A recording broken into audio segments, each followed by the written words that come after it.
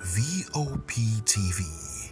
Now, you have more than a voice. 8 good years. And the president did not really thought it wise to move into the interior of the state that he come from to look around, to say, okay, fine, I want to bring education to the front. I want things to be the way it should be. I want, it speaks volume to how far our political elected officers have decided to relegate to the barriers background the things that they should bring up on their list. People are not talking about education. Imagine people, okay, Nigeria is battling out of school children.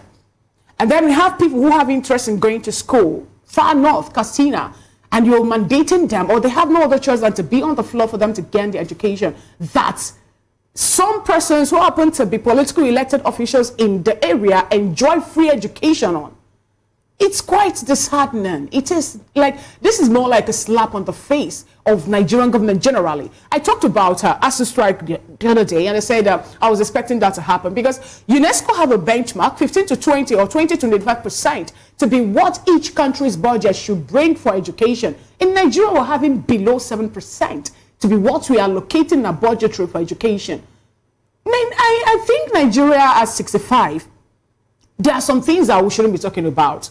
Things that has to do with infrastructure. I'm talking about schools now. The fact that children have been meant to sit somehow, university students taking the lectures under the tree and all that. I think would have actually let those things be a thing of the past. 65 years old man or woman, a woman have already gone into menopause. A 65-year-old man now is a grandfather, but I don't really understand what is wrong with the political elected officials. Well, Fina, it will be difficult for you to understand, but I think Katsina State happens to be quite unfortunate to be on the spotlight as far as this is concerned. I say that in the light of the fact that what you saw in Katsina State happens practically in all the states of the Federation, including Lagos, where we are here, as the center of excellence. The other time, I think there was one school within Kofshofe local government, or LCDA, and we saw kids, studying in the dilapidated. It was raining that day, unfortunately, and the teacher was running helter-skelter up and down, trying to control the floor and trying to control, how people sit and all of that. Even in the FCT, we have seen this happening in the FCT. So I'm not sure there is any state you will go to and you will not find kids, pupils studying under very deplorable conditions. So that's why I say that Katsina State happens to be unfortunate to have received this spotlight. But then, you see, I always say that our leaders have a full sense of accomplishment.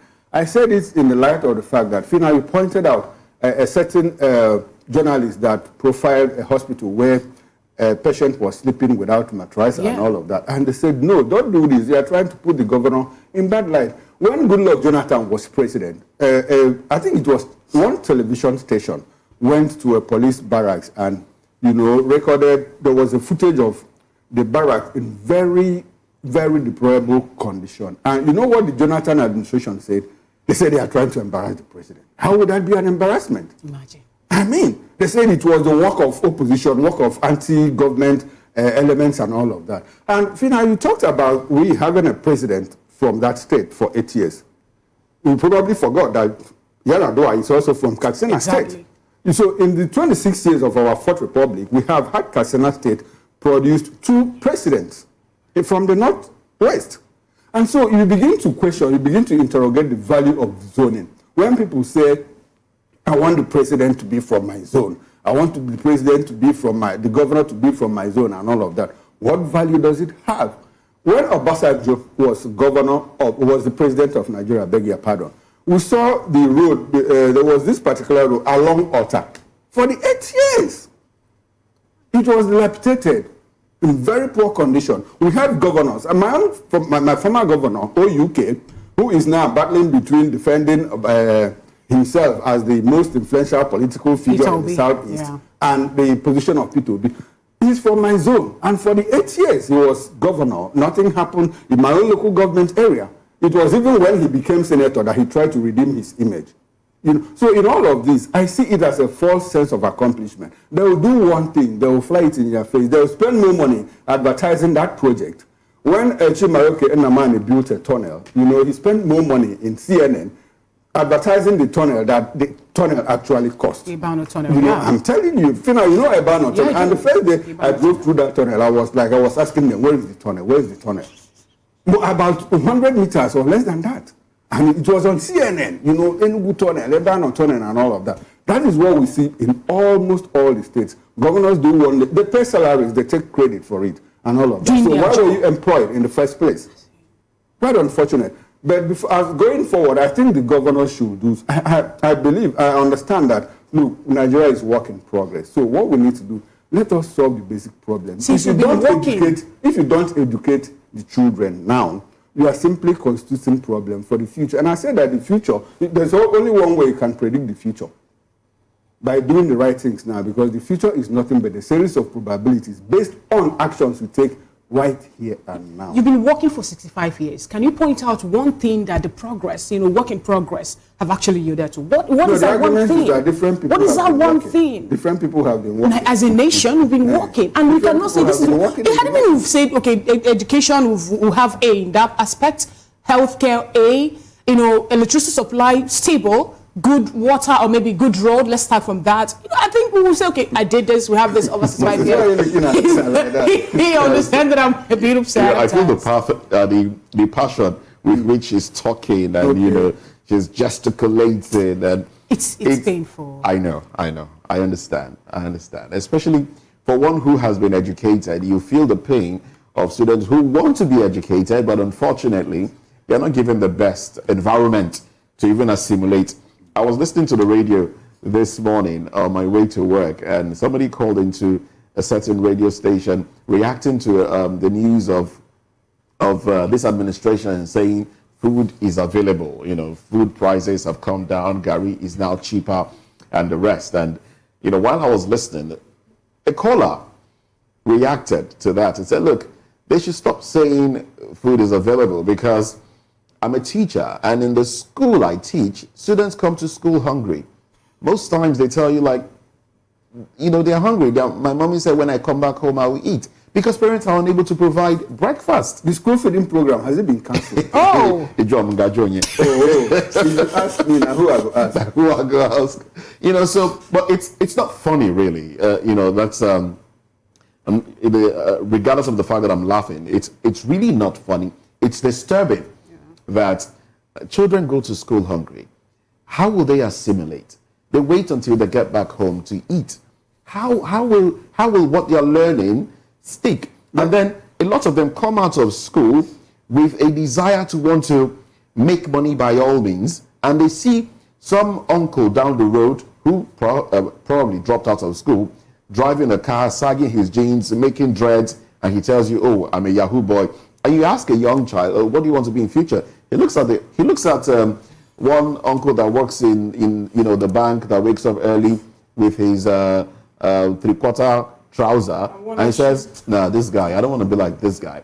But he looks at the other one who drives, a good-looking car, walks around the house, and says, "I want to be like this uncle. I want to be a Yahoo boy." He's a model. Yes, he's a model. I want to be a model in him, a role model. Exactly. It's disturbing. And another thing that has come to live with us in this, reacting directly to this story, is that government at all levels, local governments in particular, have left the renovation and repairs of schools, state schools in particular now, to alumni. They've left it. We've left all Jakonde did in those Jakonde schools and the rest of them schools, missionary schools, those that were taken from the missionary, and we've left everything to those that graduated from the school. But how many of them are doing okay? Last year, I was at one of the schools I attended. I attended quite a few schools here and there. Yes, motivated a few of my mates to build some classrooms. We built about 4 classrooms because the classrooms were dilapidated. This is a school in Lagos. In Lagos. I'm happy that you brought it to this point, a school in Lagos. You know why it is more troubling? I think I was in primary school over 40 years ago. I attended a typical village school. When they say typical village school, my primary school, before I went to township for secondary school, the picture I saw there, my school then, was even better. 100 times better than that. You can imagine. But unfortunately, we have rolled back instead of making progress. Okay. And I say with all sense of responsibility.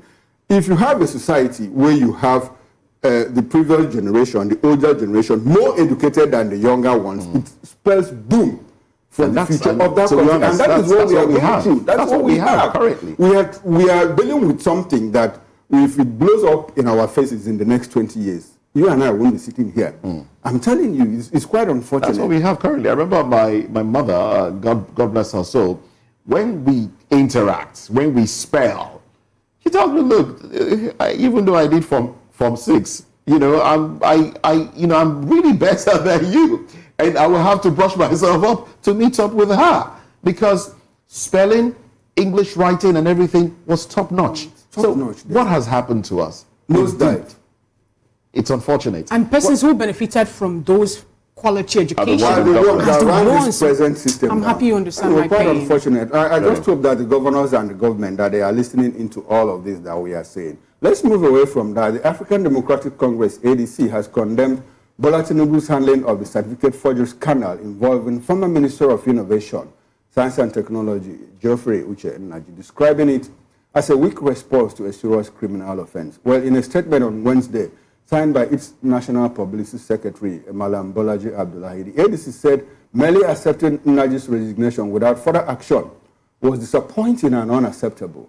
The party argued that forgery is a criminal act and should be prosecuted, not pardoned, stressing that President Tinubu's decision sends a dangerous message about his administration's commitment to integrity. Well, they noted that by merely accepting the disgraced minister's resignation, instead of taking firm action, Tinubu has created the unfortunate impression that he is sympathetic to such misconduct. The ADC noted that both the University of Nigeria and SOCA and the National Youth Service Corps program had officially denied issuing the certificates Nnamdi presented for his appointment. 2 days ago, we chimed in on this, and my position was that, look, the best thing for Nnamdi to do for himself is to bow out honorably, and I'm happy that he did this. Before, he said, Peter Mba is behind my ordeal. But I hear him say, look, my resignation is not acceptance of, it's not an admission of guilt. It's not admission of guilt. So what would that be? So why are you? And Fina said, he said that he is resigning to help, what did you say, to help the integrity of President Bola Tinubu's administration. What's that supposed to mean? I mean, I don't get it. Man, you are guilty, you resigned. Usuka said, look, you were our student, but we never issued the certificate. And I spoke to a lawyer on political lenses today. The lawyer said, look, that forgery, depending on where it is, in the penal code, which holds sway in the north, the crime, it attracts a penalty of 14 years imprisonment. In the criminal code down south, it's 3 years. But depending on the discretion of the presiding judge, and all of that. But he said, if peradventure, in all of that, he tampered with the coat of arms, if the coat of arms is in that certificate and he tampered with it, it is life jail. So forgery is a very serious case. And I hope that this young man understands what he is dealing with. But a lot of people have wished it away that, look, since he belongs to the APC and all of that, that nothing will happen. It is the responsibility of the APC to show integrity in this matter. I mean, the way they treat it would actually tell Nigerians whether they are fighting corruption in the true sense of the word or making it selective. Cherry picking, you are one of us, you are not one of us. So if you are not one of us, we can deal with you. If you are one of us, well, we can spare you and temper justice with mercy. Especially when we hear that, look, if you cross over to our party, your sins are forgiven and all of that. This is a test case. In fact, it's a test case for the presidency, for the administration, for the APC government to show Nigerians, look, we are very, very intentional in fighting corruption in this country. Someone in this country was here for over 8 years and could not give us a single certificate. What did we do? What did the party APC do? I don't know where you're driving at. And also, they say something about Moses asked if it's a test case. I think it's a test case because what happened to former Minister of Finance, Kemi Adeosun? No, that was APC Buhari. I'm talking about this. I'm saying what happened to her? No, I'm talking about this, because that question arose from the fact I said this administration government is a test case for them. No, that's not a problem. Oh, well. And it's still APC to start with. So Doctor was saying earlier, you know, someone actually was here for some years and we didn't see anything. And also, there are other stories actually surrounding the person also about the person we are talking about, the school that he attended, actually said he was. What about the school that some persons say they attended, that the school actually have not even begun working, and up until today we're yet to hear anything about the certificate of such individual? Those are the things we need to look at. But now, anyway, let's see this person has admitted and he resigned. So that to me is a test case. He did not admit to. He said in a statement, he said his resignation followed deep reflection and was not admission of guilt by a way to respect ongoing judicial process. Said we didn't issue this certificate. He went for that again. Student, you didn't finish, and we didn't issue this certificate. He went what else do we need to hear? He went for that again to say, I resigned to protect my integrity and avoid distracting President Bola Tinubu's renewed agenda. Well, so did he resign because the onus now is on the agencies that did the research, and also the DSS to prove what screening they did before allowing him present himself as a minister. You know, because we do understand when screenings like that are done, it's to show whether there's anything lacking in the records of the individual, whether they have corruption lingering over their head, or whether the certificates are authentic or not. But I think the DSS needs to answer questions. That's where I see this as a test case. The DSS will need to answer question. What sort of screening do they do? If somebody with forged certificate made it this far, what happened? And well, I asked about Kemi Adeosun because it feels like, I mean, that's the height of embarrassment when you are caught, when you're caught in the cookie jar and you just, okay, I resign, which we've had quite a few in Nigeria, talking about political office holders resigning due to one allegation or the other. We've had very few. What happened to her? Should this be swept under the rug because he has resigned? Or should prosecution still take place? Well, it's up to those who have alleged, you know, to go ahead and prosecute. Well, he also did say that he'll be going to court. I wait to see what happens when he takes the papers, the agencies that, you know, brought this out to court, and maybe the school itself for tampering with his records. Let's see how all of this plays out. I mean, it's still fresh. It's still fresh. But of course, like my colleagues have said, Nigerians are waiting to see what the administration will do with this case. We saw a Beta Edu accused of corruption, accused of embezzling money. What has happened to Miss Edu? She's just been let off the hook and then replaced, and nobody's talking about her. In fact, there was a time not too long ago when news filtered in of a possible desire to bring her back, and there was an uproar on social media. I felt that was testing the waters, you know, but Nigerians, of course, reacted, and we didn't hear anything about that anymore. But it would be good for this government, this administration, to put itself in good light by holding people that are found wanting, you know, hold them up and let justice take its place. But are we going to see that happen? I think the president cares little about all these things we are saying. To be honest, I think the president cares more about delivering on the promises. 2027. He cares more about 2027 elections. The only challenge. So whatever is going to make it, whatever is going to stand in his way for 2027, he will shut off.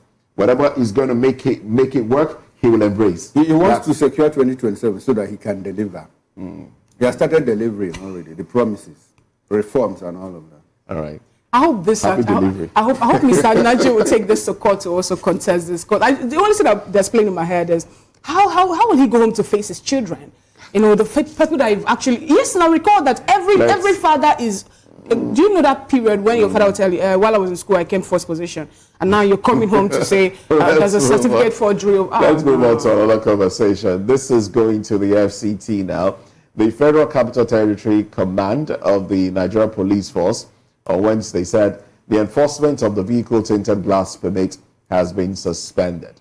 A spokesperson for the FCT Command, Josephine Ade, said the suspension followed a court order halting the exercise. Well, in an interview monitored by VOP television, Ajay was heard saying that the decision came after the police officially received the court order. And then she went on to explain that the directive to suspend enforcement would remain in place pending the outcome of the ongoing legal process.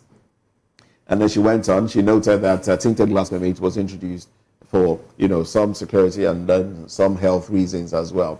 Well, it's a victory for Nigerians that have complained about this because vehicles were already impounded. I do believe that now those vehicles that were impounded will be released to the owners of the vehicles. And, but see, when this court report came out on Friday, the police spokesperson, Benjamin Hundeyi, did say that, look, we haven't seen our own copy of the report, and so enforcement will continue. It just made me wonder how we tend to, we are quick, especially the police now.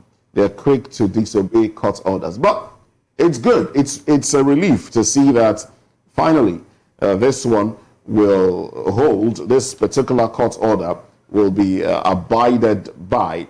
And we just hope that every other thing will be done as should be in the coming days. Well, that's my take. Well, but I think I'm happy that, look, the police is going to obey court orders. That's one good thing about it, especially knowing that, look, there's a respect, for the rule of law and all of that. But as a matter of fact, my position is that why do you need a tinted glass? Absolutely. That's it for me, because a lot of crimes are committed by people who use tinted glasses. I know that this judgment is going to make some people happy, especially people who have vehicles that are tinted and all of that. But it doesn't solve our problem. Criminality is on the increase every other day. While the case is in court, the intelligence community should do well to ensure that people that use tinted glasses don't use them to commit crimes. I don't really think it's nice to say most of the crime committed are done by people that use tinted glass. Because we know that some persons who have been parading themselves in Nigeria as terrorists, committing one heinous crime or another, are not even using tinted glass. But anyway, my colleague pointed something very important, talking about how some persons can use tinted glass to commit one crime or another. You understand? But all the same, another thing again I want to talk about on this part is what will happen to the people whose vehicle have been impounded already, and those would have are they going to return the fine they have paid for them to be able to retrieve the vehicle? They'll probably find a way around it. The law was active then. Yes. Yes. Well, let's quickly go to the papers now. Let's look at the headlines, a few headlines here. From the Punch newspaper, Presidency rejects World Bank's poverty report. Nigerians living in poverty rose from 115 million in 2023 to 139 million in 2025. That's according to the World Bank. Presidency disputes data, defends reforms.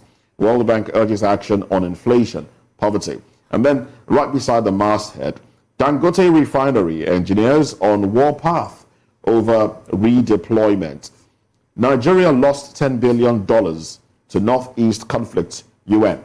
Opposition slams governors as states IGR soars by 50%. Christian killings. FG disagrees as Kanu backs US senator. All right, so FG is disagreeing on this side and disagreeing on that side. Strike. FG ASUU in high-stakes talks. Fraud. Interpol arrests wanted Nigerian in Argentina. LP senators shrink to 4 as Chukwu joins APC. There you have it. Headlines from the Punch newspaper. Up next is the First Daily newspaper, and beside the masthead, certificate forgery. ADC slams Tinubu's weak response, demands Nigeria's prosecution.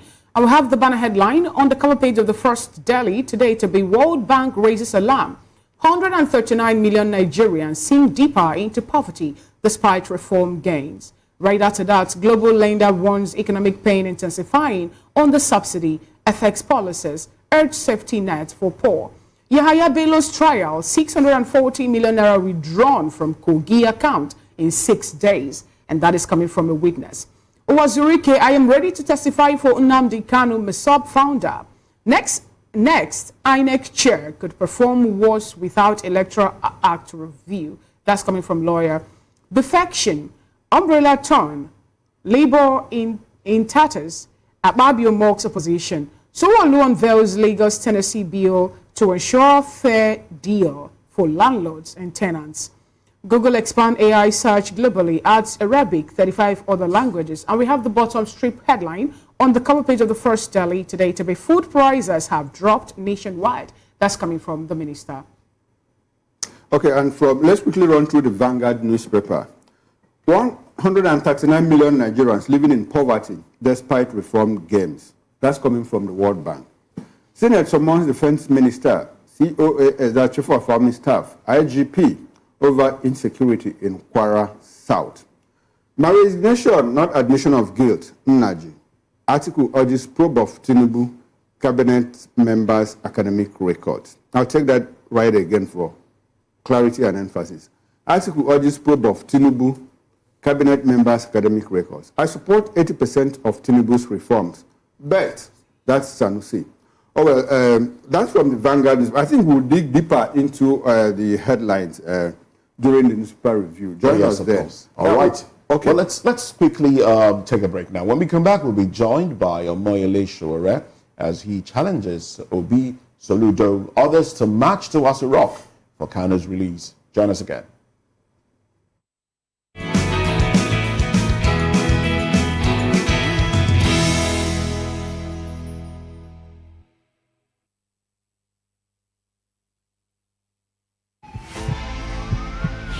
This is Health Check, your weekly guide to better living, smarter choices, and trusted answers. From everyday wellness to urgent health issues, we've got you covered. Health Check, only on Voice of the People television, where your health has a voice.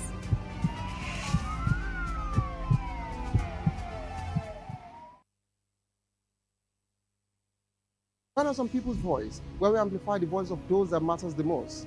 Join the conversation. Share your thoughts with me. I am Xavier Udo. Weekdays, Monday through Friday, from 4 p.m. to 5. Don't forget, our voice matters the most. Let us come together and share our concerns. Thank you. 2564 is coming up on Barney 9, right? The 2564 Atlantic Tower. What happens in the hush behind hangar doors? Who signs the papers that gamble with lives? Which truths were grounded before they even ever had wings? If you've ever buckled a seatbelt at 30,000 feet, if you've ever stared out of that tiny window and wondered who's really in control of the skies, it isn't just flight, it's power, it's politics, it's pressure sealed in steel. We're peeling back the clouds from runway risks to sky-high secrets. We're diving deep where most dare not to look. Aviation Scope, every Sunday at 7 p.m. only on Voice of the People TV. We don't just report, we reveal. We don't just ask, we uncover. Because when it comes to the skies, ignorance is turbulence. Aviation Scope, the sky isn't the limit, it's just the beginning.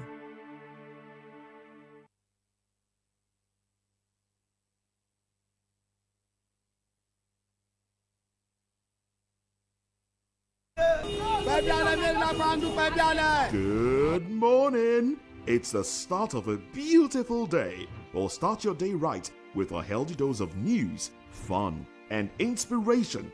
Join us on VOP this morning for the latest news, trending topics, and uplifting stories to set your day on the right vibe. From news and current events to lifestyle and entertainment, you are covered. VOP This Morning, 8 a.m., Monday through Friday.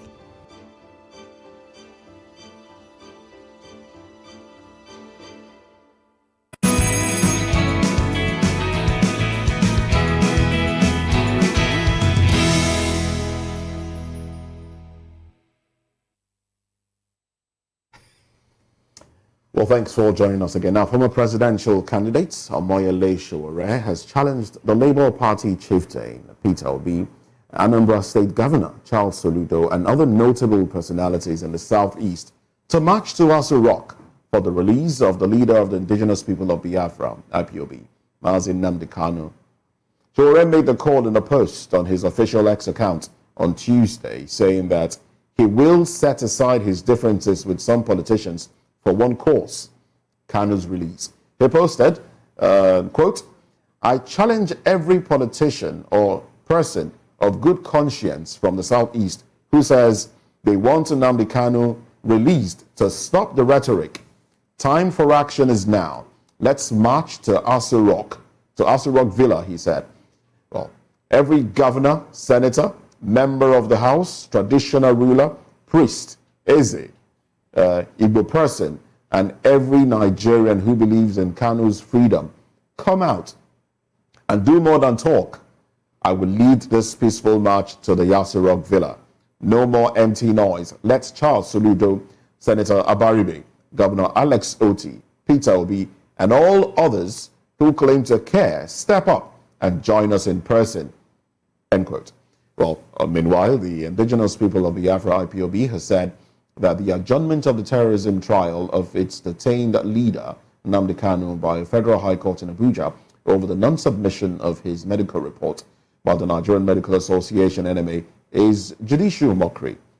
In a press statement issued on Wednesday by its spokesperson, Comrade Ima Powerful, IPOB expressed outrage at the latest judicial fiasco that unfolded during the proceedings, accusing both the NMA and the Nigerian government of unethical conduct and contempt for the rule of law. Well, we have with us in the studio Dele Fanimo, who is a seasoned reporter. He'll be, joining the conversation. As well, we have Tokpe Abdurazak Balogun, Lagos State governorship candidate for AA, that's Action Alliance. Well, AA has a case in court with Inec. We'll talk about that also. But in the meantime, we're being joined virtually by the man himself, Omoyele Sowore. He joins us virtually. Good morning to you. Good morning. Can you hear me loud and clear? Well, we can hear you. Not loud, slightly clear, but we can hear you. Yes, and we can see you. All right. Thank you very much for having me. I hope you can hear me. Yes, we can hear you. Well enough, but I can hear you. All right. Yes. Thank you for having me. Yes.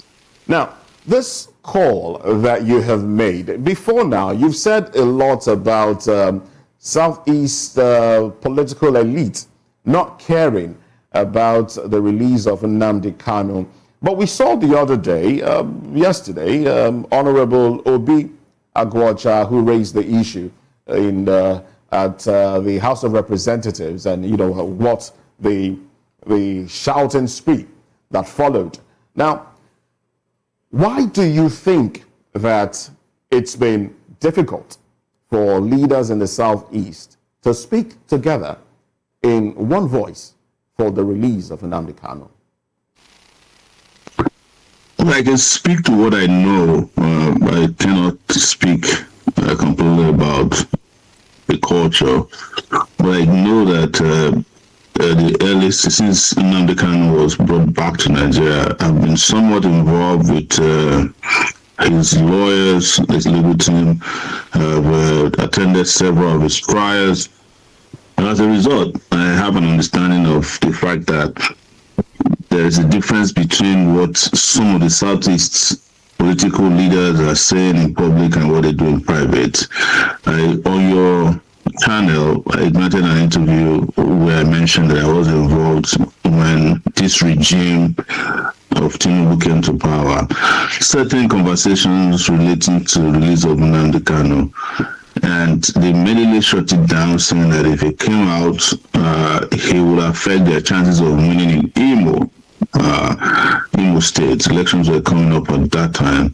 So if you just oppose that against what then has become, come to know the resumption of the trial, the delays, you understand what I'm saying. It is based on my own knowledge of what I know to be, in some cases, clear sabotage of his release. But you can understand that a lot of the Southeast political leaders will find it difficult to align with someone who says, let's leave Nigeria, when, as a matter of fact... It's interesting that you are making this call now, because some people have said, oh, he's not a Southeasterner, and he's doing this, it speaks to one Nigeria. But what would happen if some of these individuals that you've called upon do not, join you? Would you still go on with the protest march in the spirit of one Nigeria? The protest will go on with that. They join or not. We just published the date of the protest. It is going to be October 20th at 7 a.m.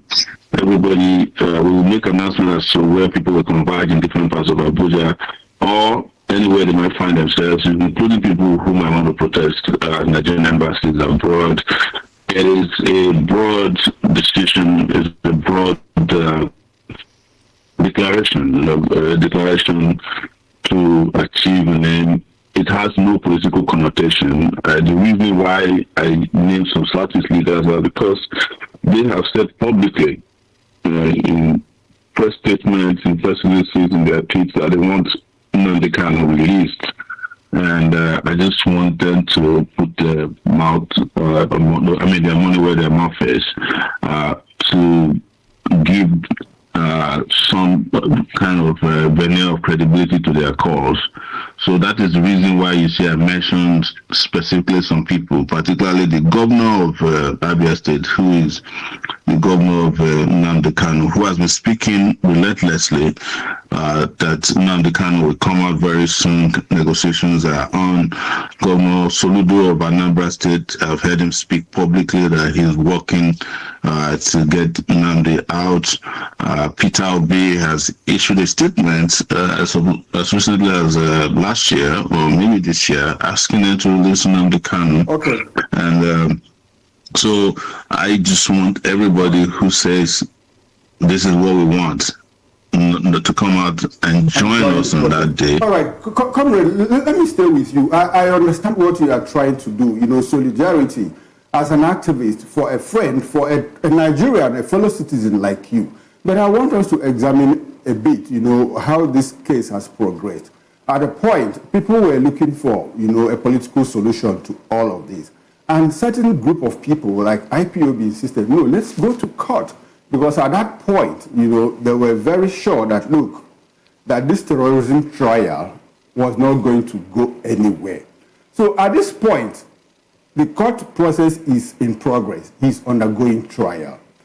Don't you think that this protest will be some kind of confrontational before the establishment when they said, look, let's look for a political solution, and people said, let's go to court? Don't you think that this protest will likely or might just complicate Nnamdi Kanu's case in terms of seeking for, another track to get him out of detention? No, I don't understand where you got the impression from that Kanu said, let's go to court. No, it is the Nigerian government that dragged Kanu to court. In fact, his current trial came as a result of an abduction from Kenya. He was kidnapped from Kenya, flown to Nigeria under some of the most secretive circumstances. Nobody can still tell you how he got to Nigeria today. They put hood over his head and brought him to court. That I don't understand to mean that let's go to court. If that's let's go to court, I don't think that's what I understand to mean by let's go to court. Maybe you are referring to his first time around when he was arrested and tried, granted bail, and they went to his house, killed people, and he escaped from Nigeria. And they went outside of Nigeria to bring him back.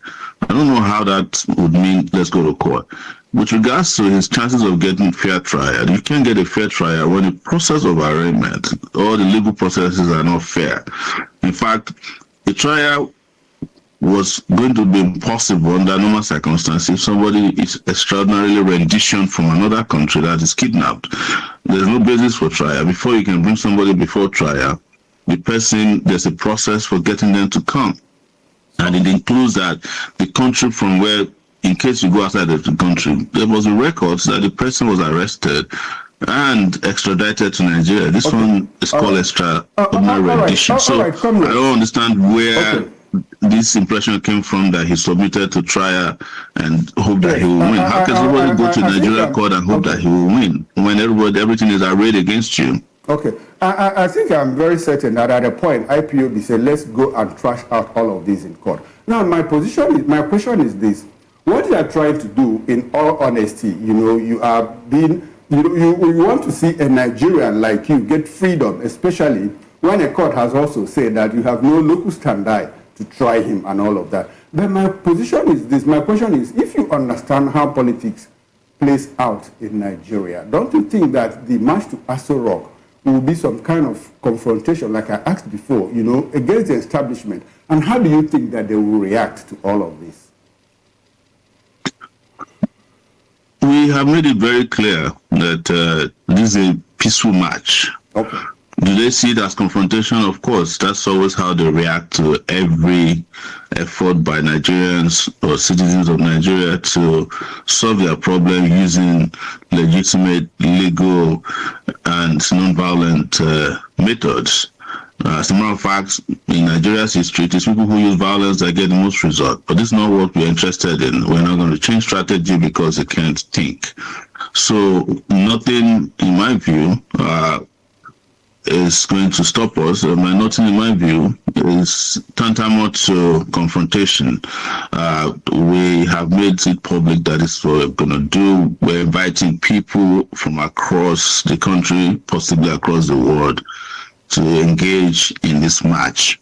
And I'm sure they understand. That, and it was established that, some persons in Nigeria also of the opinion that a protest, though, is legalized, but they are trying to make sure that it will not be infiltrated by some elements whom we don't really know. We saw that happen during the 1st August to August 10, hashtag End Bad Governance protest. People were being arrested and all that. Do you think that looking at what happened on the aftermath of that particular hashtag End Bad Governance move or protest that happened, we have the Abuja 11 incarceration and all that. Do you think Nigerians are going to come out at this point in time to support you and other persons whom you've called upon to say, let's march for this man's release?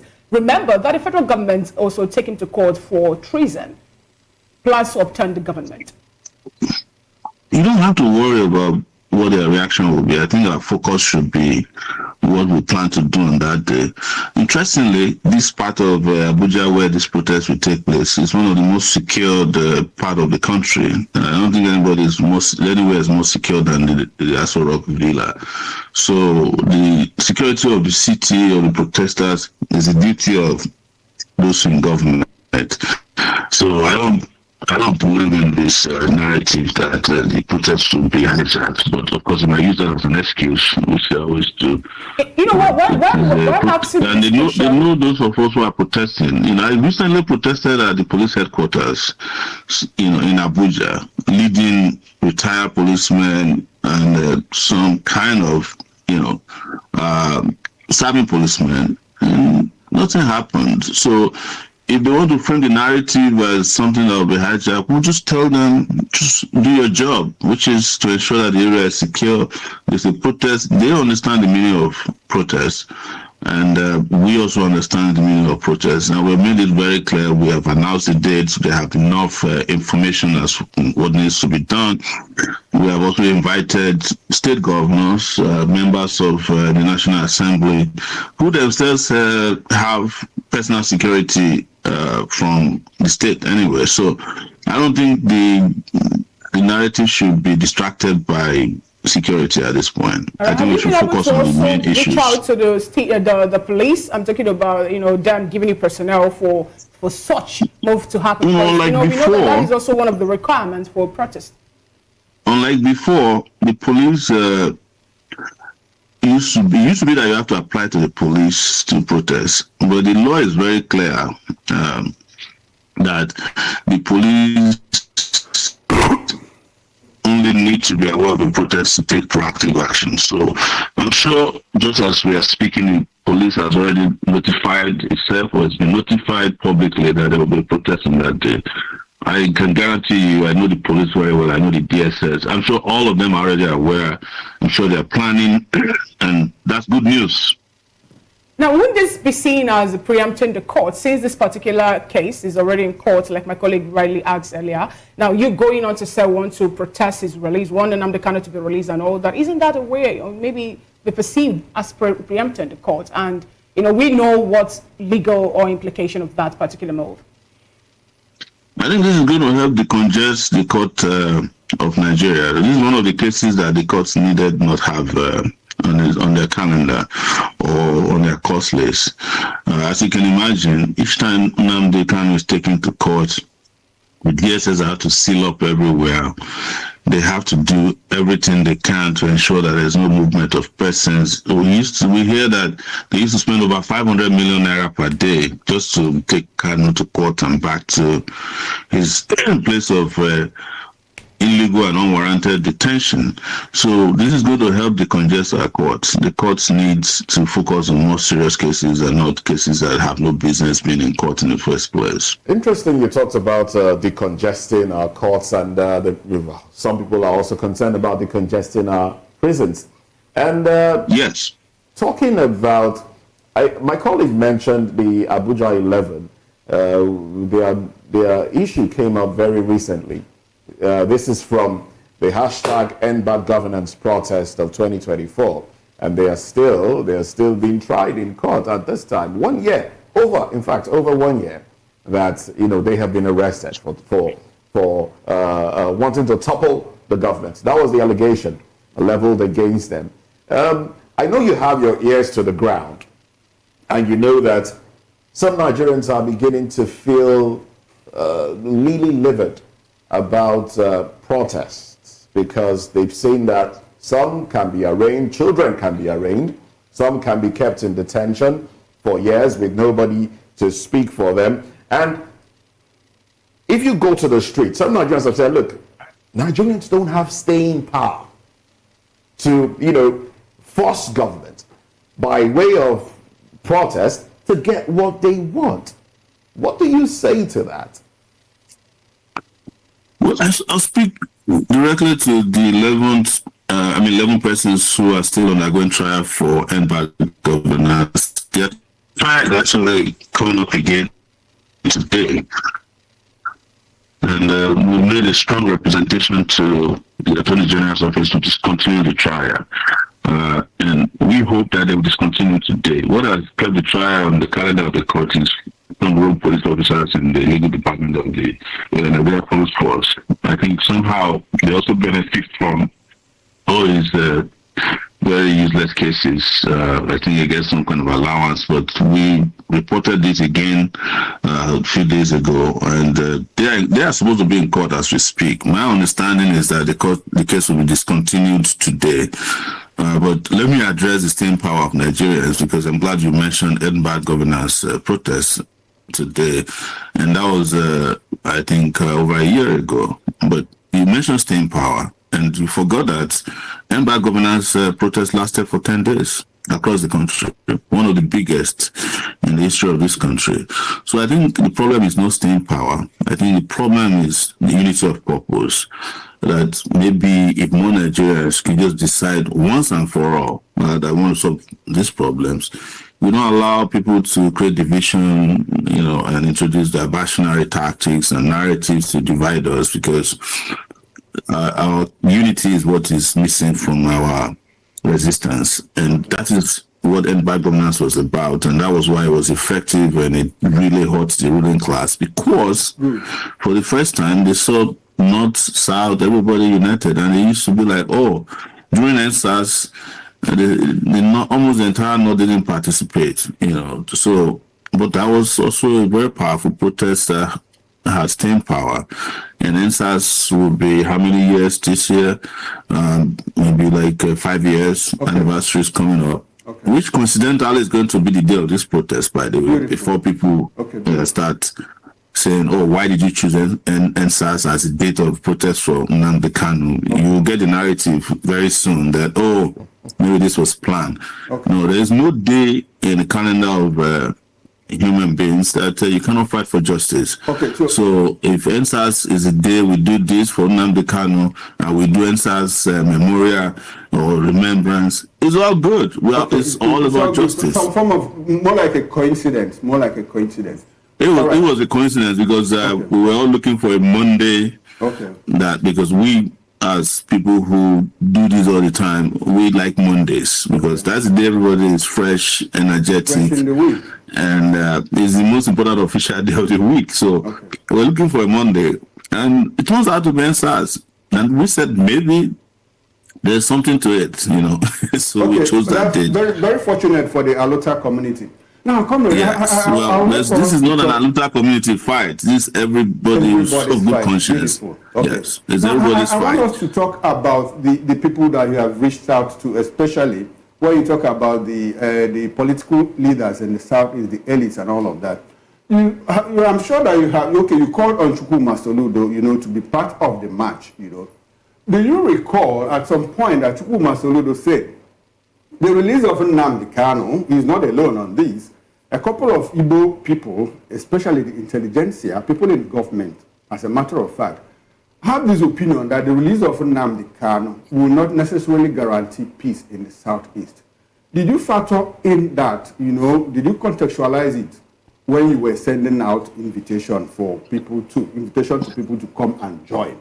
Because we hear that some people go to ASUU Rock in the day and say, please, let this man go, release him to us. We'll guarantee that there will be peace in the Southeast. And at night, they go back and say, please, keep this man. Don't let him come out, because if he comes out, there might be crisis in the Southeast. Did you put all of that into consideration before reaching out to the elites in the Southeast?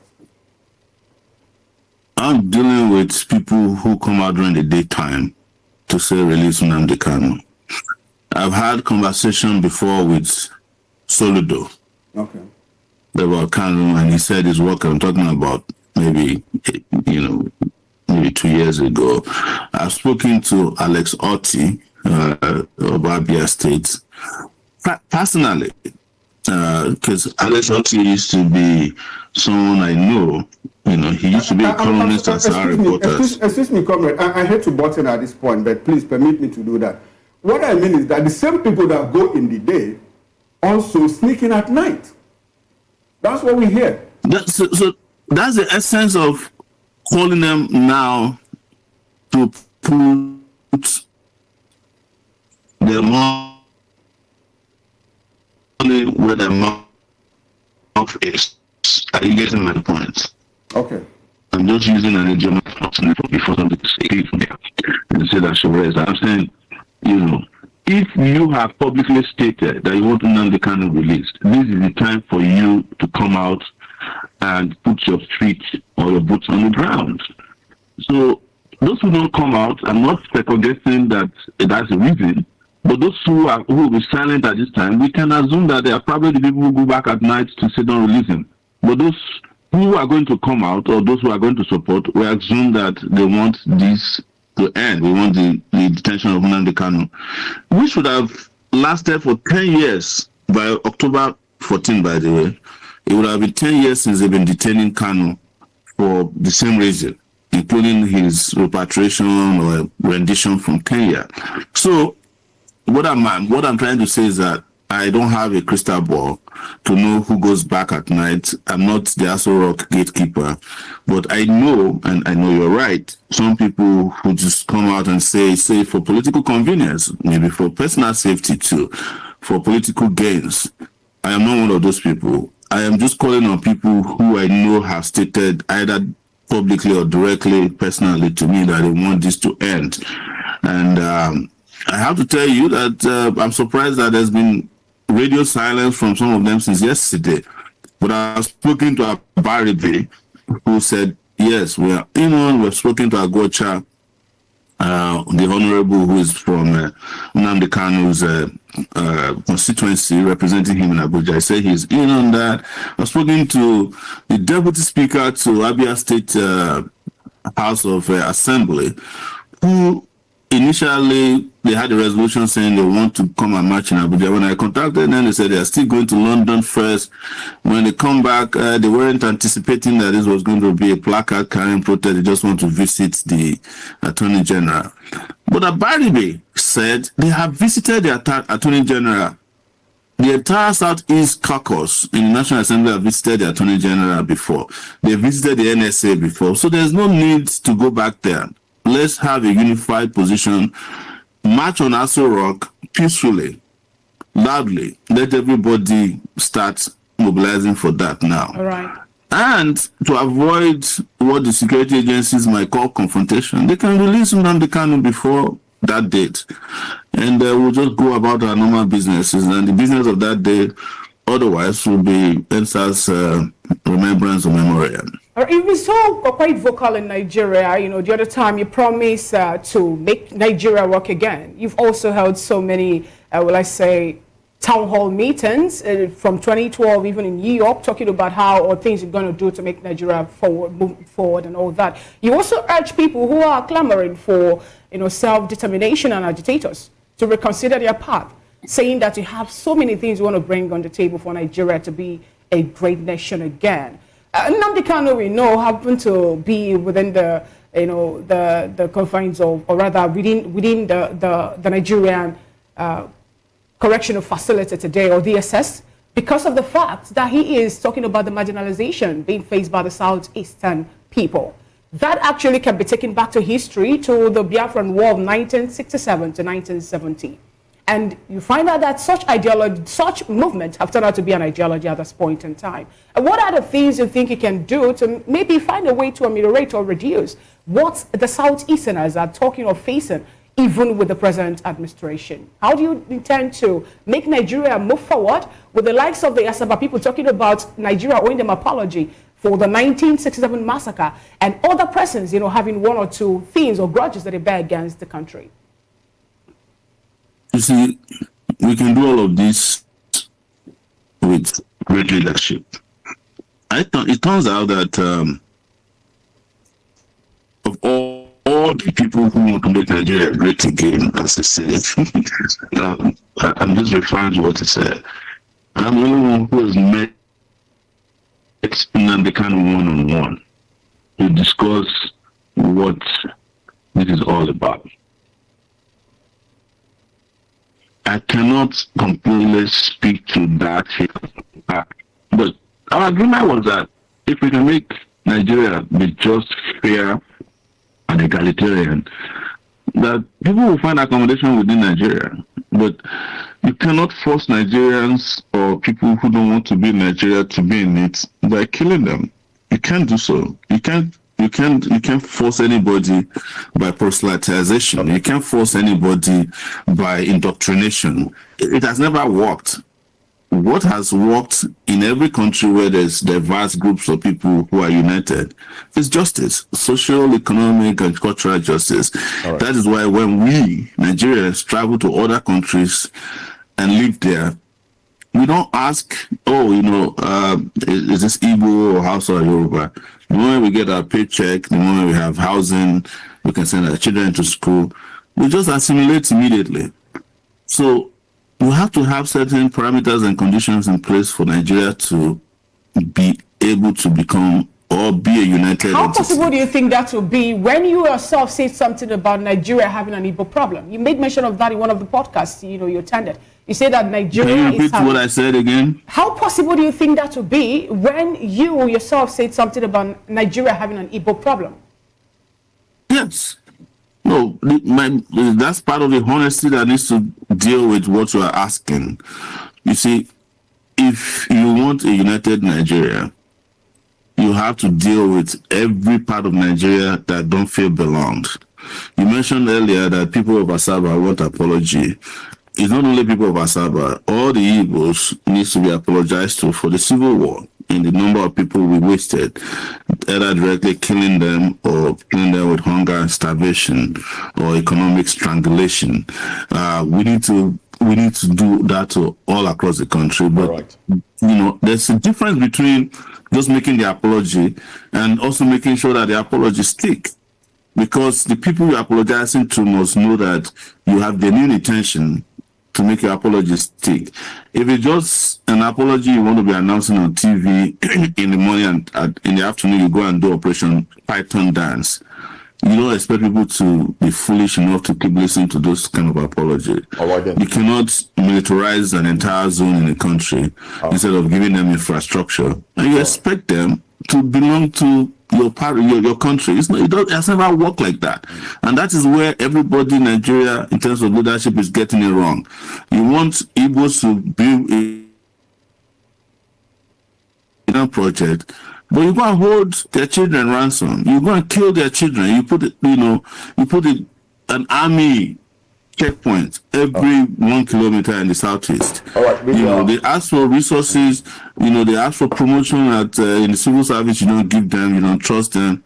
You can't. So this is where we get it wrong. And this is the conversation, the hard conversation I was telling you needed to be had. And that is why I said Nigeria has an Igbo problem. All right, you've indeed made a valid point, but we're running out of time. There's a lot to expand, but we have to work within the limited time available. Are you aware that some Igbos in Lagos have been complaining that they're not allowed to register for their PVCs, especially when their names show that they are Igbos? Some complaints have come up.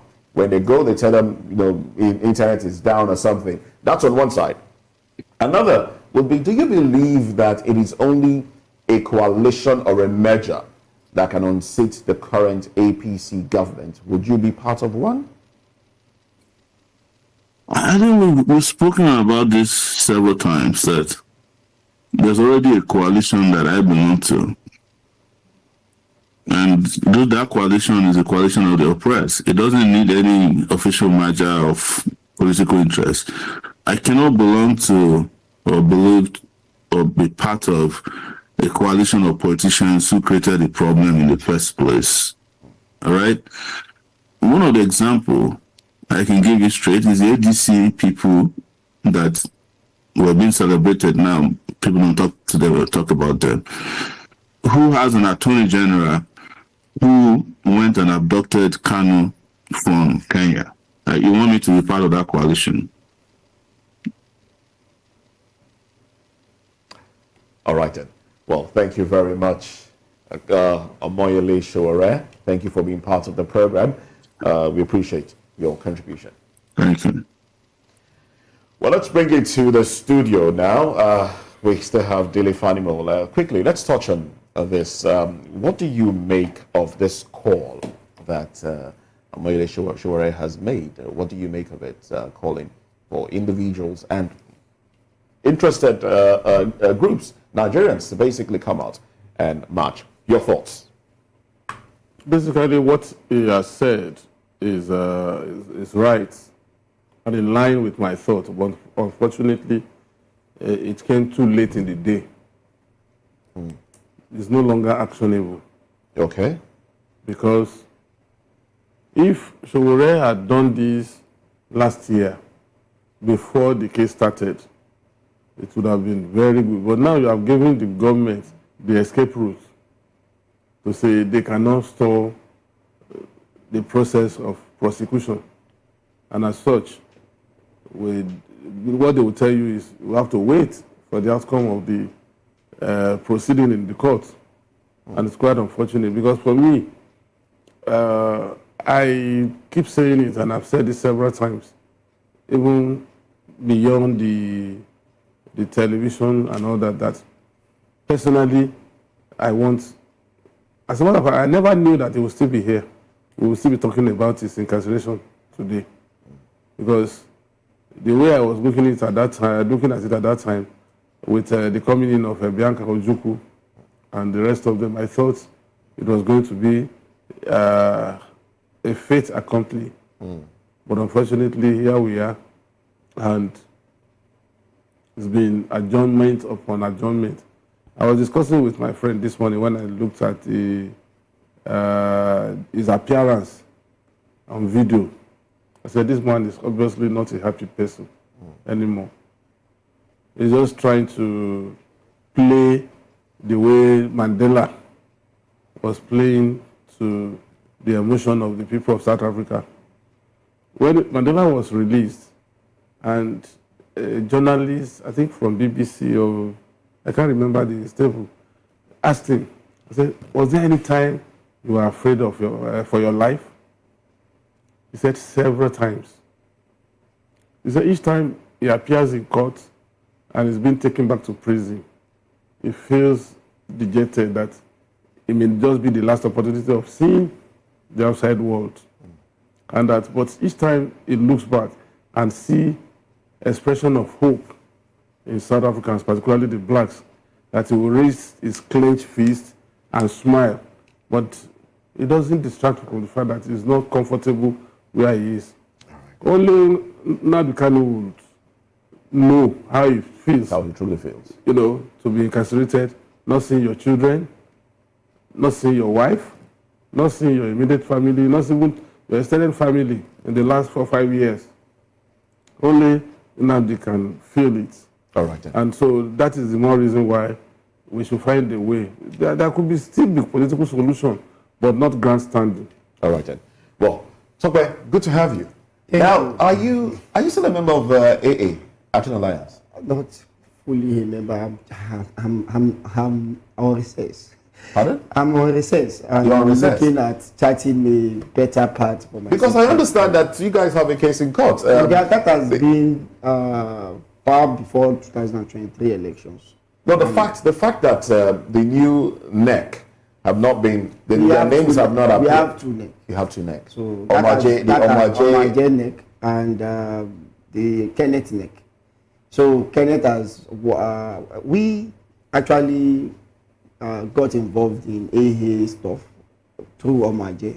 What do you mean AA stuff? AA political party, we were not part of them before. Oh, okay. We actually went there. So you needed a platform? Yes, because we, as a Lagosian, we believe that we have to go against the establishment to establish so many things that were wrong, and it was a platform for us to express how governance, good governance, can be established. And I can say yes, we achieved a whole lot through such strategy, because the governor eventually had to be forced to do some things. And since then, we have been giving them anything we have from my think tank as what to do, and they have been doing better than how they did in their first. But now you're tired. You want to leave them? No, actually, AA would have been the best of the platforms for us to continue to express ourselves. But when they factionalized the party, I almost lost my ticket, because we came through Omaje. He was the recognized Inec the chairman of AA by Inec.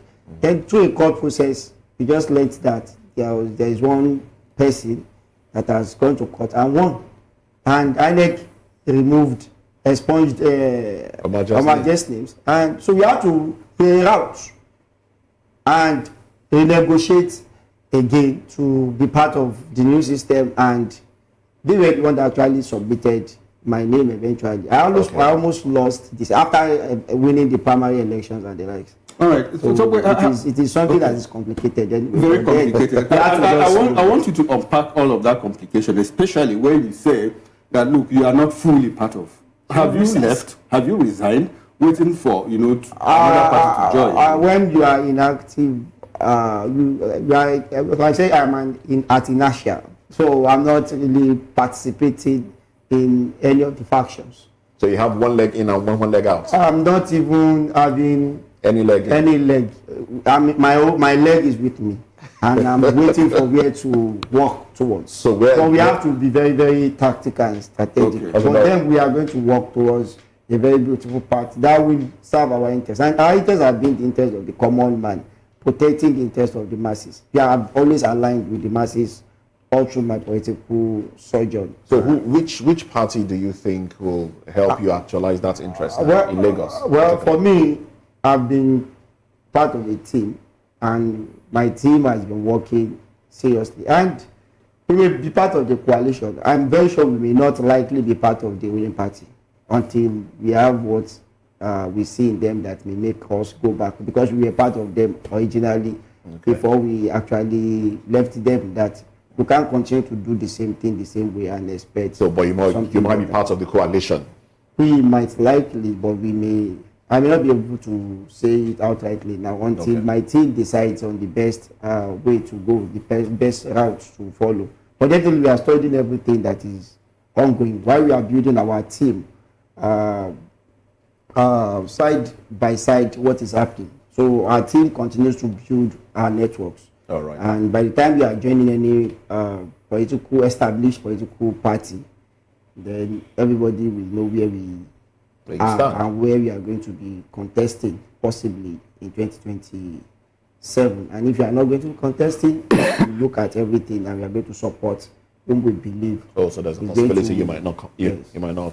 It's not a do or die. We are not actually desperate. When I spoke with the governor, I remembered when they asked me to step down, I told them I can't step down.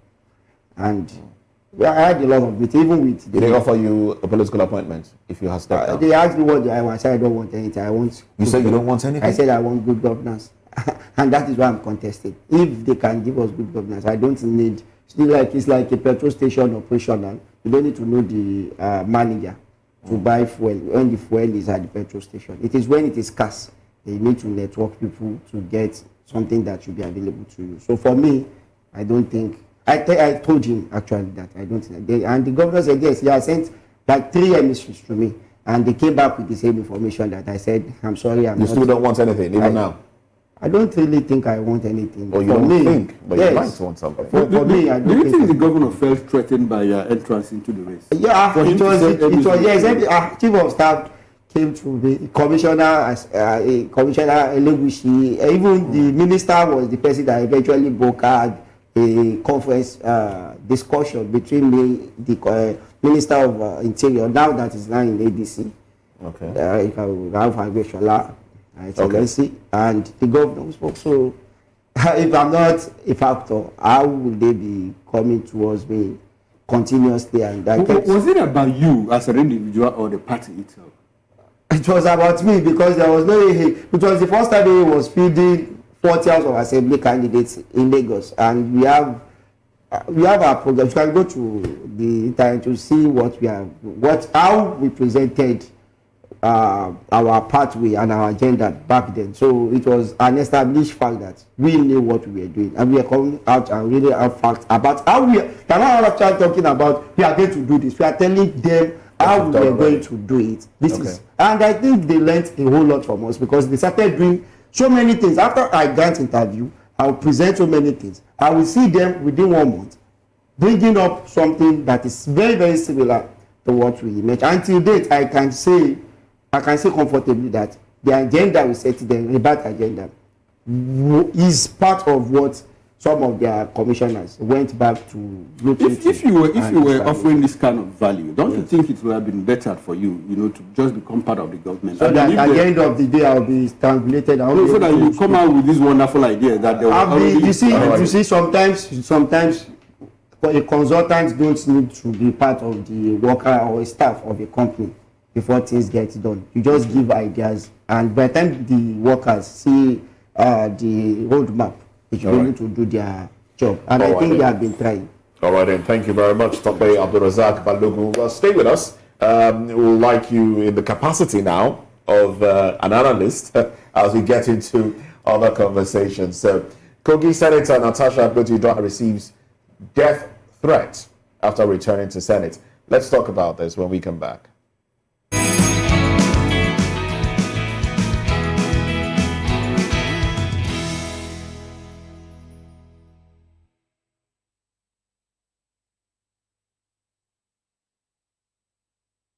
Voice of the people. You can hear me now. My name is Patrick Doyle, and I wish that you continue to echo the voices of the people. Big up VOP TV.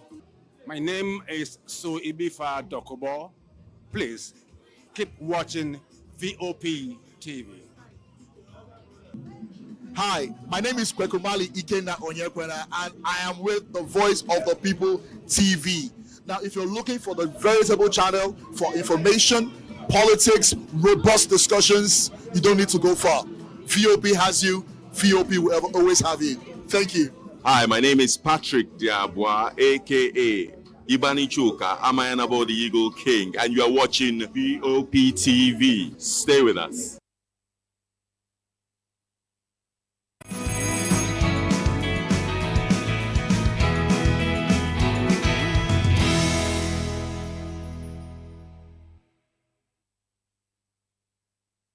Glad to have you back. It's still VOP this morning. Senator Natasha Akpoti-Uduaghan, who represents Kogi Central, has has received a chilling death threat containing explicit and abusive language. The threat emerged just days after she resumed plenary on Tuesday, following a 6-month suspension from the National Assembly. In a threatening message sent to the senator via messenger named Tobechi Okwonu using the email address mailtobex2000@yahoo.com, referred to her as a corpse and warned that her death was imminent. Titled, "There is no Nigerian Senate," the message reads, "Your death sentence is in full swing. The execution is a foregone conclusion. You are a corpse. You are not back to Nigerian Senate, but because there is no Senate to return to, you are back to your coffin, but not as a zombie this time. You are back there as a corpse." And then it went further to use other derogatory statements like rotten, hell, wicked, and how many things actually were part of that. He said, I won't let you reincarnate. And that happens to be the end of the quote. Now, you recall that in April, heavily armed men attacked her family house in Obeiba, Ihema, Okehi local government area of Kogi State.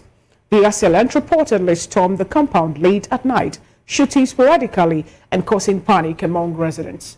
The attack came only weeks after her husband, Chief Emmanuel Odoagan, had raised an alarm over rising threat to her life. In June, another group of armed men launched a second assault on the same property. During that incident, security operatives reportedly engaged them, the attackers, in a gun duel, leading to the arrest of one suspect identified as Zubairu Jose. The suspect was handed over to police for further investigation, but however, no public update on that case has been released since. And you also recall that during the time of the suspension, the Senate also made mention of how some of the colleagues, I'm talking about a member of the Nigerian Senate, now want to also assassinate her. She called some names, and the case, although is still in court. We still have with us in the studio today to help make sense of this. We still have Mr. Dele Fanimo, a political analyst, and Tobe Abdulrazak Balogo happens to be the Lagos State governorship candidate for the Action Alliance in the 2023 election. And from Abuja, we joined by Patrick Oyefeme, who is a political activist and a good governance advocate, and also have Sonny Dada, who is also joining us this morning in the capacity of a public affairs commentator. Thank you so much, gentlemen, for being with us. Thank you. And good morning, Mr. Sonny Dada, if you can hear me. And good morning, Patrick Oyefeme. Good morning, VOP. Yeah, thank you so much for being part of today's. Well, good morning. Thank you for being part of today's TM. Now, let me start off with you, Mr. Abdulrazak. What is really happening within the Nigerian political space? You're a politician, that's why I'm coming to you at this point in time. Where someone is talking about receiving death threat. What is so particular about this particular lady? Why is it that she's being faced with all this back and forth?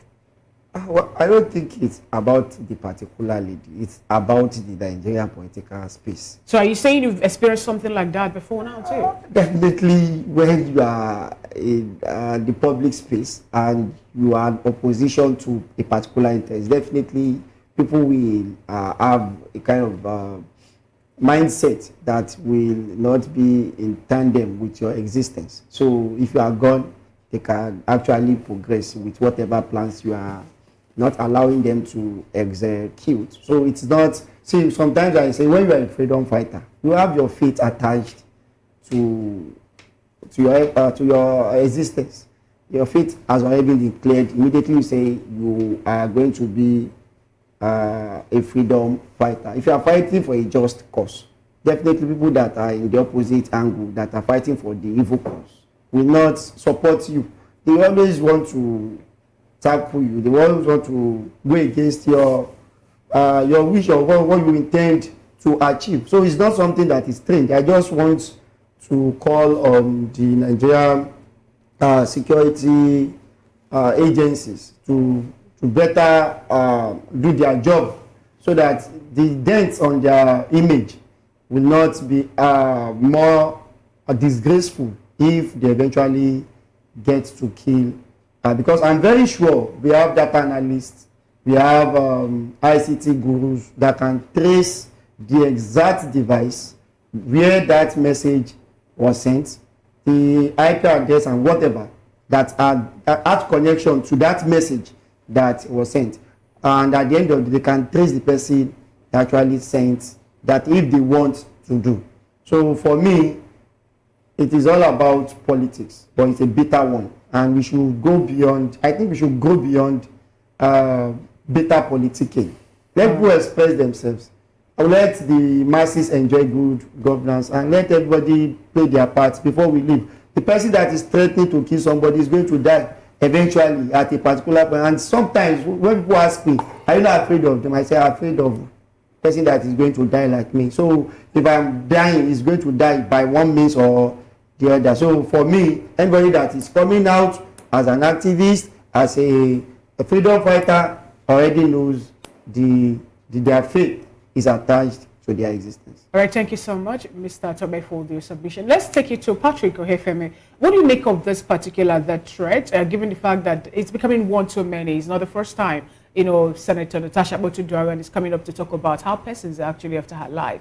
What do you have to say about this? Remember that a particular court in Canada, said something about how how some political parties in Nigeria are terrorist organization. Please help us walk around this place with all this revelation coming up at this point. Thank you. Well, for me, I think this comes to the doorstep of the security agencies. They are the ones saddled with the responsibility of providing protection to a generality of Nigerians. And then when you look at the Natasha issue, Nigerians have their opinions. Like the guest in the studio said, politics is supposed to be an interesting game. But I find that the problem is that we have a lot of criminals, within the Nigerian political space. And I say this with all sense of responsibility, because politics is supposed to be a game of contest. And then in nation building, we are all partners in progress. Nobody is anybody's enemy. If I want good governance and I'm in APC, and you are in AA and you want good governance, it means we have a meeting point.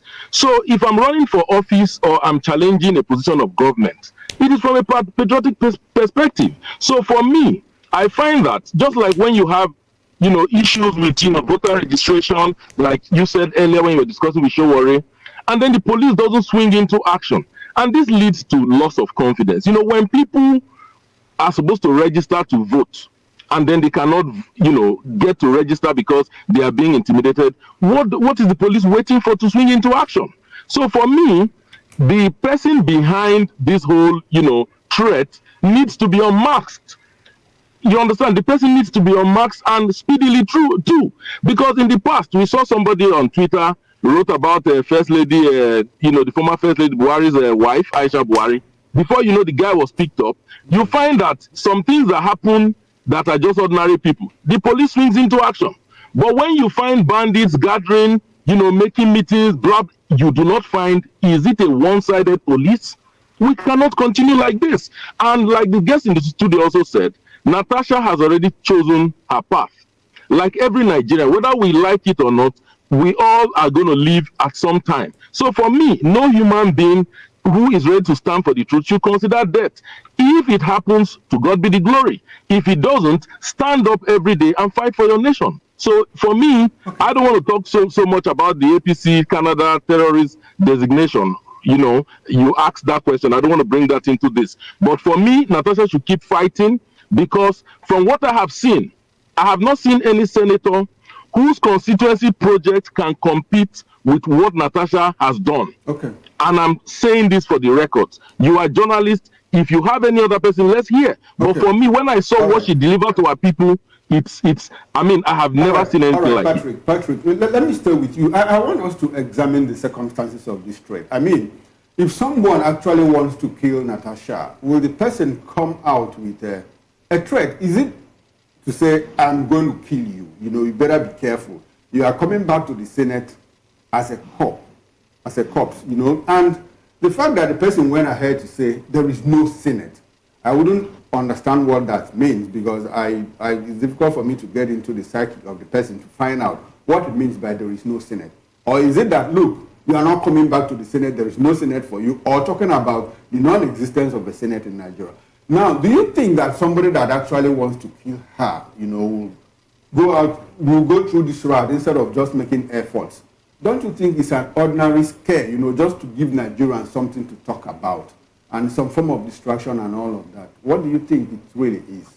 Yes, I agree with you. Because when I read that, that piece, when the guy said there's no Nigerian Senate, for a minute I wondered, is this a terrorist now? Is it like, is it somebody who is an anti-democratic person? Because on one hand, you are attacking Natasha. On the other hand, you are saying there's no Senate. If the person had said there's no Senate for Natasha, that would, you and I will understand it better. But, the writer didn't go that, route. The writer simply said there is no Senate. Well, for me, I think we need to, somebody who wants to carry out an action does not, a professional would not intimate you of his intentions. So from that perspective, one could, write it off. But again, it still boils down to the security agencies taking up this responsibility and digging deep for us to know what it is. We can't, on the surface of it, assume. In the past, there have been letters to communities that they are going to be attacked, and they were eventually attacked. And you hear villagers saying, we alerted the security agencies, they did nothing, and the attacks came. And there have been instances, the kidnappers in Nigeria here, the bandits not say they were going to kidnap former President Buhari. We were in this country and we heard it, but it did happen, it did not. So you can neither place it here nor there. For me, the security agencies should take up the responsibility and give us the assurances that we need. All right, thank you so much, Mr. Ohefeme, for your submission. Mr. Sonny Dada, let's get you to join the conversation.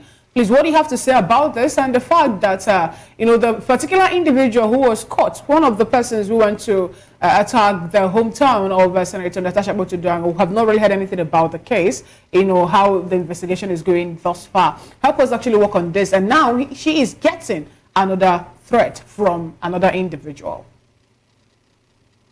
The Natasha conundrum is a very unfortunate one for our democratic experiment. And I am surprised that up till now we have not seen any statement coming out from the National Assembly, especially the Senate. Usually if a senator is threatened in the manner that we have seen with Natasha, the first institution that you get a response from is the office of the Senate President. Then it will be followed by the National Assembly, statement from the National Assembly, but we have not seen anything, we have not heard anything. The police has also not issued any statement. Maybe they have issued, I have not seen, but it's worrisome because it shows the growing impunity that we're seeing within our political culture. And we are beginning to normalize political intimidation in Nigeria, especially against the female gender. So this is worrisome, but let me speak specifically about the email. This is cyberbullying, and we're in a digital era where digital footprints can easily, be determined or be seen by digital forensic analysts. So there are a number of things. If the police really wants to get this person, they can get the person. If you look at that email, there is a DNS, there is a domain name system that can be easily tracked, by the police has a unit, a digital police unit that looks at those kind of things. And that unit is made up of professionals, digital professionals that can easily, get this person. So they will look at the originating path. From there, they will also look at the message ID. They will look at the authentication results. These are some of the areas I work in. So it's very, very easy to get the person. In fact, if you even report that account to the domain provider, they will get this person. They will determine even the system where the mail was sent from. So we are not just serious, and maybe because it is about Senator Natasha, because I'm sure if this was about any other senator, by now we would have seen actions here and there. So maybe we are waving it aside. We are saying because it is Natasha, she has been raising issues about threat to life and all of that. So maybe it is one of, or part of, her usual, cry for victimization. But whether she's just crying, she's just playing the victim card or not, it's very, very important that security agencies move into action. It's very, very important that the National Assembly takes this seriously, because the women are underrepresented in the National Assembly. And out of the few number that we have, if one is hounded in the manner that we are seeing with Natasha, then the other women shouldn't be comfortable.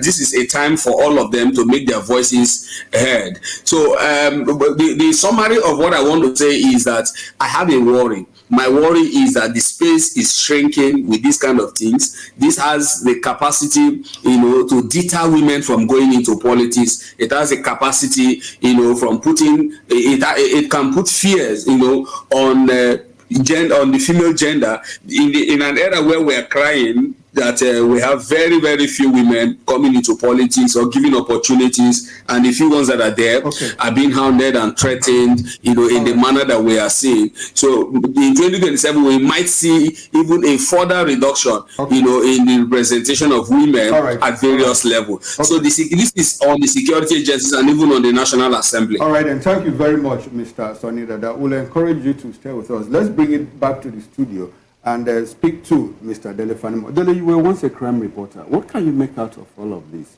Do you think that somebody that wants to actually harm Natasha will go the way of sending a threat email, or just go direct and harm her? Whatever it is, any threat at all, either amateurish in nature or probably the person is not sounding professional, shouldn't be taken lightly. Okay. Because once a life is taken, you can't revamp such life, and it has far-reaching implications, because this woman is just not an ordinary woman. A senator of the Federal Republic and somebody who represents quite a number of people in our constituency. So if she's saying she's under threat, then the security agencies should take a look at this and go into the matter. We are blessed now with technology, advanced technology that can track whoever did that the origin of the for whatever reason. Okay. And then if that person is brought for interrogation, we will now know the extent and the potency of such threats. But leaving it, dismissing it, is not the way to go. It's not the way to go. All right, thank you very much, Dele Fanimo. Now, I think the intelligence community is up to you to unravel all of this and make sure that you protect not just Natasha, but every other Nigerian. We'll go for a short break, and when we return, hashtag Wike must go. Nigerians demand wicked sack after Uche Nnamdi's exit. Join us again shortly. We'll be right back.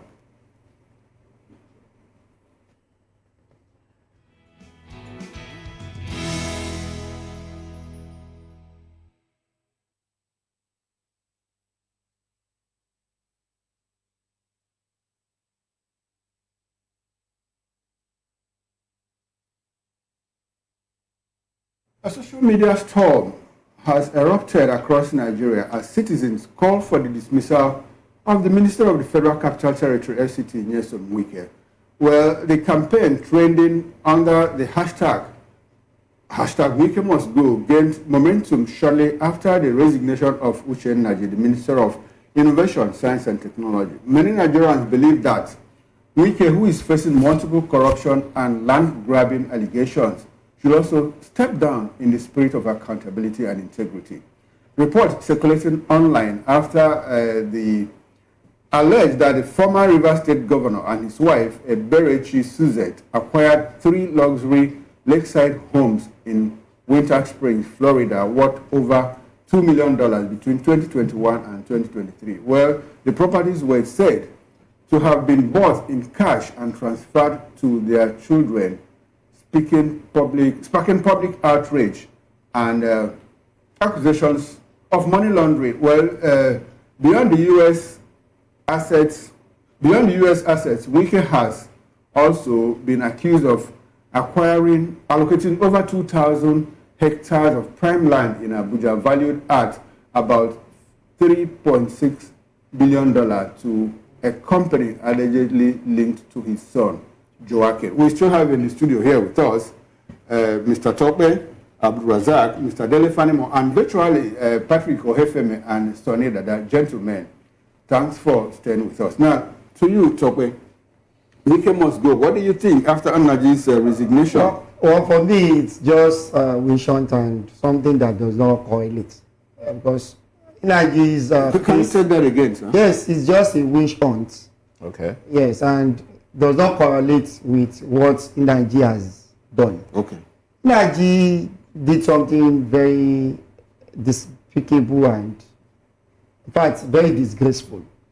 And I think the report that came online about the forensic report was just too damning. That it does not have iota of opportunity to escape or skate through such very glaring established facts that he forged his certificate. And in fact, those reporters, I think it was our reporters, I think. No, premium. Or something like that. Premium. So they actually went ahead to keep pressing on the institutions, that the institutions have actually had to come out in the open, or else they'll be dragged along in the mud with them. So it was a case of somebody that needed not to go through. I don't know when he said 1980 something. Okay. So, but Wike's issue is alleged. The people that are going alleging anybody should go to court. Okay. Yeah, even though for me, I've always established that the judiciary has been the major number one problem of Nigeria is the judiciary. Like when we were talking about Nnamdi Kanu, I was like, Samuel Nepa was arraigned in another country. Within that many months, they came out with something and they did their judgment. Yeah, they are just incarcerating somebody. I was there sometimes. I said, how do you abduct somebody against international law? You have misrepresented the country and the likes. So the issue about AI, in fact, there was a time I learnt the wife of Wike is an American citizen. Okay. Their children are Americans. So all those people, there is no big politician, let me use that word, big in quotes, politician in Nigeria that do not have properties. Okay, I think that's another thing that we'll have to talk about some other time. Now, let's go back to our virtual guest, Mr. Sonny Dada. In the spirit of Aluta, what do you think Wike must go in connection with showing leadership with what Uche Nnamdi has done? Do you think it is proper to ask Wike to step aside because of what Uche Nnamdi has done? Has Wike done anything in that manner to say for Nigerians to ask that he must leave the president's cabinet? Like Chokwe here said, everything against him is just in the realm of accusations. None of them has been proved. What do you think, sir? As long as I would love him to step aside until he is morally cleared. I want to quickly add that allegation does not constitute guilt. And in Nigeria, fortunately, in governance in Nigeria, and even basically in our political culture, there's no room for morality. Our politicians, in fact, I was surprised that Professor Nnamdi resigned. I hope it is still legal to call him a professor, even though it is now established that his degrees were forged. But let the courts tell us. It's not Professor Bat Nnamdi. This is Mr. Uche Nnamdi. Yes. Minister of Innovation. Uche is a prof now. Uche is a prof with UN, and he claims to be a prof. No, he's not a prof. It's UN. Okay, just go ahead. Just go ahead. Okay. So I was surprised that he resigned, even though, yeah. Go ahead, Dada. Okay. So as I was saying, I said I was even surprised that he resigned, and I believe that he was forced to resign because it is drawing attention to the same certificate forgery allegation around the president. But as for Wike, that for Wike's own, the allegation is just there, and no other, apart from Sahara reporters, no other entity or institution has,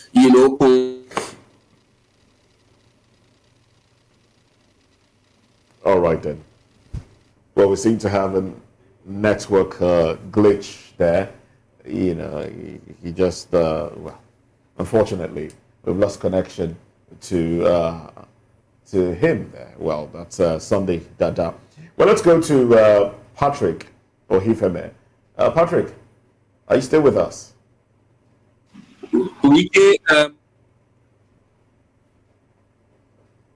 Well, I think the network is taking him off. But unfortunately, we can't. Well, let's bring it back to the studio. Let's bring it back to the studio. Now, let me come to Daily Fanimo now.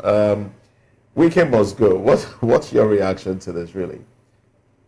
Wike cannot go, and Wike will not go because he has an unfinished project. And until he concludes that project. But the allegations about land grabbing still hangs, is still hanging in the air. The manner in which he's responded in interviews to owning vehicles, you see, that some have suspicion, said are rather too luxurious for a political office holder. Suspicion that also still hangs in the air. So suspicion and allegation, no matter how strong, cannot replace conviction in court.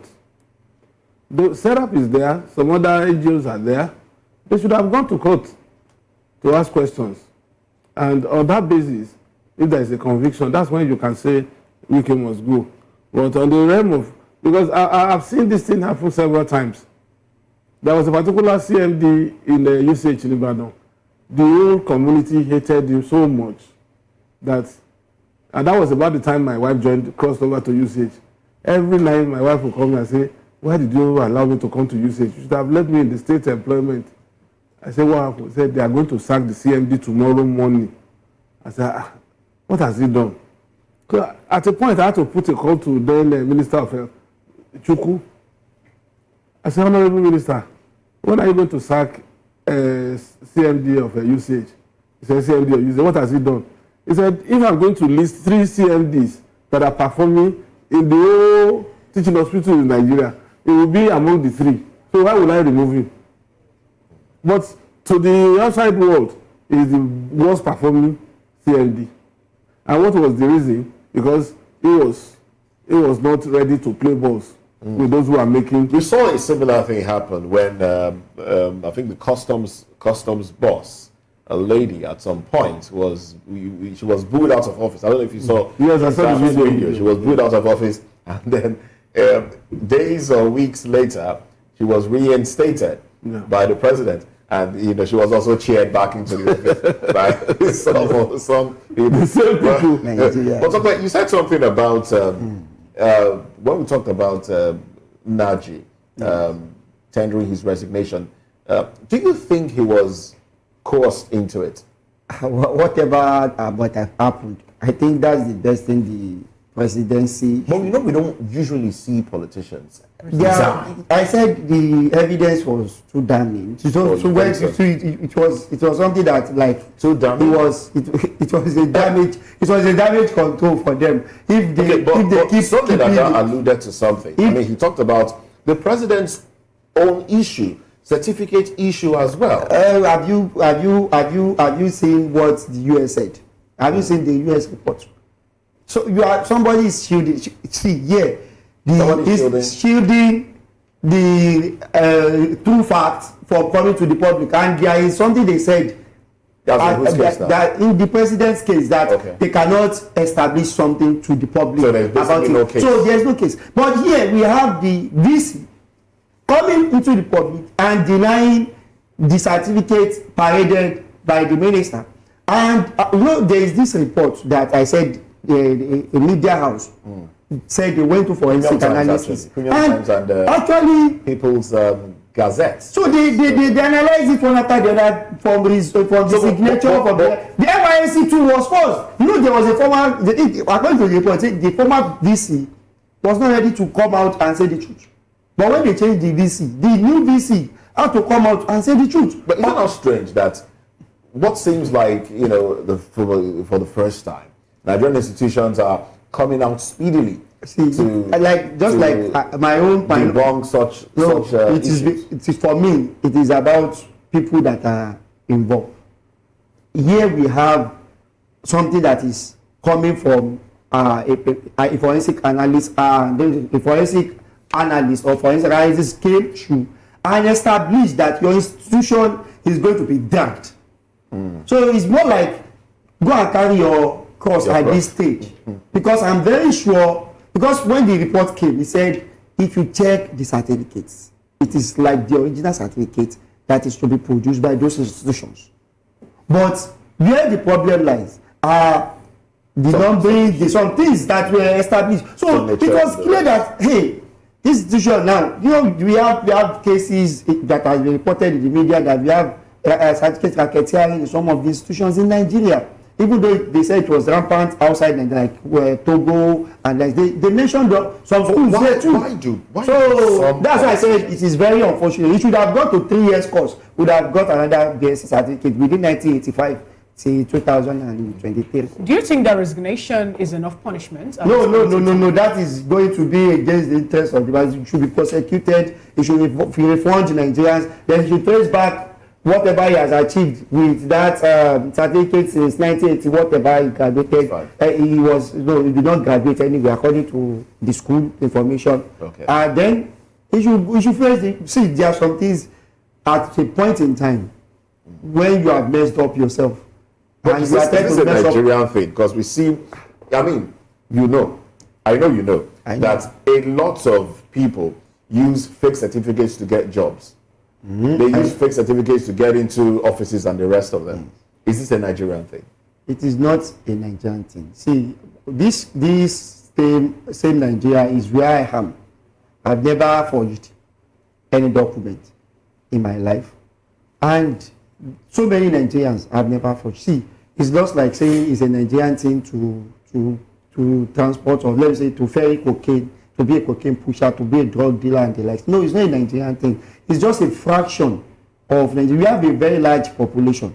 But unfortunately, those people that are coming out to be famous among us are the people that are misrepresenting the country. And that is why it is sounding like it's a Nigerian thing. All of us that are here, we have one certificate or the other. And I'm very sure that all of us are having our genuine certificates. If we have 4 people seated, and we have 100% of us having a very good certificate to stand by, even if it is ordinary ND, you'll be proud of it. Even if it's ordinary SSC, you'll be proud of the ordinary. No, sorry to say, I'm using they use ordinary national diploma before now, so that's how they use it. Sorry, that's okay. Don't misunderstand. Ordinary national diploma. Okay. So not ordinary, it's not like it is worthless. I'm not talking about being worthless. I get you. So I'm talking about they have higher certificate. People get OND and HND. Whatever. I think it is better you have. So it's not a Nigerian thing. Oh, yes. It's just that people that are famous are being caught in the web of putting the nation in that light. Well, thank you very much, Tokwe Abdulrazak Balogun, Lagos State Governorship candidate for Action Alliance in the 2023 election. Well, we'll get to find out what party he will be contesting under, if he will be contesting in 2027.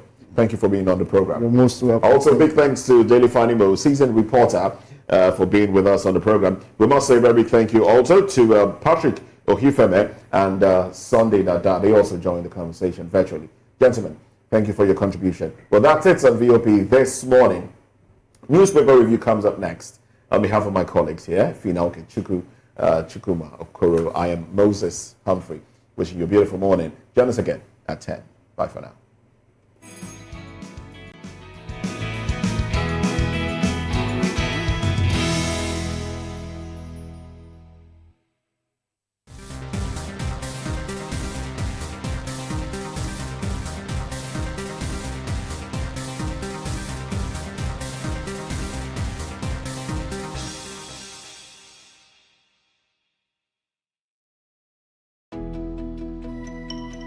Years ago, we lit the spark. Today, we are blazing the trail for others to follow. VOP Media is 3. 3 years of breaking boundaries. 3 years of being that bold voice that echoes the thoughts of the people. 3 years of telling stories that matter. We have experienced complete breakdown in democratic governance. We are not just a brand, we are a movement, giving voice to the voiceless. We go to bed empty hunger. To every viewer, every voice, and everyone that has made us who we are. We say thank you. VOP Media, 3 years and still counting. VOP TV. Now you have more than a voice. Hey guys, what's up? How you all doing? They call me Novisha Nelson One, your number one celebrity host, and you are watching Voice of the People Television, VOP. Stay tuned. Uyi Osarite is my name. I am a friend of the microphone, Voice of the People TV. That name is unique, and the brand is very sweet. I like the packaging, picture qualities, camera qualities, and then of course, the quality of human beings that I see sometimes on your channel. I talk and get paid, and I look forward to being in your studios. Oh yes, you are on to Voice of the People TV, live here in Benin City, the cradle of black civilization. What are you waiting for? Tune in, bro. VOP TV. Now you have more than a voice. King Jaja of Okpobo, whose full name was Jubo Jubora, was a prominent Nigerian ruler in the late 19th century. He was born in the early 1820s in the Okpobo region, which is located in present-day Rivers State, Nigeria. King Jaja started as a trader and quickly rose to prominence due to his entrepreneurial skills.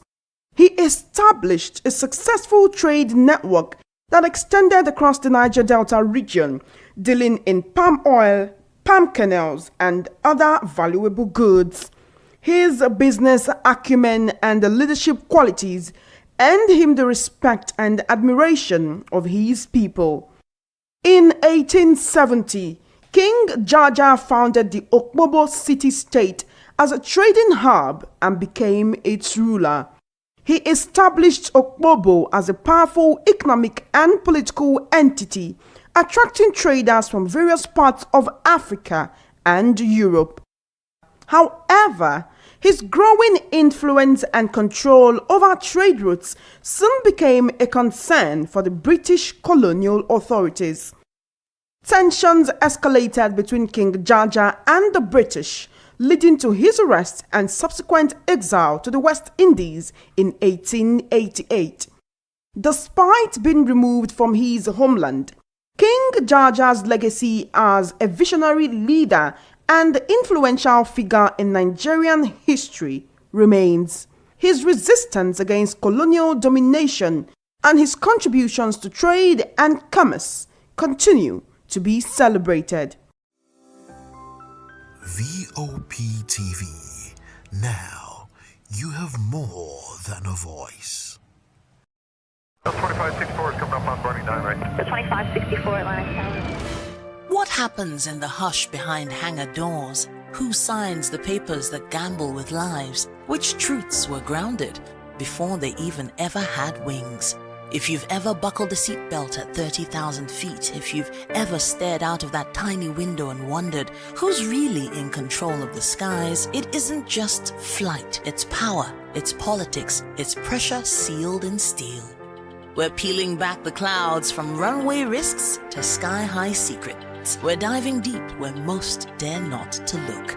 Aviation Scope, every Sunday at 7 p.m. only on Voice of the People TV. We don't just report, we reveal. We don't just ask, we uncover. Because when it comes to the skies, ignorance is turbulence. Aviation Scope, the sky isn't the limit, it's just the beginning. Welcome to Kitty's Corner. Every weekend is a new journey. Join Auntie Oni as she embarks on thrilling adventures. Each episode takes the young explorers to a different fantastical world filled with exciting challenges, making new friends and learning valuable life lessons. The show begins with lots of excitement in a cozy storytelling mood.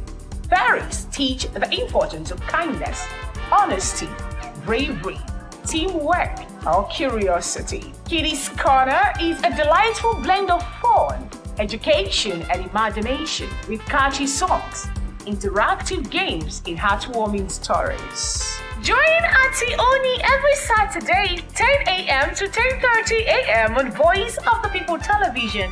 Kiddies Corner, perfect destination for curious minds. From the views on the street, we go to bed empty hunger, to the blaring horns of a hustling city, the loudest voices of the common man got a medium to be heard. This particular administration, they were coming unprepared. It's not a bad thing to renovate the president's lawn. Through top-notch programming, unbiased reportage of news, sports, business, entertainment, and cultural documentaries, Voice of the People 90.3 FM became a symbol for 21st century media. And now, a new baby is born. Voice of the People Television, VOP TV, youthful, full of vigor and penchant for excellence in the continent's media space, exposing the wrongs, applauding the rights, dissecting the news without fear or favor, through factual and accurate stories and contents. Corruption kills three things that makes a society. Representing the interests of the people and giving them a voice. Voice of the People TV is here to stay towards building a fair society. VOP TV, Voice of the People Television, truly a voice for the people. Join us on People's Voice, where we amplify the voice of those that matters the most. Join the conversation. Share your thoughts with me. I am Xavier Udo. Weekdays, Monday through Friday, from 4 p.m. to 5.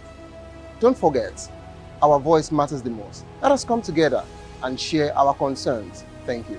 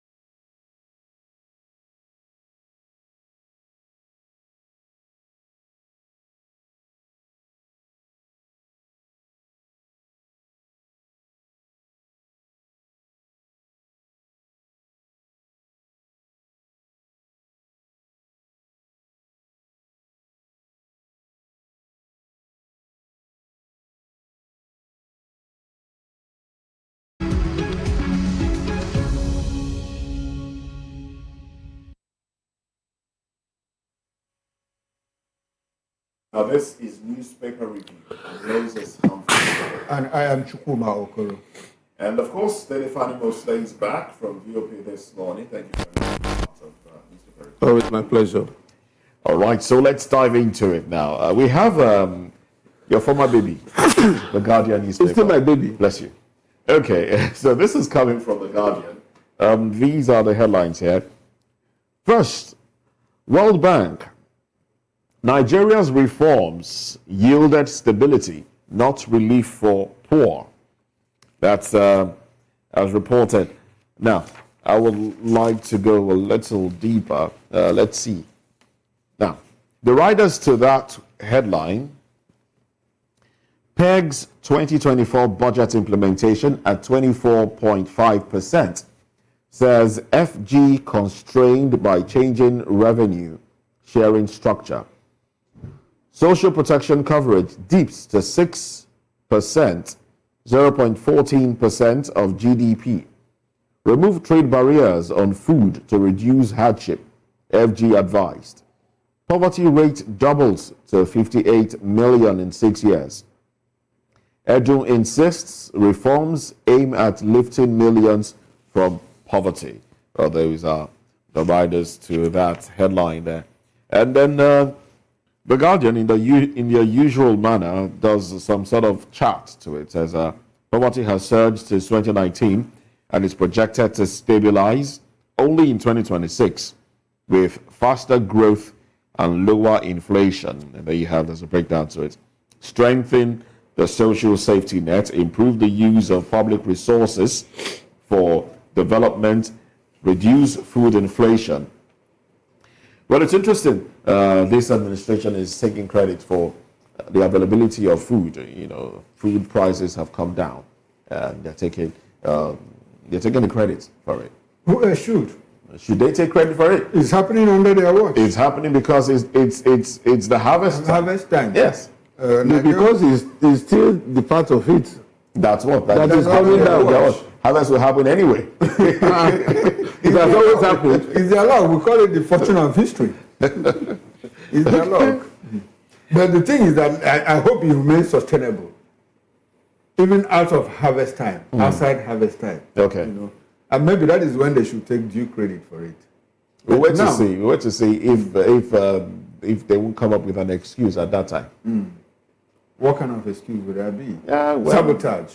Probably. Vandalism. Yes. And all insurgency. Insurgency. You know, like the president went to Brazil and said, "Look, you need to come and help us. So farmers are not going to farm and all of that. You know, we are under siege." All right. Well, those are the headlines there. Let's touch on a few other headlines. Still from the Guardian. Guardian says 17 LGAs under attack, says Benue Emergency Agency. NCC confiscates pirated books valued at 100 million naira in Lagos shops. Presidency orders military to flush bandits out of Kwara. There's been an upsurge in violence in Kwara, with people dying in recent times. In fact, it almost sets the whole of Southwest on edge. You know, because that's the entry. Yes, the entry point from the north to the south. Yes. And I think I would implore the governors to further strengthen security around the borders, so that there won't be infiltration, because we don't want to hear stories of they caught out unawares. They have always done that in the past, and so it shouldn't happen anymore. I think the Southwest governors seem to be more proactive than other governors in the South, especially Southeastern and South-South. You know, you always see... Do we have, apart from Edo, do we have much of these breaches? No, they are. Yeah, they are happening. They are happening in parts of Delta State. That's what I'm saying, between Delta... Even in Bayelsa River State, we see these things happen. Pockets. Okay. You know, but they are increasing day by day and all of that. But the Southwest governors seem to be more proactive. First of all, they formed Amupitan and all of that. But my concern in all of this is how the whole country seems to be enveloped by insecurity under the APC administration. Between 2011 and 2015, 5 local governments in Borno State were taken over by the insurgents, and hell was let loose completely. And it was like the whole... As at that time, Katsina was peaceful, Sokoto was peaceful. It was just in the northeast, you know, of Borno, and pockets of it in Adamawa and Yobe. And Kebbi is in the northwest. Occasionally at that time. Also, you know, Zamfara, because of what Sani Yerima did and all of that. But now we see the whole of the north. And for the governor to cry out, 17 local government areas in Benue State. That is practically the whole entire state. Yeah, how many local governments? And same thing, if you go to Plateau State, away from Jos North and Jos South, in other parts of, you know, Birom, local government and all of that in Plateau State, we see all of these things happen. In Kwara State, it's festering. In Niger State, the same thing. And instead of taking action, what the governors do is to blame, to look for who is responsible for this news. You know, who is spotlighting us, who is highlighting us. One curious thing is, how is Obasani able to manage the crisis in Kaduna South since it came into that seat? Before now, when the R5 was there, they were killing southern Kaduna people en masse. But suddenly there's respite. Yes, I think it has taught. It has taught considerably, but that it doesn't. I'm not saying it is totally eliminated. Yes, but I agree with you. It has taught. And so I think some of these governors, mainly Plateau, should take a lesson from Obasani. And whatever he's doing that is toying the thing should also be embraced. Like in the South, is during the sit at go, sit at home, whatever. You know, Abia State was largely peaceful, and people were asking, okay, but what did he do? You know, Nnamdi Kanu happens to be from Umuahia, that is the capital city of Abia. But Umuahia was calm all through his reign, or when this sit at home thing became very rampant in the Southeast, as it is now, though it's gradually dying down. In Enugu now, you know, on Mondays, people go to work. In Umuahia, people were always going to school. Even at the height of that sit-at-home order, Umuahia was safe. Just some parts of Abia North, you know, where you had pockets of, you know, resistance by the elements and all of that. So when we have people, you know, come up with this kind of records, it is good that we learn from them. Like you said, Obasani, what magic does he have? What is he doing? And we should also interrogate people like places like in Anambra and Imo State, where the thing where there is high level of insecurity. There's an upsurge. There's an upsurge. What are the governors not doing appropriately? So we begin to interrogate all of these, you know. But basically, I think we have a problem in our hands. Because insecurity in Nigeria, instead of going down, and you know one unfortunate thing, the thing is a combination of insecurity and poverty. We hear that 130 million Nigerians, you know, face acute poverty, even in the midst of, you know, the gains by the reforms as claimed by the government, you know, and the World Bank, the Bretton Woods agencies. Well, still talking about insecurity. Nigeria lost, this is from the Punch newspaper, Nigeria lost $10 billion to Northeast conflict coming from the United Nations, UN. And also Christian killings. Federal government disagrees as Khan backs U.S. Senator Ted Cruz. He did say that he alluded to the fact that the killings are targeted at Christians. Yeah, and well, I don't think it's enough for the federal government to disagree. It's the federal government will always disagree. They will always but they should work towards, you know, not making it seem like it's true, but providing security. That's what we've been talking about, insecurity. Fight insecurity. Exactly. Fight insecurity. Like you pointed out something about the UN saying that Nigeria lost $10 billion. $10 billion. How much did the federal government to conflict in the Northeast? To conflict in the Northeast. Within, what's the duration? Well, we need because I also know that the federal government has doled out so much money for the rebuilding of the Northeast. In fact, it was that money doled out that started the agitation for the creation of Southeast Development Commission, South-South Development Commission, and all of that. So how much has the federal government given to the South, to the Northeast for rebuilding? Okay, let's see now. It says the United Nations Children's Fund has estimated that Nigeria lost about $10 billion to the decade-long conflict in the Northeast. A UNICEF country representative, Wafa Said, made this disclosure in Maiduguri during the formal launch of a socio-economic reintegration program. Well, I think he said according to a 2024 study commissioned by UNICEF, the economic cost of conflict in Northeast Nigeria has cost the country a staggering $10 billion over the last 10 years. Over the last 10 years. I think they need to go back and do their homework very well, because how much has the government given out to the Northeast to rebuild it? That should be the question. Indeed. And this is a calamity they brought upon themselves. I mean, we didn't hear that the people, the terrorists or the insurgents were coming from outside the Northeast. I said when some of our leaders want to become flippant without even finding out if it is true or not, they just come on there and begin to spill all those things. Are foreigners. Okay, there's this story here. I don't know. There's something in me that wants to tie this to the insecurity in Kwara State. It says Kwara APC PDP clash over gains of increased federal allocation.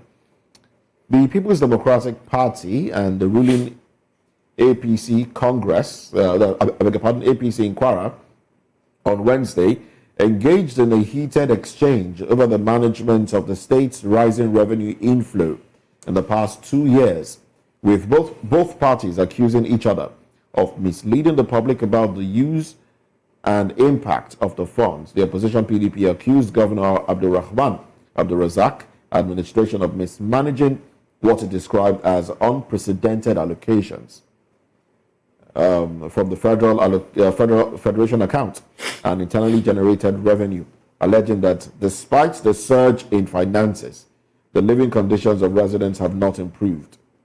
Okay. You see, Moses, I think that's a new trend now, and I want Nigerians to sustain it. I hope it's okay. Nigerians are beginning to look the way of the governors. Because I was watching a video, particularly about my state. One guy came all the way from the US and he went on a tour of the whole state. He couldn't pinpoint one particular project that is ongoing. The ones that were ongoing during the last administration were abandoned altogether. And this is a state that has 13% derivation allocation, apart from federal allocation. And the state generates revenue. And oil companies pay royalty to that state. Yes, nothing to show. And when you want to do a peer group, go back to your state, where I live. You will see visible development in Oyo State. The governor of Oyo State took it upon himself to renovate and upgrade the airport. Today, it has been upgraded to international airport. Ogun State just took an inaugural flight, commercial flight, from Abeokuta. Yet, you need to see our own airport in Ondo State. And some other states like that. What are they doing with this revenue? I salute the courage of PDP challenging APC in Kwara State. Let other governors be challenged. Let us know what they are doing with our allocation. When we are able to deal with these governors, then we'll come down to the local government. Local government administration is already dead across the states because the local governments are tied to the apron string of the governors. And it is more convenient to steal from local government posts than the state posts. So it is not all the time president, because the allocation formula has even changed in favor of the governors. Really? Yes. It has changed. And the local government gets more now, the states or the federal? The federal still gets more, but reduced from what it used to be in terms of percentage. So what are they doing?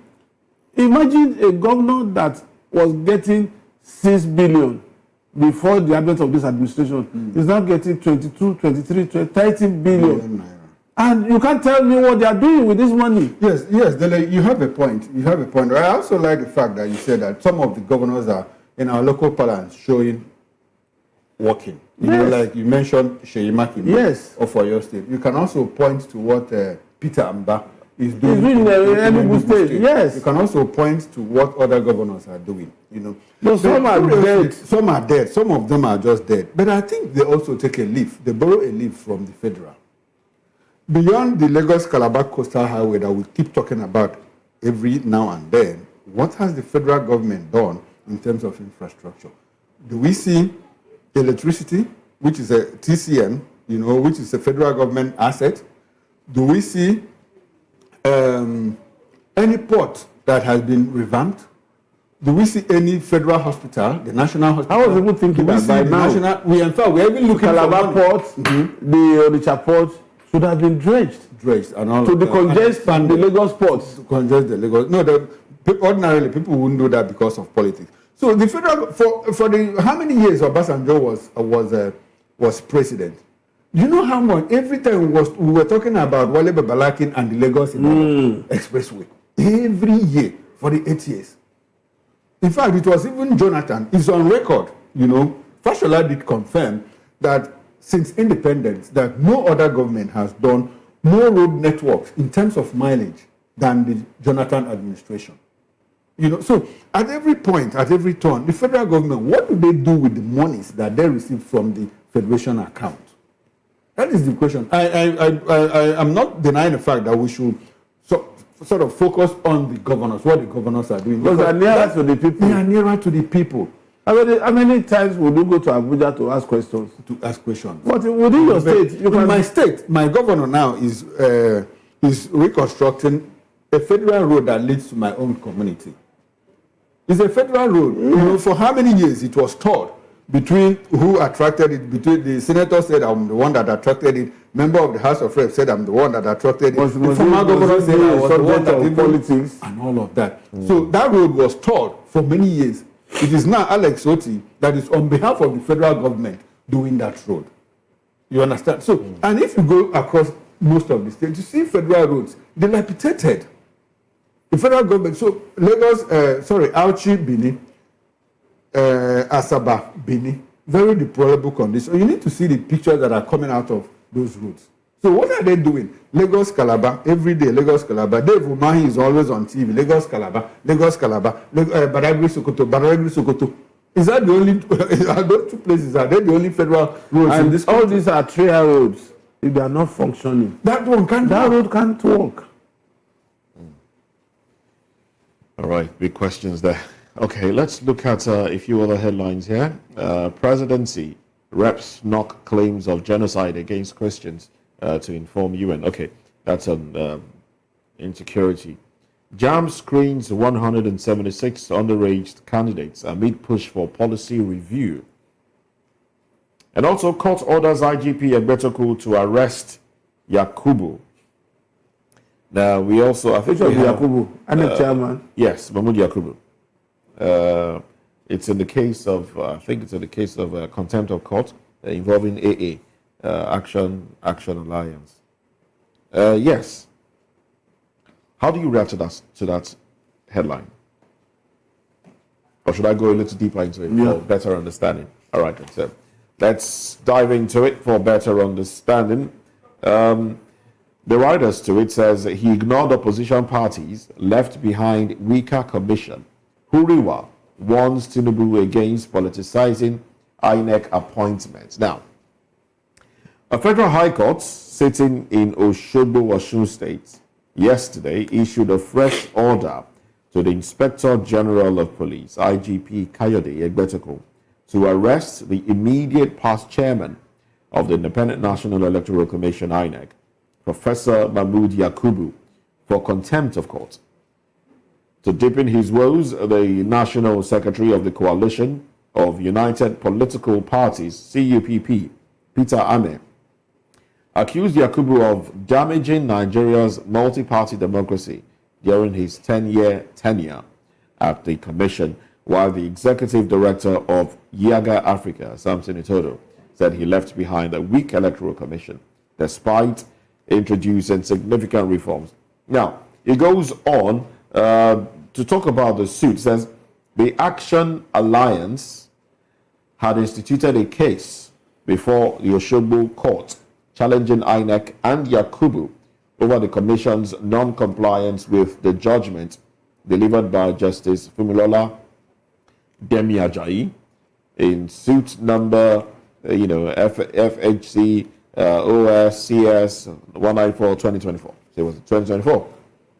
The court had, in the said judgment, ordered INEC to put the names of the national chairman of the AA, Adekule Omoaje, and other members of the party's National Executive Committee on the INEC portal. It held at the elective convention of AA on October 7, 2023, which resulted in Omoaje being elected as national chairman and other NEC members, was authentic, as it was properly monitored and supervised by officials of INEC in accordance with the party's constitution. Now, that's exactly what Tokwe was talking about earlier. Tokwe from who ran under AA in 2023 election. So, why couldn't they have arrested him when he was in office? Did he have immunity? I don't know. Maybe there's immunity that we don't know of. I think they were just bidding their time, for the man to get out of office before. But from what I understand, as a layman, and I'm not a lawyer, but from the few things I understand, this matter is not justiciable. It's not. It's not just. You know why? You can't prove, that he left the commission worse than he met it. Is it in terms of symbolism? Is it in terms of infrastructure? Is it in terms of what? Manpower. In terms of weakening opposition. How would they prove that? How would they prove that? How would they prove that? And another thing that the court will ask them, how did this injure your interest as an individual? Yes. Looking for locus standi, Using the case of River State that went to court. No, this is AA. This is Action Alliance. And that's what I was saying. Action Alliance is saying, look, because you didn't put these people's name there, it's affecting our party. So I think they have a locus standi in that regard. Those people should have sued. Those people should have sued. Not any other person. Not any other person. Barrister Adam says that, look, this is what it is, even when it is not right. It is part of our jurisprudence, part of the things that we are trying to correct. That lawyers are even against, but they can't help it. And so when some judges give judgment based on the facts of the law, they ask, particularly on the issue of precedence, this judge, is not upright, is not forthright, and all of that. But you don't know that the person is looking at the letters of the law. Based on laws are not about emotions and sentiments. It doesn't deal with speculation and all of that. Based on the facts of the matter, as provided by the law itself. So if there is an amendment, if our laws are reformed and amended to the extent that some of these cases become justiciable, it becomes easier, because now the law even makes it harder for people to get justice based on the letters of the law itself. Yes. All right. layman, I'm not a lawyer. Of course, we've been just sharing our thoughts. So we'll see how it all pans out in the coming days. Nadi's resignation splits opinion, exposes cracks in vetting system. That's right there. What is this splitting? It exposes, I will agree that it exposes crack in the vetting system. It does. But when they say split opinions, are there people in support of him? People are just saying because it has happened to other people, okay, it should go the way of let the government just let him go and not prosecute him. And probably that's the split. But at what point will we now start showing example? At what point, indeed? That's the big question. Example. And because if they prosecute, if for anything now, Uche Nnamdi is prosecuted, people will say, it's because it's from, it's because it's this, it's because it's that. So trust me, it's going to happen. There's a possibility that we'll just, he'll let off the hook. It will just die down. Some elements will just say, let him just go, so that we don't hit up the polity again by saying, look, this person is from here, he didn't do anything. Now this person is from here, you are doing this. That's the way our politics has been structured. Politics of impunity. Politics of selection. We cherry pick, we choose, who to punish and who not to punish. Especially when the high and mighty are involved. Indeed. Okay. Well, let's talk about Nigeria's commission abroad, the missions abroad. There was the other day, there was news that Nigeria is owing $54 million? It was owing, yes. Well, reps have summoned Tuga envoys over $54 million foreign nations funds. Now, let's see if we can get some more meat to this particular story. Oh, well, unfortunately. Well, it says the House of Representatives on Foreign Affairs is beaming its searchlight on the Minister of Foreign Affairs, Yusuf Tuga, and heads of nations to explain the utilization of over $54 million appropriated to Nigeria's foreign missions. The committee, chaired by Oluwole Oke, summoned the minister and officials of his ministry to provide explanation on how the funds were expended on 103 embassies and high commissions. Now, the committee's letter to Tuga and the heads of missions requested the following documents: approved missions budget for 2024 and 2025, budget performance report for the same period, records of special interventions released to missions and the applications between 2018 and 2025, and nominal roles for both home-based and locally engaged staff. Yes, those are some of the things that they have asked for. The breakdown of the funds showed that $46.14 million was allocated for overhead costs, $9.58 million for personnel, and $282,829 for other overhead allocations. Two overhead. The Federal Ministry of Foreign Affairs received $5.89 million, while other embassies received various amounts. Moscow received $1.96 million, Rome $2.82 million, Vienna $1.09 million, Athens $1.04 million, Tel Aviv $1.8 million, Addis Ababa $1.92 million, Jeddah $1.48 million, Dubai $1.26 million, Madrid $1.23 million, Tehran and Abu Dhabi $1.18 million. So these are monies that were sent to the missions. Okay. Well, it might seem huge, but what they undertake there, they are spending in the local currency there. Exactly. They're not spending in naira. $1 million. So when you now convert it, you think it's a lot yes, it's a whole lot of money. It's not in those countries. Well, it's more in those countries. Maybe in some. Yeah, and I also know that, look, $1 million is a lot of money in any part of the world, but it also depends on what you are doing. Yes. The application they undertake a lot of jobs.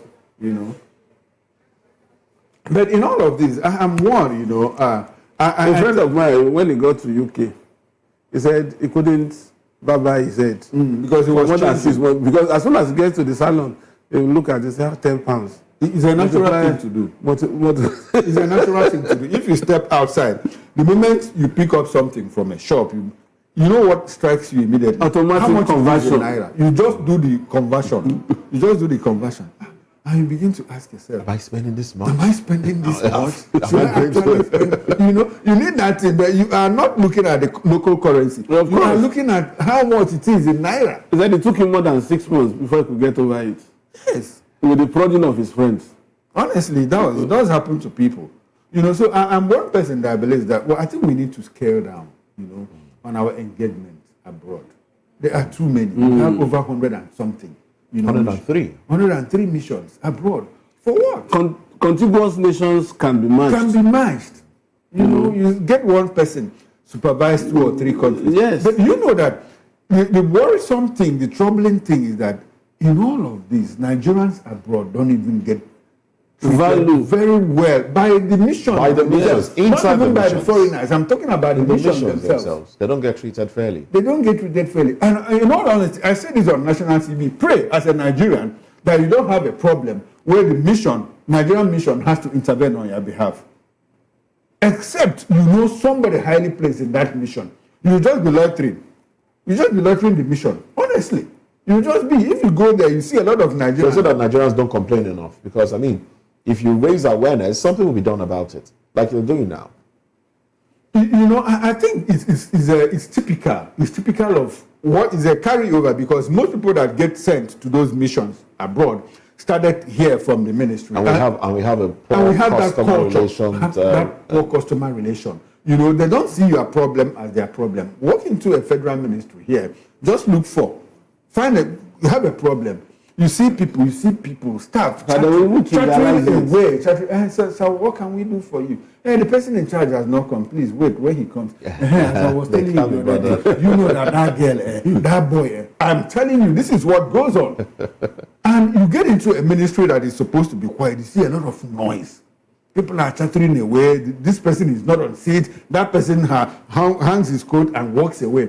So there is a carryover. They carry over that attitude to the missions abroad. So when you have a problem, they see you as a piece, an item that, well, if you think you can't solve your problem, it's up to you. Honestly, I've experienced this. I'm speaking firsthand. So it happens. Indeed. So what can we do? So what we need to do is to scale down. We need to reduce. Okay, so scaling down. We can't manage those. We can't manage all of those things. For what? In terms of strategic national interests, you maintain a mission where there are probably about 300 or 200 Nigerians living in one tiny island, and you have a mission there. An island that might even be close to the United States of America. You know, as big you have the Health Commission, the Nigerian has it somewhere is it in New York or in DC? You know, you could have consular in close, like in Texas, that is close to parts of the of Southern America and all of that. And up north, you can go to Alaska and get one other for people from Canada and all of that. You mustn't maintain missions. There was a time in this country that to have any dealings with Canada, you have to travel to Ghana. As big as Nigeria is. Yes. So. And is that healthy? What?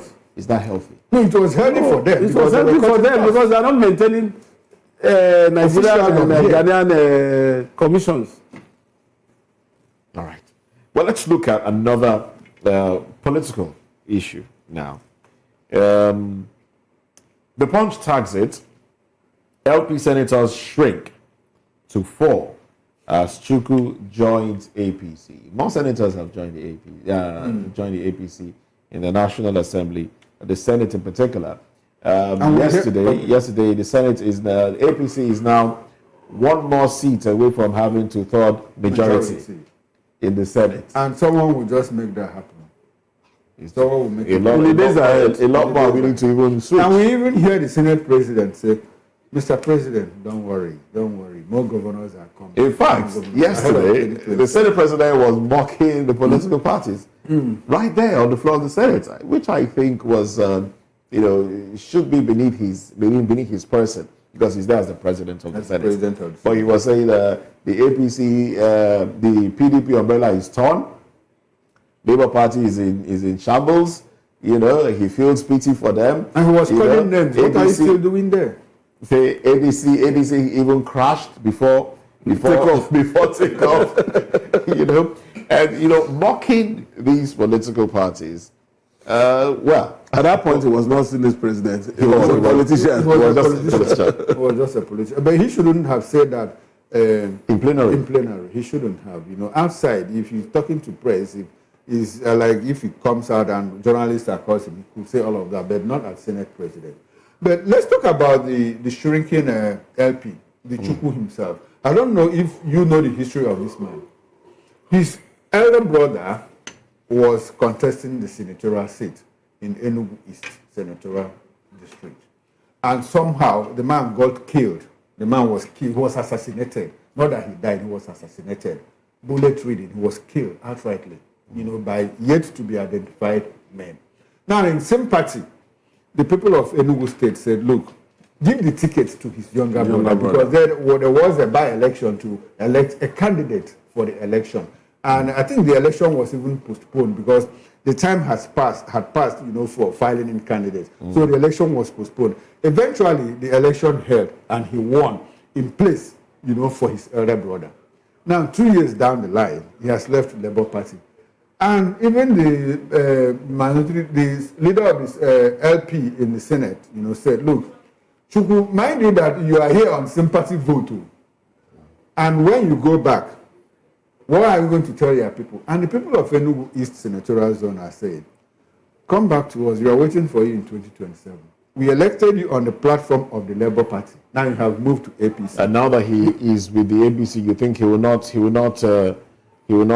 do something? I'm just reporting what the people are saying. Well, just what the people are saying. I don't know what will happen. Maybe I don't know what he saw that made him cross to the APC. I don't know the promises that might have been made to him. I don't know what they told him. Come over, we will protect you and all of that. But the people of Enugu East Senatorial District are saying, we are waiting for you. Come back home to us. We'll tell you that you are there on a sympathy vote. That can be taken care of.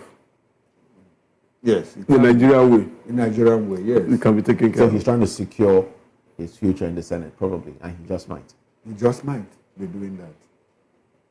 He must have weighed his options before jumping ship. and those who help him. No, he must have. He must. That's what I'm saying. He said, "I have consulted widely." They always consult widely, even when they are not talking to you. And the people in Labour Party are saying, "You didn't consult us." So who else did he consult? A thief does not plan his escape, telling his traducer. Okay, some more headlines here. Let's see now. We do have, you can't develop without investment, Obasanjo says.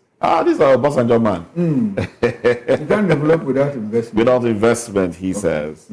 So what does it mean by that? Well, is he talking to government? He's speaking to the government, of course. Yes, speaking to the government. How much of investment did he do when he was in government? Are you speaking again? Yes, I'm asking questions. You are? Yes, I'm asking. Obasanjo. Yes, I like Obasanjo, but that doesn't mean that does not detract from asking questions. That doesn't mean that he's infallible. How much did he invest when he was president? He sold national assets. National assets. Rather than invest. No, but the national assets he sold in good conscience. And that is why we are suffering now. If Yar'Adua hadn't reversed the sale of refineries, we might just have working refineries, not in Nigeria's name, but in the name of the public or people that bought it. It was Dangote that Aliko just came to our rescue. Now he's talking. Yeah. When I heard him say in good conscience, you kept quiet. I kept quiet. Yes. Because he left your camp immediately. Yes. He decamped. Even when there was no faction. Immediately. All right. Well, let's go to Daily Independent now. A few headlines here. Broadband. Telcos invest $1 billion to drive network expansion. NCC decries fiber cut. Equipment theft. Access denial. All right. We seem to be battling with vandalism on all fronts. And this, I strongly believe, is impeding development. No, the question I ask all the time when you're talking about vandalism is if there is no ready market for these vandalized products. Okay, you can't stop the market. You can. Okay, with the example you gave about the other, how can you do that nationwide? Why can't we do it? What are these people doing? What are the soldiers doing in the barracks after 2 o'clock? Market is. I think it's easier to protect the assets than to look at the end users. You see, what I'm saying is... Because that end use market will always be there. Should always be there. Chukuma. Some of these people recycle and still sell back to government. If you go to the nearest filling station here today, and you see somebody holding 4-liter cake filled with fuel, and he wants to sell to you, what comes to your mind? If he sells cheaper than the filling station, the average Nigerian will buy from him. He's not going to sell cheaper. No, he might. He might just. Then it's likely to be adulterated. No, even if it is not adulterated, it could be stolen. Chukuma, you need to see those outlets. Nobody needs to tell you that this is a compromised cable. Now, there are people that are looking for compromised cables to buy. For them, and then you arrest them. That is no, you can't arrest them unless you get them in the act. Nationwide. That's about. You see, when you say nationwide, it starts from somewhere. If you succeed in this part, we're talking about governors. We have the ones that are good, the ones that are fair, the ones that are bad. But that does not mean that we cannot talk to the bad ones that, look, you have to buckle up. Some of these things, they are easily found in the open market. And if you accost somebody who is displaying cables that were stolen, you ask him, can you tell us the source of this cable? And there are few cable manufacturing companies in Nigeria, not many of them. And then if there is no invoice to show that you bought from this particular company or any other company, then it shows that you must tell us where you got this from. Then you are not saying that in the midst of all this Boko Haram, all these bandits, all these insurgents, then we have not started. That DSS, if you are giving up, start looking for where did you buy this cable, where did you get this cable, or police will do that. I tell you, you can do it. You can do it. And then it will minimize this theft. I think it is easier to protect national assets than to look for who is. In terms of look at the stretch of the national grid. And they are usually not in the town. Now, the national grid, we have a bigger problem on our hands. We do. You know why? The national grid passes through the 774 local government areas. So, at that local government area level, why can't we protect them? The national assets. Chukwuma, from your village to Umuahia, what is the stretch? No, my village to kilometers? Umuahia, you have passed through 5 local government areas. I said, how many kilometers stretch in the forest? Are you going to employ hunters? We have forest guards. The president said we should get forest We guards. are yet to get that. How many things are we going to put people to protect? We are talking about protecting our rails, the rail lines. So we're talking about protecting the coastal highway. Okay. How many things are we going to put people to protect? Now, when you use the same people to protect the rail line, the national grid, the highways, and all of that, it's all about protection. At the local government level, 774 of them, if you employ forest guards, like 50 to 100, you're also creating employment for these people. They protect the national assets. What is the job of civil defense? Civil defense. So why are they not doing it? Because they are protecting the pipelines. They are protecting the pipelines. Critical national assets. The pipeline is one of them now. TCN grid is part so of they should employ more people to national civil defense. Civil defense. They should employ widen the net, get more people so that more people can get involved in protecting the national assets. We could get 1, 2, 3. Say well, they are even lucky. You don't have wells in all the places, but there is no place where you don't have the national grid. You don't have pipelines in all the places. So in those local government areas where you don't have pipelines and wells, they should merely protect the national grid. It's doable. We have forest guards. In fact, Enugu State rolled out its own national guard, before the president even asked a state to do all of that. Okay. Well, that's an advice to government, and we'll see how they take that, if that will be something that government can work with. And some more headlines here. Plan to pull down old MMIA terminal on settled businesses. We hear that the government is planning to pull down the old Murtala Mohammed International Regional Aviation Terminal. Yes, to rebuild one. And the money they asked for that time. The money they asked for. Okay. I look at the terminal. The day I saw Ogunlesi coming out of ASUU Rock, I knew that something will happen to GAT and some other airports. GAT. We know they built a new terminal. The one that Gatwick, and some other airports. So they're going to concession to him, and they will build. Is he doing a good job in Gatwick? He's doing. So why not? If he's going to do a good job, yeah, raise money for us. Why not? Is he doing a good job there, really? Yeah, that's he's doing a good job. If he was not doing a good job, I think about 2 other airports were concession to him. In the UK? No, one in the UK and 2 in some other European countries. Yes. I think I heard about it. On top of my head, I can't recall. I can't really recall the particular one. Oh, well. I'm troubled because I feel it's going to be a waste of funds. So they can refurbish. Okay, upgrade. Do an upgrade, yes. Thank you. They can do an upgrade of the terminal. There's a new one. So they can be using you can't be sure if there was no integrity deficit in the existing one.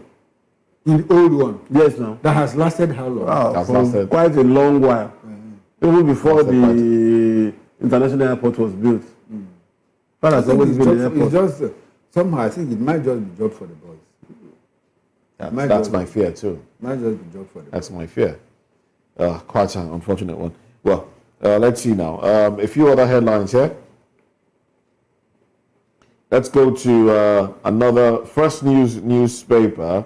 Says World Bank raises alarm. 139 million Nigerians sink deeper into poverty. I think we have reacted to that headline, but these are the headlines that they have. Yahya Bello's trial. 640 million naira withdrawn from Kogi account in 6 days. This is coming from a witness. 640 million naira.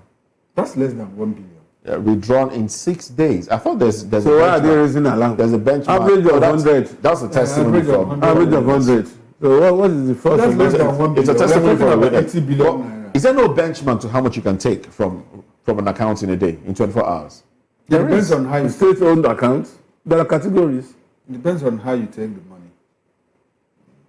The means, is it through? Is it by Transfer, POS withdrawal. With withdrawal, I'm not sure there's a limit. With withdrawal? No, bank withdrawal. In-bank withdrawal. Or cash. Okay. Or check. In-bank withdrawal, there should be a limit. I think there's a limit.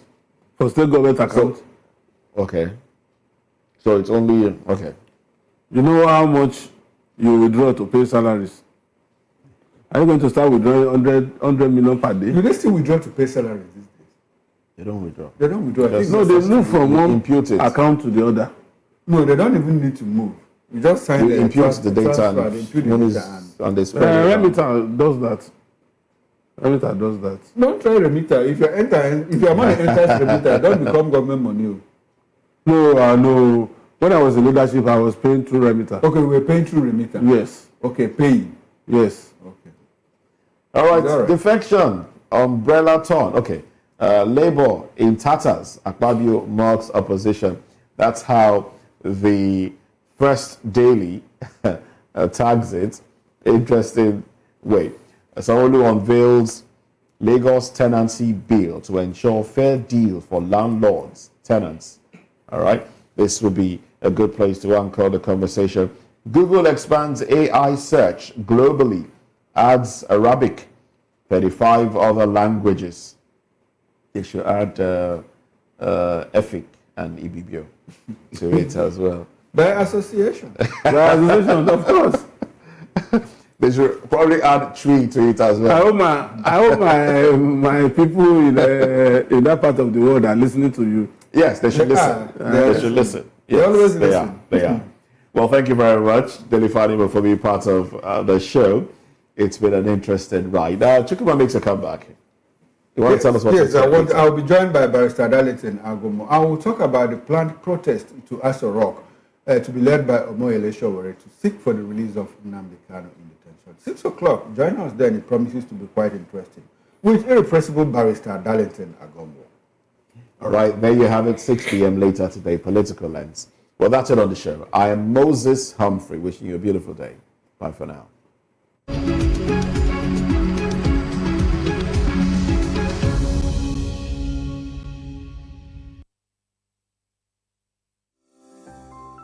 VOP TV. Now, you have more than a voice. We encourage you to click on the like button and subscribe to our YouTube channel. We are Voice of the People TV. Also follow us on all our social media platforms. We are at VOP TV Live. Visit our website www.vop.ng for fresh and trending news. Also watch us live on SLTV channel 264. VOP TV, Voice of the People Television.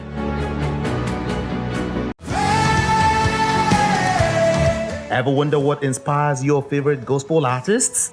Explore and discover the rich heritage of continental gospel music and how this transformative journey has evolved and shaped cultures around the world. As we dig deep into archival treasures, feel the energy in our praise jam, Gospel Fusion on Voice of the People Television. Tune in this Sunday, 3 to 4 p.m. and be part of a transformative experience that uplifts and inspires. Join us as we explore the transformative power of gospel music and its ability to uplift spirits and unite hearts. Tune in this Sunday, 3 to 4 p.m. on Voice of the People Television. Gospel Fusion. Let's fuse our hearts in praise and joy.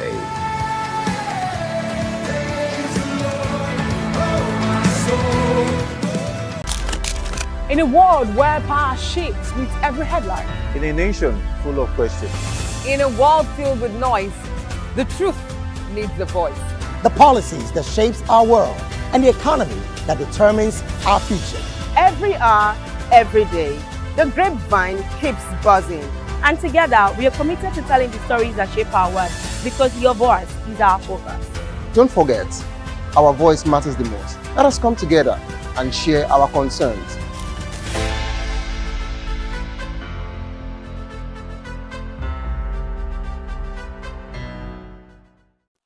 Welcome to Kitty's Corner. Every weekend is a new journey. Join Auntie Oni as she embarks on thrilling adventures. Each episode takes the young explorers to a different fantastical world filled with exciting challenges, making new friends and learning valuable life lessons. The show begins with lots of excitement in a cozy storytelling mood. Fairies teach the importance of kindness, honesty, bravery, teamwork, or curiosity. Kiddies Corner is a delightful blend of fun, education, and imagination with catchy songs, interactive games, and heartwarming stories. Join Auntie Oni every Saturday, 10 a.m. to 10:30 a.m. on Voice of the People Television. Kiddies Corner, perfect destination for curious minds. From the views on the street We go to bed empty hunger. to the blaring horns of a hustling city, the loudest voices of the common man got a medium to be heard. This particular administration, they were coming unprepared. It's not a bad thing to renovate the president's lord. Through top-notch programming, unbiased reportage of news, sports, business, entertainment, and cultural documentaries, Voice of the People 90.3 FM became a symbol for 21st century media. And now, a new baby is born. Voice of the People Television, VOP TV, youthful, full of vigor and penchant for excellence in the continent's media space, exposing the wrongs, applauding the rights, dissecting the news without fear or favor, through factual and accurate stories and contents. Corruption kills three things that makes a society.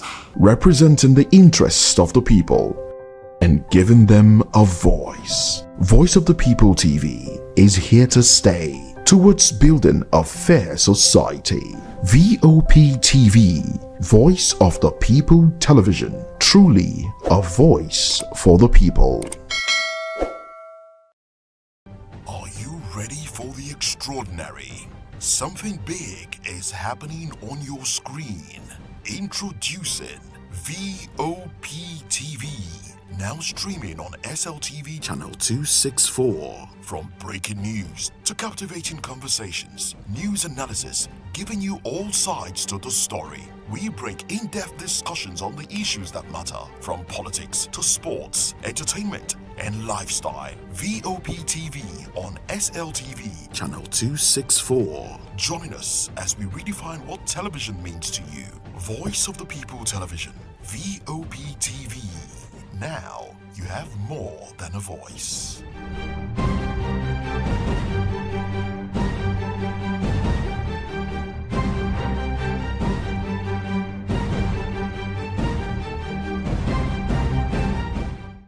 The 2564 is coming up on Barney 9 right. The 2564 Atlantic Tower.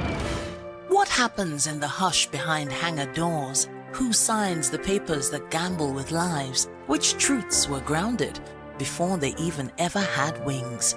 If you've ever buckled a seatbelt at 30,000 feet, if you've ever stared out of that tiny window and wondered who's really in control of the skies, it isn't just flight, it's power, it's politics, it's pressure sealed in steel.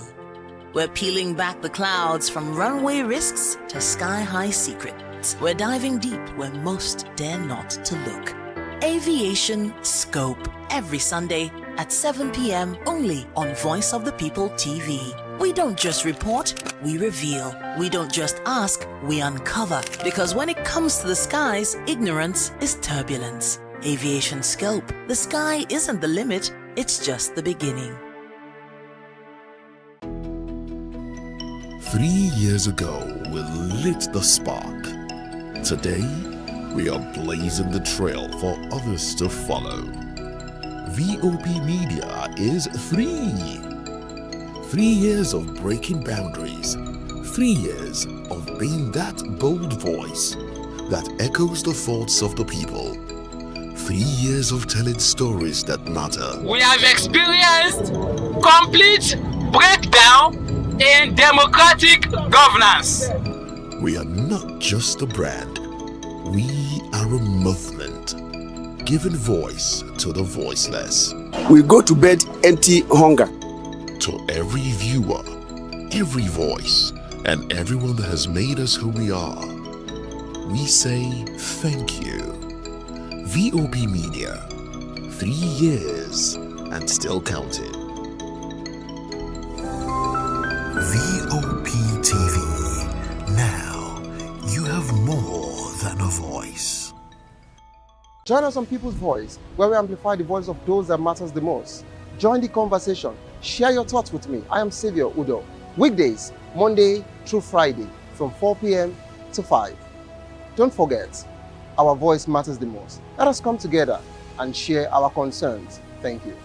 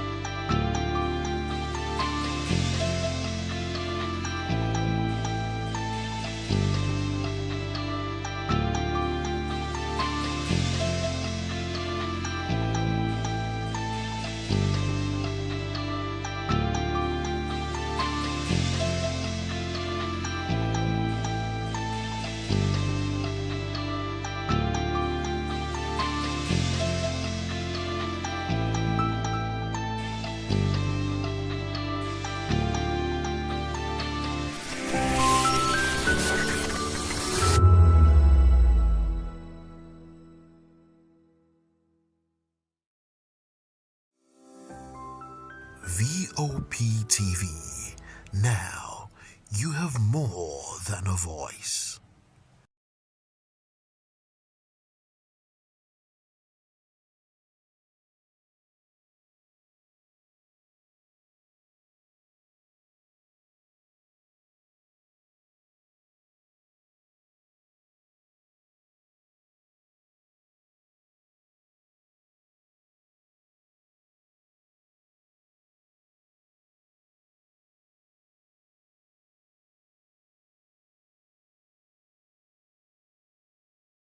Hey everyone, this is Desmond Elliott hanging out at Colgate Face of Africa. I'm saying keep watching, don't change the dial. This is VOP TV. Fatima. The name is Joke Silva. VOP TV. Now, you have more than a voice.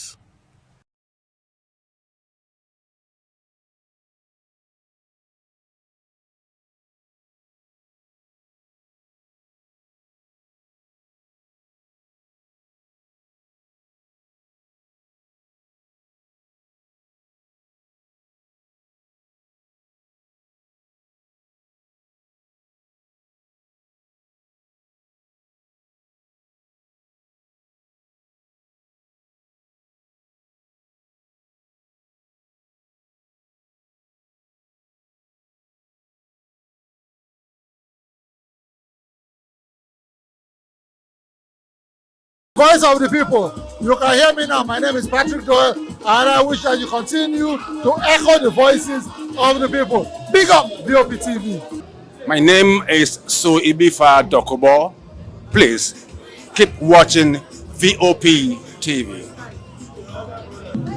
Hi, my name is Kwekumali Ikenda Onyekwena, and I am with the Voice of the People TV. Now, if you're looking for the veritable channel for information, politics, robust discussions, you don't need to go far. VOP has you. VOP will always have you. Thank you. Hi, my name is Patrick Diabwa, aka Ibani Chuka, Amayanabo the Eagle King, and you are watching VOP TV. Stay with us. Hey guys, what?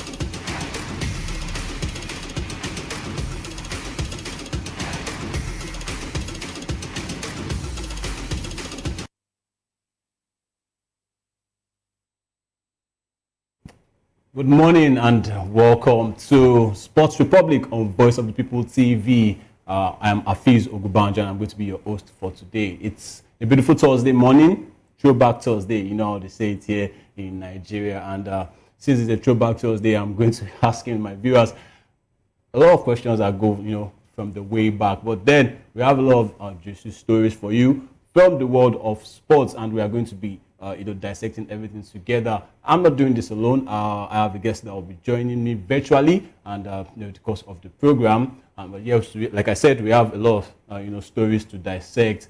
From the world of the F1, to weightlifting, to boxing, and yes, the main focus, the elephants in the room. A crucial game coming up tomorrow for the Super Eagles of Nigeria. Will be playing against Lesotho, and we need to get those 3 points to have any hope of qualifying for the World Cup. Over like a week or two now, we've been asking the same questions. Can we make it to USA, Canada, and Mexico? Is left to be seen. A game at a time, people say, but we need to get this win. Anything short of a win, and I can tell you that it's going to be very, very, very, very peak, to qualify for the World Cup next year. Well, welcome to the show, everyone. Like I said, my name is Ogubanjo Afiz, and let's move into our first story, and we are going into the world of motorsports as Nigeria presents a hopeful bid to host a Formula One Grand Prix. Nigeria has formally bid to host a Formula One Grand Prix in Abuja. The chairman of the National Sports Commission, Malam Shehu Diko, announced that the proposal has been submitted to the Fédération Internationale de l'Automobile and Formula One management through Opus Racing Promotions, Nigeria's official representative in the negotiations. The bid is seen as an opportunity to showcase Nigeria's capacity, creativity, and commitment to developing world-class sporting infrastructure. Diko stated that the bid is more than just about hosting a race, but a landmark project that will redefine Nigeria's place in global motorsports and sports tourism. The Abuja Grand Prix enjoys the support of top government officials and private sector partners. Invitations have reportedly been extended to Formula One Chief Executive Officer Stefano Domenicali, racing legend Lewis Hamilton, and Tilk Engineers and Architects, the global design firm behind most modern F1 circuits, to visit Abuja for site inspection and stakeholder meetings. We have good roads. We have good roads, especially in Abuja. And for me, it's a fantastic development if we can be able to do that. And in recent times, we are really, taking giant strides. Just a couple of weeks ago, Nigeria, went forward, placing a bid, an hopeful bid, to host the Commonwealth Games. We are rivaling India to host the Commonwealth Games come 2030. And now this one right here, trying to host the Formula One, Grand Prix. We are bringing it back, to Africa, because it was once held here, in Africa, and that was in 1993. And right now we are looking to do that, as the Formula One seasons, come by. And it would be nice to see the legend himself talking about Lewis Hamilton, with Ferrari, and the likes of Max Verstappen, the likes of Oscar Piastri, Lando Norris, to come to Nigeria and experience our roads. Like I said, we have good roads that can host a Formula One circuit right here in Nigeria, and it will be really, really nice to see something like that. This bid comes after Nigeria's successful hosting of the inaugural E1 Lagos Grand Prix in March, which marked the first time the all-electric powerboat series was held in Africa. Lagos State Governor Babajide Sanwo-Olu had described the event as a demonstration of the state's commitment to innovation and clean energy. I think if it's not really done in Abuja, I think it can also be done right here in Lagos, because I feel like there are also roads that can host the F1 circuits right here in Lagos as well. And Nigeria is also competing with India, like I said earlier, to host the 2030 Commonwealth Games, with President Bola Ahmed Tinubu urging the Commonwealth to award the centenary edition to Nigeria, which will make it the first African nation to host the games. One question I would like to ask the viewers is that, what do you think will benefit us economically? Are we going to benefit economically if we do host the Commonwealth Games in 2030, and of course the Formula One? Because trust me, Formula One has a lot of bankroll. We could see that there are lots of brands that have sponsored Formula One so far over the years. I mean, it would be really, really nice to see the likes of Ferrari, the likes of Red Bull, the likes of Mercedes. I mean, lots and lots of brands under Toyota, lots of brands coming down here to Nigeria as we bid to host the Formula One. And let's move on to table tennis, where in the latest ITTF rankings, that's the International Table Tennis Federation, the rankings, our own Quadri Aruna remains the top-ranked table tennis player in Africa. Yes, he's the number one. He's been, vying with the likes of Omar Assar from Egypt. And he's the number one. He's the top-ranked table tennis player in Africa, holding firm at the 25th position globally with 1,185 points. Yeah, he's 25th in the world, but he's number one in Africa. He leads the continent's contingent ahead of Egypt's Omar Assar and Yusuf Abdulaziz. Aruna's consistency at the top level reflects his enduring dominance in the sport. Two Nigerian players, Matthew Kuti and Muiz Adegoke, have made notable progress in the latest ITTF rankings as well. Kuti, who is 19 years of age, I think he blew up in the we had a championship right here. I think that was in Tunis or so. We had a championship right here, the youth championships, and Kuti did well while he's 19 years of age, like I said, and Adegoke is 17. And Kuti jumped 5 places up to 195th position, in the world, while Adegoke, 17, rose 5 spots to 237. Yes, Abdul Basit Abdul Fatai also climbed 4 places to the 202nd place, while Olajide Omotayo gained 4 spots to 208th. In the women's rankings, Fatima Bello leads the Nigerian charge at 128th position with 189 points. Ajoke Ojomu follows in 156th after climbing 2 places, while Aminat Fashola is 188th, up 3 spots. Shukrat Ayela Begon, yes, Ayela Begon. I don't want to murder your name, but Ayela Begon, yes, that's Shukrat Ayela Begon and Favor Ojo also recorded gains, highlighting Nigeria's growing presence in women's table tennis. I grew up likes of Segun Toriola. I think I'm trying to remember this lady's name too. We used to take them to the to the Olympics. Yeah, every Olympics. As I was growing up, every Olympic Games you must see Segun Toriola. Then later, Aruna Quadri also came, and Aruna Quadri has been there a long time. We should be preparing for Aruna Quadri's retirement. For me, I know we won't have to force him to retire. No, we can't. We can't force a man. Someone that is doing what he loves. We can't force him just to retire. But then Aruna Quadri has been there a long time. But I like the fact that likes of Kuti and Muiz Adegoke are coming, to show up that they can compete. And I would love to see them. They are still very young. I'm very glad that we are catching them young this time around in table tennis, 19 and 17. And I would love to see them, as time progresses, and more of them like that, coming up. Not just Aruna Quadri. I mean, this man has given it all for Nigeria and also for Africa. And yes, we have our guests joining us virtually, Pelumi Adeosun, popularly known as the sports umpire. Pelumi, good morning and welcome to the show. How are you doing this morning? Yeah, very well, thank you. Good morning, Afiz. Thank you very much for having me. I think the name you were trying to remember is Funke Oshonaike, if I'm correct. Yes, thank you very much. Thank you very much, Funke Oshonaike. And wow, she's been fantastic. And I like the fact that likes of Ayela Begon and Favor Ojo, are coming up, and also Aminat Fashola. And what do you think is the hope, not hope, or the future of table tennis in Nigeria? Yeah, well, I think it's really bright. Of course, you mentioned some young guys that are actually coming up, the likes of Muiz doing really well right there.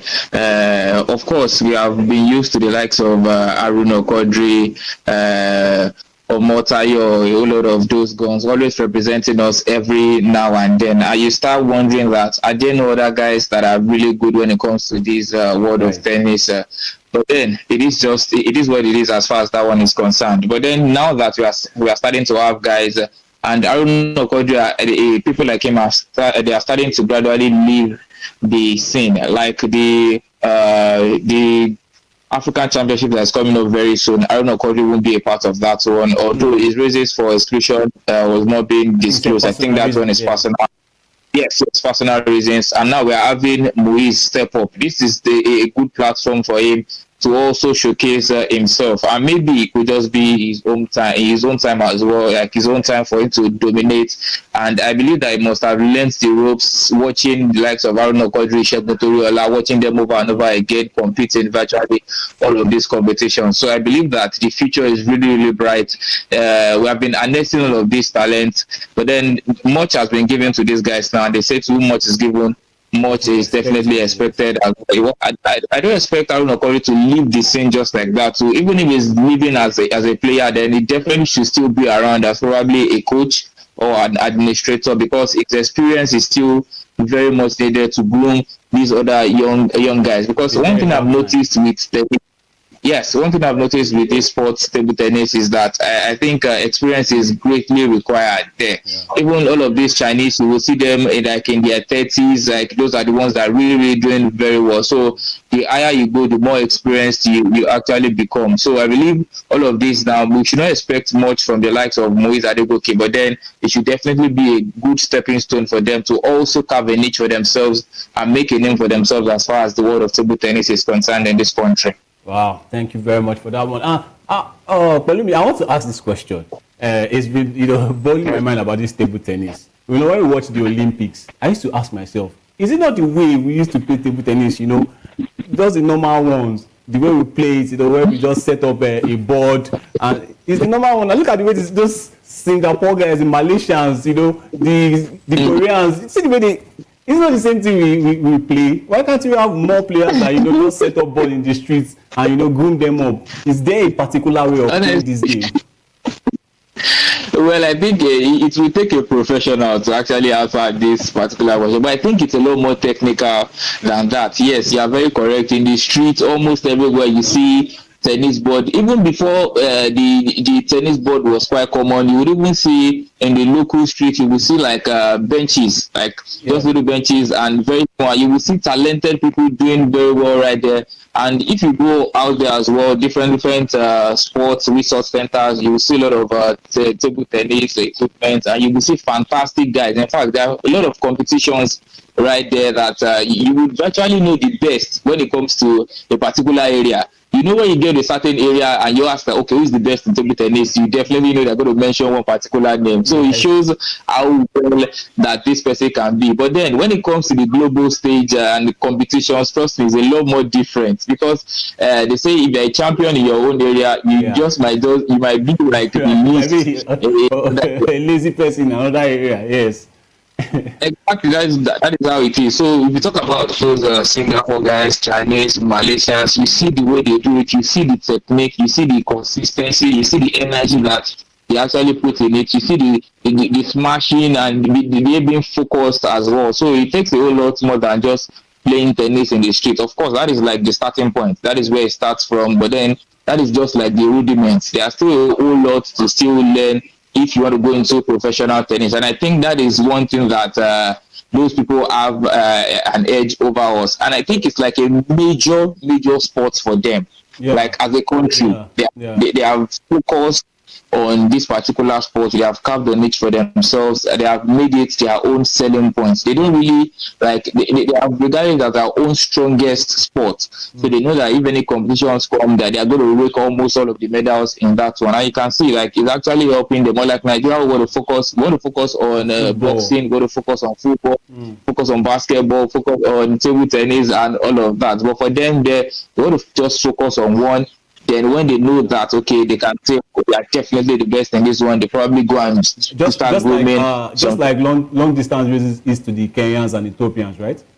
Exactly. Yes, exactly. That is just the way it is for them. Yes, you hardly see another nation beating them to that particular one. So they have identified their strongest point, they have recognized it, they have worked on it, made sure that they are the best in that one. And I think that is what is actually working for them. Yeah, thank you very much, Pelumi Adeosun. And before you joined in, Pelumi, we spoke about the hopeful bid that Nigeria is presenting to host Formula One, a Grand Prix event in Abuja. Lagos recently also had the E1, E1 circuit as well. What do you think this will give us? Not just as a country, in terms of sporting tourism, but as well economically, do you think this is a good step, to take next for the Nigerian government and for Nigerian sports generally? Dream was actually a big dream by the NSC, and it's very good to dream for any individual, for any organization, as a country. It's always very good to dream. But then one other thing we should realize is if those dreams are actually realistic. Let's look at some of the things associated with putting in a bid to host an F1 race. Yes, it's really, really good. It helps to put the nation on the global map as well. It helps people to recognize that, okay, this country is actually doing very, very well. But then let's look at where we are as a country. Like, it's not looking like a misplaced priorities. Can we actually do this thing? And let's look at it. Abuja has been penciled down as the city, and we understand that a new racetrack is going to be built for that particular one. That is billions of dollars going a particular project. Now, what is the sustainability? Can we actually sustain that particular one if we get it? Then what is the fate after that particular race if we eventually even get to host that race? And looking at Nigeria as a country, I don't think we are like a Formula One country like that. We also put that one into perspective. I don't think that Formula One is a sport that is widely regarded as being popular in this country. And we know that if you want to host a Formula One race, a whole lot of things are also being involved. A whole lot of facilities need to be put in place. And just like you mentioned earlier, I think the Formula One we do here is 2 cars just trying to compete on the road. Exactly. You see a lot of auto. You see a lot of auto. Just you see a lot of auto fest. You see a lot of tracks. But then you know that Formula One race goes way on. And just like you spoke during your introduction as well, that they are close to agreeing with a particular company to help get the race tracks ready. And like I said, that's a whole lot of money going into that one. Now let's look at the bid. According to what I read, I think there are some other African countries vying for that one. There is South Africa that have hosted it, I think was in 1993 before.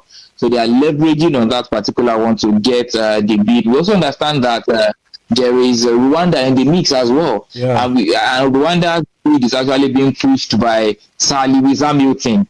Surprisingly, and we know I think he has roots with Rwanda.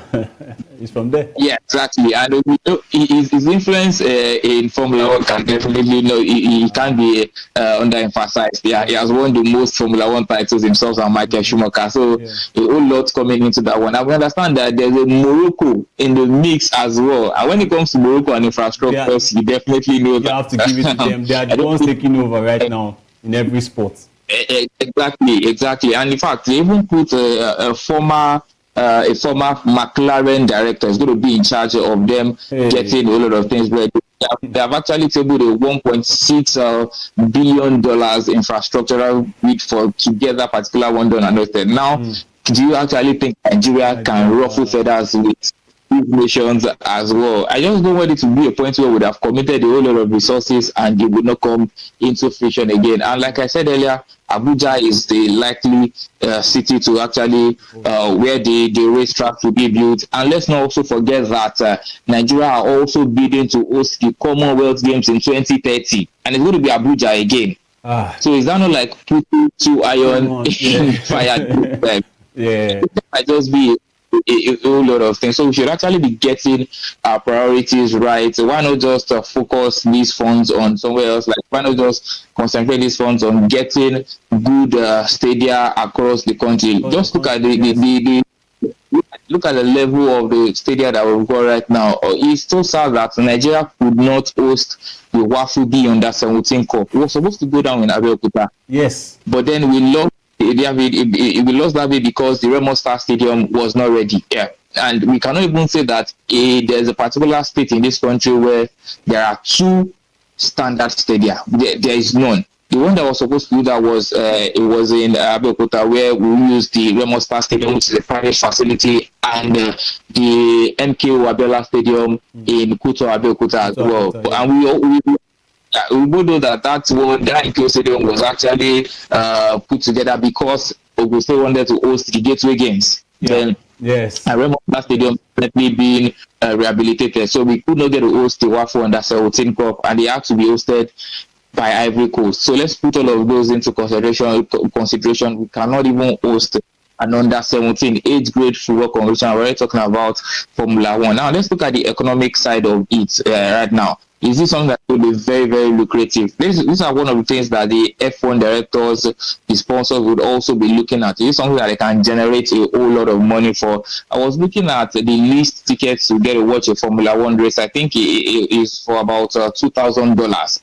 And in a country where people are even struggling to fill stadium to football. Exactly. So. Exactly. We're not going to say that the field is the racetracks, the stadium for Formula One is going to be full. Are they going to get a lot of money? How many Nigerians can?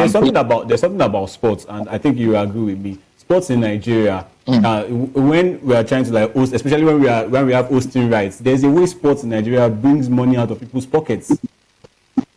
Yeah, of course. But then we should also ask ourselves, when was the last time we got an hosting rights in this country, in any competition? When was the last time? 2009 under 17? Yes, yeah, the World Cup then. And you would agree with me that the way the economy was then is not the way it is now. So we cannot just gamble and say that, okay, people would also get, yes, they will definitely get people, but then it might not be up to that particular number. How many people are going to travel to Abuja? And we know that F1 race is going to span all through the weekend. It is not just a one-day event. So how many people are going to have to travel down to Abuja from different places, are going to lodge there and all of that? So there are a whole lot of financial implications on this particular one. I'm not saying it is not something good, but then maybe not at this particular point in time. There's some things that also need to be set in place. But then I understand the NSC, Madam Shobiko, I think he's trying to leave a legacy. He wants to do something historic because that is what you're going to be known for.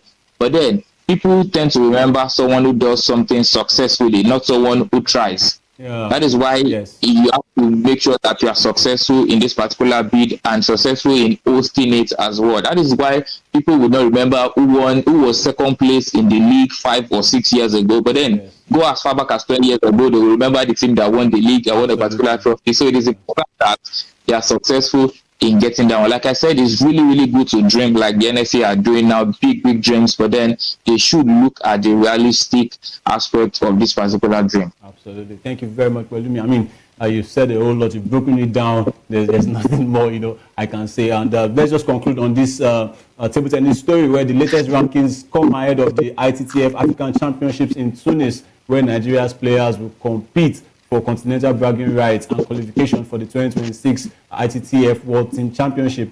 With talented players emerging and experienced athletes performing well, Nigeria's table tennis scene looks really, really promising. And also, you heard him, the man himself, Walumi Adeosun, also saying that there's a lot of promise being shown by these young guns, and also with the added experience of the likes of Aaron Okoji, who for some reason will be missing the tournament in Tunis, but then with his tutelage, with his experience and his encouragement, I think a lot is going to happen for years to come in the Nigerian table tennis scene. All right, moving on. Let's move on to boxing.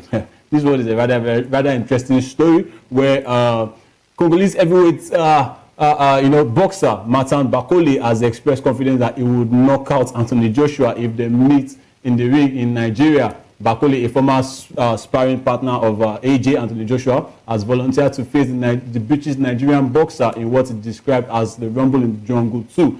Joshua is being lined up for a comeback fight in Nigeria early next year following his loss to Daniel Dubois in a world heavyweight title bout at Wembley Stadium in September last year.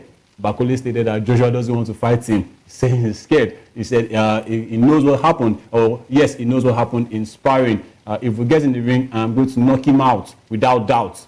That's a lot of confidence. Bakole said, I will even knock him out in Nigeria in front of his own crowd. This is the fight to make, and we need to make it in Africa. Quickly, Walumi Adeosun, do you think, because this man is really, really sounding confident, that he said they might not even go 12 rounds. Do you think Bakole is going to knock out AJ? Well, it's quite funny, honestly. But then I think I would liken this one to what they say. The general saying that when you get beaten, or should I say, when you get down by a bigger animal or bigger person, then the lesser light will definitely want to trample on you. So that I think that's the case. I think that is what is happening now because Anthony Joshua he has lost to the likes of Alexander Usyk, he even lost to Daniel Dubois in his last fight, and then that is why he started Martin Bakole. He also wants to fancy his chances in this particular one. But then I think he's doing everything possible to make this fight happen. That is why he's confident. And you know what comes with fights like this, when you see your opponents blabbing so much and saying a whole lot of things, expressing a whole lot of confidence, then even you... Let me treat him. What's he saying? Let me teach him a lesson. So he's trying to lure Anthony Joshua into this fight. He's trying to do everything possible to make sure that this fight actually happens. And we know Anthony Joshua, so you would agree with me that he's probably nearing his retirement. And he said that before he retires, he wants to have a fight in Africa. So this might just be the beginning of the end for Anthony Joshua with this fight, even wanting to come up in Nigeria. So I think it will be an interesting one to see. And Martin Bakole, the Congolese, has also been doing very well in the past couple of months for himself as well, but I don't think they're on the same level, honestly. I don't think himself and Anthony Joshua are still on the same level. Take nothing away from Anthony Joshua. Yes, he might have been defeated by Daniel Dubois, but then he's still one of the very best. He definitely cannot take away his Olympic gold medal and all of that. He's still very, very good, and I don't think he should be someone like Martin Bakole who Anthony Joshua should be scared of. I really want that fight to also happen as well, but then I think he's going to get knocked out. I think Martin Bakole... Yeah, I think Martin Bakole is going to get knocked out by Anthony Joshua.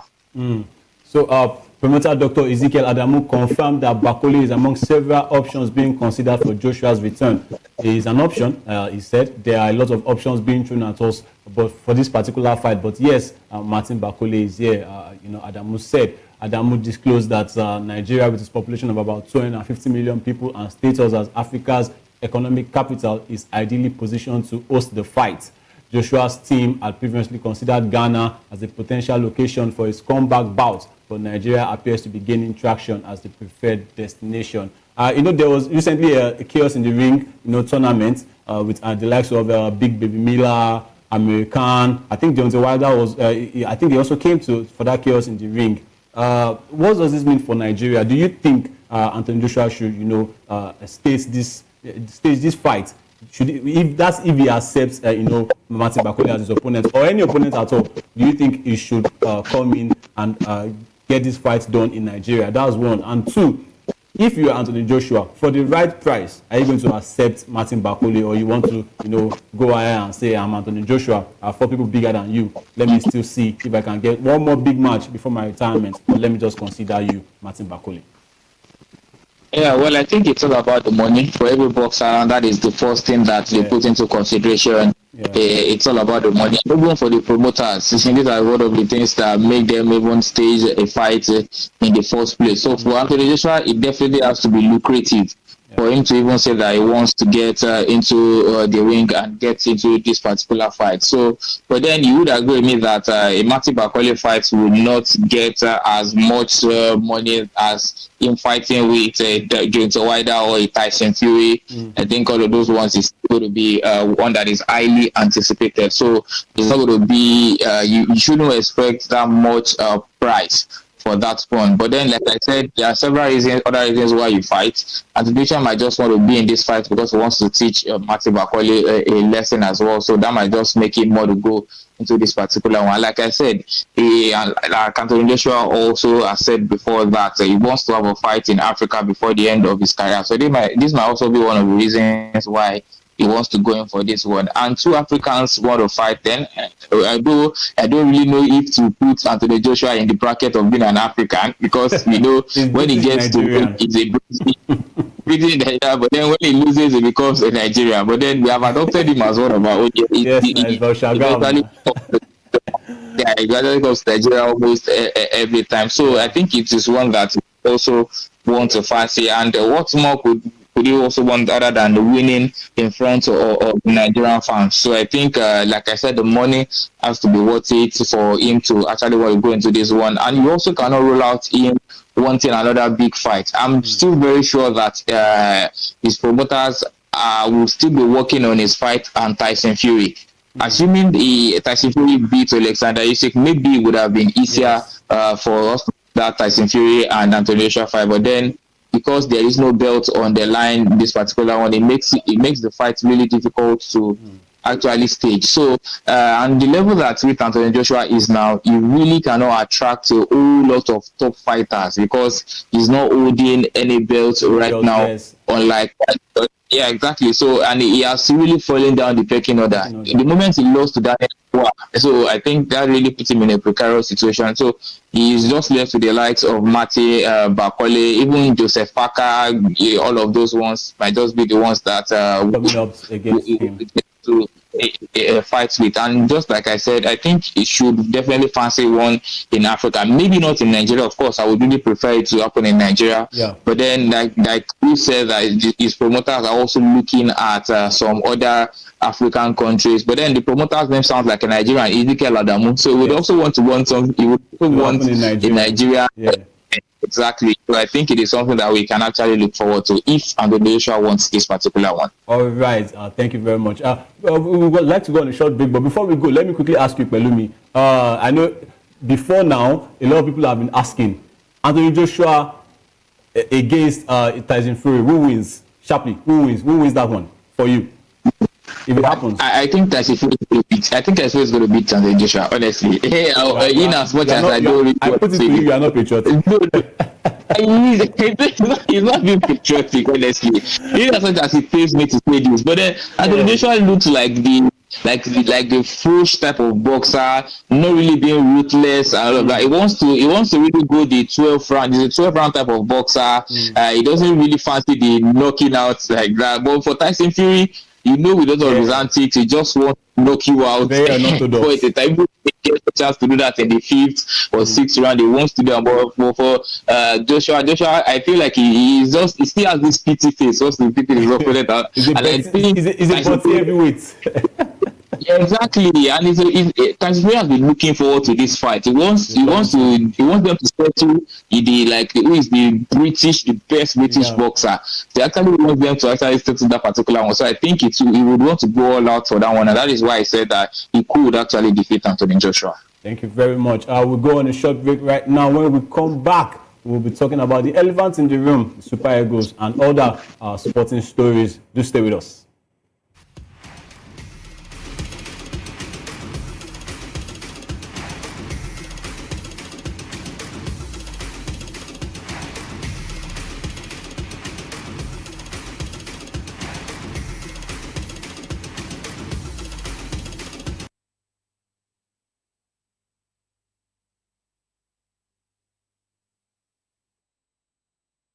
All right, welcome back. It's still Sports Republic on Voice of People TV, and I'm Afiz Ogubanjo. And yeah, we are moving on to weightlifting, where the para-powerlifting team hope to maintain a strong record at the World Championship. Nigeria's para-powerlifting team has departed for the 11th World Para-Powerlifting Championships in Cairo, Egypt, where they will compete from October 9 to October 18. The team received a warm send-off from officials, fans, and supporters at the airport. This milestone event marks the first time the World Championships will be held on African soil, symbolizing a new era for the sport on the continent. The National Sports Commission expressed confidence in the team's readiness and determination to uphold Nigeria's reputation as a force in global para-powerlifting.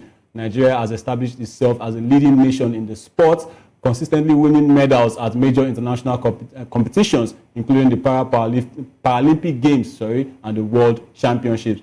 The championship will feature top para-powerlifters from around the world competing for world titles in their respective weight categories. The event is expected to showcase Africa's growing infrastructure and commitment to disability sports. Nigerian para-athletes have been making waves globally with notable performances in recent competitions. Folashade Oluwafemi Ayo, the team's captain, recently broke her own world record in the women's over 86 kilogram category, lifting an incredible 167 kilograms to win gold in Paris. The championships will run for 10 days, from October 9 to 18, providing an opportunity for athletes to shine and make their countries proud. With Nigeria's strong track record in para-powerlifting, fans are eagerly anticipating to the team's performance in Cairo. And quickly, Pelumi Adeosun, I just want to ask you, we have seen para-powerlifting recently, we know that what the able-bodied men within the way they do, for Olympics, the powerlifters, really make us smile. Do you think that they can continue to do so with the likes of Mark Onyechi and the likes of Oluwafemi Ayo, do you think that they can, make us proud in Cairo? I really believe in them, and I think Nigeria in them as well. And they have shown that they can actually do it again. Just like you said, when all of the tools are down, when we were not even expecting medals for Nigeria, the para lifters will just come in and turn up for Nigeria. The case in point, the last Olympic Games in Paris, where we did not record any single medal, even in the able-bodied event, we did not record any medal. But then in the para events, we actually recorded 7 medals in that one. Yes, especially number 30. Thought I think we might say maybe not good enough, but then 7 medals from there. I think it is something that is still world record too. Yes, Mark. I think Mark Onyechi broke a world record in that particular one. Yes, she won gold in that particular event, which is very, very laudable. And we'll be counting on ourselves and the captain Oluwafemi Ayo as well in this particular competition. So Nigeria, when it comes to powerlifting, generally weightlifting, we are really, really good. Let's set aside para events right now. Even weightlifting generally is one of our strongest points as a country. One of the events where we can say that we might be assured of medals. Not to put in the case of the para powerlifters now that have also been very, very decent. And it has been like that for years to come. I could remember the time of a certain Adeshokon who was always delivering medals for Nigeria in that event. So now it is the time of Mark Onyechi to also do this one and Oluwafemi Ayo. So it is something that we can actually count on going into this competition. Although we're going to be facing stiff competitions from the like of Brazil, even Egypt, who are going to be the host region as well. But I think we should definitely be getting something really away from this particular world. Yes, we can say that our sport is actually deteriorating in this country, but then I don't think some other sports have been well hit or well affected like football. I think we can still say that we are doing very well as far as it comes to some competitions like that, and we can say that para competitions, especially para powerlifting, is very good to be one of them. This is the 11th edition, and I believe that the Nigerian contingent can actually and should actually be doing very well in this one. Yeah. Pelumi, you mentioned, our sports, deteriorating in Nigeria, and I think we are diverting all our attentions to football, and that will take us to our next story. We are moving on to football. Shouldn't we be considering para footballers? Because your boys, I'm going to call them your boys. Your young boys, the Flying Eagles, they bowed out about the FIFA Under-20 World Cup, last night, when they lost. That was rather humiliating to Argentina. 4-0, Nigeria's Flying Eagles were eliminated from the 2025 Under-20 World Cup after a 4-0 defeat to Argentina in the round of 16. The South American side dominated the match, creating more scoring chances and capitalizing on Nigeria's defensive errors. This loss marks the Flying Eagles' 11th defeat in 14 meetings against South American opponents at the FIFA Under-20 World Cup. Argentina took the lead just 2 minutes into the game through Bayer Leverkusen's gem Alejo Sacco, and they continued to press their advantage. Mahel Carrizo scored twice, including a super free kick in the 23rd minute, while Inter Miami's Matteo Silvetti added the 4th goal in the 66th minute. The Nigerian team struggled to create scoring opportunities, leaving them with a tough task to catch up. The defeat is a setback for Nigeria's young players, who will now have to regroup and focus on future competitions. The Flying Eagles campaign was marked by inconsistent performances, and they will need to work on their defensive skills to compete against top teams. But that was a very, very bad show, from the Flying Eagles. But you could see it looks something like it was coming, because from the games we played, from the beginning of the competition, the game against Norway, very lackluster. The game against Saudi Arabia, we needed a late goal, to beat Saudi Arabia. Then also a late penalty, I guess, to also, draw against Colombia. It looked like it was coming against Argentina, who are, heavily tipped to win this competition alongside the likes of Spain. Do you think it was just something that was bound to happen, or were just rather unfortunate against Argentina? Correction, they are Aliu Zuberi boys, not my boys. These guys are Aliu Zuberi boys. Okay, but then yes, just like you said, it was rather humiliating, and that is not a good way to crash out the competition, honestly. I think the difference in quality was very, very obvious in the game yesterday night. And just like you said, the signs were there from the group stage. When you manage to make it out of a group that involves the likes of Saudi Arabia, Colombia, and Norway, yeah, due respect to them, when you manage to qualify from a group that has this guys, then I don't think you have any business in the knockout stage of the competition, honestly. Look at Norway that were in the same group. Look at Norway that beat us in the first game. Norway has not made it out of the group stage in all of the tournaments, this particular tournament that they have been to. But then even they defeated Nigeria. Even the one in the last scored 9 goals. Yeah, exactly. When he scored 9 goals.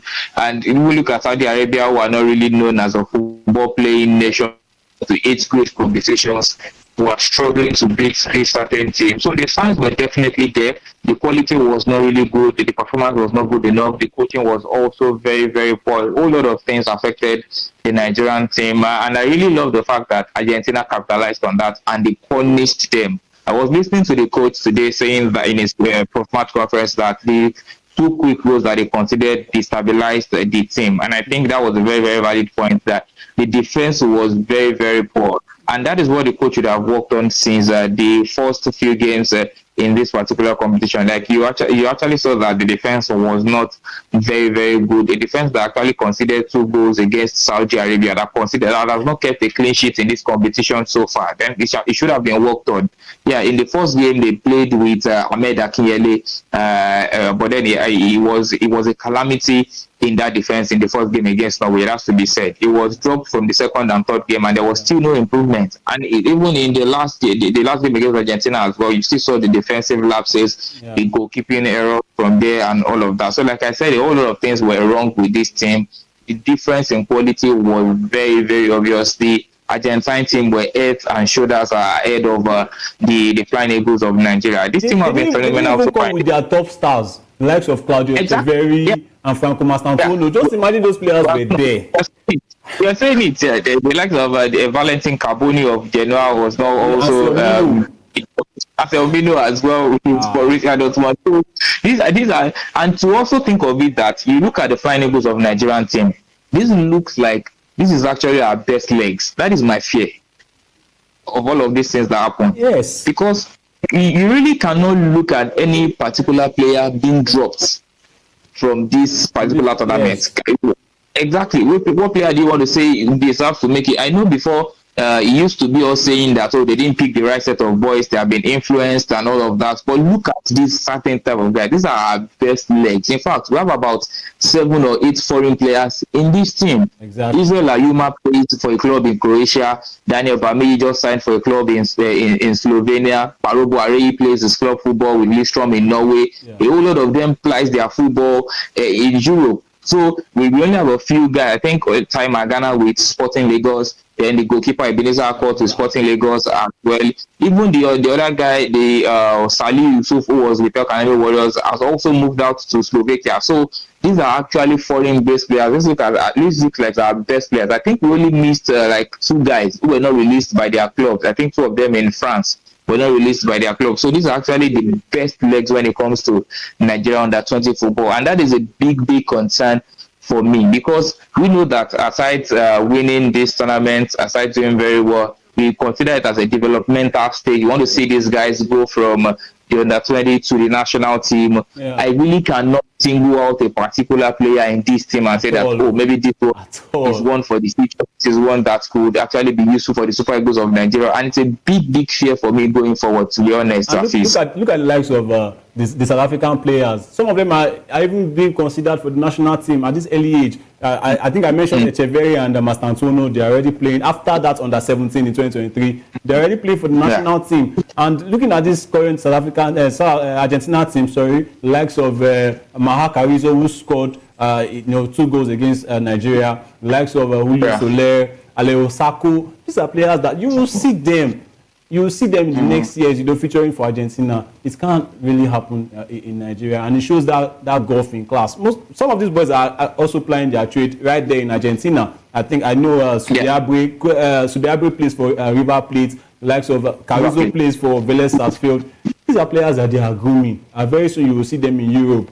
playing for big clubs, not the likes of the Slovakia, much respect to Slovakia. They are not going to Slovakia to go and play. They are playing in the top leagues in Europe. And this is how to groom players. We still have a lot of work to do. You know, we came out from that group as, I think, the third best teams, one of the third place teams. And right now, we calculated to qualify from that group. And we are moving on to calculate again for the Super Eagles of Nigeria. As we are preparing for this crunch game, against Lesotho. Wilfred Ndidi and Terry Murphy, they've come out, you know, to say that they will give it everything it takes. Likes of Mikel Obi is still saying he has hope that we can make it to the Mundial. Pelumi Adeosun, quickly before we wrap up on the show, what do you think can be done? I don't want to ask you if you have hope, because I think I know the answer to that. But I'm still going to ask you: do you still think that Nigeria, you know, can make it to the World Cup? Cape Verde is very, very close. I think Ghana has qualified. Egypt as well. Yeah. What is going on with the African giants? Even if we, you know, do well to beat Lesotho at Polokwane, do you think we can wrap up against Benin Republic and qualify? Because second place is not even assured right now. Even if we make it, even if we come second, you know that second place rankings, there are a lot of teams that they just need a win or a draw, and that will be all. We need to top this group. Do you see Nigeria doing this? No, before we wrap up the show, so, yeah, second place is already off the table. Yeah, we after yesterday's round of games, 4 teams already have more than 17 points. I think one team is on 19, and then about 3 teams are on before coming in. Exactly, and 3 teams are already on 18 points now, and those are 4. And the maximum number of points Nigeria can get is 17, even if we win at any game. That means that the fact that, or the option of being one of the best second place teams is definitely off the table. There's only one option if we want to make it to the World Cup, means that we have to top our group. And is that actually possible for me? I think no. Our fate is no longer in our hands. Yes, you said that we should be winning the game against Lesotho. Yes, we know we should be winning. Even the Republic, we should be winning as well. But then our fate is no longer in our hands. Even if we win these games, we will still need the other teams to still stumble along the line. We don't even need one team to stumble. We need 2 teams to stumble. I think it will really be unfair on the Exactly. It would really be unfair on the likes of Benin Republic and even South Africa if we pick up this World Cup together. These 2 teams have actually been more stable than Nigeria. A team that is playing a draw against Zimbabwe and Lesotho does not have any big cup, honestly. In my opinion, I don't think we have any business at the World Cup. You cannot beat Lesotho on your own turf. You are playing a draw against Zimbabwe as well. This was like the easiest group. I could remember when these draws were held. I'm sure a lot of Nigerians, including myself, would have said, oh, Nigeria would qualify from this group with games to spare. But unfortunately, look where we find ourselves right now. So, the guys, this was... Yeah, I really wish you can talk more about Nigeria, but fortunately, this is where we'll be wrapping up on the show. I want to say big thanks to you, you know, for joining me on the show today, Pelumi Adeosun. And big thanks to our viewers for also staying with us. And like I said, this is where we'll be wrapping up on the show, Sports Republic. For today, do join us, you know, tomorrow as we have more juicy sports stories, you know, to bring your way. Up next is the midday news, and I am Afiz Ogubanja, and I'll be signing out. And please stay with us. Bye-bye.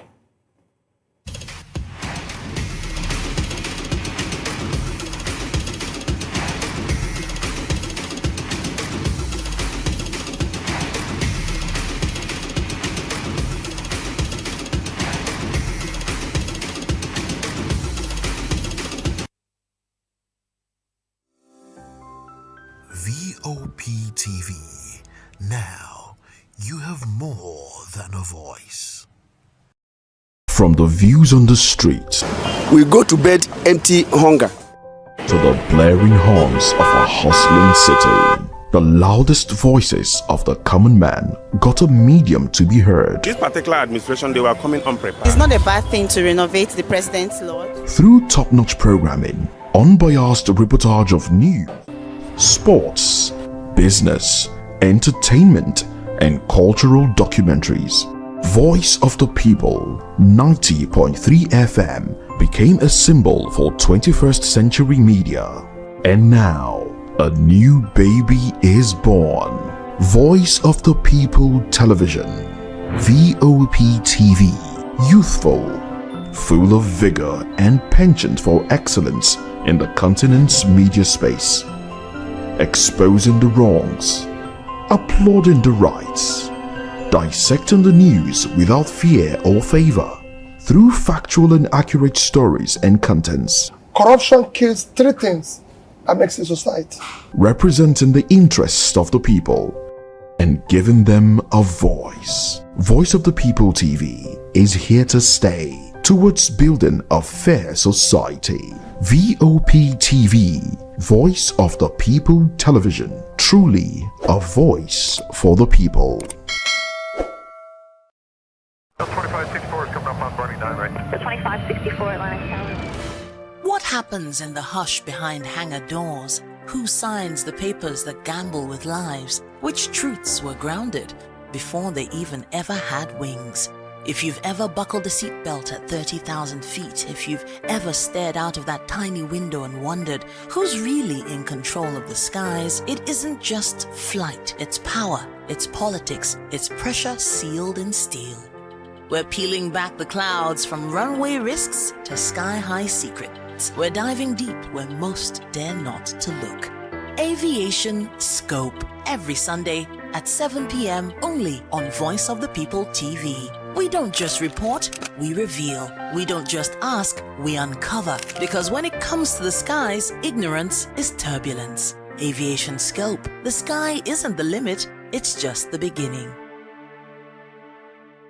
We encourage you to click on the like button and subscribe to our YouTube channel. We are Voice of the People TV. Also follow us on all our social media platforms. We are at VOP TV Live. Visit our website www.vop.ng for fresh and trending news. Also watch us live on SLTV channel 264.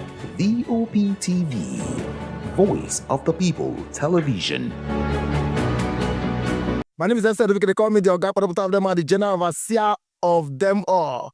Every man, every woman has got a voice where integrity is the volume. So this is Voice of the People's TV. Voice of the People's TV. So this is the people's voice. And the people's voice is the voice of God. That's the voice populi in Latin. The people's voice is the voice of God. So keep watching Voice of the People. In fact, my name is Voice of the People. Keep watching MC Adobe King. Hi guys, my name is Kagan. I am Nigeria's biggest tech content creator, and I just wanted to give a quick shout out to Voice of the People TV. Keep watching, enjoy, and you're welcome. My name is MC Alamano. They say they call me Enjoy Med Landlord. It's VOP TV. Keep watching VOP TV. Don't touch it down. Even if you want to touch it down, increase the volume.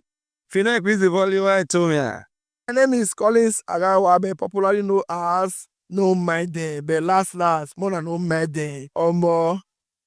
Not be all also the cook right at the fry plantain. We keep on watching VOP TV. The voice of the people, the voice of Edo.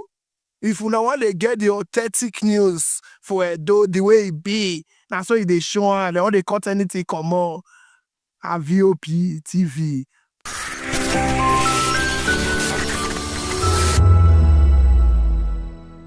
The red carpet came alive in Lagos as industry players, culture enthusiasts, and cinema lovers gathered for the premiere of Amayanabo, The Eagle King. Written and produced by media entrepreneur Betty Irabo and directed by veteran filmmaker Fred Amata. The historical drama brings to life the rich culture and traditions of the Niger Delta, told through the lens of royalty, power, and identity. All we've learned in history is what the white man has told us. Let us start telling them our own side, how our forefathers felt, how we had city-states, we had a structure, we had a government before the white man came in. We need to start telling our own side of the story, not their side of the story. And we can do it, and we are doing it, and I will continue. Nothing will stop me by the grace of God. The movie explores themes of leadership and betrayal with standout performance from its cast. One of the lead actors who played the antagonist shared his excitement about embodying a complex role that challenged the king's authority. Let me say without revealing too much, my character was the character that led King Ibanichuka down the path of unrighteousness. Hey! Oh yes, so this is that means you're like a villain in the movie. Oh without revealing too much, I wouldn't say I was a villain. I would say I was a principled person that insisted on sticking to terms. So those terms are now open to interpretation by the audience. Audience members who attended the screening described the film as a bold celebration of culture, applauding his storytelling, costuming, and cinematography. As the stunt director, how was it? Well, I would say a bit challenging, but because I've been doing that for over a while. I mean, I've been featuring in fight movies as a fighter, so the experience is not totally new. But it was actually a challenge for me to individually choreograph a fight scene of that kind of epic scene. You understand? It's actually a challenge, but I thank God that it was a success. So what are your expectations for this movie as you have directed? Actually, there are no longer expectations. I've seen the final output, and I expect that you will be blown away when you watch it. It's a comprehensive telling of the struggle of a people for identity, for survival, and also to stand your ground when it matters most, so that you don't get trampled upon by an intruder, so to speak, and many more. With Amayanabo, the Eagle King, Irabo and a team hope to set a new pace for culturally rooted cinema, proving once again that Nigerian stories are best told by Nigerians themselves. Oyindamola Olukutan for Voice of the People TV.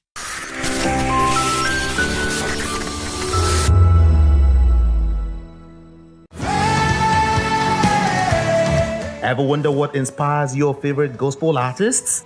Explore and discover the rich heritage of continental gospel music and how this transformative journey has evolved and shaped cultures around the world as we dig deep into archival treasures. Feel the energy in our praise jam, Gospel Fusion, on Voice of the People television. Tune in this Sunday, 3 to 4 p.m. and be part of a transformative experience that uplifts and inspires. Join us as we explore the transformative power of gospel music and its ability to uplift spirits and unite hearts. Tune in this Sunday, 3 to 4 p.m. on Voice of the People television. Gospel Fusion. Let's fuse our hearts in praise and joy.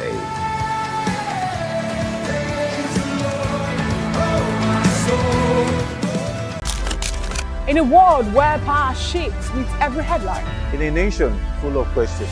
In a world filled with noise, the truth needs a voice. The policies that shapes our world and the economy that determines our future. Every hour, every day, the grapevine keeps buzzing. And together, we are committed to telling the stories that shape our world, because your voice is our focus. Don't forget, our voice matters the most. Let us come together and share our concerns.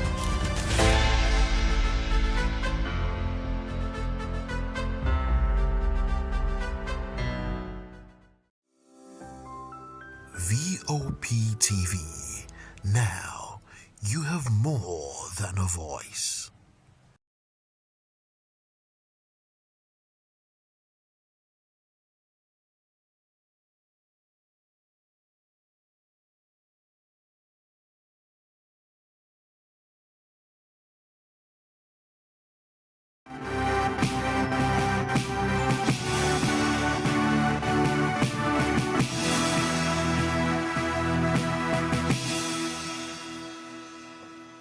Good afternoon and welcome to the Media News and Voice of the People television. I am Fina Okechukwu. And I am David Edwin. The headlines. ASUU rejects federal government's last-minute appeal.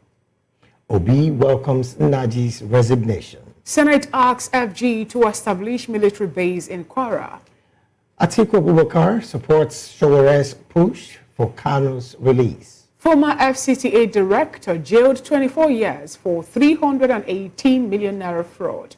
Lagos restates stance on trade fair illegal structures. In the world of business, investment funds are 120.85 billion naira unallocated in Q4 of 2024. And in the world of sports, Flamengo arrived Morocco for Under-17 World Cup. In entertainment, Comedian Frank Donga relocates to Canada. Now the news and details. The Academic Staff Union of Universities, ASUU, says the federal government's appeal to suspend its planned warning strike came too late. ASUU President Chris Piuna, speaking on a news interview, criticized the government's slow response, noting that the appeal came just 2 working days before its union's ultimatum expires. ASUU has issued a 14-day ultimatum on September 29, demanding urgent action to address what it described as neglect of the university system. Piuna warned that unless swift steps are taken, the union will proceed with its strike after the deadline on Sunday. In response, the federal government on Wednesday urged ASUU to shelve the strike, assuring that efforts are ongoing to meet their demands.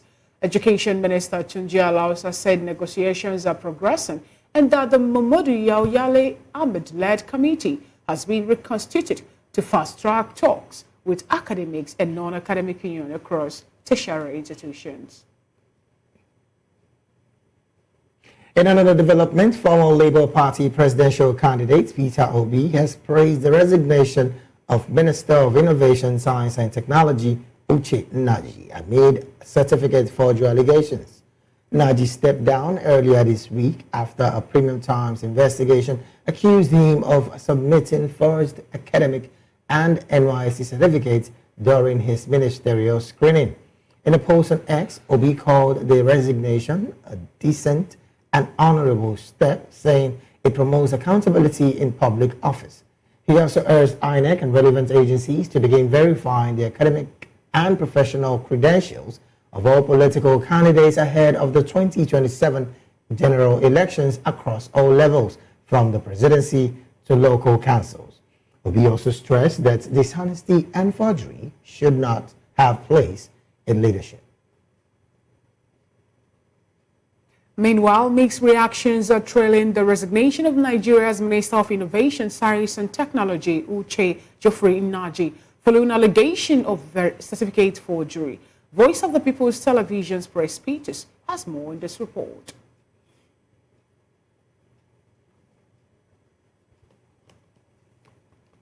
Uche Nnamdi has resigned following allegations of certificate forgery.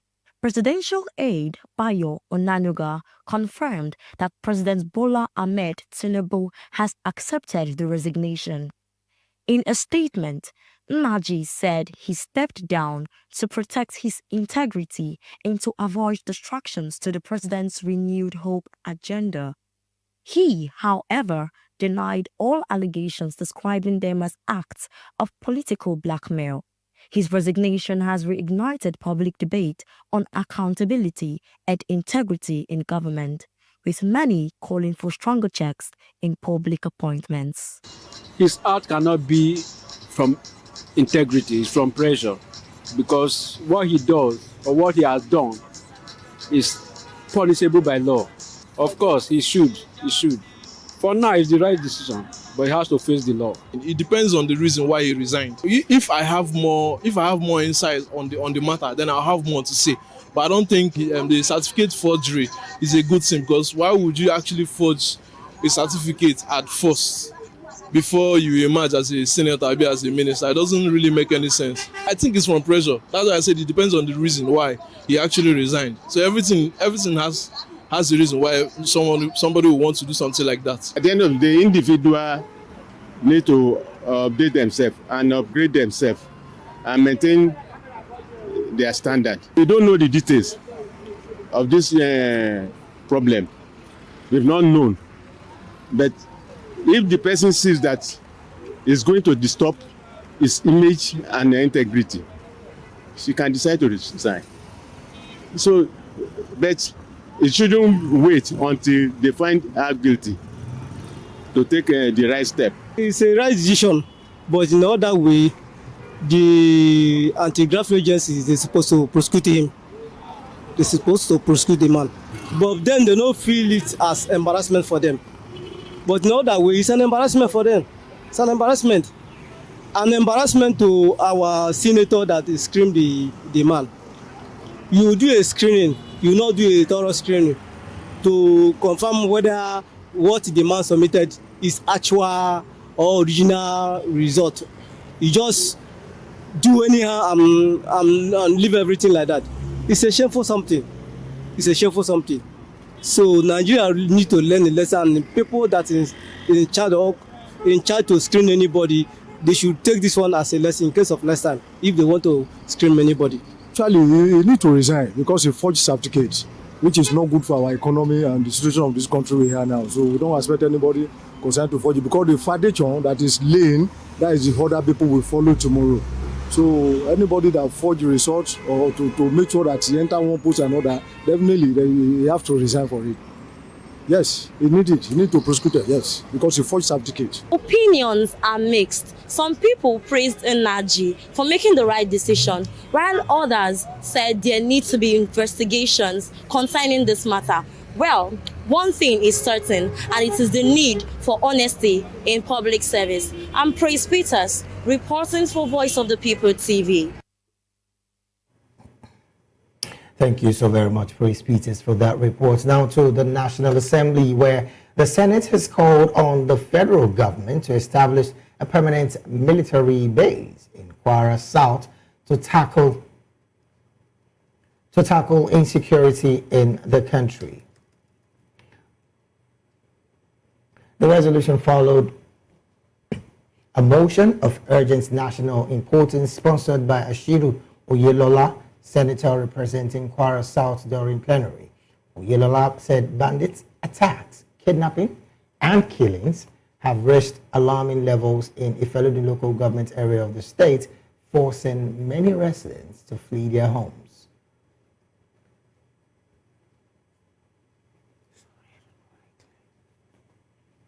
Address insecurity in Kwara South Senatorial District and beyond, and particularly in the Federal local government area, call for immediate and comprehensive federal intervention. The Senate notes with grave concern the escalating insecurity in Kwara South Senatorial District, especially in the Federal local government area, where bandits attacks, kidnappings, and killing have reached alarming levels in recent weeks, forcing thousands of residents to flee their communities. And I will want the Senate to take note that most of these people who are fleeing, straight away, they are going to Lagos to congest Lagos. And if they are not very careful, this thing will quickly snowball in Lagos State.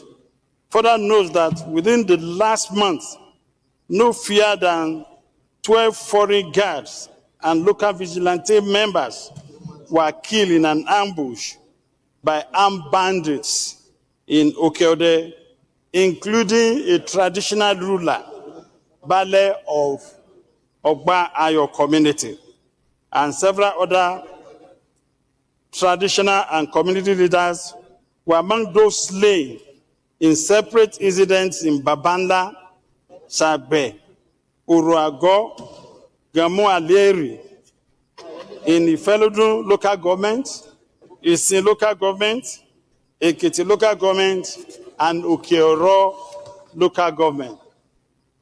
Concerned that at least 142 persons have been kidnapped and over 70 killed in the last 12 months across Kwara South.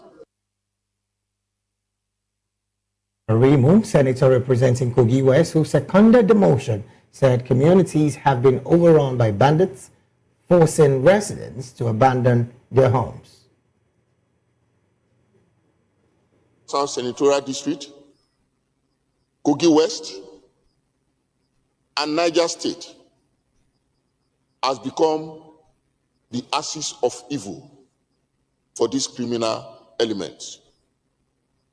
Mr. President, in the last 6 months, our people have been under attacks every day.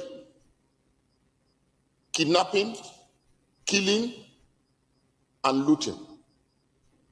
In fact, a part of my senatorial district, every part of my senatorial district, all local governments in my senatorial district has been attacked by these people. And they even took over some communities.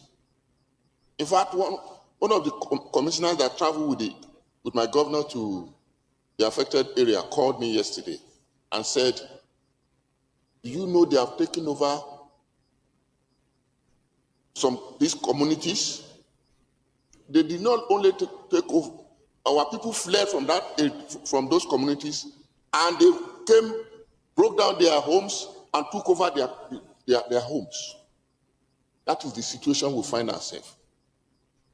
Mr. President, one of those guys that was kidnapped and was with the bandit for months, when he was released, he made a statement. It's all over the social media that the leaders, one of the leaders of the bandits said, your senator,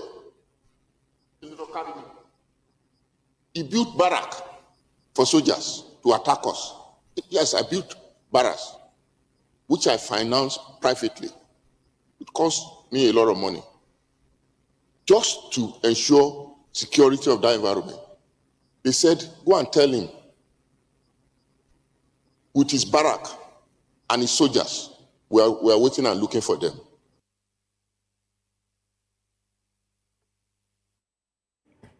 Also, Adams Oshomole, senator representing Edo North, said the security crisis in the region should concern the entire nation. On his part also, Ekong Samson, senator representing Akwa Ibom South, called for a collective approach to tackle the security challenges. It has become almost like a boring pastime. The tide of lamentations on issues of insecurity. And one wonders, with the gains of technology, why are we having this lingering crisis? I think the time has come more than ever before for us to rise and face this challenge headlong. And we shouldn't bring in politics. This is one issue that threatens the very fabric of our existence. One salutes the very bold efforts of our armed forces. But then we must appreciate the fact that security is everybody's concern, and that we cannot make any meaningful progress if we remain in the straits as we are. So on behalf of Akwa Ibom South, I want to align that the migrant in Kwara is toothache in Akwa Ibom. No part of this country is safe when another part is in trouble. So there's a clear need for us to look at this issue from a very broad perspective and approach the concern with every seriousness that this deserves.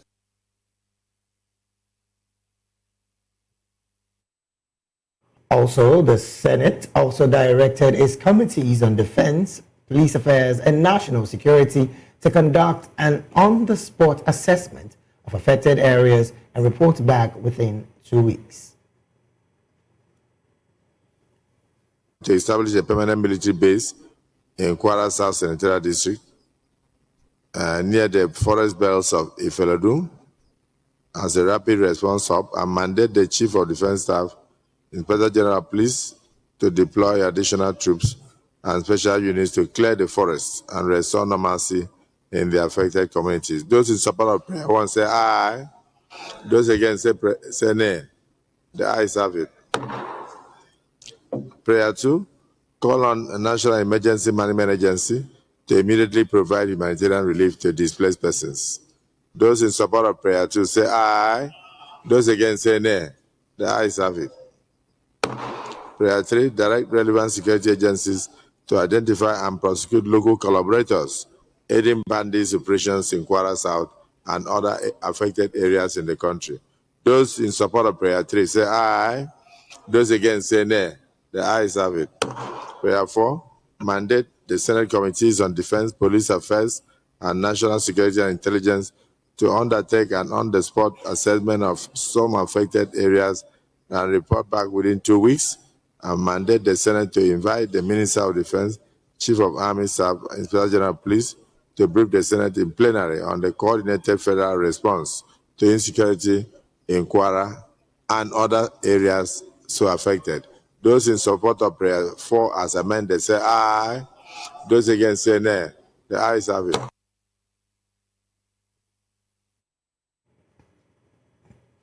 Away from the Red Chamber, Katsina State Governor Dikko Rada has commended the Nigerian Army for its continued effort to tackle insecurity challenges in the state and across the country. The governor gave the commendation during a visit to the Chief of Army Staff, Lieutenant General Olufemi Oluyede, at the Army headquarters in Abuja. According to a statement by the acting Army spokesperson, Lieutenant Colonel Apollonia Anele, Governor Rada praised the troops' dedication in the fight against banditry, noting their sacrifices have improved security in the state. He also appreciated the Army Chief's recent and their visit to Katsina, saying it boosted the morale of personnel. Rada pledged to partner with the military to establish an additional unit in the state to enhance security operations. In response, Lieutenant General Oluyede thanked the governor for the visit and reaffirmed the Army's commitment to protecting citizens and supporting national development. Moving on, former Vice President Atiku Abubakar has called on for immediate release of indigenous people of Biafra, the leader Nnamdi Kanu, describing his detention as a stain on Nigeria's belief in the rule of law. Atiku expressed his support on X for human rights activist Omoyele Sowore's campaign demanding Kanu's freedom, saying defying court bails orders is an abuse of power. Sowore recently urged Southeast governors, lawmakers, traditional rulers, and religious leaders to join the planned protest for Kanu's release. He also said he's reached out to prominent Igbo leaders, including Governors Chukwuma Soludo and Alex Oti, Senator Einaya Abaribe, and Peter Obi to join the movement.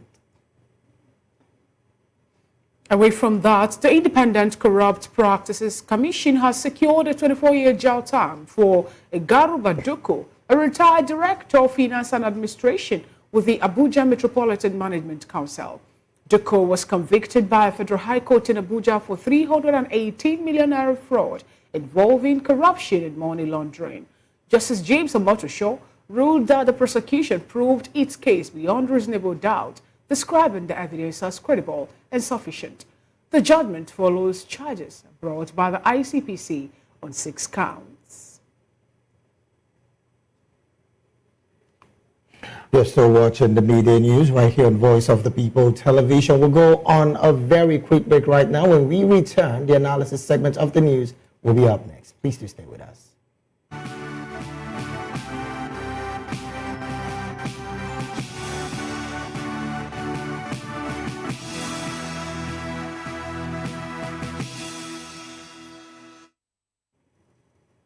Glad to have you back. Now we'll go straight to the analysis segment of the Midday News. And joining us to make sense of the stories and more is Mr. Dele Fanimo, a seasoned reporter, and on this table would, of course, be a public and political affairs analyst. Mr. Dele, very good afternoon to you. Good afternoon. Thanks for being here. Also, we have joining us virtually Mr. Chijoke Oji. He is a public affairs analyst. A very good afternoon to you, Mr. Chijoke.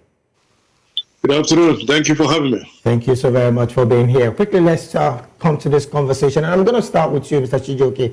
Interestingly, there's been several calls for the release of Mazi Nnamdi Kanu that has gone past several months of him being in detention with the DSS. And of course, the recent one is more like a coalition on the part of Omoyele Sowore, the activist who has also said he's reached out to several Igbo leaders on the release of the IPOB leader.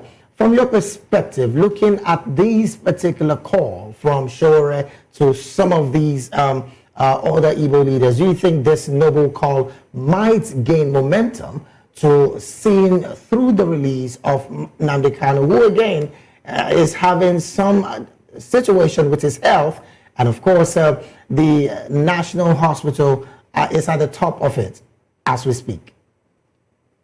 Yes, indeed, it's a laudable call, and also a lesson to be learned for us all, that this continued division doesn't help anybody. Sowore is a Yoruba man by birth, and him calling for the release of an Igbo man shows you the level of maturity you could have with certain individuals like him. And the fact that he's championing this actually should, let the Igbo people realize that this idea of segregation and seeing ourselves different from others, it's a pity, because the fact that he's coming up and leading this coalition, and we are awakening in the mindset of Nigerians, especially the Igbo people, that, it's a call to duty to ensure that if the individual is said to be culpable in the things that the government is alleging against him, then there should have been due processes that are also have been, concluded by now.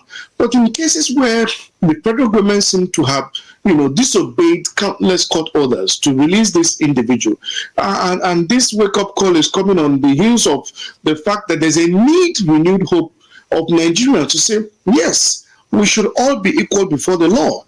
And I think this is also the fact that this unity is possible. The fact that you're also having voices being learned from the north in the political bigwigs of Atiku Abubakar shows the fact that when we come to sanity, we all know what is good and what is evil.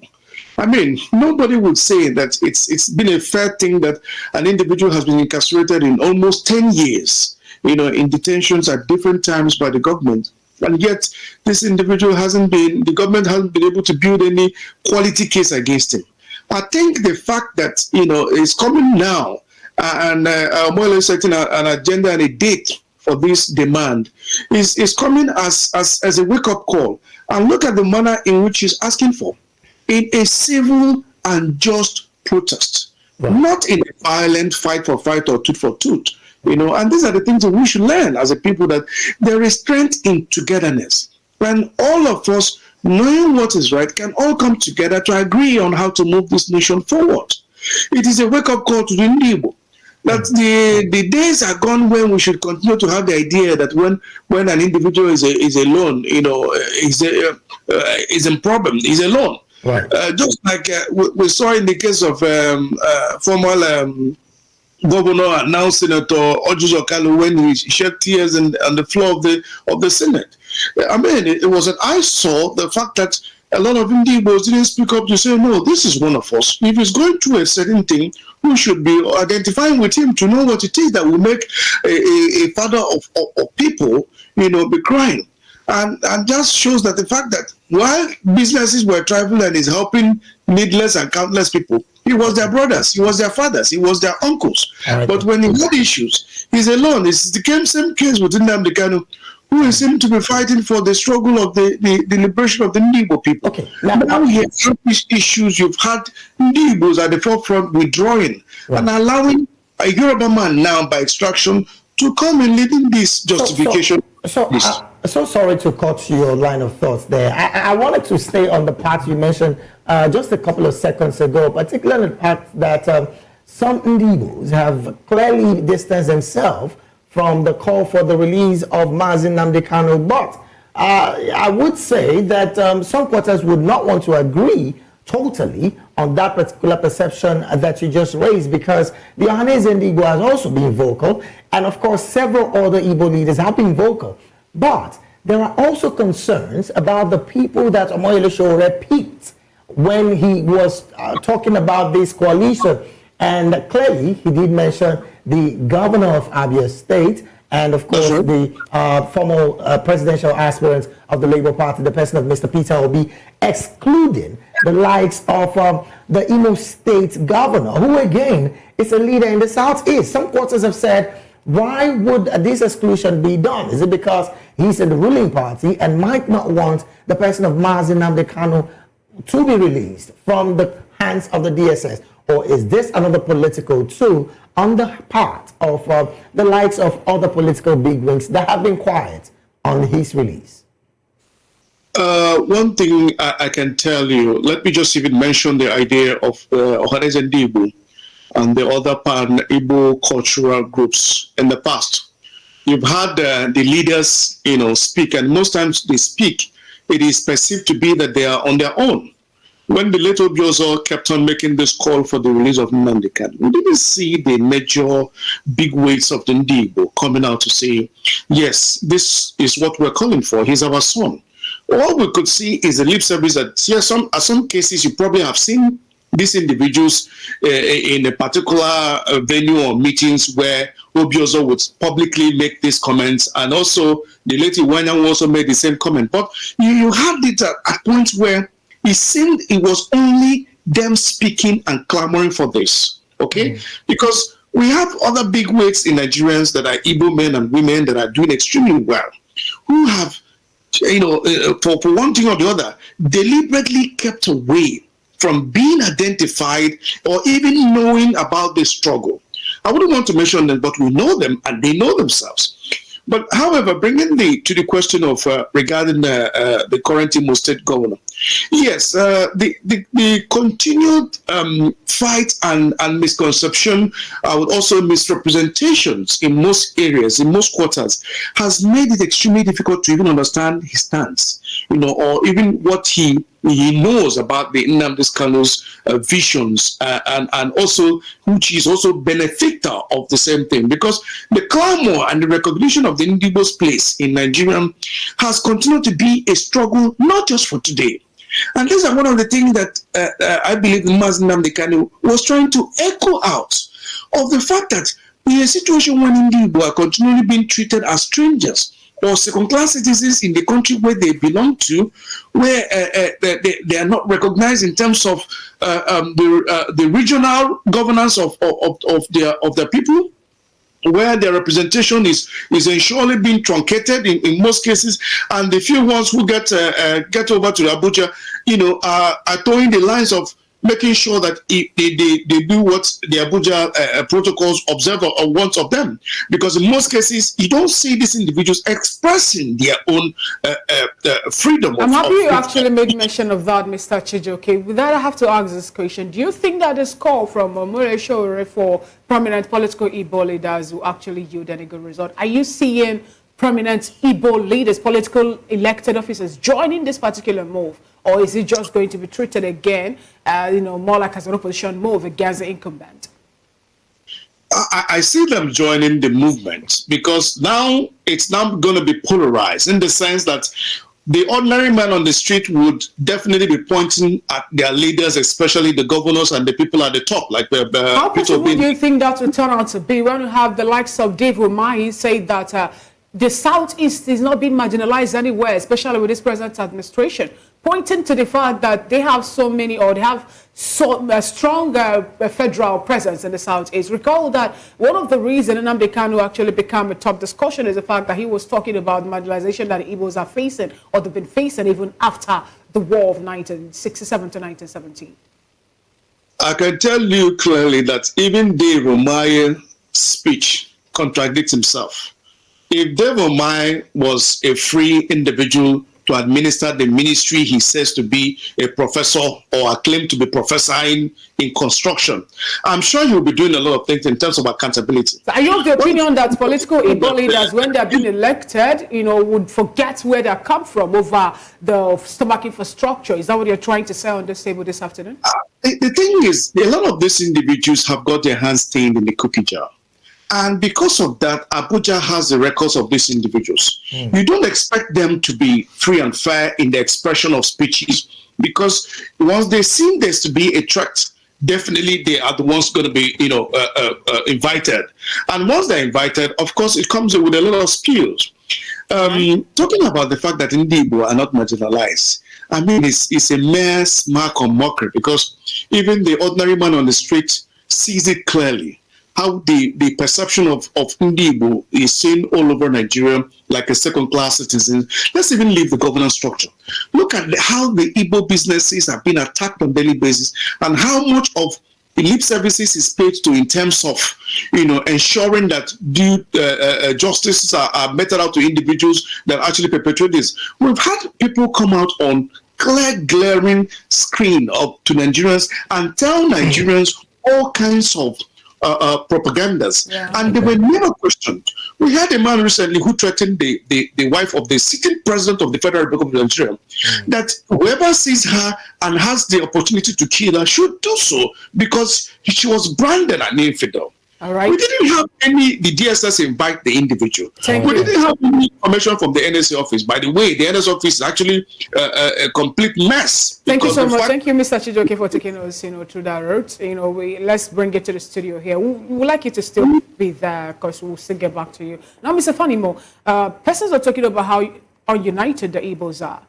What do you make of this? The fact that it has to take another person entirely to champion a match, to champion more or like a free, let's say, a peaceful protest for the release of their prominent son.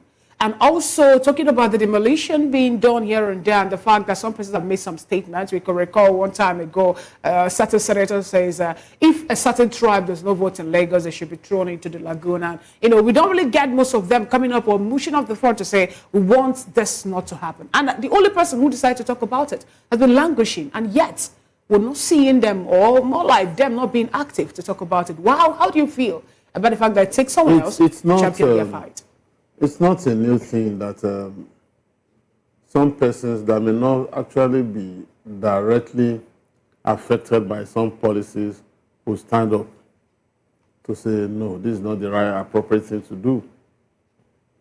You recall that some other people like Nnamdi Kanu was at the forefront of revalidation of June 12.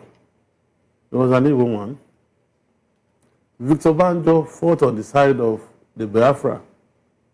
He wasn't a Yoruba, he wasn't an Igbo man. Wole Soyinka stood for Biafra. He's still alive, And some other people, Dangiwa, that retired colonel, fought for June 12. He was a northerner. And it was not just a northerner. He's still alive. He's a northerner. And not only that, you recall that this particular Dangiwa was an aide to IBB that had not the election. He later resigned on principle. So it's not novel. Sowore is just doing what he believes in, regardless of where he's from. Yet the people whom this young man is talking about, like I'm talking about, now, the persons who have been marginalized, who have been crying, they've been marginalized, and a certain individual come up to say, I want to speak for my people. I'm being vocal for the Southeasterners. Let's see how it goes. And this particular movement of his led to the death of some person in his family, his house being invaded, and a whole lot, to the point that he is now battling, let's say, deplorable health in the custody of the DSS. And yet, the Igbos couldn't phantom. We would not hear anything about members of House of Rep boycotting the plenary session, or Senate actually being vocal about it, or the governors, speaking about it during the governors' forum or NEC meeting and all that. But it takes a certain individual to come up to say, I want to fight this. You see, it speaks to the quality of minds that we vote for during the election. The political space is so heavily monetized that most times we get the wrong person into power. And because this man didn't derive his power from the people, according to the dictates of democracy, he's not likely to want to pander to the whims of the electorate. Because in the first place, you didn't vote him. He was able to manipulate his way to government house. Then another thing again is Saruwa was fighting for the people. He ended up in the gallows. Sunday Igboho was fighting for Yoruba nation. 7 people were killed in his house. He only managed to escape. Even his close aide was so naive that what Igboho sold to him, thinking that it was real, it was genuine, he let it to the security operatives that just look out for a particular cat.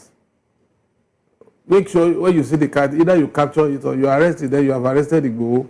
Unknown to him, Igboho, according to Igboho, when he came back, he said he knew that that guy was not truly a disciple, and that he might sell him. So he decided to give him that lead that was false.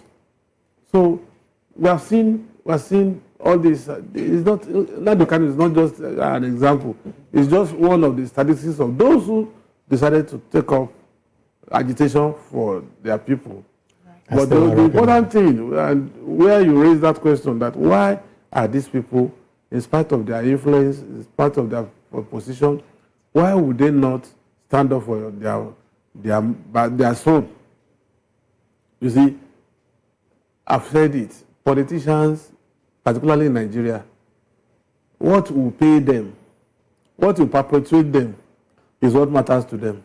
Quite unfortunate, really. But I would want us to jump to another conversation because of our time, really, Mr. Fanmo. And I'm starting with you on this. The part of ASUU giving an ultimatum to the federal government, and that ultimatum has elapsed. And of course, they are saying at this point... No, it's going to lapse on Sunday.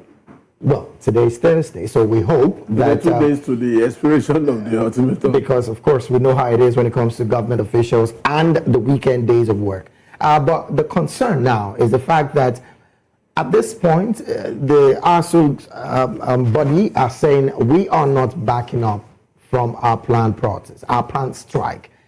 From your perspective as a seasoned reporter over time, and I dare say you've possibly covered events surrounding education and labor, why do you think the federal government is taking too long to make demands, even though they have representative from the federal government and the person of the minister who is supposed to have found a way to quell this whole situation before now? Because when we talk about strike, that means students are going to return back to their parents. And of course, that means another, I mean, I don't want to talk about the economic implications, particularly the part of parents now. For me, I'm a victim because I have my direct child in the university. Okay. And I have some people that are very close to me that they have their children in the university. So it's not just saying it for the sake of saying it. I'm affected.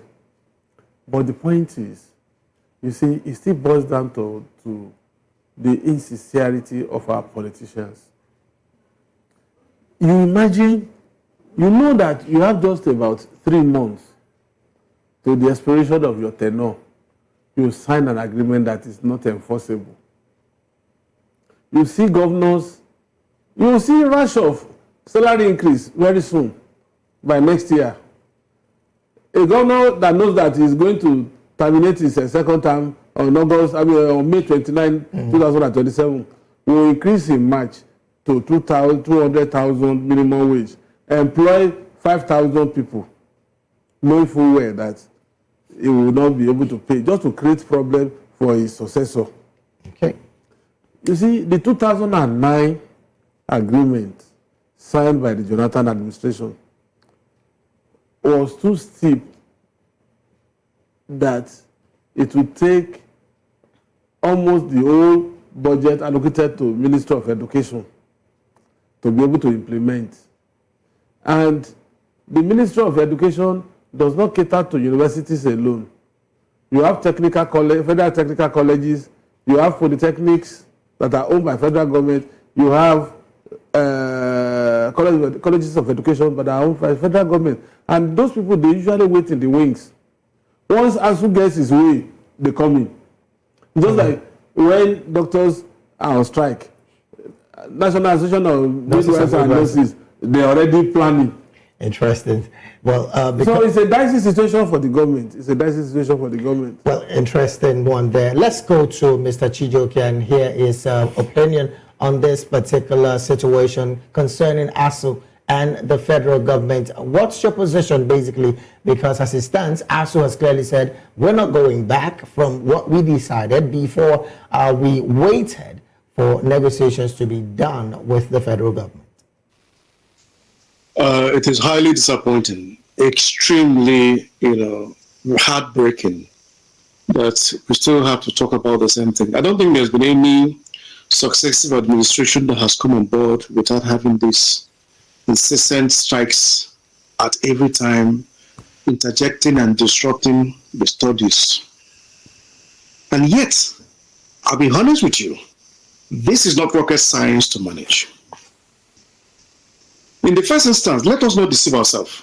The university systems in Nigeria is not completely free.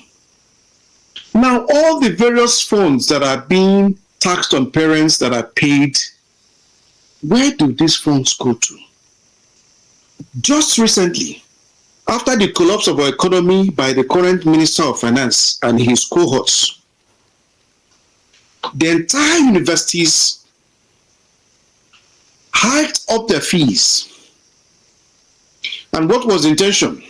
Oh, it is impossible to cope with the funds they get at the university and to be able to provide the services to the students. But yet, every time we hear, the dishonoring of honoring agreements between ASUU and federal government. And then we also have the non-academic union staffs, which ones are also by the corner. Right. And we ask ourselves, what is it that the government is so inept in being able to bring Nigerians to board? What is really the issue? Huge question there. These individuals will never accept any form of voluntary help. Huge question, really. There are several governments which we have sent in documented directional guides on how these things can be eliminated. Oh, well.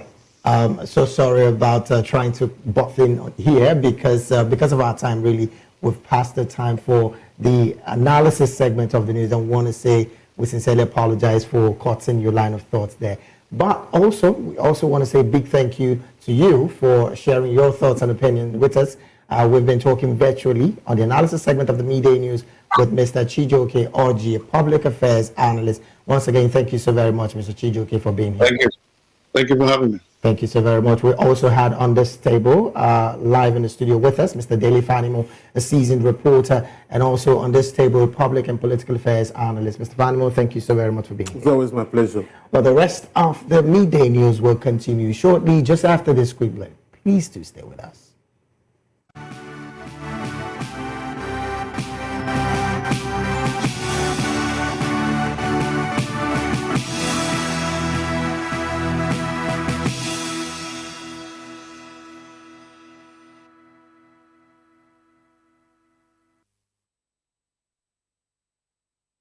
Glad to have you back. Still the media news and Voice of the People television. Senior Advocate of Nigeria, Femi Falana, has called for urgent judicial reforms to make justice more accessible to everyday Nigerians. Speaking to newsmen after a visit to Governor Alex Oti in Isialangwa South, Abia State, Falana criticized the slow pace of court proceedings, describing it as a major barrier to justice. He noted that while political cases are often fast-tracked due to legal timelines, civil and criminal matters can drag on for decades, sometimes 20, 30, or even 40 years. Falana described the delays as a mockery of justice and stressed the need for timely case resolution. He further urged governments to invest in traditional dispute resolution system, which, he said, many Nigerians would depend on. Well, still in the news, the Lagos State government has reaffirmed a zero-tolerance policy on illegal and unapproved buildings at the Trade Fair Complex in Ojo, citing public safety concerns. Commissioner for Fiscal Planning and Urban Development, Oluyinka Olumide, said the enforcement is backed by the 2003 Supreme Court ruling, which allows states to regulate physical development except on land reserved for exclusive federal use. He gave developers and occupants within the complex a 2-week deadline to regularize their building approvals with the ministry. Olumide stressed that the crackdown is not targeted at any group, but is part of a broader effort to ensure safety and order across Lagos. He also listed other areas where illegal structures have recently been removed, including Pelewura and Bombata Market, LSDPC Ilasan Estate, Otumara in Ebutemeta, Alaba Rango, and Oluwole Market, adding that these locations are home to diverse ethnic groups.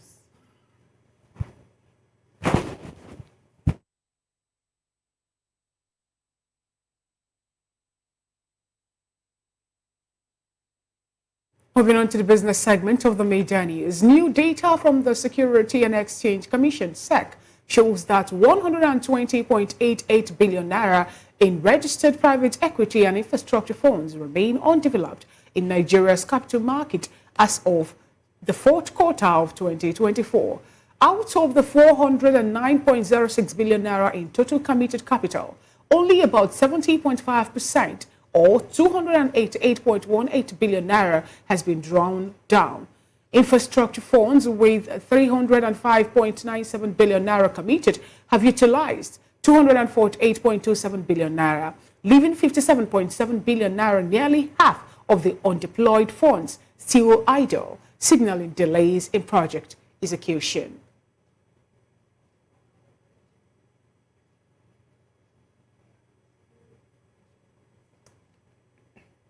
And from that business story, move straight to talking sports. Nigeria's under-17 women football team, the Flamingos, have arrived in Casablanca, Morocco, ahead of the 2025 FIFA Under-17 Women's World Cup. At the Mohammed IV International Stadium, the team was welcomed by former Super Eagles defender Taribo West, who was on his way to France. West encouraged the players to remain disciplined and focused, urging them to represent Nigeria with pride. His message drew applause from both players and officials. Nigeria is in Group D alongside Canada, France, and Samoa. The Flamingos opened their campaign on October the 19th, and the team heads into the tournament in strong form, having scored 44 goals and conceded none in 10 warm-up matches. Nigeria finished third in the 2022 edition of the tournament.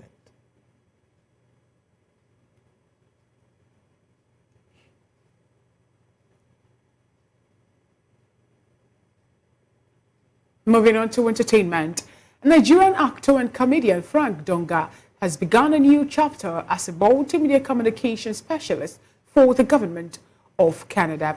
The news surfaced after a screenshot from the official Saskatchewan government website went viral, listing Dongan, whose real name is Kunle Idowu, in the provincial directory. He now works as a communication specialist in the Ministry of Agriculture. In the recent post on X, Duncan shared that he's blending his passion for film and agriculture to create what he calls cinematic agriculture stories. He thanked fans for their support and teased upcoming content reflecting his new creative path. Duncan rose to fame with the web series The Interview on Ndiani TV and in a nomination for Best Actor in a Comedy at the 2015 African Magic Viewers' Choice Award. He has since appeared in the several popular films, including The Wedding Party and its sequel.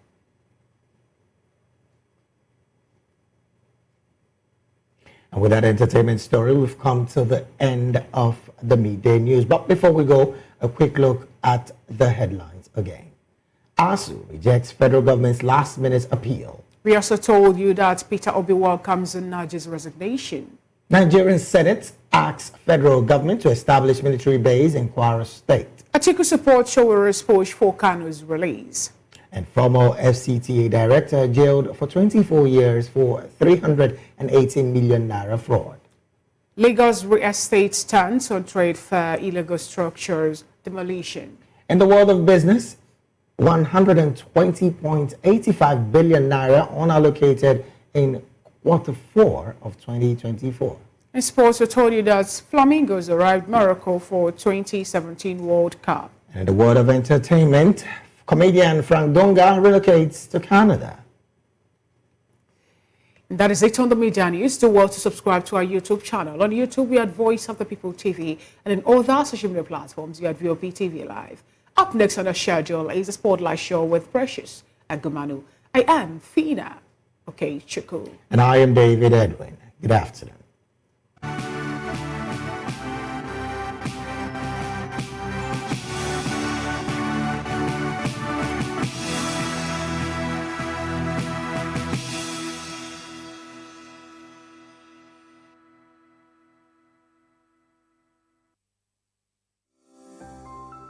VOP TV.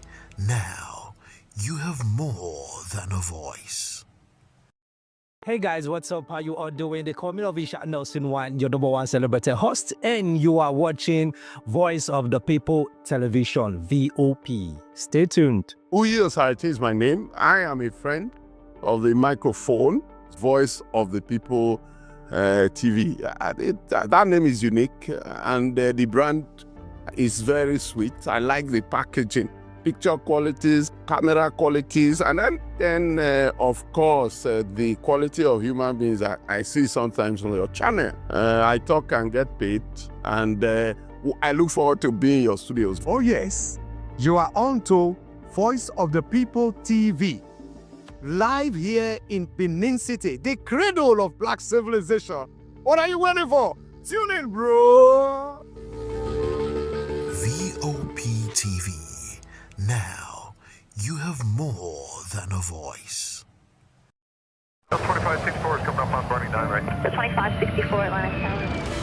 What happens in the hush behind hangar doors? Who signs the papers that gamble with lives? Which truths were grounded before they even ever had wings? If you've ever buckled a seatbelt at 30,000 feet, if you've ever stared out of that tiny window and wondered who's really in control of the skies, it isn't just flight, it's power, it's politics, it's pressure sealed in steel. We're peeling back the clouds from runway risks to sky-high secrets. We're diving deep where most dare not to look. Aviation Scope, every Sunday at 7 p.m. only on Voice of the People TV. We don't just report, we reveal. We don't just ask, we uncover. Because when it comes to the skies, ignorance is turbulence. Aviation Scope, the sky isn't the limit, it's just the beginning. Are you ready to lift him high? All around the world, it's time, let the praise wave ride. It's Praise Wave Live. Oh yeah, the rhythm of grace we testify. Let's go. He turned our mourning into dancing, our silence into shouting. It's Praise Wave Live. Let the glory rise. We're riding the wave. Every moment, every tribe. Praise wave, lift him up. Praise wave, don't stop now. Praise wave, all day, all night. Once we're live, let the world ignite. From the views on the street We go to bed empty hunger. to the blaring horns of a hustling city, the loudest voices of the common man got a medium to be heard. This particular administration, they were coming unprepared. It's not a bad thing to renovate the president's lodge. Through top-notch programming, unbiased reportage of news, sports, business, entertainment, and cultural documentaries, Voice of the People 90.3 FM became a symbol for 21st century media. And now, a new baby is born. Voice of the People Television, VOP TV, youthful, full of vigor and penchant for excellence in the continent's media space, exposing the wrongs, applauding the rights, dissecting the news without fear or favor, through factual and accurate stories and contents, Corruption kills three things that makes a society. representing the interests of the people and giving them a voice. Voice of the People TV is here to stay towards building a fair society. VOP TV, Voice of the People Television, truly a voice for the people. Are you ready for the extraordinary? Something big is happening on your screen. Introducing VOP TV, now streaming on SLTV channel 264. From breaking news to captivating conversations, news analysis, giving you all sides to the story. We bring in-depth discussions on the issues that matter, from politics to sports, entertainment, and lifestyle. VOP TV on SLTV channel 264. Join us as we redefine what television means to you. Voice of the People Television, VOP TV. Now you have more than a voice.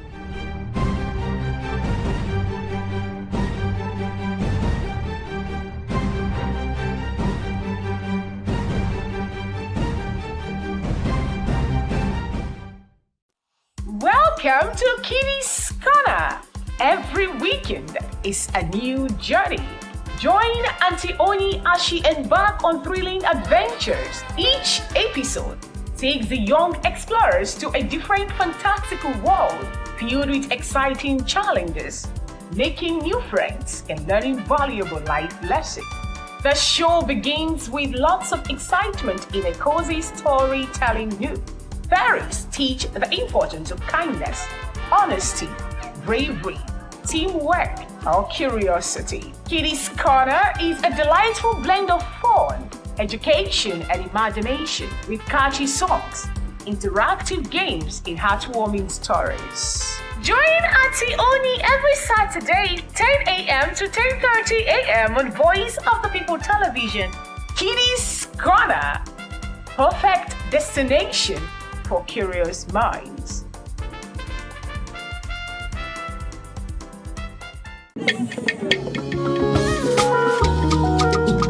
Voice of the People Television awuchiela onye nụ ya ka ọrụ ibe ya. Ị chọrọ ịmata akụkọ ndị gbara n'akwụkwọ akụkọ dị iche iche n'ala anyị kwa ụbọchị. Ị chọrọ ịmata ka o si afịatụ na ndọrọndọrọ ọchịchị, agụmakwụkwọ, azụmahịa, ime njem, ọbụladị egwuregwu. Ngwa sonyere anyị n'oge ndị Igbo na Voice of the People Television. Anyị nwere ndị ọbịa bụ ọkachamara bụkwa ndị ga-enye aka tapịa isiokwu ndị anyị jiri bịa kwa ụbọchị. Anyị ga-eji ka o siri gbaa n'akwụkwọ akụkọ dị iche iche wee malite tupu anyị akọzie n'uju n'ubi onye anyị bịara na nke ya. Ịgbamụrụ nzem ọzọ kedụkosi aga ya gaziere onye ukwu ma gaziere onye nta. Mkparịta ụka tọrọ atọ ka anyị ga-ewetara gị bụkwa nke ga-eme ka ịmata ka ihe si aga n'ala anyị bụ Naijiria ọbụladị na mba ofesi. Oge ndị Igbo na Voice of the People Television ga na-abịara gị site n'ụbọchị Mọnde ruo Fraịde na SLTV Channel 264. Ekwekwala ka akọrọ gị ya akọrọ. Chetakwa na ọ bụ na SLTV Channel 264 ka ị ga-ekiri Voice of the People Television. Voice of the People Television. Ugbu a ị nwere karịa olu. Voice of the People. You can hear me now. My name is Patrick Doyle, and I wish that you continue to echo the voices of the people. Big up VOP TV. My name is Soibifa Dokobo. Please keep watching VOP TV. Hi, my name is Kwekumali Ikenda Onyekwena, and I am with the Voice of the People TV. Now, if you're looking for the veritable channel for information, politics, robust discussions, you don't need to go far. VOP has you. VOP will always have you. Thank you. Hi, my name is Patrick Diabwa, aka Ibani Chuka, Amayanabo the Eagle King, and you are watching VOP TV. Stay with us. We encourage you to click on the like button and subscribe to our YouTube channel. We are Voice of the People TV. Also follow us on all our social media platforms. We are at VOP TV Live. Visit our website www.vop.ng for fresh and trending news. Also watch us live on SLTV Channel 264. VOP TV, Voice of the People Television. VOP TV. Now you have more than a voice.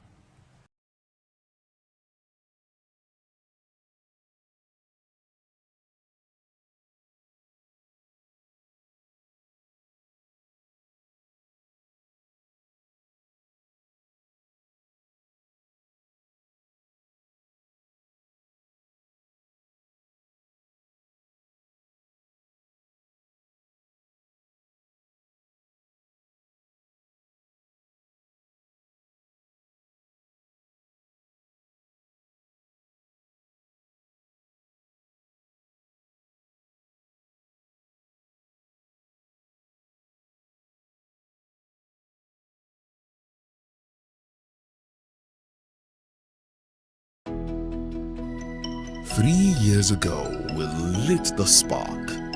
Today, we are blazing the trail for others to follow.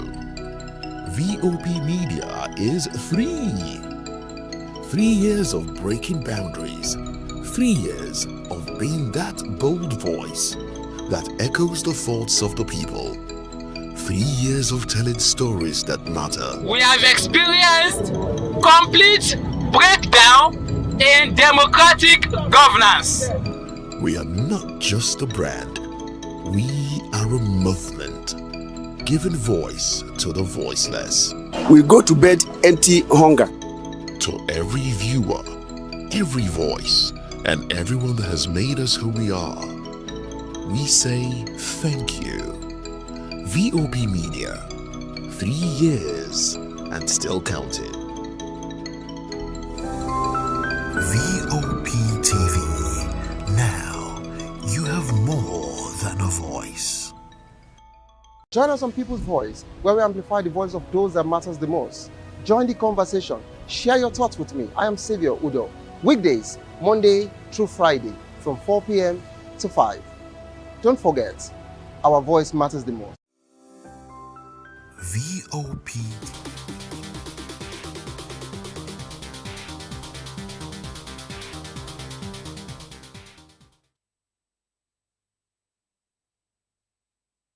Hello, beautiful people. Welcome to the show Spotlight, and on VOP TV, your favorite hub where we shine the light on creativity, culture, style, music, and purpose-driven people.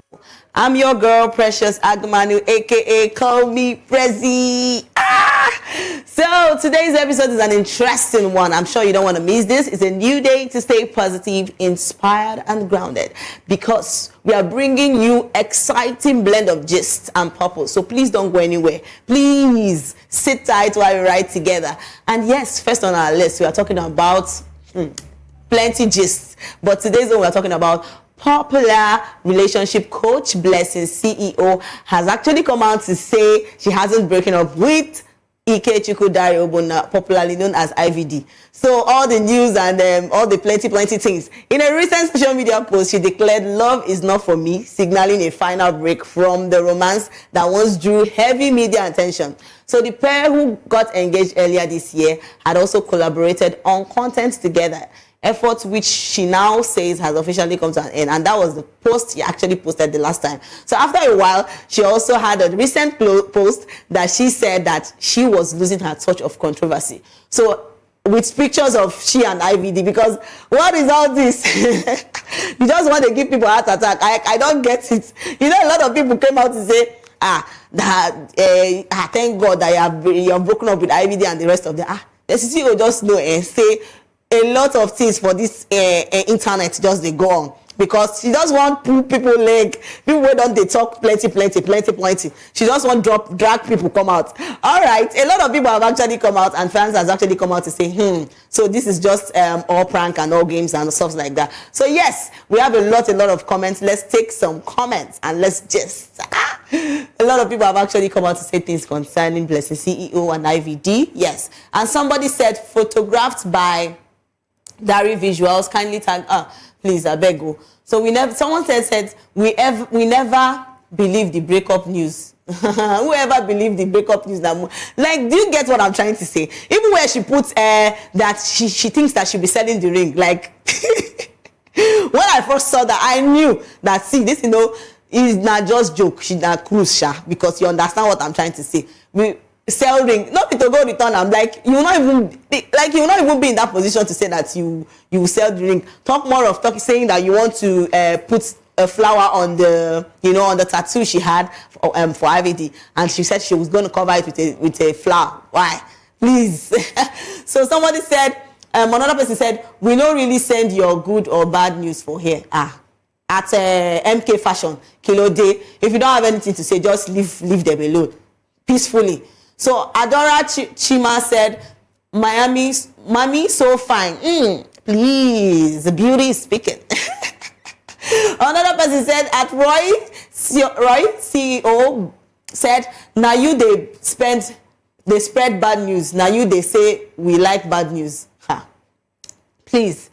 But it's the truth now. She actually posted something normally, but people don't already come out, they talk plenty. Blog herself, no even green rest this period. They talk, they go. But it's actually funny that the way she actually played this, because who would have thought? You get what I'm trying to say? And she even posted wedding loading. So you people where they get mind say breakup go come out. Sorry to tell you that they've not broken up, that the wedding is actually loading.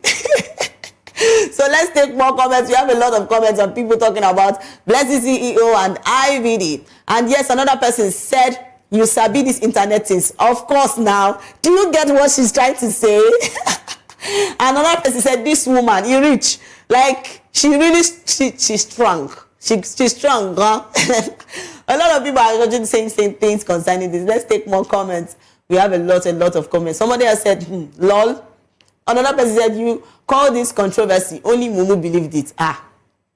Please, a lot of people actually believed it. Not be only Mumu. A lot of people actually believed it, because bloggers don't they carry say, she don't break up and stuff like that. So another person say, honestly, this says a lot about what influencing has turned into. Yeah, that's true. Sometimes it feels like we've moved from creating real impact to just chasing reactions. People forget that there are genuine supporters behind the screen. People who actually care, root for you, and believe in your story. When everything becomes a publicity stunt, it starts to feel manipulative, not inspiring. I still believe influence should be about trust and connection, not clouds. Bloggers and gossip page play their part too. If they stop amplifying every bit of shock content, maybe we can all get back to what content creation was truly meant to be. I think I support what the fancy groceries just said, because a lot of things are happening. We don't see. Basically, when you drop something like say, I just got myself a, they will find one story. Like, I don't know why they always like negative news. Seriously, shock, negative news. They always like it. They when you see them like that, they have already jumped. They are jumping out and they are saying a lot of things. But please, being Nigerians, you can do better. All these bad news and stuff like that, and they like bad news past people where they progress. That's why even if we see person where they progress, you go one scatter the person, bring them down. Please, we should be coming down for Jesus in Jesus' name. All right, yes, and we have a lot of comments, a lot of comments. People are actually coming out to say things. So let's take more. So another person said, now those way take you serious, I blame.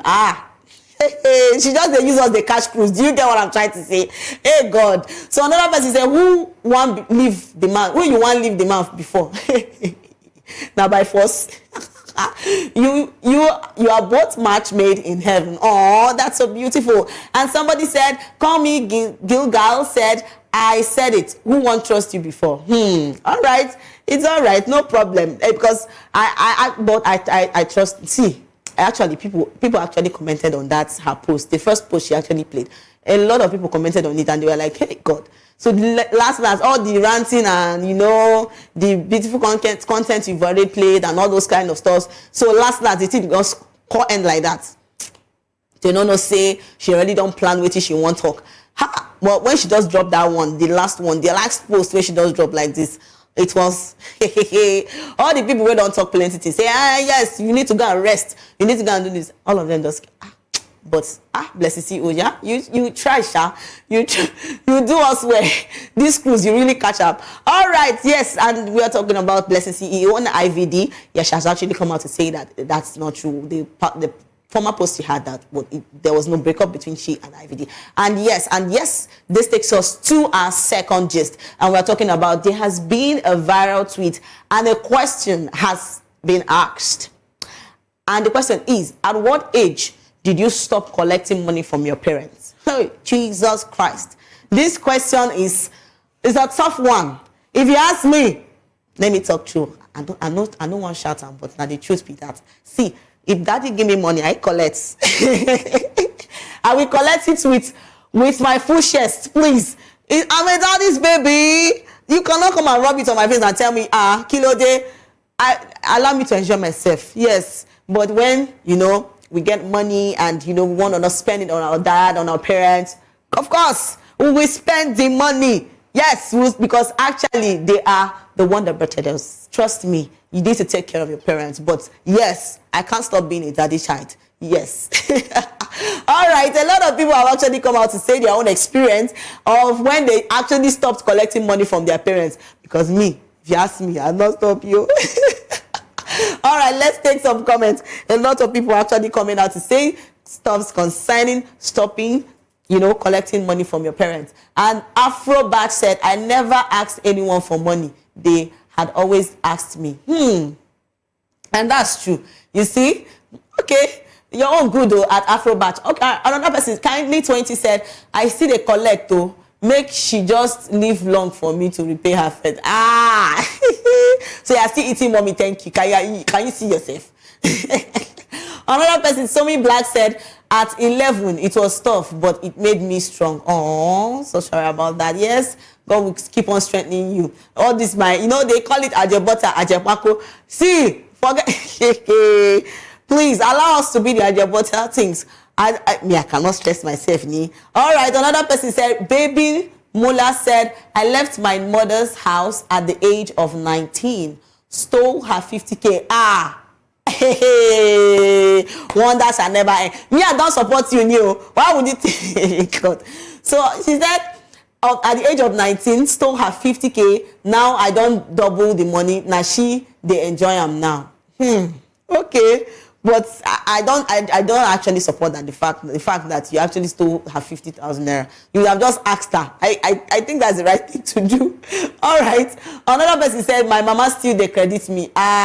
Please, you get the you get the vibe. All right. She said, now she just buy me food now. But come to think of it, you see, our mothers are really kind. See, I just have to say this. Mothers are very special. I don't know if there is this. Yes, there's a difference between the mother, the father and the motherly care and stuff like that. Daddy can just send you money. Baby, do you want anything? You see the money on your account. But mommy wants to make sure that you eat, that you're fine, that you're well fed. In fact, even if it's possible for her to be calling you morning afternoon, she will call you every. I remember those days in school. And when we had the boarding and the day school, a lot of mothers, Jesus Christ, they not greet their children right? Every day. I want to talk to my mommy. Like, the mothers make sure that their children are. You get what I'm trying to say? But see, there's this love between the dad and the child. It's normally money things. See, the father no get time to come. They ask you, have you just send you money? Yeah, he's sure that you are okay. Do you get what I'm trying to say? All right, a lot of people have actually come out to say things concerning you stopping to collect money from your parents. Another person said, Omona from Beleo, blood of Jesus, at Zamani, Kilode, from Belena, calm down. Even you see the collect money. Oh, Jesus. Oh, Jesus. All right, another person said, they give and I still they collect. At Chidima, I trust you. That's just the best. Shall no say when you go read for you, they go understand say you need money badly. All right, we have a lot of comments concerning this. Let's take more comments. So another person say, I still they collect. Oh, may God help me. Amen. They help us too. We will they collect. Me, I still they collect. I never stop. At official said it depends on the bills. So how much you want to collect? How much you can they give, guy? He's well with you. All right, another person said at age 14. I think that's too early, yeah? All right, okay. Another person said she just credited me now. See? You see, everybody found out don't open. Now everybody don't they talk to. You see, you were supposed to take care of your parents. Everybody now don't they talk, say they still they collect money. Jesus. So Ruby Gold said, I didn't stop collecting, They stopped giving me. My guy, your own, in fact, your own has finished. For their mindset, they don't already tell you, say, oh, God, you need to go and work for your money, my friend. Go and work for your money. Which one be say, you come to college, you will chop money after that. You need to work for it so you know how to make the money. All right, at Ruby Gold, that's good. Another person said, stop, okay. Now, till kingdom come.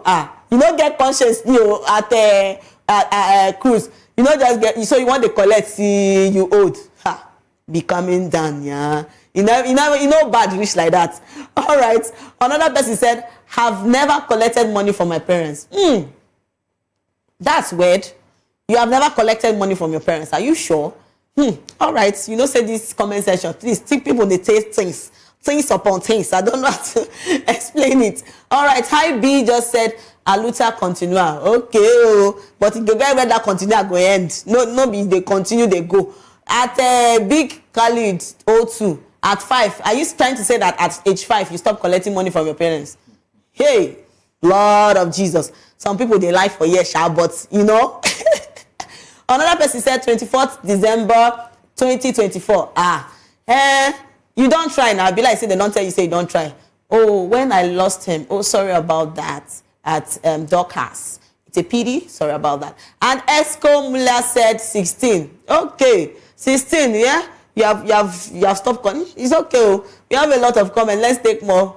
A lot of people are actually saying things. And someone said, me, I still they count. I still they collect. I beg. It's okay. Continue. We too. We are joining you. Lord, even David they bill in Papa once.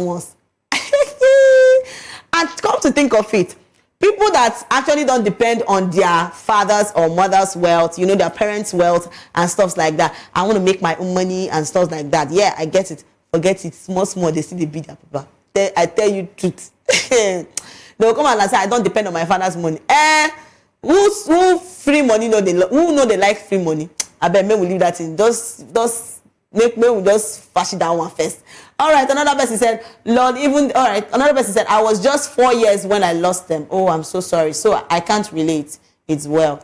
So he easy money set at 21. You don't really big set before you stop to the collect money, but it's all right. Okay, another person said, I still they collect. Yes, you can join our crew. We the collectors. Another person said, I did SS2 then at the age of 17. A lot of people actually at the age of 16, 14, they don't already tell them, say, may they go learn trade. If they don't already go learn trade, they get money for themselves. So everybody with their own experience. But me, I still they collect. No, I know they shy to talk, but then I still take care of them. All these small things. I'm a daddy's baby. Yeah. I'm a daddy's child. So anytime I say, baby, do you want any money? I'm always there. All right. And yes, that takes us to our next gist. And we're talking about a surprising turn of events that had actually sparked widespread attention from former Catholic nun Lias Dognini and ex-priest Jackson Dognini are reported to have married in a secret ceremony, like a nun and a reverend sister. You get what I'm trying to say? According to online sources, including a report from CKN Nigeria, the two who previously served within the Catholic Church left their religious vocations before tying the knot. Their departure from religious life have not been officially confirmed by the church, but the news has stirred debate among religious communities and the public alike. Both Lias and Jackson were known for their devout services, Lias as a dedicated nun and Jackson as a Catholic priest. Their reported union marks a significant personal and spiritual shift, raising questions about clerical celibacy and the evolving roles of former clergy in society. So my question about this thing is, if you actually want to get married, then you don't even need to think about, becoming a reverend sister or nun or a Catholic priest. When you already make up your mind, say, last, you cannot hold yourself. You do understand? I don't know why it does already don't go. But then, see, if you ask me, I shall agree with what they do, because it better say they come out live, can't talk waiting them be, than keep doing it in secret, not getting married and still be doing things in secret. That one I wear a bad pass. But then, quitting, actually quitting and then coming out to say I do this, then it is me, I don't have issue with it. All right, a lot of people have actually said things concerning this. Let's get the opinions of the public, and yes, let's see what they have to say on our comment sections about the nun and about the priest. So let's take some comments. Somebody said love happens. Of course it does, because it's well. All right, another person said it's not easy at all. It not be everybody fit all am, yeah? So another person, Avila Abuja, said he wasn't ordained a priest. Ex-seminaries can live normal lives. Of course they can. Another person said Jackson left the seminary to pursue a different calling, and you are still calling him a Catholic priest. Wait first, yeah. But he was, when he was inside the comment, or what did they call him? Yes, he was actually a priest. So you just stick tag and like that. It's like saying a man who's engaged with a woman divorced her to marry another woman. Are they husband and wife before? Okay. I use this as reference because they are both sacrament of the Holy Spirit. Because say that there be Catholic people abi at a very junior line or bill flying is well. We actually have a lot of comments. Let's take more comments concerning this. Yes, we have a lot of people saying things concerning this. Yes, another person said a lot of people have actually come out. Because me, I know say if you not agree do you, if you not fit become priest, nobody they force you. It's not, they did not put gun in your head and say that you should, auntie stay there or uncle stay there, you are going to, yeah, you must be a If you cannot do it, just come out and tell yourself the truth. Go and marry in peace. Nobody will hold you. Do you understand? Yes. So another person said, no, let church work stop you from meeting your love of my life. Hey, God. Another person said, nice, okay. Another person said, love na your mates. I beg, help me ask him, love na your, if love do you. Oh, Jesus. You can do the unthinkable for that person. And yes, it's true. You can do things for that person. In fact, if they tell you to go jump into lagoon, you can actually jump into lagoon. For that person, but I beg, go jump. All right, another person said, prayed her into marriage. Yes, so, and come to think of it, the guy was actually, the priest was actually being the one praying for her. You see, he don't pray, kabash her into marriage. Love can do things. Another third person said, love happens. Yes, love happens actually. We have a lot of comments and people are saying a lot of things. Let's take more comments. And yes, trust me, if you actually love somebody, love is beautiful. You get what I'm trying to say? It's beautiful. It's beautiful to see. It's beautiful to experience. So you will not blame them that actually now fell into the love. Yes.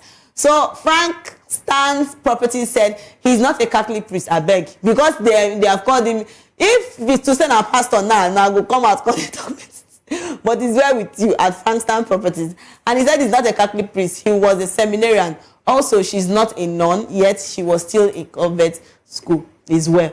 So another person said, before you condemn also know they are human, they can and subject to change. It's why they don't know God, Abi. Yeah.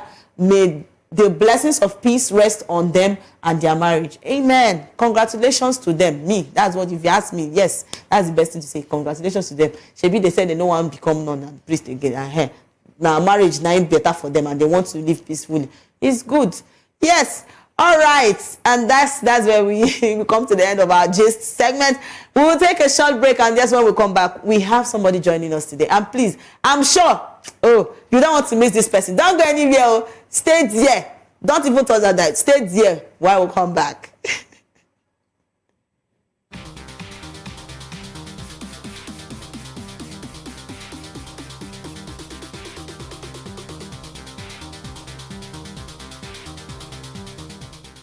Familoni, and here's to VOP TV. Keep watching, stay tuned, do not touch that dial. Arara, my name is Made Kuti and you're watching VOP TV. Keep watching. Welcome, my name is Zika Davis. Distinguished ladies and gentlemen, boys, viewers, everybody, boys and girls. This is VOP TV. Do you know what that means? Voice of the People TV. You don't have a voice, don't come here. You better make sure your voice is heard. Voice of the people. You can hear me now. My name is Patrick Doyle, and I wish that you continue to echo the voices of the people. Big up VOP TV. My name is Sowore Dokobo. Please keep watching VOP TV. Hi, my name is Kwekumali Ikenna Onyekwena, and I am with the Voice of the People TV. Now, if you're looking for the veritable channel for information, politics, robust discussions, you don't need to go far. VOP has you. VOP will always have you. Thank you. Hi, my name is Patrick Diabwa, aka Ibani Chuka, Amayanabo the Eagle King, and you are watching VOP TV. Stay with us.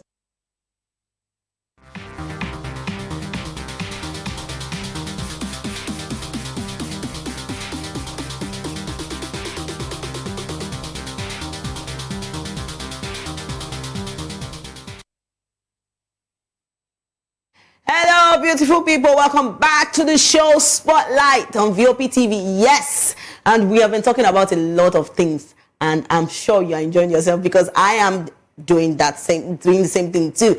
And yes, we have a guest joining us today. And joining us today, is a passionate, multifaceted individual with a passion for entrepreneurship and a youth empowerment. As the founder of Aprim Tradings, a bespoke fashion brand that blends creativity with purpose. Trust me, he has created a platform that empowers young people through fashion and entrepreneurship. This venture showcases his commitment to using innovative approaches to drive positive change and support the next generation of leaders. With his expertise in leadership, youth development, and community engagement, Fawaz is a respected voice in his field. His commitment to empowering young people and driving sustainable change is evident in his work, and he continues to inspire others through his passion and dedication. And trust me, he is no other person than our Awolumate Fawaz Babatunde. That name, God help me. So how are you feeling today? I'm feeling good today. Oh, wow, that's interesting. So how's your week been? This is Thursday, and how's your week been? From Monday to, to Tuesday, how's it been for you? Well, it has been a roller coaster of productivity. We've been producing back to back, and then we've had a lot. The week has been hectic so far, to be very honest. People that have money, these are days to talk. Jesus. But trust me, see, I will tell the truth. People that talk like this, they have, but don't worry, let's go into what we have. Actually, can we meet you, please, Fawaz? Once again, my name is Awolumate Fawaz Babatunde. I am the founder of Aprim Tradings, a bespoke fashion brand that is devoted to bringing out the class and elegance in both genders. It's such a honor to be here today. Oh my God, it's such an honor to be steez and composure. Lord! So I would like to ask this question out of the box of what we have today. So have you been in any situation where people have said bad things about you, or negative things about you, and how did you feel about it, and how did you overcome them? Well, I've had some in the past, and subsequently, these are the things that is attached to growth. And, that's it. Over the years, there are some ways that I've responded to it, maybe showing my emotions, like showing concern, especially if it's something that I did not do. So I feel like showing your emotions. I want to come to that part. You used to break people's head. No, not to that extent. Because some people not agree. If you say once they say they don't already carry bottle kilo day. No. It hasn't gotten to that extent. All right. I'm just letting people, telling my own side of the story. Responding.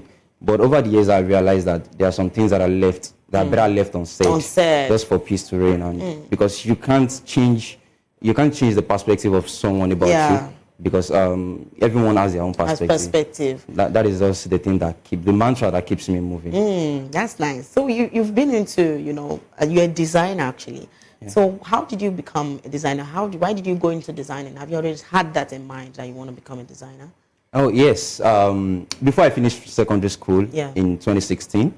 I already knew what I wanted to do. Nice. So after I finished, I went straight into it. So I want to ask this question before you continue. When did you stop collecting money from your parents? Because you are saying you got into at a very young age. So when did you stop collecting money from your parents? Well, even at this moment, I'm still collecting.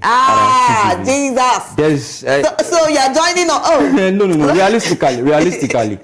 It is just another way to say you have responsible parents. Oh, wow. If I am going out for outings or a competition and the likes, they support me with finances in one way or the other. And you made a statement earlier that the kind of relationship with fathers is mostly transactional. Okay, daddy, I need money. Then do you get what I'm trying to say? They'll send the money to you. So last week I had an event in TPI, the Polytechnic a speaking event. So on my way going, I just received a call from my dad. The next night I saw was credit alert. Hey, Jesus. So fathers like despite this. Despite my professionalism and expertise, people will just see me and be like, well, this guy is controlling a lot and they like, which isn't maybe true to some extent. But that kind of reality isn't attached to our parents. They always feel a sense of responsibility. So in one way or the other, they will want to support you. They will want to, that's just it. Are you married? No, I'm single. Very soon you are going to become a parent, and that's the way they are they're giving you, be giving your own chance. So just prepare yourself, because the way you are saying your daddy will send you money, but forget to see we are daddy's children, daddy's babies. We know they lack. That's just the truth. Yeah, to be very honest. We don't very lack. honest. All right. So how's the journey been for you? Like, how's it been? Well, we'll give thanks to God. I've had a lot of lessons, a lot of experiences over the years. Yeah. And one thing that I'm grateful for is that I started very early. So starting very early gave me this insights and more time, like more interval for me to make mistakes, to make poor decisions, and to grow. Because there are some things that I've done in the past, and I feel like if I do these things now that I'm getting older, it is going to, some setbacks can take you like 3 or 4 years back. So now imagine making those mistakes now that I'm old, like getting older. So it is something that a headway for me to start very, very early at a very young age. So the journey has been so intense. I've done a lot of things, collaborated with brands, sketch designs, bring out the class and elegance in people. So it's such a privilege for me to be a fashion designer. Wow. So your designs, how did you come about them? Like you sit down and just create something? Yes. Basically, that is just it.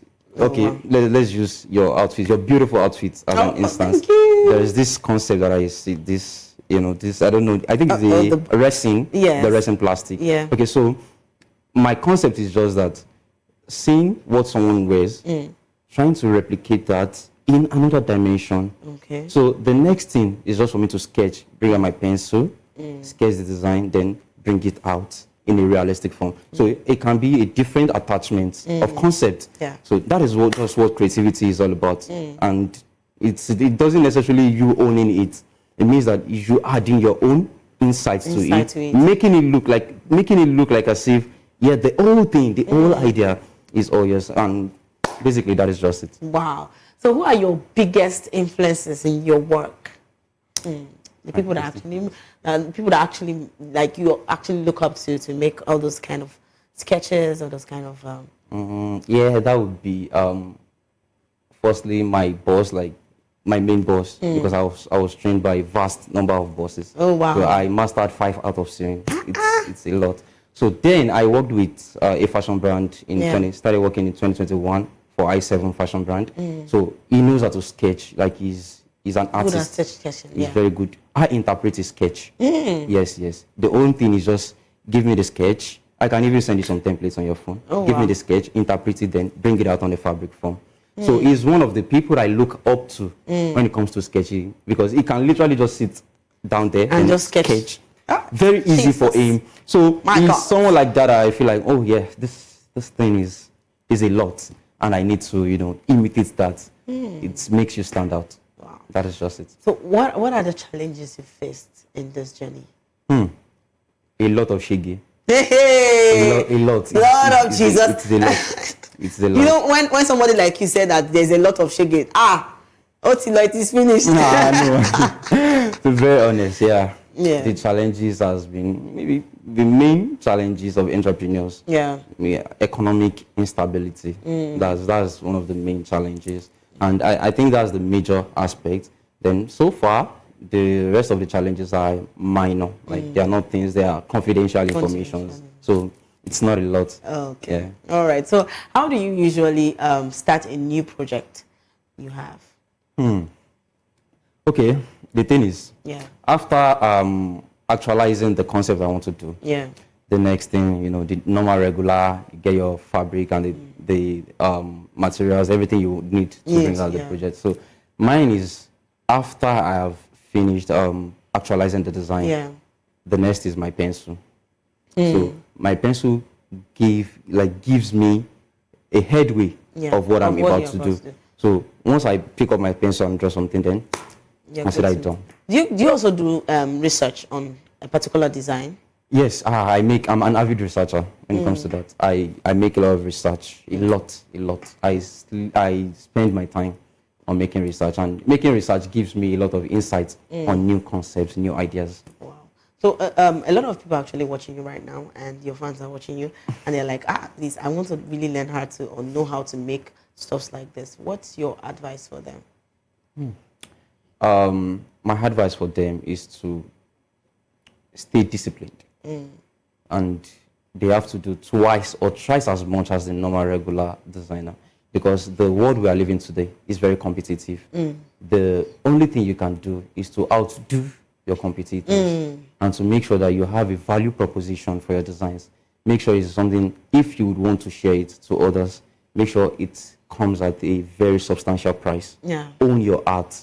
Like, that is one thing that I've always sticked with me, that I've always worked with, because the main thing is the world is changing. People are, getting. So the only thing you can do to stand out is to make sure that you get to the bottom of your art.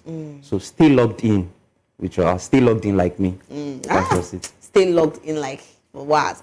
All right. What is the most emotional work design you've actually done? And all the time, maybe because when you see what's that particular design you've done, that when you see that design, you just you have this feeling. For it. A feeling of accomplishment. Right? Yes. Yeah. There was this shawl agbada I made for a fashion brand. Then it was used at a Voice Art Awards in the United States. Oh wow. So every time I look at that style, it always gives me I'll be like, oh no, you bad. So I have done give yourself you need to raise shoulder like exactly. So just like what I'm wearing now, it is a safari suit with ornaments. It is a suit. So doing designs that are hard to come by, you can just see me regularly on the streets and be like, wow, this thing looks, the things you barely see on the TV or conferences, and I'm bringing it straight to you directly. So those are the kind of motivations that keeps me going. My one of a kind of personality.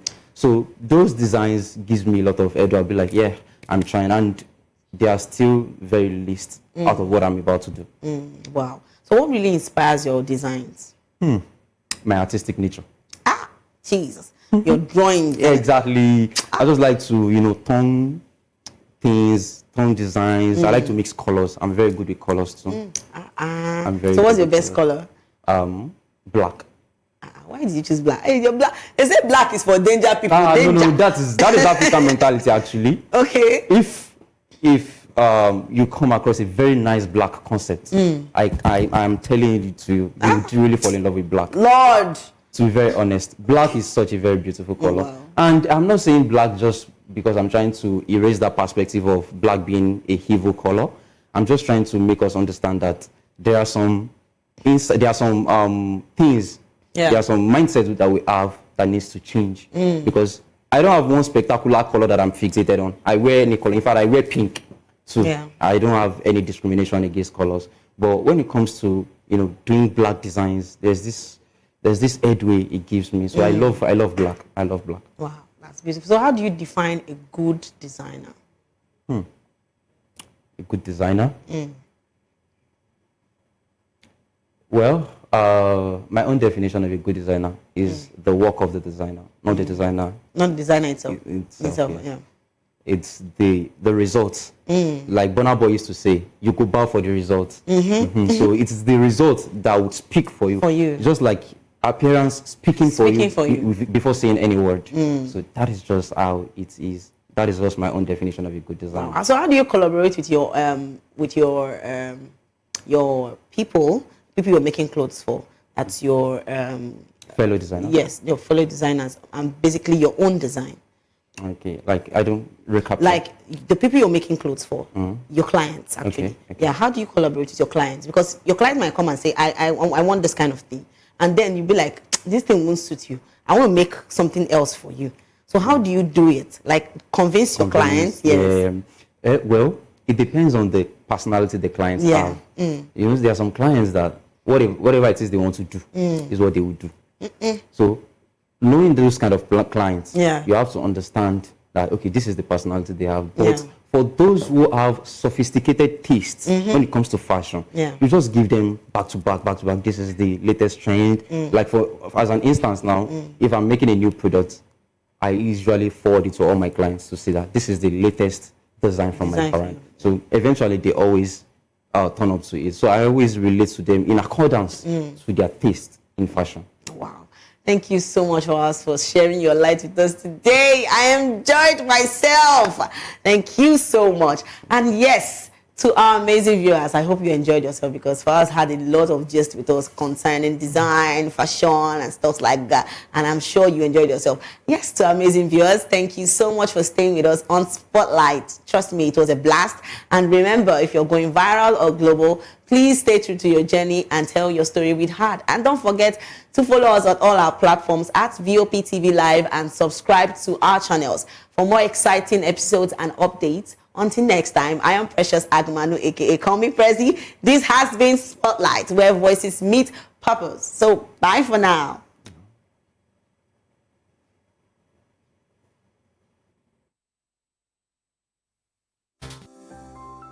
VOP TV. Now, you have more than a voice. Hey guys, what's up? How you all doing? They call me Ovisha. 2564 is coming up on 29 right. The 2564 Atlantic Tower. What happens in the hush behind hangar doors? Who signs the papers that gamble with lives? Which truths were grounded before they even ever had wings? If you've ever buckled a seatbelt at 30,000 feet, if you've ever stared out of that tiny window and wondered who's really in control of the skies, it isn't just flight, it's power, it's politics, it's pressure sealed in steel. We're peeling back the clouds from runway risks to sky-high secrets. We're diving deep where most dare not to look. Aviation Scope, every Sunday at 7 p.m. only on Voice of the People TV. We don't just report, we reveal. We don't just ask, we uncover. Because when it comes to the skies, ignorance is turbulence. Aviation Scope, the sky isn't the limit, it's just the beginning. In a world where power shakes with every headline. In a nation full of questions. In a world filled with noise, the truth needs a voice. The policies that shapes our world and the economy that determines our future. Every hour, every day, the grapevine keeps buzzing. And together, we are committed to telling the stories that shape our world, because your voice is our focus. Don't forget, our voice matters the most. Let us come together and share our concerns.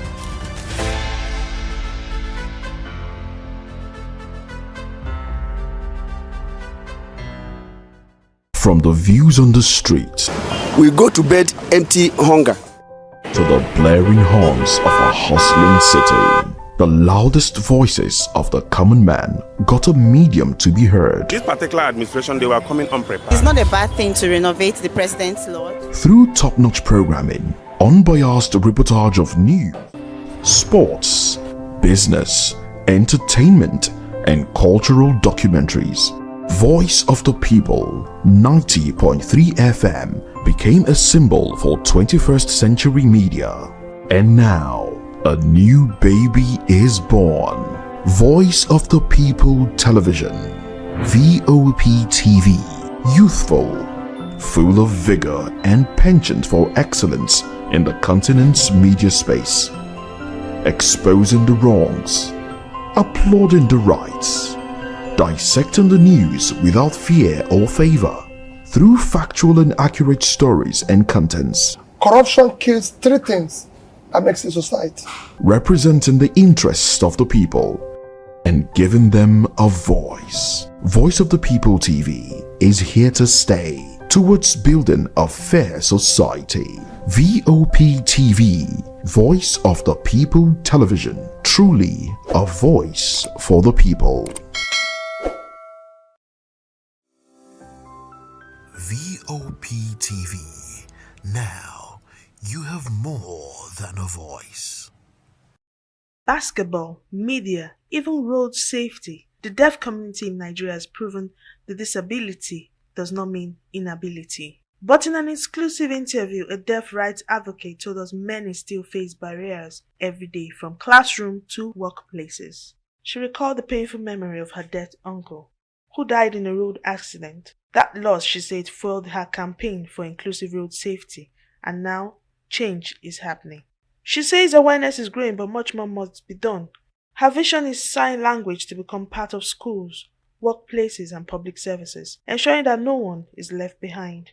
Sign language is recognized as human right because, like Judge Gray would say, that inclusion is not a privilege of few, but human right. It means that when something becomes a human right, it's no longer a privilege to give that to that person, but more of a necessity, as it were. So you can imagine for our work in Speaking Fingers, for instance, I've had opportunities to have met young deaf people who had never been to school. We currently have one we are trying to integrate at 10. We have one that has been integrated now into the school and educational system at 10. Yetunde, she got into school at 10. Today she has a language. She has a language that she uses to communicate. She can speak because she has a sign language to communicate. She's integrated. She currently plays for Milo. So, but backdate when we met her, Yetunde will just be there looking at you. She actually has a physical disability alongside her speech and hearing impairment. So you find out that sign language, she can be included. When it is made human rights as a right and not just a privilege, she's also able to access services because the world recognizes it as a language. I speak English today. I wasn't speaking English before. So I wasn't good. My fluency in English was bad. But today I could communicate and people can hear me. Likewise, I can also hear people. So sign language has become a human right because it's not a privilege, but it is a necessity. It is work in progress. Today, we're having this conversation because sign language has been recognized as a language far back 2018. Does it mean that the deaf community existed at 2018? No. It just means that the world has awakened to it because media professionals like you are giving platforms for us to they have this conversation, this dialogue, and by so doing, we are also changing the dialogue. So where really, I don't have instances to say this is it, but I kid you not, we are not where we used to be, even though we are not where we want to be in terms of creating that awareness. By integrating sign language into such training, he or she can be empowered. Their voice can be heard, they can be valued, they can be appreciated, and they can have a seat on the table because I have an awareness. Government have policies. And one of the conversations we had today during the commemoration proper in terms of the celebration we had, as a result, someone said, the new competition is collaboration. So if you are not collaborating, if we don't see it from the perspective of multi-sectoral approach and just leaving it to government will always turn out. They sit in meetings, they sit in symposium, they sit in consortium and all those big names and come up with policies. Implementation is still far. So what's happening is that we are the government. It takes a village. So you are that village. I am that village. So government is us. And then for government, in terms of positioning, should please, we advocate for the implementation of policies, enforcement of those implementation, providing access for sign language to be given at all forums, for schools to be accessible, is to, like somebody said today, and we all agree, to make sign language a language that can be learned. It was actually the GM of LASODA that left to her that sign language should be a must in every curriculum, and we quite agree. So as we make awareness available to all, accessible to all, because this interview, without captioning or subtitling it or providing a sign language interpreter, a young deaf person, which is our population, will not be able to hear it in a way that he or she is passionate enough to drive that conversation in his own sphere of influence. I kid you not, today, I serve in an all-deaf church. As part of my commitment to this work, I serve in an all-deaf church, choir, usher, pastor, everybody, songs, everything is done in sign language, ensuring that sign language is signed everywhere. Deaf people are free to use their language. You and I learn how to sign and communicate with them and ensure that videos, things are accessible, communication is provided in an accessible manner. Truly just leave no one behind. So that's what this year is talking about. Seeing it from the perspective of, we are not doing them a favor. We are providing access. we are providing rights. We are ensuring that, look, you deserve this thing and you have to get it at whatever form. Even though we don't also want to build an entitled mentality, doing it from the place of empathy, understanding that we are all a work in progress, part time. World Federation for the Deaf and the UN came up and said, let's discuss sign language as a right, as a full right. For her, inclusion is not a privilege, but a right, and she believes society must give the deaf community a seat at the table. I'm Onyeka Ogolo, reporting for VOP TV.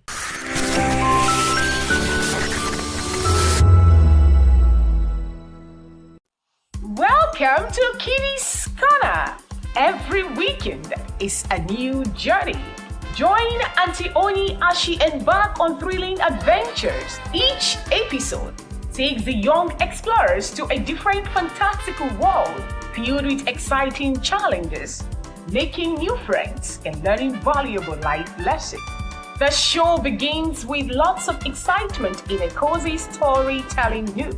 Fairies teach the importance of kindness, honesty, bravery, teamwork, or curiosity. Kitty's Corner is a delightful blend of fun, education, and imagination with catchy songs, interactive games, and heartwarming stories. Join Auntie Oni every Saturday, 10 a.m. to 10:30 a.m. on Voice of the People Television. Kitty's Corner, perfect destination for curious minds. We encourage you to click on the like button and subscribe to our YouTube channel. We are Voice of the People TV. Also follow us on all our social media platforms. We are at VOP TV Live. Visit our website www.vop.ng for fresh and trending news. Also watch us live on SLTV channel 264. VOP TV, Voice of the People Television. My name is Esther. They call me the Oga of them are the general overseer of them all. Every man, every woman has got a voice where integrity is the volume. So this is Voice of the People's TV. Voice of the People's TV. So this is the people's voice. And the people's voice is the voice of God. That's the voice populi in Latin. The people's voice is the voice of God. So keep watching Voice of the People. In fact, my name is Voice of the People. Keep watching MC Ado Pikin. Hi guys, my name is Kagan. I am Nigeria's biggest tech content creator, and I just wanted to give a quick shout out to Voice of the People TV. Keep watching, enjoy, and you're welcome. My name is MC Alamano. They say call me Enjoyment Landlord. It's VOP TV. Keep watching VOP TV. Don't touch it down. Even if you want to touch it down, increase the volume. If you don't increase the volume, I told me. My name is Collins Agawabe, popularly known as No My Day, but last, more than No My Day, or more. Not be all so the cook right at the fry plantain. We keep on watching VOP TV. The voice of the people, the voice of Edo. If you don't want to get the authentic news for Edo, the way it be, that's why they show and all the content come on at VOP TV.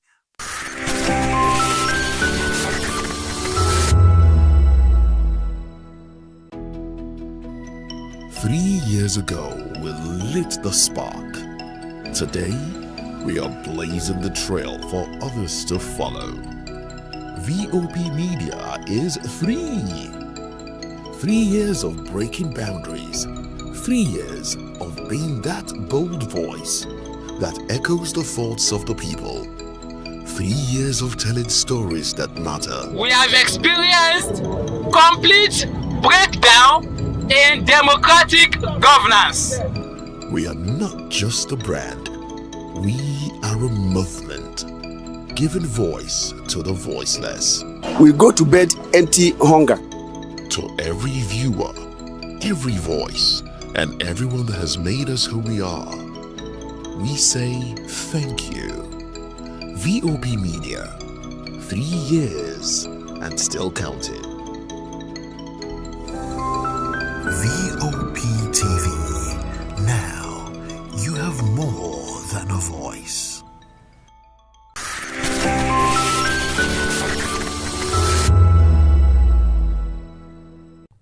The Ikogosi Warm Springs is a tourist attraction located at Ikogosi a town in Ekiti State, southwest Nigeria. Flowing abreast the warm spring is another cold spring which meets the warm spring at a confluence, each maintaining its thermal properties. These attributes make the spring a tourist attraction in Nigeria.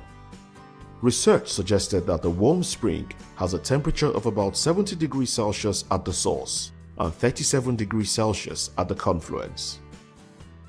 In 1952, Southern Baptist missionary Reverend John S. McGee, from his mission base in the nearby Ekiti town of Igede, went to the source of the hot and cold springs about which he had heard from the Kogosi people. Initially, he was discouraged from doing this, and the reasons given were based on the tradition of the local residents, which was that nobody should ever visit the source of these two streams because of the idea that to do so would be to invite death from the supernatural forces that were responsible for this strange and most unusual feature of nature. In spite of the warnings, Reverend McGee made his way through the forest, up the hill to the source of the two side-by-side springs. According to Reverend McGee's brief written account, he is quoted as saying, "After seeing it, I felt that it could be used for a good purpose. I discussed with the people. I discussed the possible use of it with some of the Mission and Nigerian Baptist Convention friends. With the growing interest of Royal Ambassador work and youth work, we felt that it could best be used by building a youth camp. I took it up with the Ekiti Association and we decided to build a camp for our residential areas and government areas. The land was secured through the convention." End quote. Having had the water from both springs tested to ensure its purity, Reverend McGee, with support from the Ekiti Baptist Association of Churches and the Nigerian Baptist Convention, who secured 28 acres of land, which was the original camp, began planning for the building of the camp. By the early to middle 1970s, the Nigerian government took control of the swimming pool and built some guest chalet adjacent to it, with a separate entrance road from that which the McGees had built to the camp entrance. From that time forward, there was also the hope and intention of developing that area for tourist purposes. VOP TV. Now, you have more than a voice.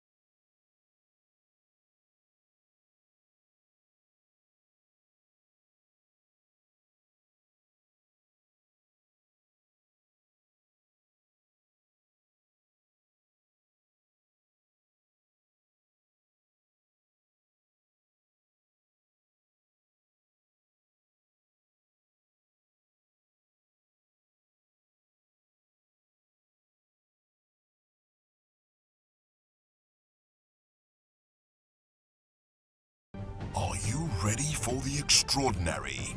Something big is happening on your screen.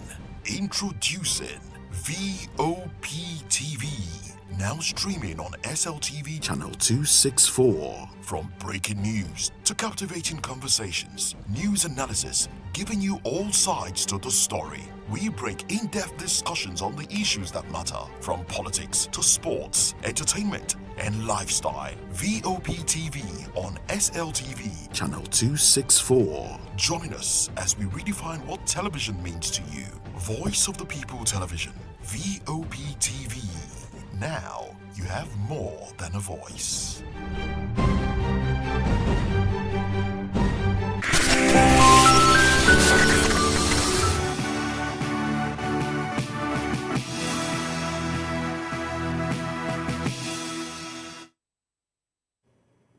Well, hello and welcome to the African News and Voice of the People Television. I am David Edwin. Before we begin the news, we would urge you to kindly visit our website, www.vop.ng, for fresh and trending news stories. We begin the African news from South Sudan, where South Sudan's President Salva Kiir has removed the country's military chief and reinstated his predecessor, whom Kiir had sacked 3 months earlier. State-run television has announced this. The move adds to relentless turnover within the ranks of South Sudan's military and government as Kiir contends with armed conflicts and speculations within the country about his eventual succession. 74-year-old Kiir has led a transitional government in South Sudan since independence from Sudan in 2011. Scheduled elections have twice been postponed, and first Vice President Riek Machar, Kiir's main rival during the 2013 and 2018 civil war, was charged last month with treason. And from South Sudan, we'll move straight to Zimbabwe, where Zimbabwean President Emmerson Mnangagwa has announced a major reshuffle within Zimbabwe's civil service, introducing new faces while reassigning senior officials to key ministries. Reports say the move is an effort to strengthen his administration ahead of crucial policy initiatives. The appointments communicated by Chief Secretary to the President and Cabinet Martins Rushawa included new permanent secretaries, deputy chief secretaries, and secretaries for provincial affairs and devolution. Among the most notable changes are development assistant expert Thomas Utete Washi, who was appointed as permanent secretary for the Industry and Commerce Ministry, taking over from Mavis Sibanda, who was reassigned to the Women's Affairs, Community, Small and Medium Enterprise Development Ministry. Also among the notable changes are in the Health and Child Care Ministry, where Aspet Munganinzi, former Chief Medical Officer at Perinre Yantwa Group of Hospitals, replaces Jasper Chimedza, who has been moved out of the position. Moving on, Deputy President Kithure Kitidi on Thursday morning left for Uganda to represent Kenya during the 63rd Independence Day celebration. The day will be marked at the Kololo Ceremonial Grounds. The ceremony will be presided over by Ugandan President Yoweri Museveni. Uganda's independence is a national holiday marked with official state celebration held at a state venue, usually presided over by the President of Uganda. Military parades, cultural performances, and flag-raising ceremonies, as well as political speeches highlighting the country's progress, unity, and future aspiration form part of the day. Participation by regional leaders and foreign dignitaries underscoring Uganda's role in the East African community is also included. Each year's celebration carries a national theme focusing on unity, economic growth, and social transformation. And from Uganda, we move straight to Cameroon, where Cameroonian President Paul Biya is running for an 8th term on Sunday that could keep him in office until he is nearly 100 years of age. Seeking to overcome frustration with his decade-long rule and a spirited challenge from a former government mouthpiece. Biya took over office in 1982 and had held tight grip on power ever since, doing away with the presidential term limit to 2008 and winning re-election by comfortable margins. His government has denied claims of ballot stuffing and manipulating the court to sideline opponents. Maurice Kamto, Biya's top challenger in the 2018 election, has been disqualified this time, and the remaining contenders have failed to rally around a unity candidate, boosting the president's victory chances. Elsewhere, voters in Seychelles have returned to the polls for a runoff between the incumbent president and the leader of the long-term governing party, which has already reclaimed a majority in parliament. In the first round last month, Patrick Hemeni, a former National Assembly Speaker from the United Seychelles Party, outpaced President Wavil Ramkalawan by more than 2% points, with 48.8% of the more than 64,000 ballots casted.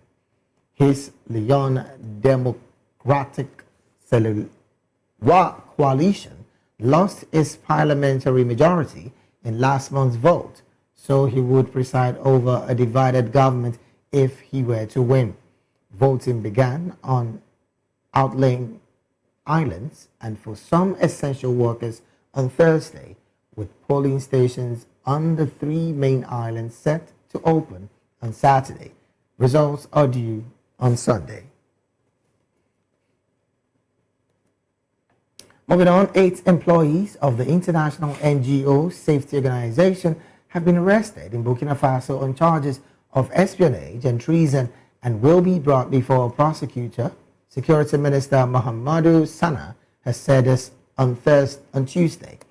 4 foreign and 4 local staff, including a country director, are accused of collecting sensitive information in the West African country, which has seen a surge in jihadist attacks over the past decade. Sana held a press conference in which he said the organization had violated the country's legislation by gathering details on military operations and the movement of insurgents and by calculating death tolls after attacks. Elsewhere, one of South Africa's most historic universities has suspended its activities following violent student unrest, which saw several buildings set on fire. The University of Fort Hare said several campus buildings, including the main administrative and student affairs offices at its main Alice campus, were tossed in petrol bomb attacks. No injuries or deaths were recorded as at filing this report. The university and the police has said that a student leader told state broadcasters SABC that 2 students were injured in clashes with security officers. The arrest reportedly followed changes on the way students are governed. Students have also been demanding the removal of the university's vice chancellor. Moving on, Ethiopia has accused Eritrea of preparing a wage war against it in coalition with an opposition grouping, in the latest sign of escalating tensions between the 2 neighbors over control of the Red Sea. Ethiopia's accusation is contained in a letter sent by its foreign minister Gideon Timotheus to UN Chief Antonio Guterres, warning that the coalition had become more evident over the past few months. Eritrea has not yet commented on the matter, but its relationship with Ethiopia has become increasingly strained in recent months. Ethiopia has been rallying support to regain access to the Red Sea, causing alarm in Eritrea as it took control of the coastline at independence in 1993. Moving on, Madagascar's President André Rajoelina has asked for 1 year to fix the country's challenges, promising that if they persist, he will resign. He said this during a town hall style meeting at his palace with various groups of government supporters. Many attendees had the opportunity to ask the president questions or simply share their views, to which he responded. The movement behind the protest in Madagascar, known as Gen Z Mada, has been calling for the president to resign and rejected an invitation to attend the talks. The group has called for new protests on Thursday. Moving on, Liberian President Joseph Boakai is urging all Liberians to take active responsibility in the fight against drug abuse and trafficking, warning that the crisis threatens families, communities, and the nation. Speaking at the Executive Mansion during the handover of 15 trucks to the Liberian Drug Enforcement Agency, the president said drug abuse is not just a government issue, but a shared societal challenge. He called on families, community leaders, and youth groups to raise awareness and promote prevention, while also stressing the need for stronger law enforcement and better support for rehabilitation. While recognizing ongoing efforts, President Boakai said more must be done to create a safe and healthy Liberia, reaffirming his commitment to a drug-free nation.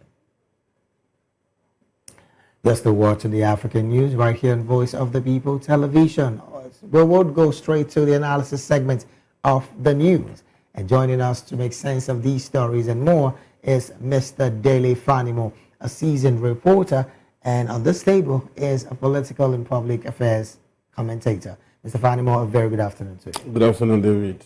Thank you so very much for being here. Well, we'll jump straight to the conversation proper because of our time.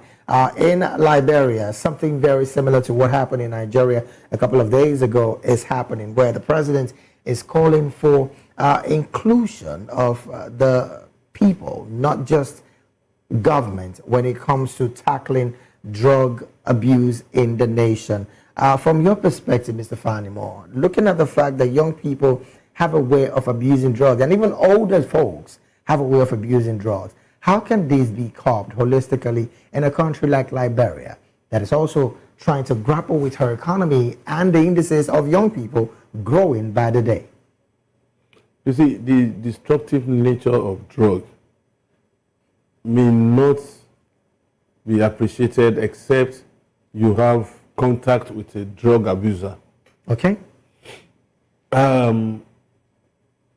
Apart from the fact that I had my clinicals in a psychiatric hospital when I was studying psychology at master's level. Of course, you won't go through psychology without having some element of psychiatry. Right. You know, that was when I knew the devastating effect of drug. And it is better not to be hooked than being rehabilitated. Okay. Because it's like an arrestor. Once one becomes addicted, it calls for grace for you to be able to get over it. Okay. And you see, there are so many factors. That person will be useless to the society, will be useless to himself. Not just useless, it will be a menace to the society. Because you cannot predict his next move after taking those drugs. And you have varieties. You used to hear of cannabis, right, which is the Indian hemp. We used to have cocaine, heroin.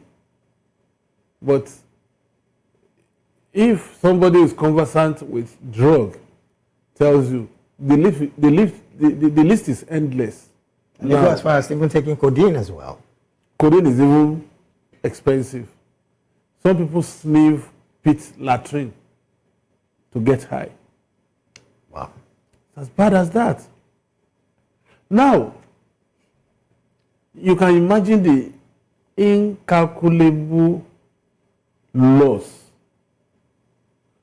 the country will experience if the youth that are supposed to be the beacon of hope for a country like Liberia that is just coming out of war would have to be hooked on drugs. Now, when you calculate the man-hour lost to that menace, that's when you know that that country is sick. I like the fact that you talk about the societal implication of all of this. But then again, there's also the conversation about the inclusiveness of families and tackling of drug abuse. Some have seen this from the perspective of the government not being responsive enough when it comes to the economic part of the families being responsible. Should we peg it only on the government? You see, my experience, I have, between April and August, okay, I had a direct contact with an abuser who happens to be my friend's son. Okay. Do you know that in rehabilitation homes now, weekly treatment is about 180 to 240,000 naira every week? Wow. And what did they do? Therapy, infusion of drugs, detoxification, and all, and restraint. Okay. But do you know that because of the high level of craving, a drug addict can bribe that security man that is supposed to watch over him to the tune of 500,000 or 1 million naira to have access to drugs. You imagine somebody who is earning 45,000 naira monthly as a salary and is being induced with 500,000 naira. Now, this is quite a revelation on his part, but looking at this lacuna on the part of government and, of course, her agencies that take care of these people. Let me come down to the basics. Okay. I've not seen a successful Yahoo guy that is not hooked up to drug. Do you know why? Because of the time zone. While we are planning to go to bed here, that's when some other countries where they get their victims are just waking up. So they must keep awake all night. And to keep awake all night, you need an enhancer, a stimulant. To keep you awake. To keep you awake all night. So they need those drugs to keep them awake all night. And that's why they patronize clubs. Okay. So that they will while away time in the club till around 1 a.m. or 2 a.m. When those people are just waking up, maybe that will be around 9 o'clock in the morning when they will be ready to listen to them. And they get hooked. And unfortunately, by the time they get hooked, now, why I subscribe to that statement by the Liberian government, that you shouldn't leave it to the... How many of us parents know our children nowadays? In the times past, your father, your mother takes a minute part of monitoring. Okay. The community monitors every child. Those days, if you commit any offense, if you misbehave, and somebody on that street, in that community, reprimands you, you beg that person that please don't let my father or my mother know. More like the old saying that says the community raises the child. The child. Right. But today, the way we even structure the architectural structure of our buildings does not even allow the next door neighbor to know you. Quite unfortunate, that. But again, I still want to stay on the path of government. There's been this conversation of a very porous civil service, which has made people with unscrupulous mindsets stay in the civil service, which of course you did mention earlier, the part of bribery on the one who peddles the drug and the one who is supposed to enforce the law, aiding the person who is peddling this drug, and of course alcoholism in the mix. How can government do better to shred a little bit more to a very minimal position the kind of people that comes into her agencies to take care of these people and clearly get it right from it's there? A difficult task for government. How do you set a law enforcement agent after somebody who sniffs latrine? How do you set a policeman against somebody who sniffs a full stick gum? If you are talking about enforcement, you're talking about trying to block passage of cocaine, heroin, and the rest of them, India hemp and all that. But there are very cheap ones that you will not even need money to buy. If you sniff gum, a full stick gum, as a carpenter apprentice, you can still turn in that gum to your guy, and he will use it and he will do his job perfectly. But you never knew that between where you went to procure that full stick and the workshop, you have sniffed.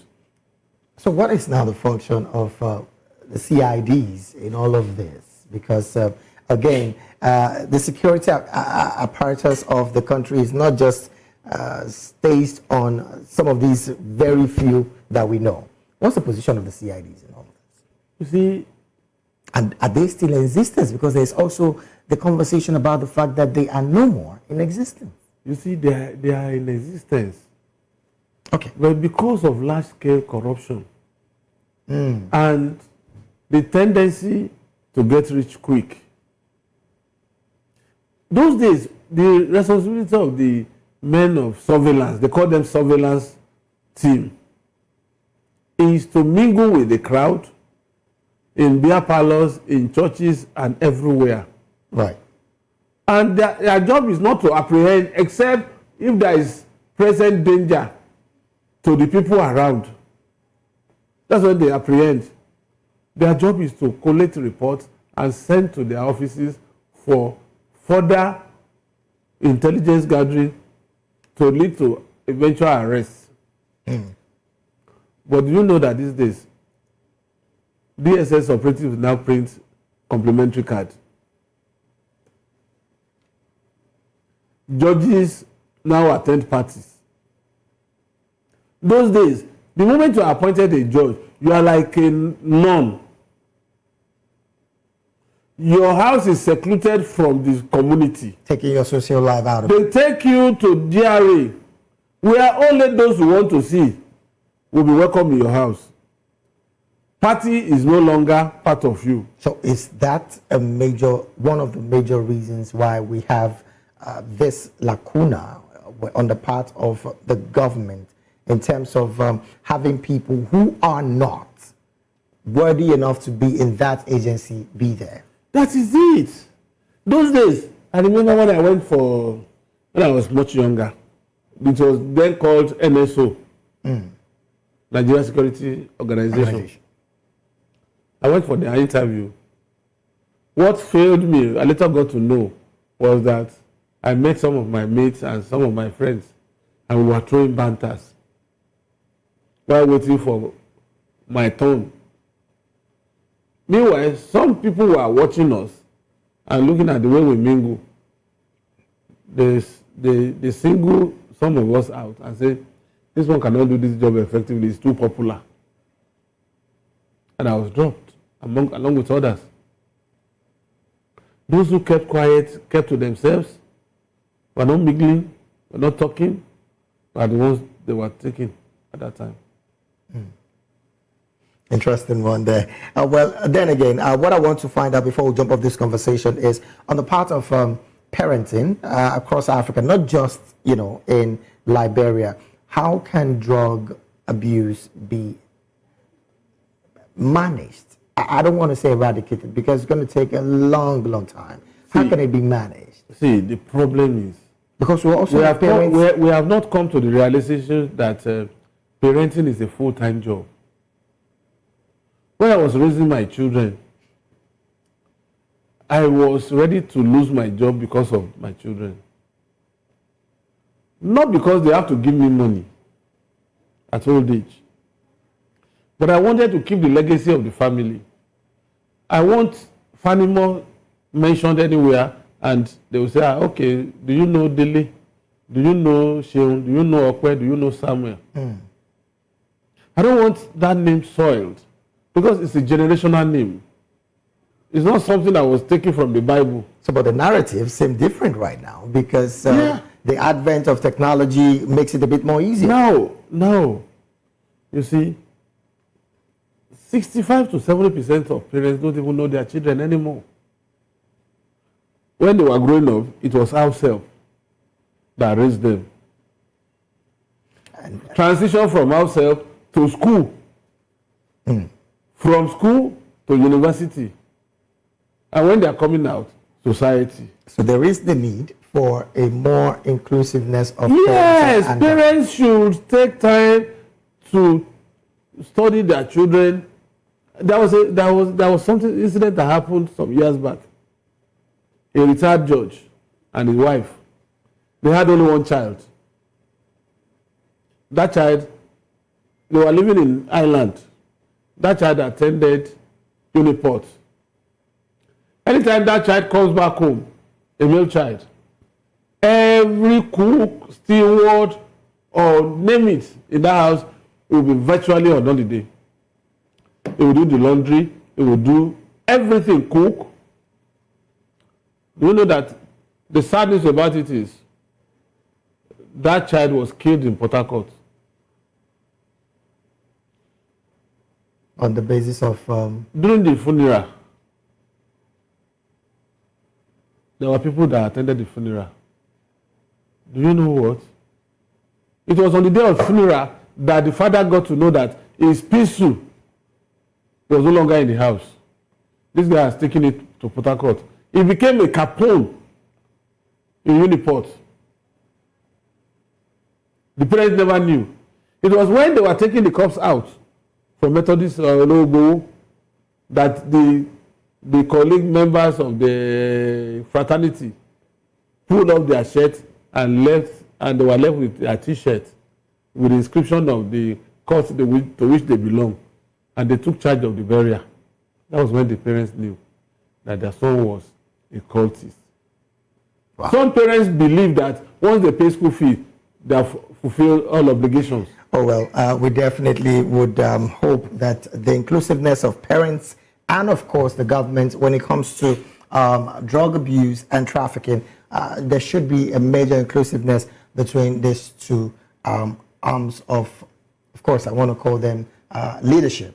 But again, let's jump to another conversation, Mr. Fanimo. Interestingly, the president of Madagascar has said, I will fix all that has made the Gen Zs go out on the streets to protest in 1 year. Now, looking at these promises by President Andre Rajoelina, do you think that this particular promise is born out of a real political will to want to do something? Because the protests have been ongoing. In fact, there is going to be another one starting today, Thursday, in Madagascar by the Gen Zs. Do you think this particular statement might just calm the nerves of these young people in Madagascar? You see, it took Boazizi, in defiance of what the local authorities were meting out to him, to douse himself in gasoline and ignited himself. That was the beginning of Arab Spring. Right. You know how many nations? Syria, that was backed by Russia, it finally collapsed. That is to tell you that I'm sure that president is learning from history. That you can't hold on for too long when the youth population is saying you have to do things differently. Okay. And so it's good for him that he heeded that call and that is working assiduously to ensure that it meets the demand of these youth. Now, most of these youth, they are not asking for too much, but they want a space for them to thrive. None of them is asking for government's dole out. None of them is saying, government, come and give us money to eat. Now, Mr. Fanimo, again, the concerns in this whole conversation is the fact that these young people are asking that the president do resign. And again, if you recall, the president of Madagascar, I'm talking about Andre Rajoelina, is his second term in office. He was elected the second term in 2023. And this whole row from these young people is born out of the fact that they feel they are not being included in several things. There is no good water, there is no good electricity. Something that is almost sanitation poor. Almost every part of Africa is vocal on this. But some quarters have said these young people seem to be induced by opposition. If this is the situation, do you think it is a right call from the youth to want to ask for the president to resign as it stands? You see, I've never seen a thief, even when caught red-handed, that will admit to stealing. There will always be a reason for his action. Okay. Maybe he's in the wrong place at the right time. Maybe somebody set him up. The same way we don't fail, they fail us. But when we pass, we pass. What is the level of opposition that will deter you from doing what is right for the people of your country?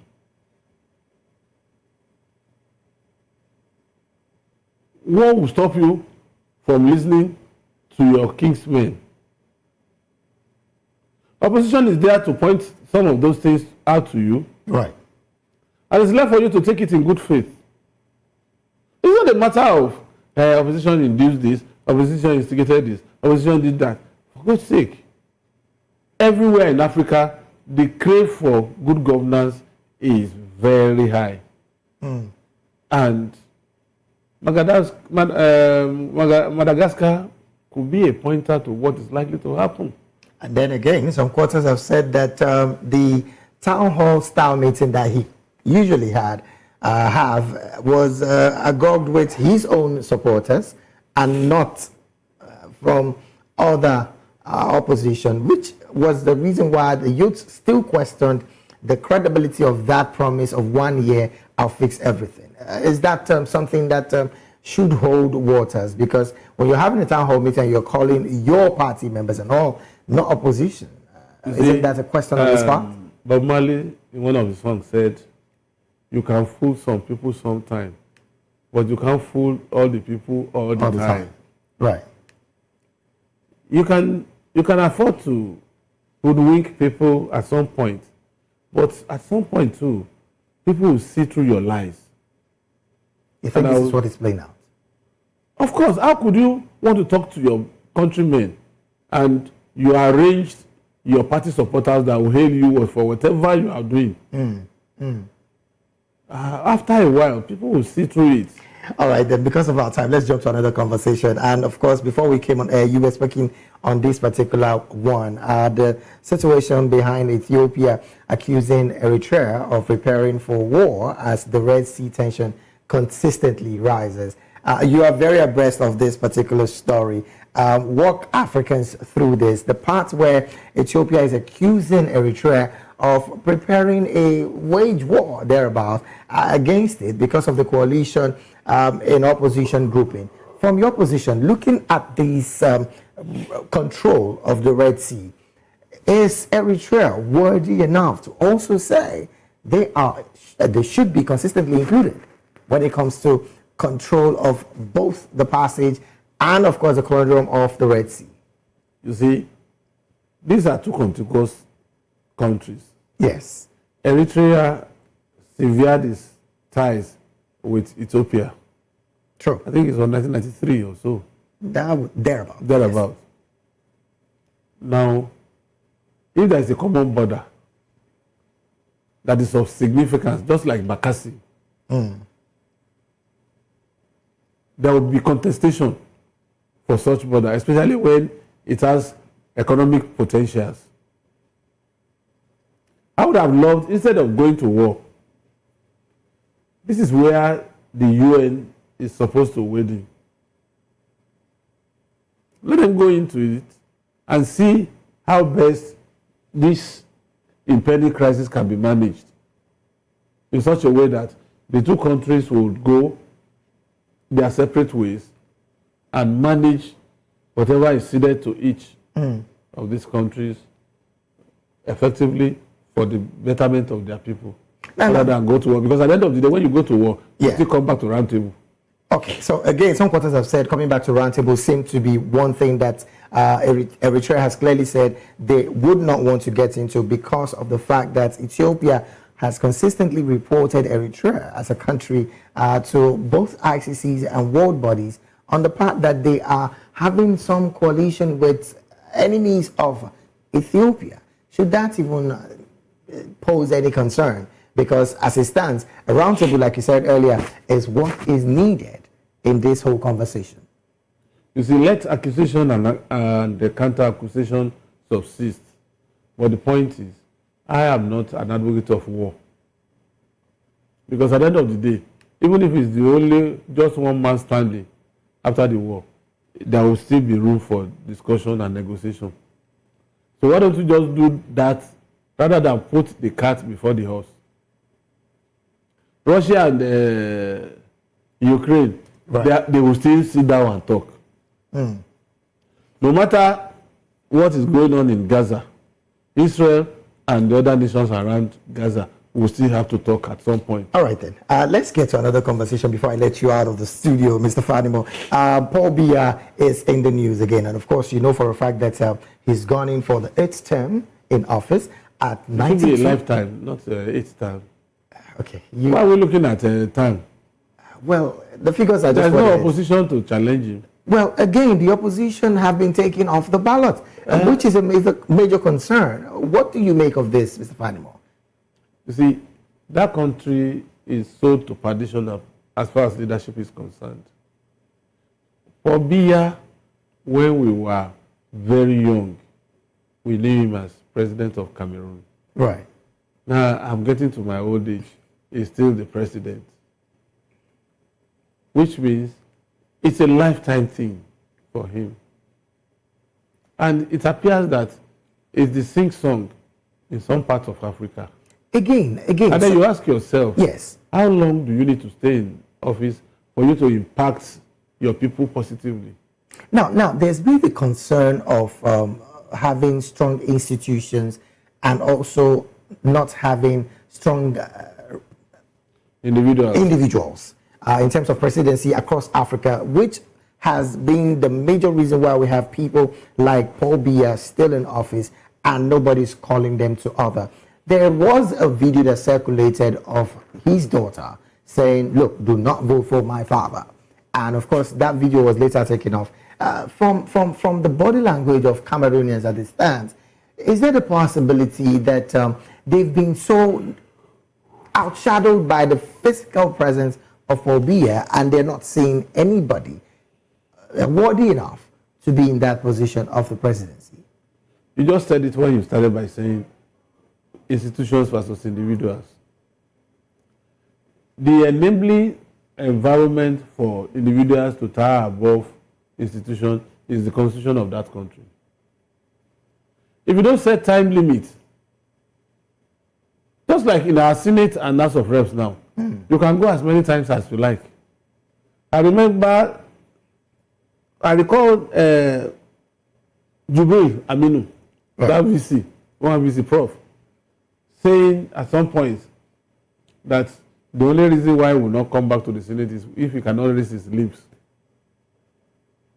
Because you can go as many as 5 times, 10 times, 15 times. So if you think if you have unlimited access to ballots, somebody like Obasanjo would pack his bag and leave at the expiration of his second term tenure in 2007. Quite an unfortunate one, really, because again, Cameroon is going to the polls this weekend, and we definitely will be keeping our eyes on that particular election as it progresses. But this is where we have to draw anchor On the analysis segment of the African News, we had with us Understable, Mr. Dele Fanimo, a seasoned reporter, and of course today he was in the position of a political and public affairs analyst. Once again, Mr. Fanimo, thank you so very much for being here. We'll take a quick break right now. When we return, the rest of the African News will continue shortly. Just after this quick break, please do stay with us.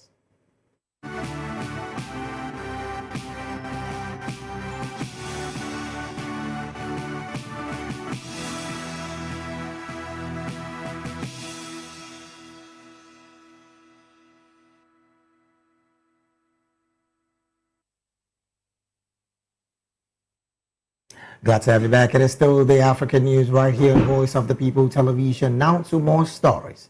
Liberia's Ministry of Post and Telecommunications has joined the global celebration of World Post Day 2025 under the theme #Post for People, Local Service, Global Search. The celebration, endorsed by President Joseph Nyoma Boakai, honors the enduring role of postal services in connecting people, communities, and opportunities across the country. In a statement, the ministry highlighted how postal services continue to bridge Liberia's geographical and digital divides from Monrovia's busy streets to remote towns like Bong, Buchanan, and Lofa. Over the past year, the ministry has made major strides in modernizing the sector, including expanding digital postal hubs, bringing broadband to rural areas, and launching solar-powered post offices. In partnership with the World Bank, the Universal Postal Union, and local innovators, the ministry is also promoting e-commerce, agricultural trade, and digital entrepreneurship, helping more Liberians tap into the global economy. Looking ahead, the ministry pledged continued efforts in line with President Boakai's Arrest agenda for inclusive growth. It also paid tribute to Liberia's postal and telecommunication workers, calling them unsung architects of unity and guardians of shared stories. Moving on, South Africa's National Treasury has attracted over 100 global proposals for its $500 million foreign currency financing initiative as it seeks to diversify its funding resources. The initiative aims to explore innovative financing options to raise cash for Africa's most industrialized economy, which go beyond traditional Eurobonds.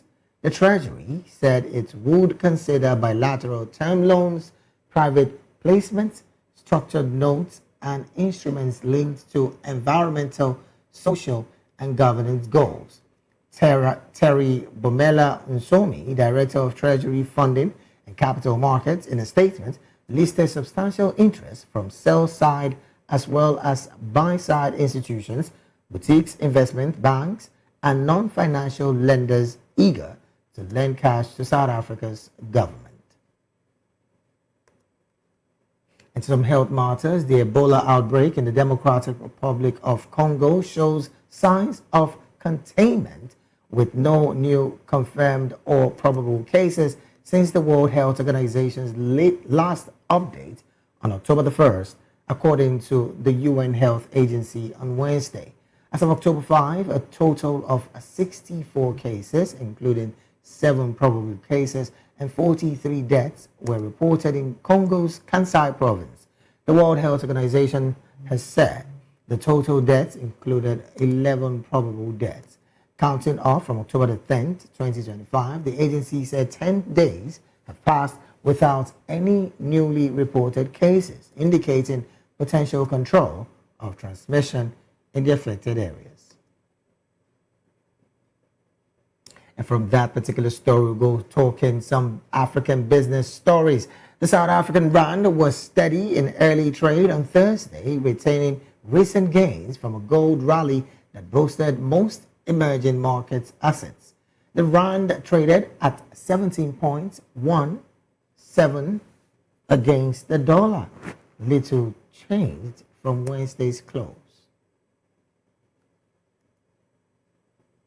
Still talking business, top cocoa producer Ivory Coast was able to trace the original of nearly half its beans last season as it prepared for the EU's landmark anti-deforestation law according to a major report on sustainability in the cocoa sector.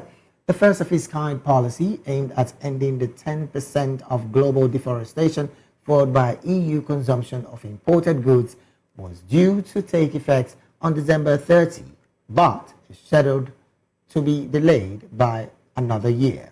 Would have required EU's importers of soil, beef, oil, palm, coffee, rubber, timber, cocoa, and derived products to prove their products did not cause deforestation anywhere in the world or face hefty fines. According to the Cocoa Barometer report produced by the Voice Network Group of civil society organizations, Ivory Coast was able to trace about 40% of its beans in the 2024 to 2025 season. And to wrap up the African news, we go straight talking some sports. Egypt became the third African country to book a berth at next year's World Cup finals at an easy 3-0 win over Djibouti in Casablanca on Wednesday that secured them top place in Group A with one game remaining. Egypt, who have competed at 3 previous World Cups, joined fellow North African nations Morocco and Tunisia at the 2026 tournament in North America.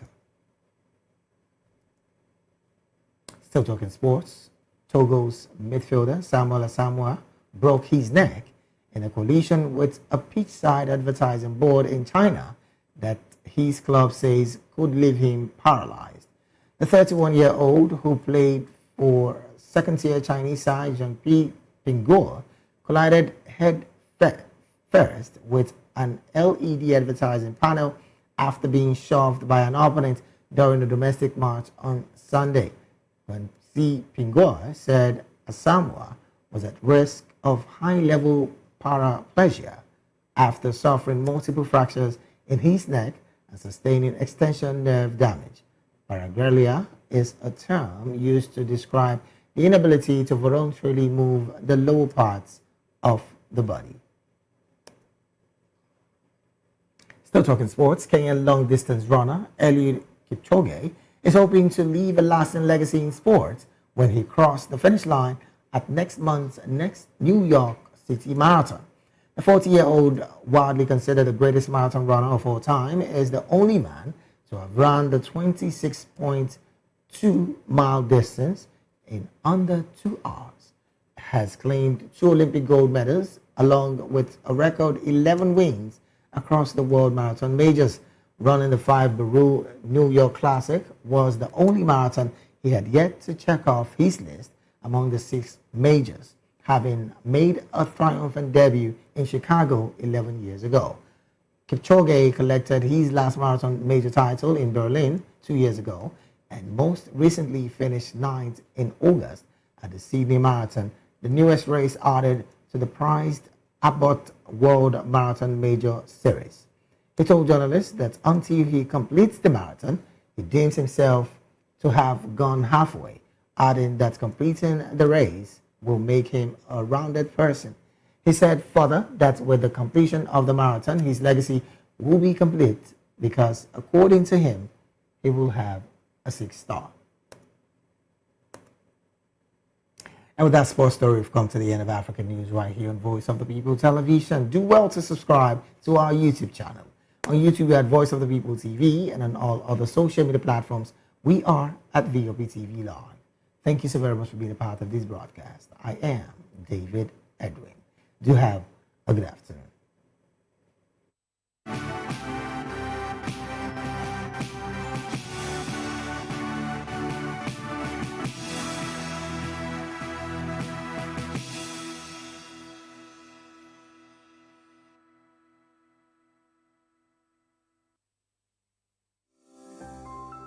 VOP TV. Now, you have more than a voice. The red carpets, awards, the razzmatazz, music, fashion, interviews, and more. Spotlight on Voice of the People Television. Let's feed you with all the juicy stories in the global entertainment space, bringing you the glitz and glamour as it is hot. Stay tuned to Spotlight 1 p.m. Monday to Friday. Spotlight on VOP TV. Entertainment like never before.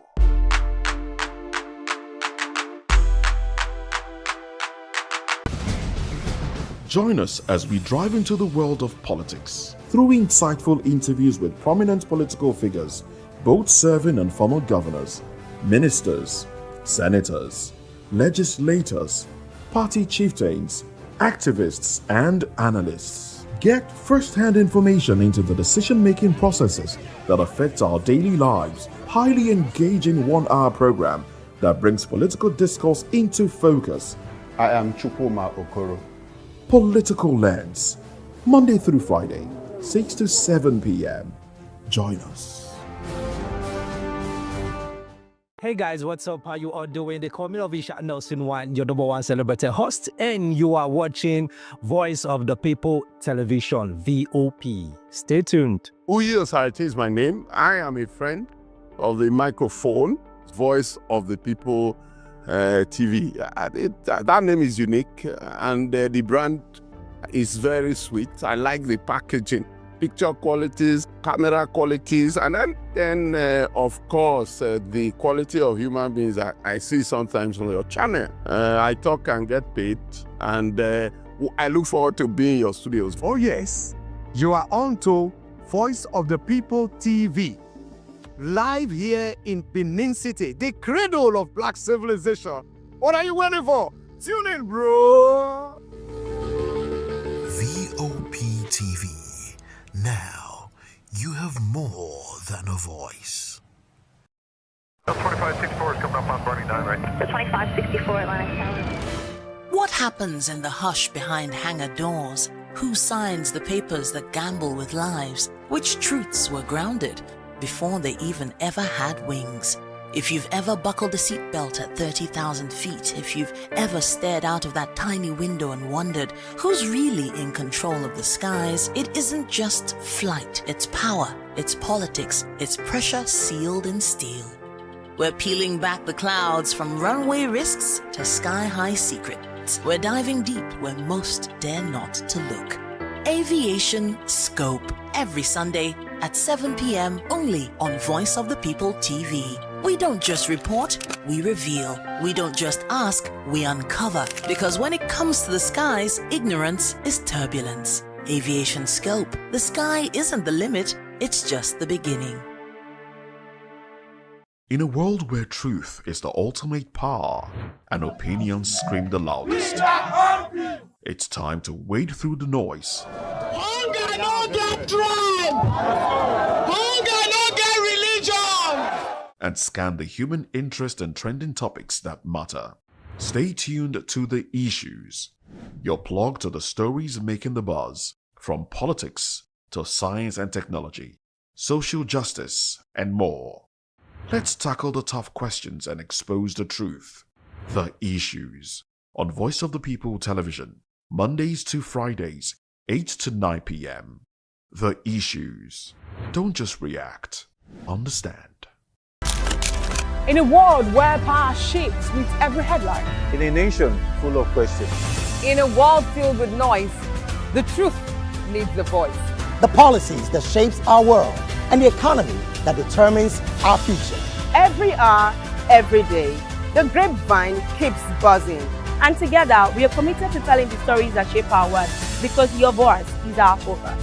Don't forget, our voice matters the most. Let us come together and share our concerns.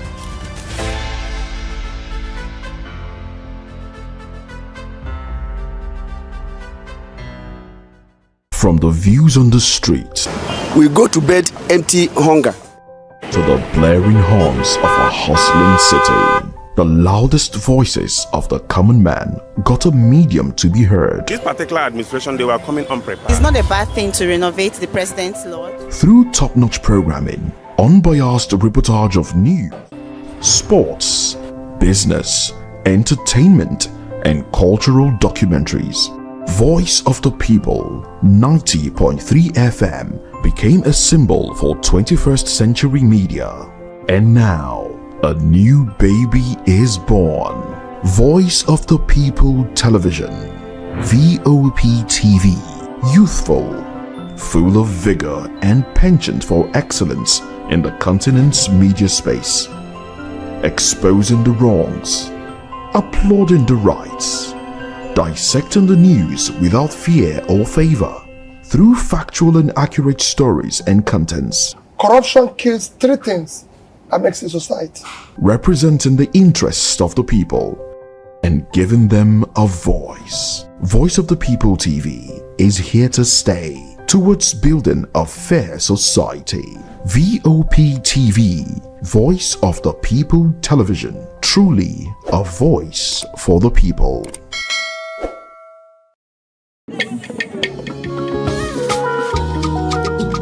Voice of the People Television awuchiela o onye nụ ya ka ọrụ ibe ya. Ị chọrọ ịmata akụkọ ndị gbara n'akwụkwọ akụkọ dị iche iche n'ala anyị kwa ụbọchị. Ị chọrọ ịmata ka o si afịatụ na ndọrọndọrọ ọchịchị, agụmakwụkwọ, azụmahịa, ime njem, ọbụladị egwuregwu. Mgbasonyere anyị n'oge ndị Igbo na Voice of the People Television. Anyị nwere ndị ọbịa bụ ọkachamara bụkwa ndị ga-enye aka tapịa isiokwu ndị anyị jiri bịa kwa ụbọchị. Anyị ga-eji ka o siri gbaa n'akwụkwọ akụkọ dị iche iche wee malite tupu anyị akọzie n'uju n'ubi onye anyị bịara na nke ya. Ịgbamụrụ nzem ọzọ kedụkosi aga ya gaziere onye ukwu ma gaziere onye nta. Mkparịta ụka tọrọ atọ ka anyị ga-ewetara gị bụkwa nke ga-eme ka ịmata ka ihe si aga n'ala anyị bụ Naijiria ọbụladị na mba ofesi.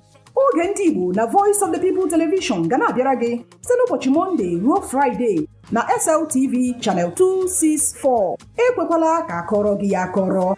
Chetakwa na ọ bụ na SLTV Channel 264 ka ị ga-ekiri Voice of the People Television. Voice of the People Television. Ugbu a ị nwere karịa olu.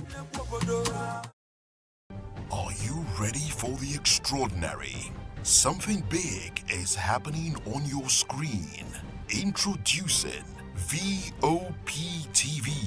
Now streaming on SLTV Channel 264. From breaking news to captivating conversations, news analysis, giving you all sides to the story. We bring in-depth discussions on the issues that matter, from politics to sports, entertainment. Join us as we redefine what television means to you. Voice of the People Television, VOP TV. Now you have more than a voice.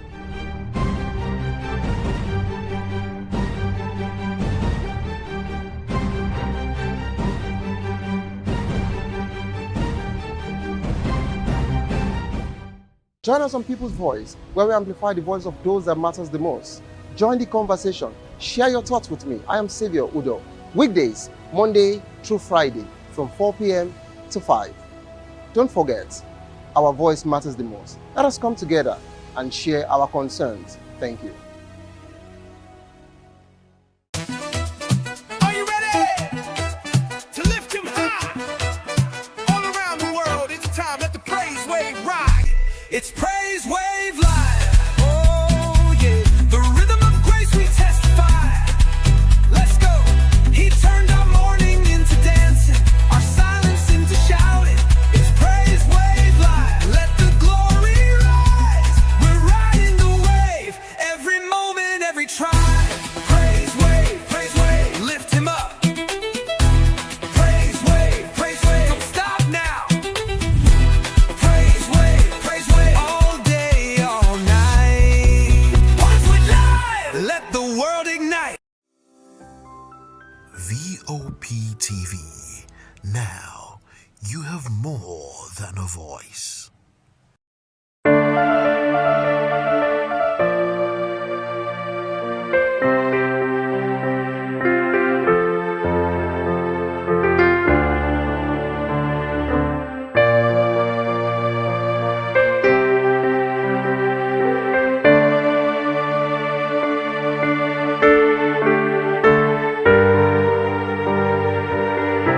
Welcome to Aviation School.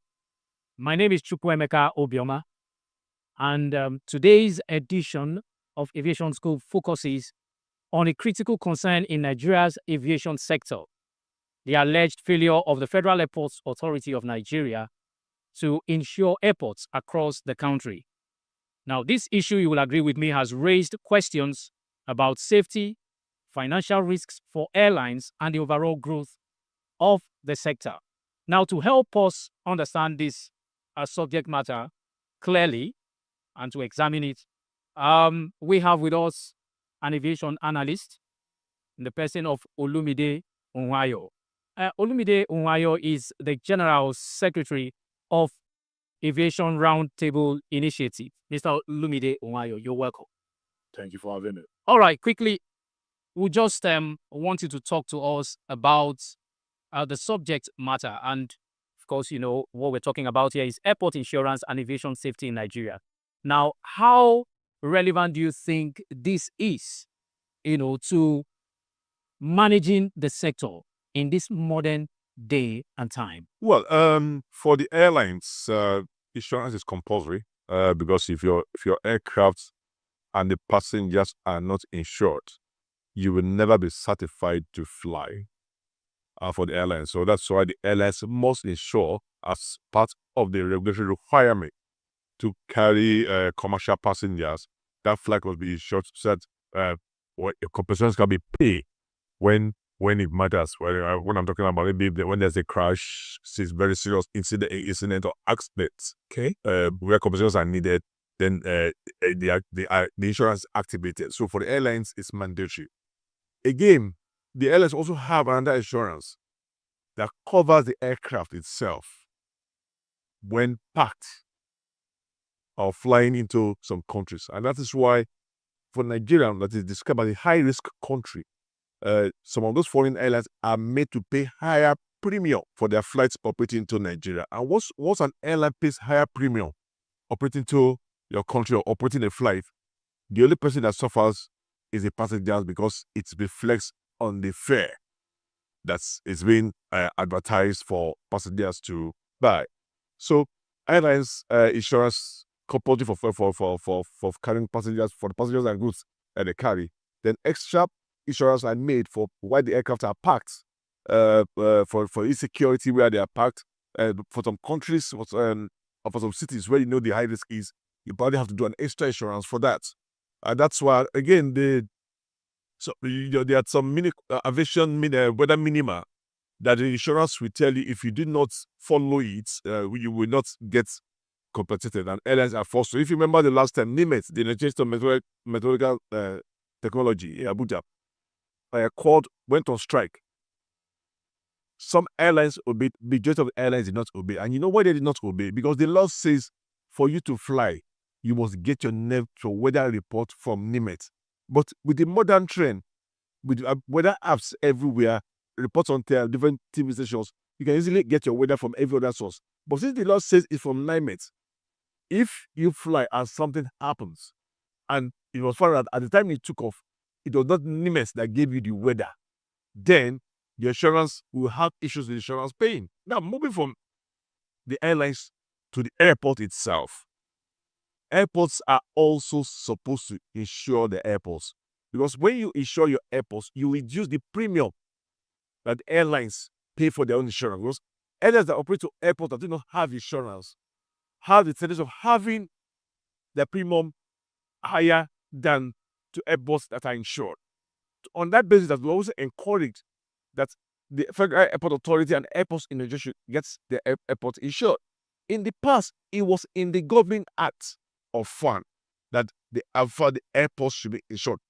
Surreptitiously, it was removed from the new act. So, who would you attribute that to? The new act was made by the immediate past minister, Haile Seneca. Okay. Yeah, that was when the new act was promulgated by the assembly.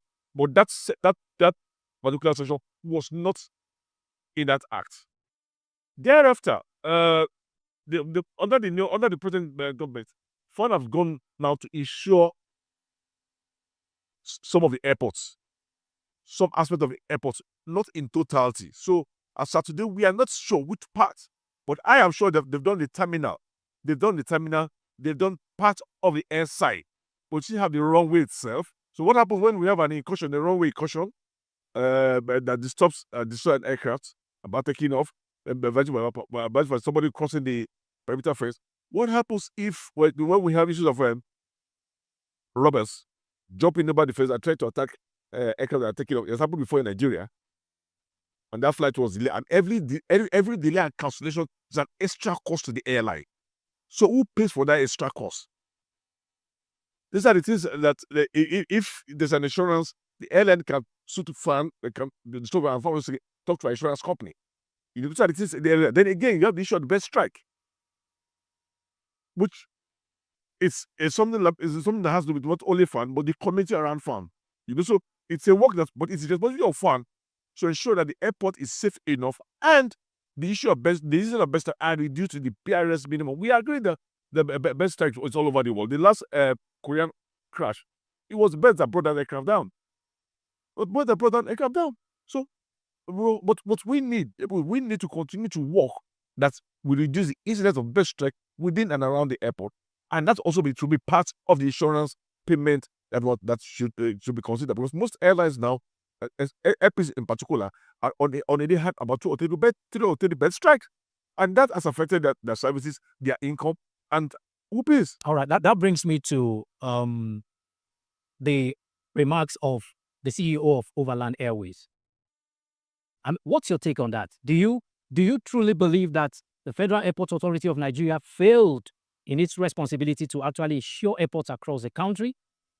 A situation which has had a detrimental, impact on domestic airline operations. The CEO of Overland is an experienced pilot, an experienced investor, an experienced manager, and an owner of an airline, and again own airline. He has managed to keep himself afloat over a long period of time.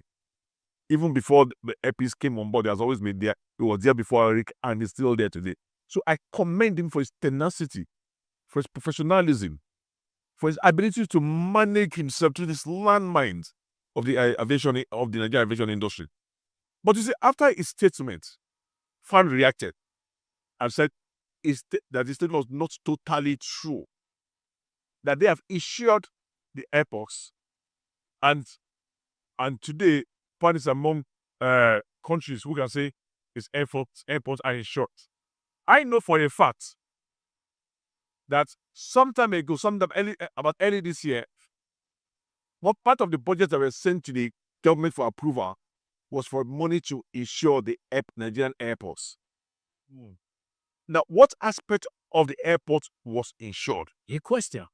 That's $1 million question. Because if it was the terminal that was insured, then Captain Boyo, the owner of Overland, have a right to cry out because his aircraft are not in the terminal, but parked outside the terminal on the airside, and he still has to deal with a runway that might not be in a good shape, like the one in the airport that was causing destruction to the underway, the wheels of the aircraft before they had to close it down.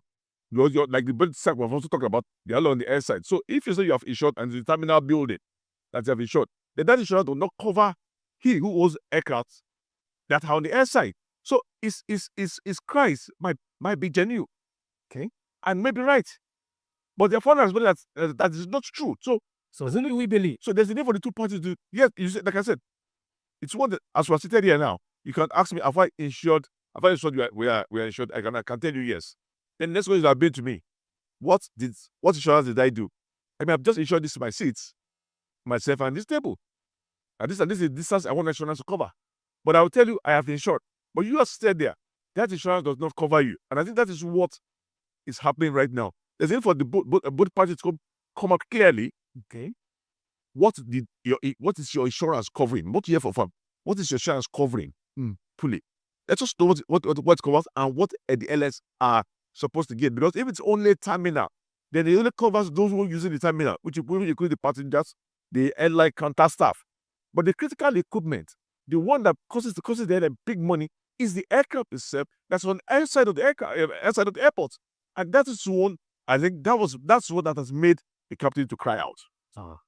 Okay, we'll go on a short break, and when we return, Aviation Scope continues. Don't go anywhere. Nigeria's aviation sector remains one of the most critical pillars of national infrastructure. At the heart of its smooth operation is the Federal Airports Authority of Nigeria, FAN, tasked not only with managing airports but also with safeguarding them through comprehensive insurance policies. From massive terminal buildings to runways, control towers, and cargo facilities, FAN ensures key infrastructure against fire, vandalism, terrorism, and national disasters. This ensures that in the event of damage, airports can quickly recover without disrupting the flow of passengers and goods. Beyond infrastructure, FAN also provides liability insurance, covering passengers, airlines, and airport users against accidents that may occur within airport premises.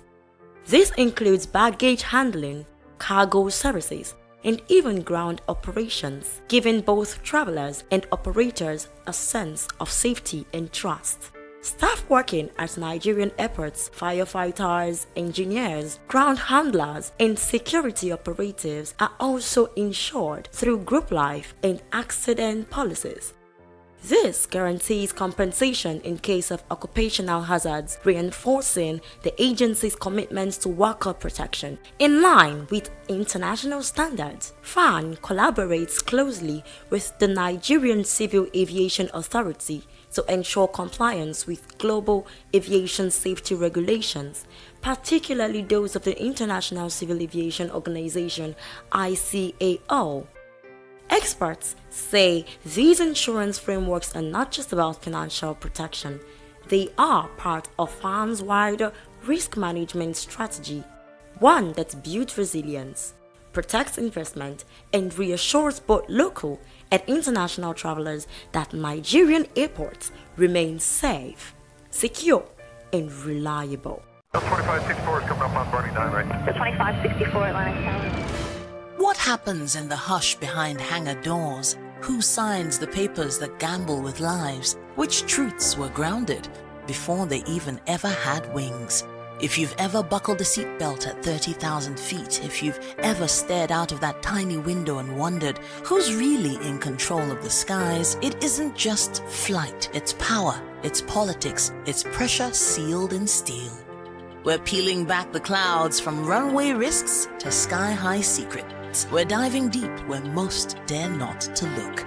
Aviation Scope, every Sunday at 7 p.m. only on Voice of the People TV. We don't just report, we reveal. We don't just ask, we uncover. Because when it comes to the skies, ignorance is turbulence. Aviation Scope, the sky isn't the limit, it's just the beginning. Welcome back, viewers. It's still your darling station, VOP TV, and your darling program, Aviation Scope. And I'm Chukwuemeka Obioma. And today we are looking at aviation safety vis-a-vis the need to ensure airports across the Federation. And I have here with me the Secretary General of Roundtable Initiative in the person of Olumide Onwayo. And we've, been doing justice to this matter. And we're going to continue from, where we stopped at. And I'm asking now, sir, could you explain the purpose of compulsory insurance in aviation and how it protects both the public and key industry players? I think that's some of it in the first part. Now, compulsory insurance. Just break it down for us. Compulsory insurance for the airline. See, that the airline must be an airline going on a scheduled service. Okay. Must insure its passenger aircraft. Once you're conducting a commercial service that involves the public, you must insure your passengers and cargo. Everything, all the freight, everything that comes on board must be insured. This is necessitated by the for the airlines to be able to pay compensation in the event of accidents, serious incidents, or serious accidents. Also, airlines are to insure the crew and other members. More oftentimes, these are left for the airline to address. But the one that the regulator want to see is the insurance of the aircraft that is carrying both passengers and luggages, both for schedule and unscheduled flight. Unscheduled flight means flight that obeys charter at a reward. Yeah, but for the private owned aircraft, yeah, it's left for you whether you want to insure yourself or not, even like a military. But for any scheduled one, anyone that is currently higher for reward must insure the aircraft and ensure that at any time of those pieces, those scenarios I alerted earlier on comes up, insurance must be paid. In some other countries, they insist on having the insurance at the airports. They insist on insurance of navigational and other safety equipment. They insist on insurance of safety critical officers. It depends on the country.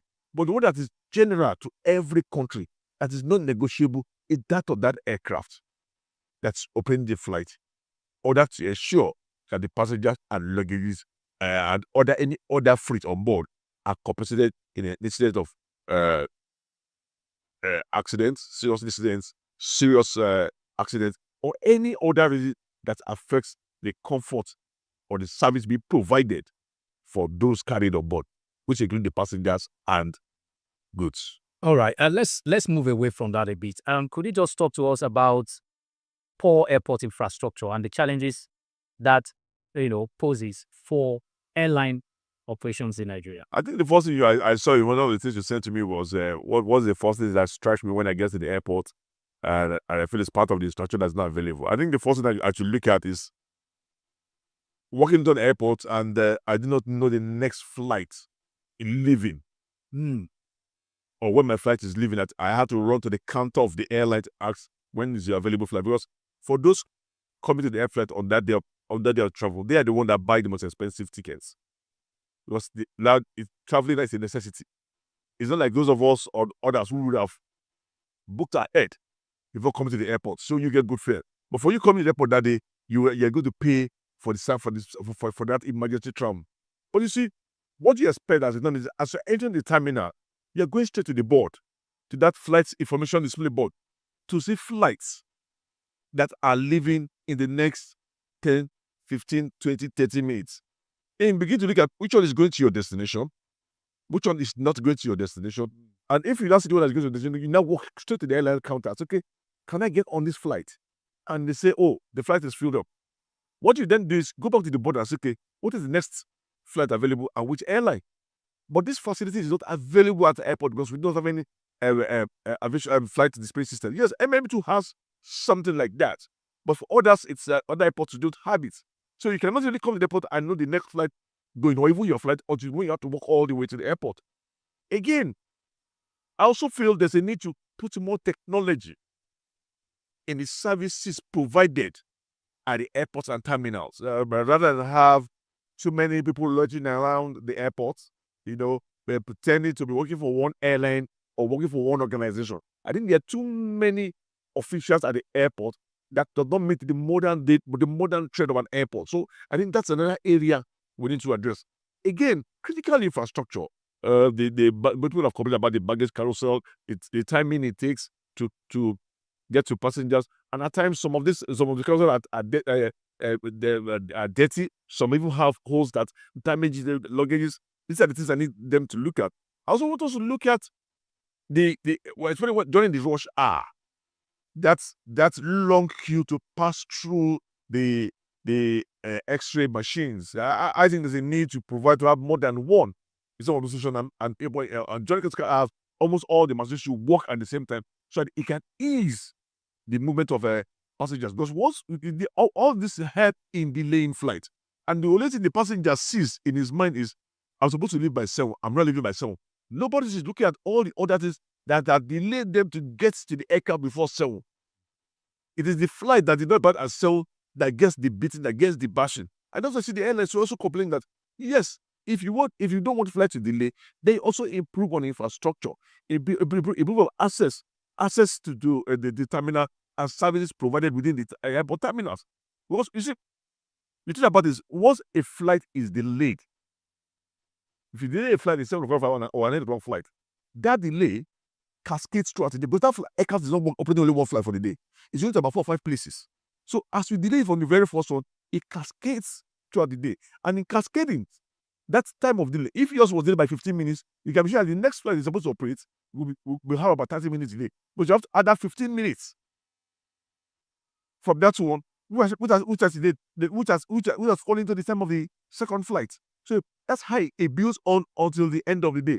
And that is why for those operating international routes, operating to airports that are very busy, the workers, the service providers there, they give you a window. If you're supposed to come in 9 to 10, you must come in 9 to 10, because once you're not there 9 to 10, as from 10 o'clock, they are moving to the next airline or next customer.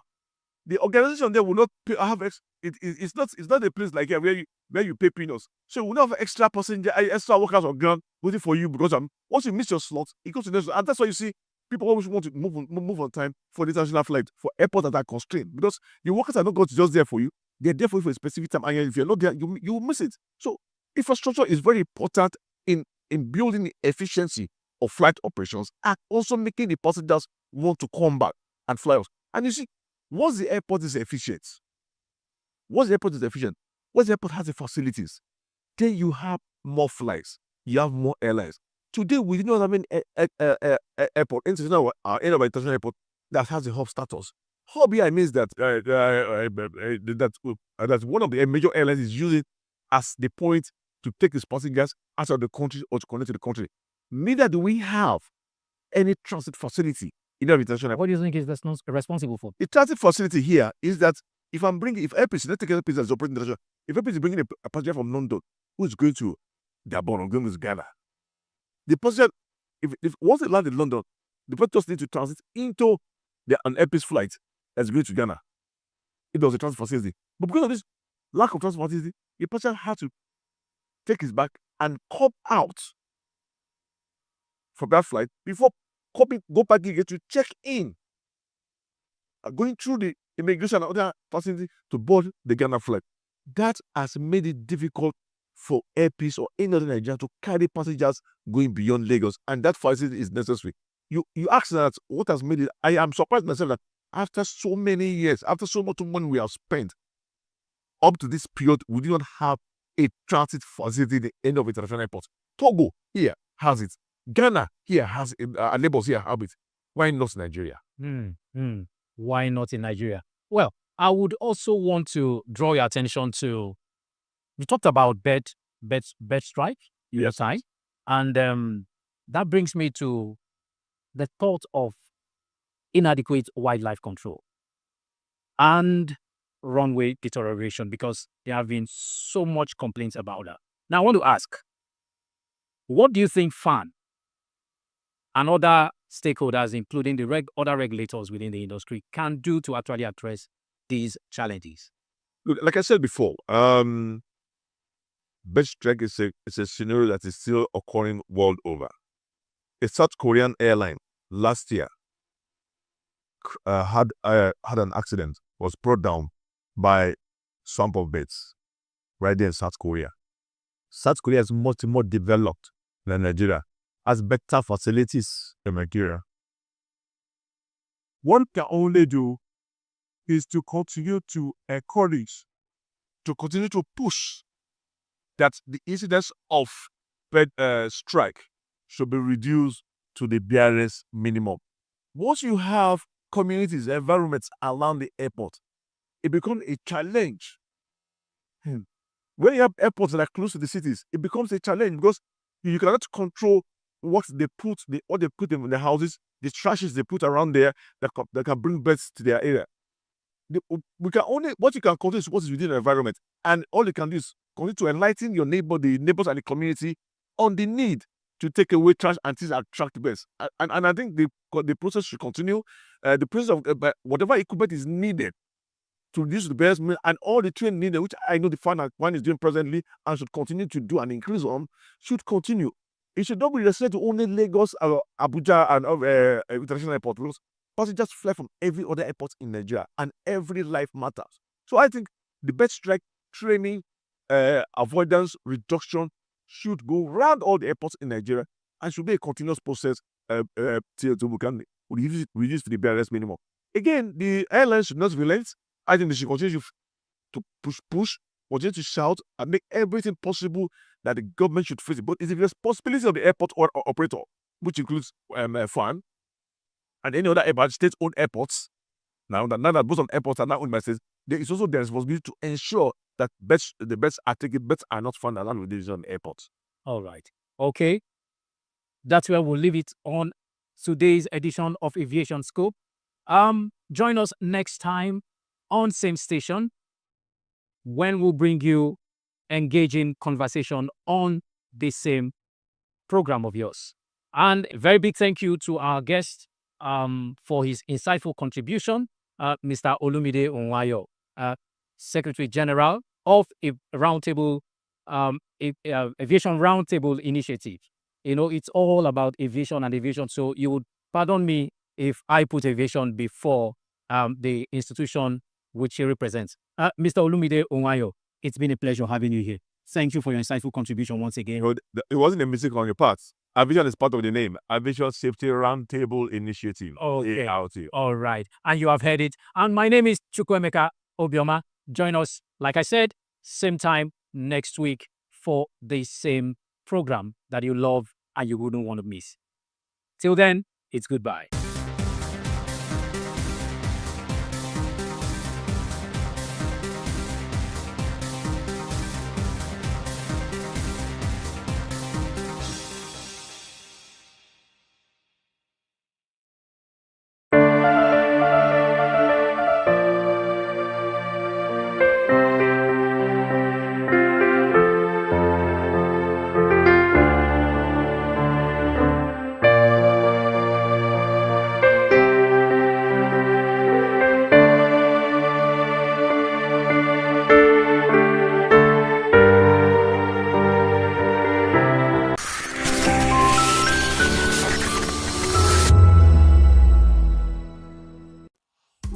Welcome to Kitty's Corner.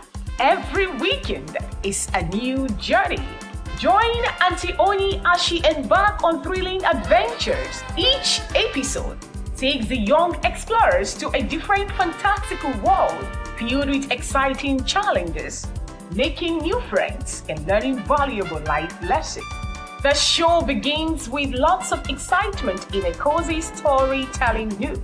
Fairies teach the importance of kindness, honesty, bravery, teamwork, or curiosity. Kitty's Corner is a delightful blend of fun, education, and imagination with catchy songs, interactive games, and heartwarming stories. Join Auntie Oni every Saturday, 10 a.m. to 10:30 a.m. on Voice of the People Television. Kitty's Corner, perfect destination for curious minds. Voice of the people, you can hear me now. My name is Patrick Doyle, and I wish that you continue to echo the voices of the people. Big up VOP TV. My name is Soibifa Dokobo. Please keep watching VOP TV. Hi, my name is Kwekumali Ikenda Onyekwena, and I am with the Voice of the People TV. Now, if you're looking for the veritable channel for information, politics, robust discussions, you don't need to go far. VOP has you. VOP will always have you. Thank you. Hi, my name is Patrick Diabwa, aka Ibani Chuka, Amayanabo the Eagle King, and you are watching VOP TV. Stay with us.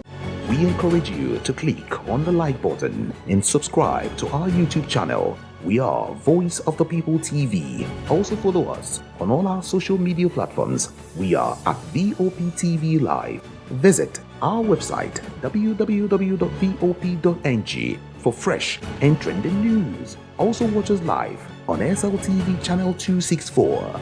VOP TV, Voice of the People Television. My name is Esther. They call me the Oga Parapata of them are the general overseer of them all. Every man, every woman has got a voice where integrity is the volume. So this is Voice of the People's TV. Voice of the People's TV. So this is the people's voice. And the people's voice is the voice of God. That's the voice populi in Latin. The people's voice is the voice of God. So keep watching Voice of the People. In fact, my name is Voice of the People. Keep watching MC Adobe King. Hi guys, my name is Kagan. I am Nigeria's biggest tech content creator, and I just wanted to give a quick shout out to Voice of the People TV. Keep watching, enjoy, And you're welcome. My name is MC Alamano. They say they call me Enjoyment Landlord. It's VOP TV. Keep watching VOP TV. Don't touch it down. Even if you want to touch it down, increase the volume. If you don't increase the volume, why told me? My name is Collins Agawabe, popularly known as No Maiden, but last, more than No Maiden. More. Not be all so the cook right at the fry plantain. We keep on watching VOP TV. The voice of the people, the voice of Edo. If you want to get the authentic news for Edo, the way it be, that's why they show and all the content they come on at VOP TV.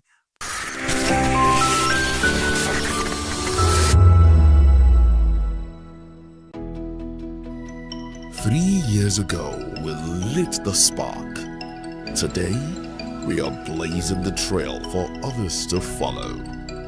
VOP Media is 3 years of breaking boundaries. 3 years of being that bold voice that echoes the thoughts of the people. 3 years of telling stories that matter. We have experienced complete breakdown in democratic governance. We are not just a brand. We are a movement, giving voice to the voiceless. We go to bed empty hunger. To every viewer, every voice, and everyone that has made us who we are, we say thank you. VOP Media, 3 years and still counting. VOP TV. Now you have more than a voice.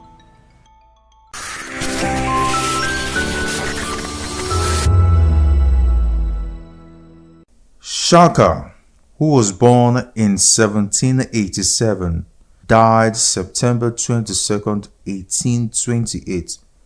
Zulu chief, founder of Southern Africa's Zulu Empire. He is credited with creating a fighting force that devastated the entire region. His life is the subject of numerous colorful and exaggerated stories, many of which are debated by historians. Shaka was the son of Senzangakona, chieftain of the Zulu, and Nnamdi, an orphaned princess of the neighboring Langeni clan. Because of his parents belonged to the same clan, their marriage violated Zulu custom, and the stigma of this extended to the child. The couple separated when Shaka was 6, and Nnamdi took her son back to the Lengani, where he passed a fatherless boyhood among a people who despised his mother. In 1802, Langeni drove Nnamdi out, and she finally found shelter with the Desheni, a subclan of the powerful Mtetwa. When Shaka was 23, Dingiswayo, the Mtetwa paramount chieftain, called up Shaka's Letsani age group for military service. For the next 6 years, he served with brilliance as a warrior of the Mtetwa Empire. Senzangakona died in 1816, and Dingiswayo released Shaka from service and sent him to take over the Zulu, which at this time probably numbered fewer than 1,500, occupying an area on the wide Mfolozi River. They were among the smallest of the more than 800 Eastern Nguni Bantu clans, but from the day of Shaka's arrival, they commenced their march to greatness. Shaka ruled with an iron hand from the outset, melting out instant death for the slightest opposition. His first act was to reorganize the army. Like all the clans, the Zulu were armed with oxide shields and spindly throwing spears. Battles were little more than brief and relatively bloodless clashes in which the outnumbered side prudently gave way before extensive casualties occurred. Shaka first armed his men with long-bladed, short-hafted stabbing assegais, which forced them to fight at close quarters. He then instituted the regimental system based on age groups quartered at separate crowds and distinguished by uniform markings on shields and by various combinations of headdress and ornaments. He developed standard tactics which the Zulu used in every battle. The available regiments, known collectively as the Impi, were divided into 4 groups. The strongest, termed the chest, closed with the enemy to pin him down, while 2 horns raised out to encircle and attack the foe from behind.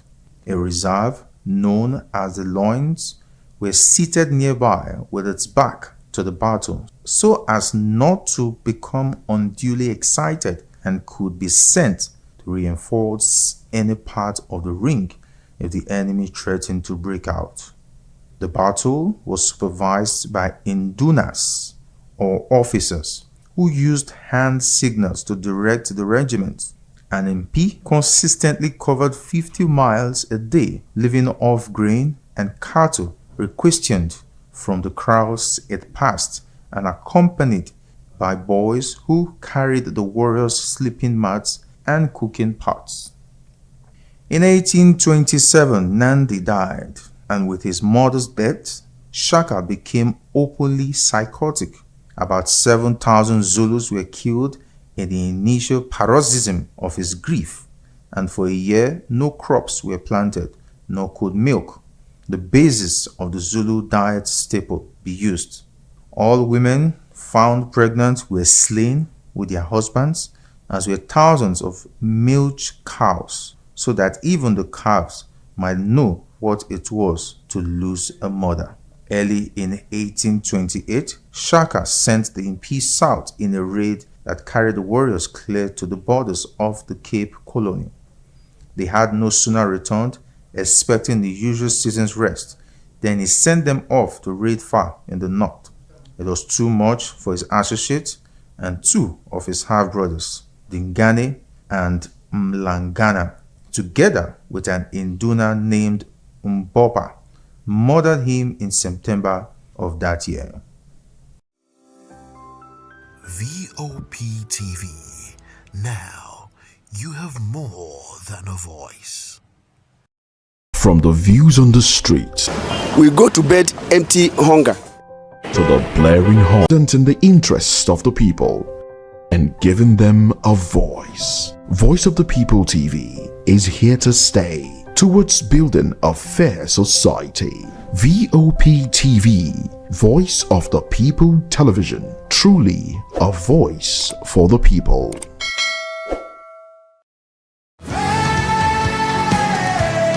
Ever wonder what inspires your favorite gospel artists? Explore and discover the rich heritage of continental gospel music and how this transformative journey has evolved and shaped cultures around the world. As we dig deep into archival treasures, feel the energy in our praise jam, Gospel Fusion on Voice of the People Television. Tune in this Sunday, 3 to 4 p.m. and be part of a transformative experience that uplifts and inspires.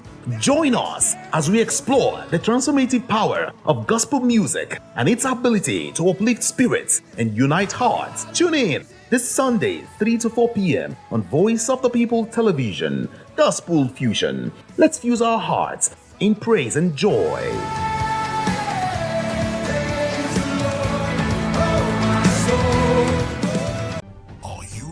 For the extraordinary. Something big is happening on your screen.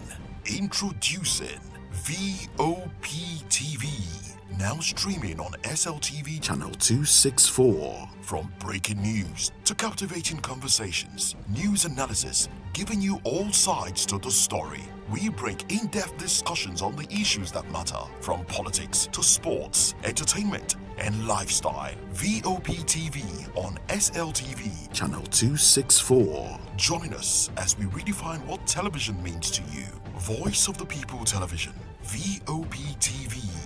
Now you have more than a voice.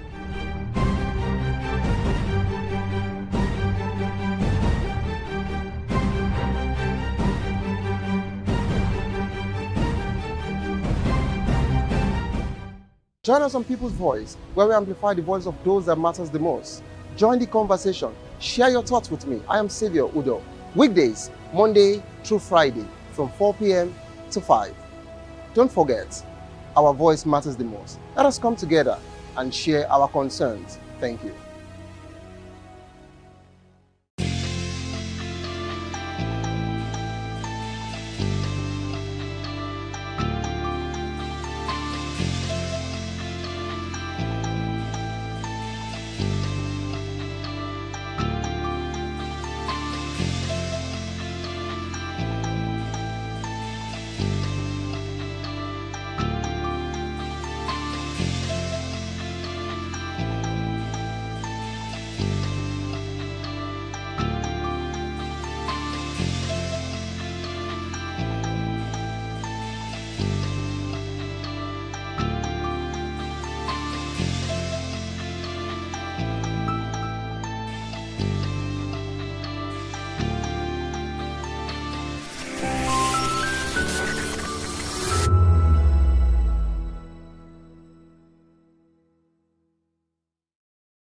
Everybody keep watching Voice of the People. All right? Love you all.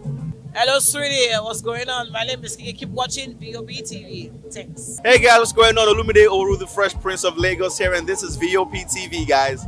Hello, guys. I want you to please keep on watching VOP TV. Ladies and gentlemen, my name is Hafiz Oyetoro. Please keep watching VOP TV. Shout out to VOP TV. Very big shout out to the fans and lovers of VOP TV. My name is Tayo Fanyuro. I'm an actor that you are going to live to love. Keep watching. Cheers. Hi everyone, so shout out to VOP TV. Good morning. It's the start of a beautiful day. Well, start your day right with a healthy dose of news, fun, and inspiration. Join us on VOP this morning for the latest news, trending topics, and uplifting stories to set your day on the right vibe. From news and current events to lifestyle and entertainment, you are covered. VOP This Morning, 8 a.m., Monday through Friday.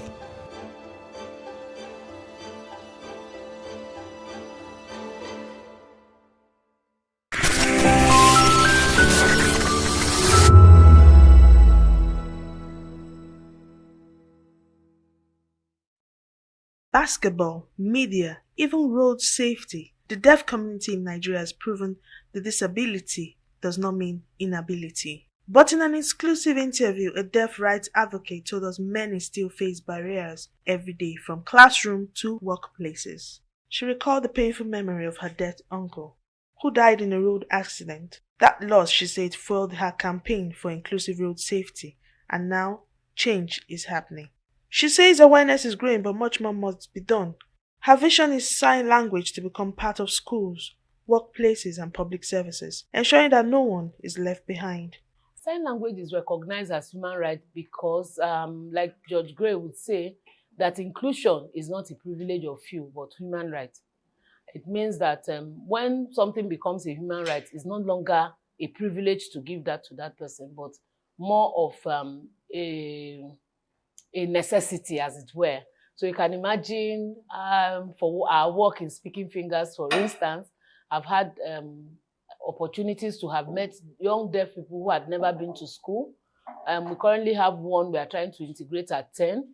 We have one that has been integrated now into the school and educational system at 10. Yetunde, she got into school at 10. Today she has a language. She has a language that she uses to communicate. She can speak because she has a sign language to communicate. She's integrated. She currently plays for Milo. So, but back dates when we met her, I can also hear people. So sign language has become a human right because it's not a privilege, but it is a necessity. It is work in progress. Today, we're having this conversation because sign language has been recognized as a language far back 2018. Does it mean that the deaf community existed at 2018? No. It just means that the world has awakened to it because media professionals like you are giving platforms for us to they have this conversation, this dialogue, and by so doing, we are also changing the dialogue I'm so aware, really. I don't have instances to say this is it, but I kid you not, we are not where we used to be, even though we are not where we want to be in terms of creating that awareness. By integrating sign language into such training, he or she can be empowered. Their voice can be heard, they can be valued, they can be appreciated, and they can have a seat on.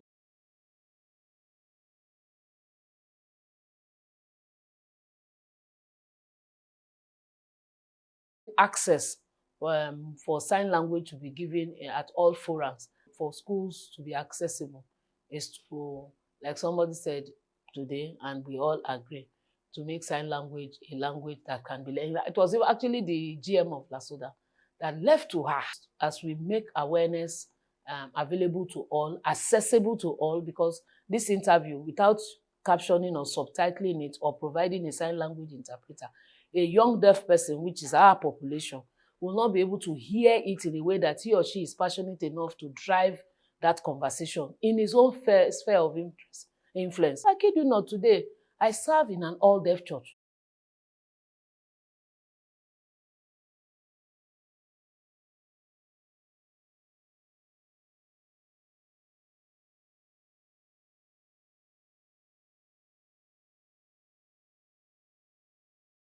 Inclusion is not a privilege, but a right, and she believes society must give the deaf community a seat at the table. I'm Onyeka Ogolo, reporting for VOP TV.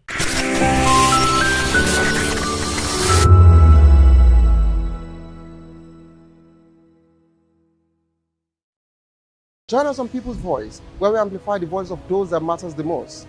Join the conversation. Share your thoughts with me. I am Sowore Udo. Weekdays, Monday through Friday, from 4 p.m. to 5. Don't forget, our voice matters the most. Let us come together and share our concerns. Thank you. In a world where power shapes with every headline. In a nation full of questions. In a world filled with noise, the truth needs the voice. The policies that shapes our world and the economy that determines our future. Every hour, every day, the grapevine keeps buzzing.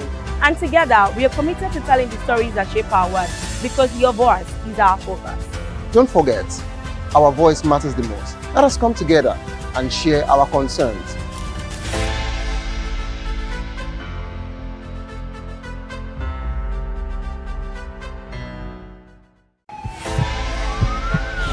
This is Health Check, your weekly guide to better living, smarter choices, and trusted answers. From everyday wellness to urgent health issues, we've got you covered. Health Check, only on Voice of the People television, where your health has a voice.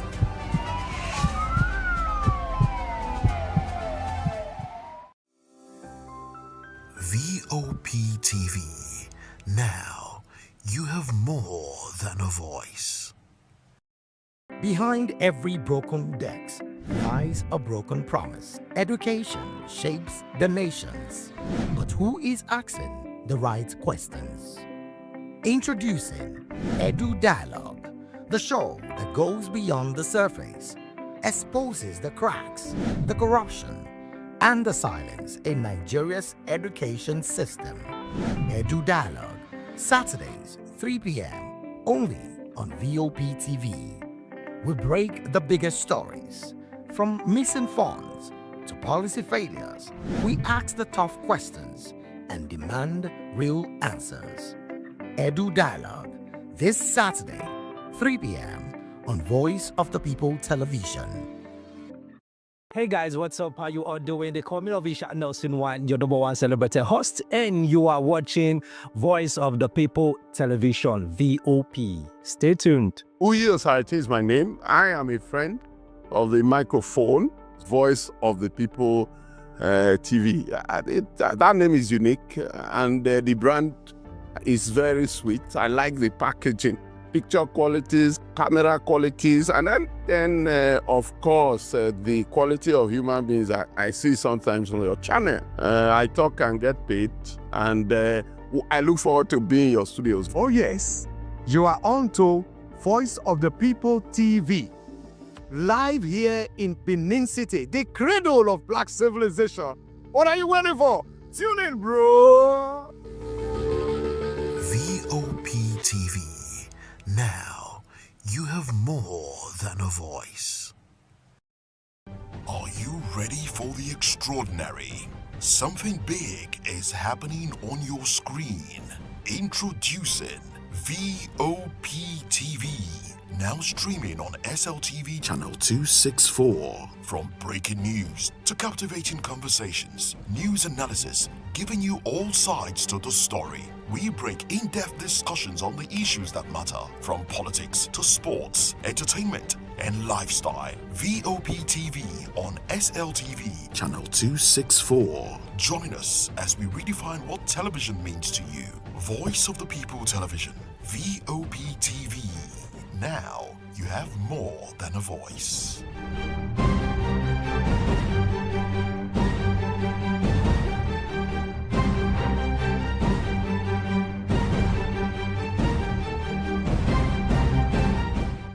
The name is Dr. Hey everyone, this is Desmond Elliott hanging out at Colgate Face of Africa. I'm saying keep watching, don't change the dial. This is VOP TV. Fatima.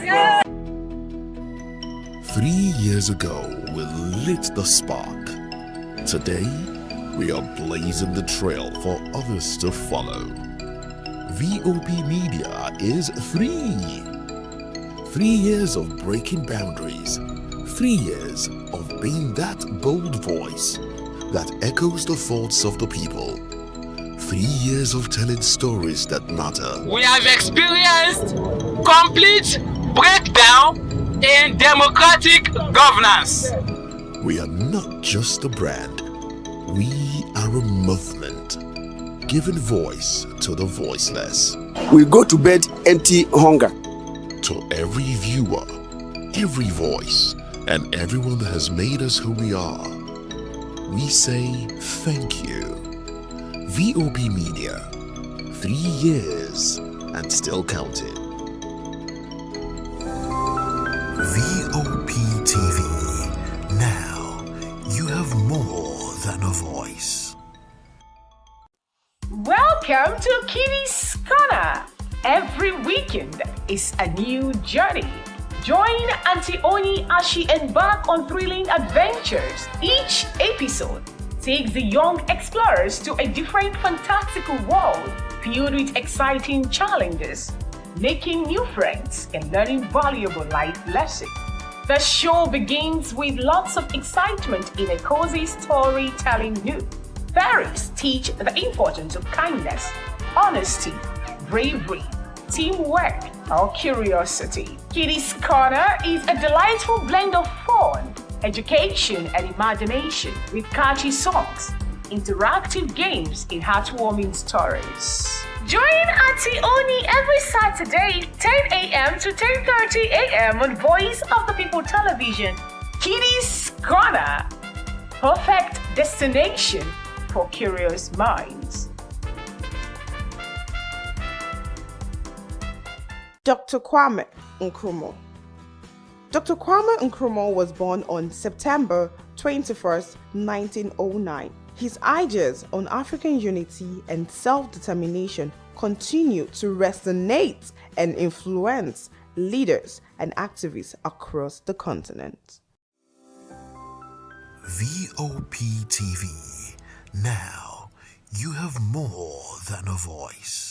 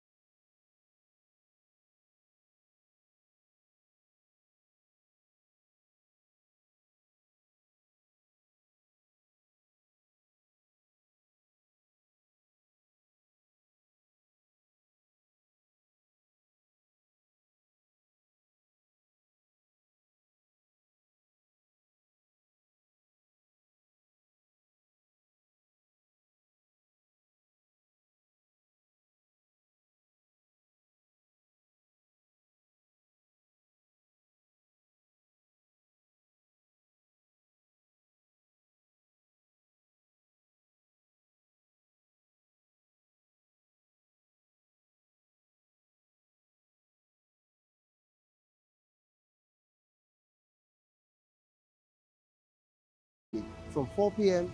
to 5. Don't forget, our voice matters the most. Let us come together and share our concerns. Thank you.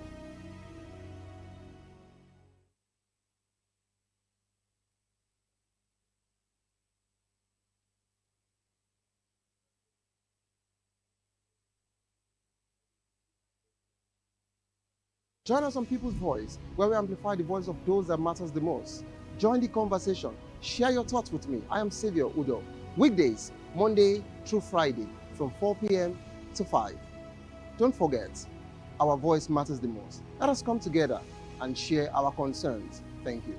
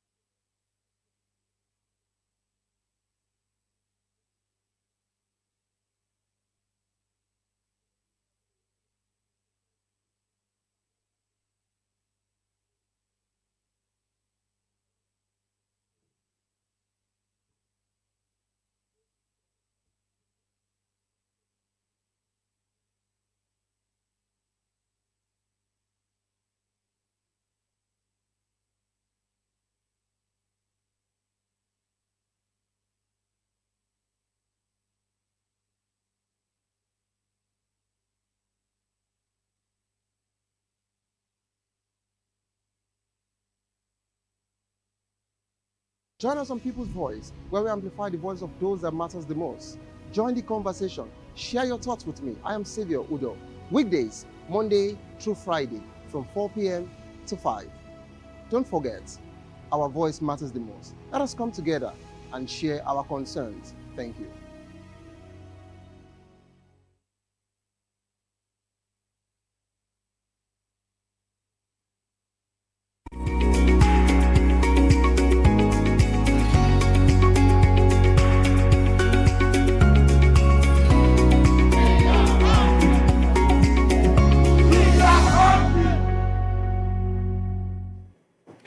Hello, of course, it's a wonderful afternoon in the city out of Lagos. And of course, this is Nigeria, and welcome on board. It is still People's Voice. Welcome to People's Voice on VOP TV, where citizen stories shape the narrative. Today, we're dissecting a major story, a major topic, of course, that is dominating the headlines and sparking conversations across the nation. Nigerians' religious crossroad. We're actually at that particular point where we would agree that Nigeria's religious is at a crossroad, okay, where we need to know the uncertainty, when we have to understand sincerely what is really ahead of,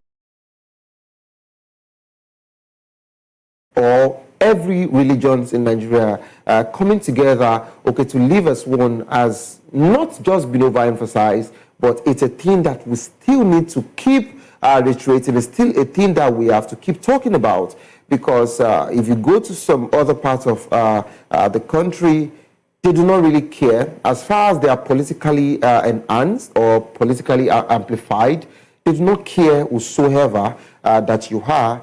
When once they tell them, go ahead and do whatsoever you want to do, you know, they just do whatsoever it is, and they don't even bother if the other person is human.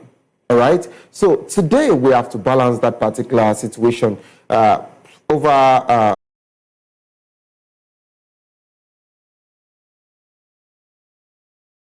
like to just touch a few other stories with details before we go into the conversation proper today. Nnamdi Kanu's case, a web of complexity. The leader of the indigenous people of Biafra, IPOB, Nnamdi Kanu, has expressed frustration with Nigerian judicial system, alleging Syria executive and a judicial fraud in his ongoing case. Kanu's lawyer, Aloy Ejiamako, has clarified that his client won't participate in any trial conducted by a judge or court whose jurisdiction is questionable. Falana advocates for an out-of-court settlement citing the need for alternative dispute and resolution mechanism. Okay, and moving on from that particular one, Atiku joins Sowore's campaign for Nnamdi Kanu's release. Former Vice President Atiku Abubakar has thrown in his support behind activist Omoyele Sowore campaign demanding immediate release of detained indigenous people of Biafra, IPOB leader. Nnamdi Kanu's situation has been lingering for long, of course, and Atiku described Nnamdi Kanu's detention as an open sore on our nation's conscience and urged the federal government to either release him or ensure a fair trial. To join the conversation, kindly call the number 090-447-32605, 090-447-32605. Follow us on social media at VOPTV Live. You can use the hashtag People's Voice on VOPTV. On YouTube, we are Voice of the People TV. Kindly hit the subscribe button. And together, of course, we can make our voices heard. It is time for us to go on a quick break. As soon as we return, we'll be diving into this particular conversation. Nigerians regions crossroad. Okay, we are actually at that particular crossroad, which we need to know where we're going to, where we've been coming to, and where we are. You don't go nowhere. Stay tuned, please. As soon as I return, we would actually dive into this particular conversation. Stay tuned, please.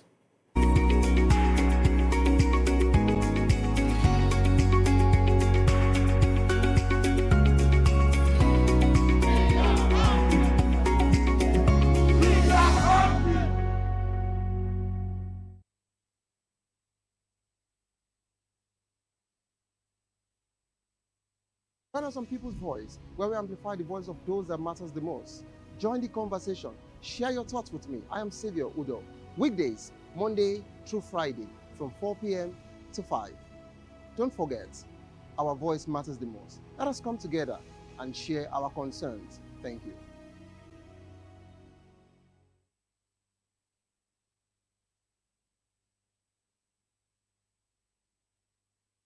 My name is Taro Familoni, and here's to VOPTV. Keep watching, stay tuned, do not touch that dial. Arara, my name is Made Kuti, and you're watching VOPTV. Keep watching. Welcome, my name is Zika Davis. Distinguished ladies and gentlemen, boys, viewers, everybody, boys and girls. This is VOPTV. Do you know what that means? Voice of the People TV. You don't have a voice, don't come here. You better make sure your voice is heard.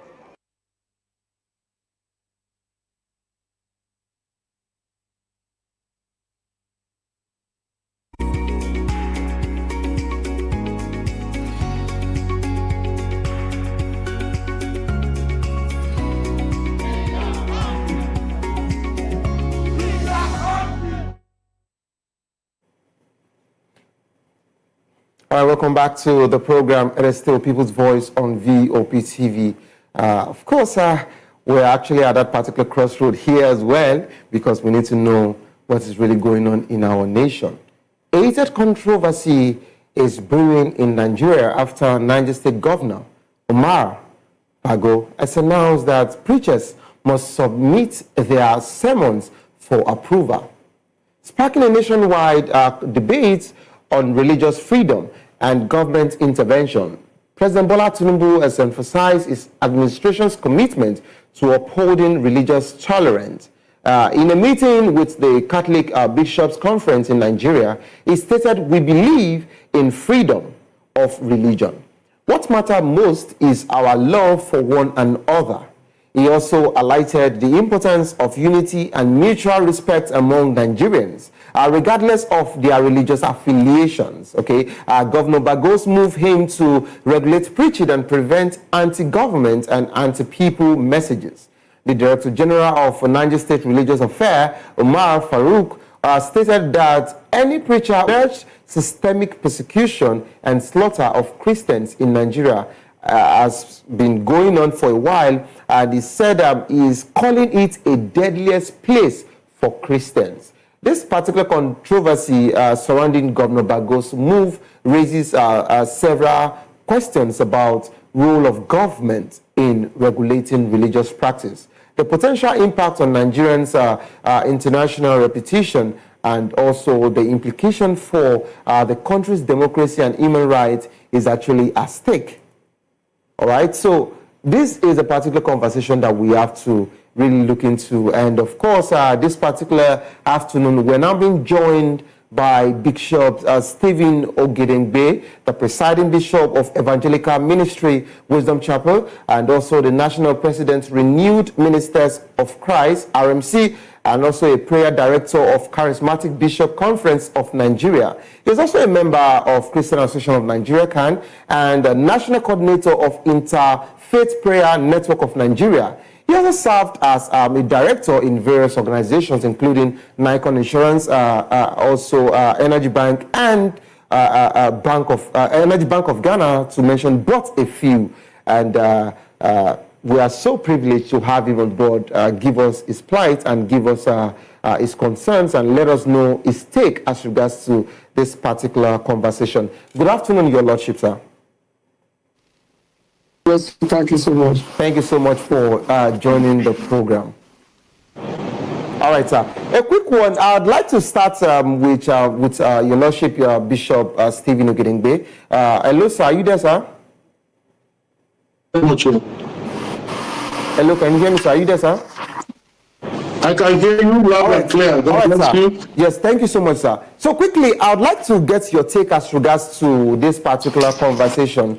Of course, you would agree with me that we've all seen it in the news as regards to this situation of the governor of Niger State coming out boldly to tell every religion in his state that whatsoever they want to preach, they need to submit the topic for them to do a proper reassessment or for them to do a screening before it has been preached.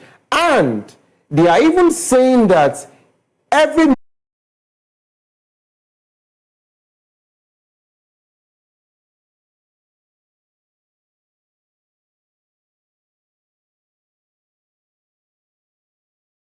attention of the people, because at the end of the day, even if it is submitted to him, can you listen to this? Yes, sir. The system control as a governor, either it's commissioner for Islamic or commissioner for Christian or anybody, they cannot interpret it because they are not ordinary things.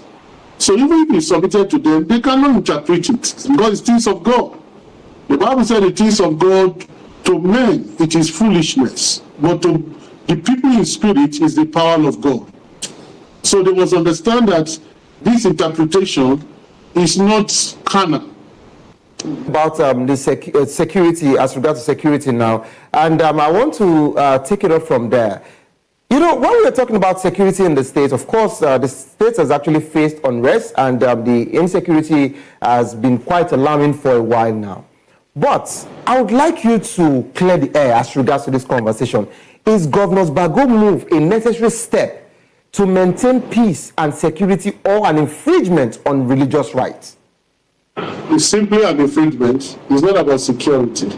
It's an infringement. If the state notice that there are radicals preaching, Governor Bago allowed those who want to do their job. He cannot be doing their job for them. Okay, sir. Allow them to do their job, and also to Governor Bago should do his job, okay, and sir. allow the ministers to do their job. Okay, sir. You mentioned that we have the extremists, of course, with my little knowledge and living in the north, I understand we have the extremists, preachers, you know, cut across to any religion, to be precise. And you're talking about the DSS coming into churches and seats or the Islamic religious place, the mosques, okay, to sit and whatsoever that looks like it wants to create anarchy or whatsoever that does not go in line with the government, let the DSS, the intelligence department of DSS do their job. But sir, don't you think we are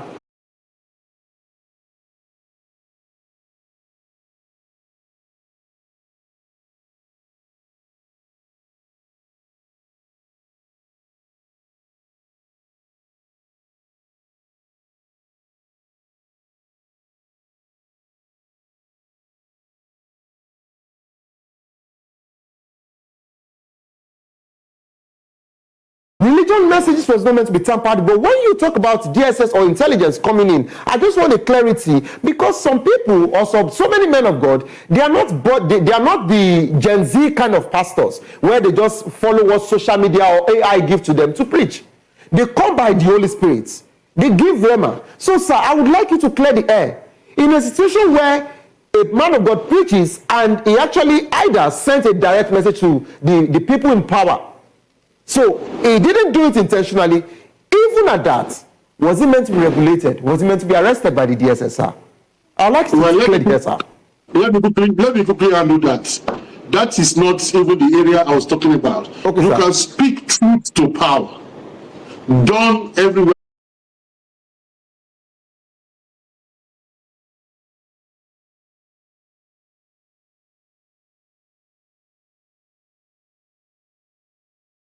What they are doing is not right. It is onions on us. As a matter of fact, it's biblical. That was what happened to Saul when Samuel was presenting to him and said, "From now, this is not what God asked you to do." He took you from the lowest level and took you to the kingship, to be the king over the people of God. But look at what we are doing. And that is exactly what Nathan also did as a prophet to David. So every time you have an opportunity, you speak truth to power. No government can do anything to that. And it's not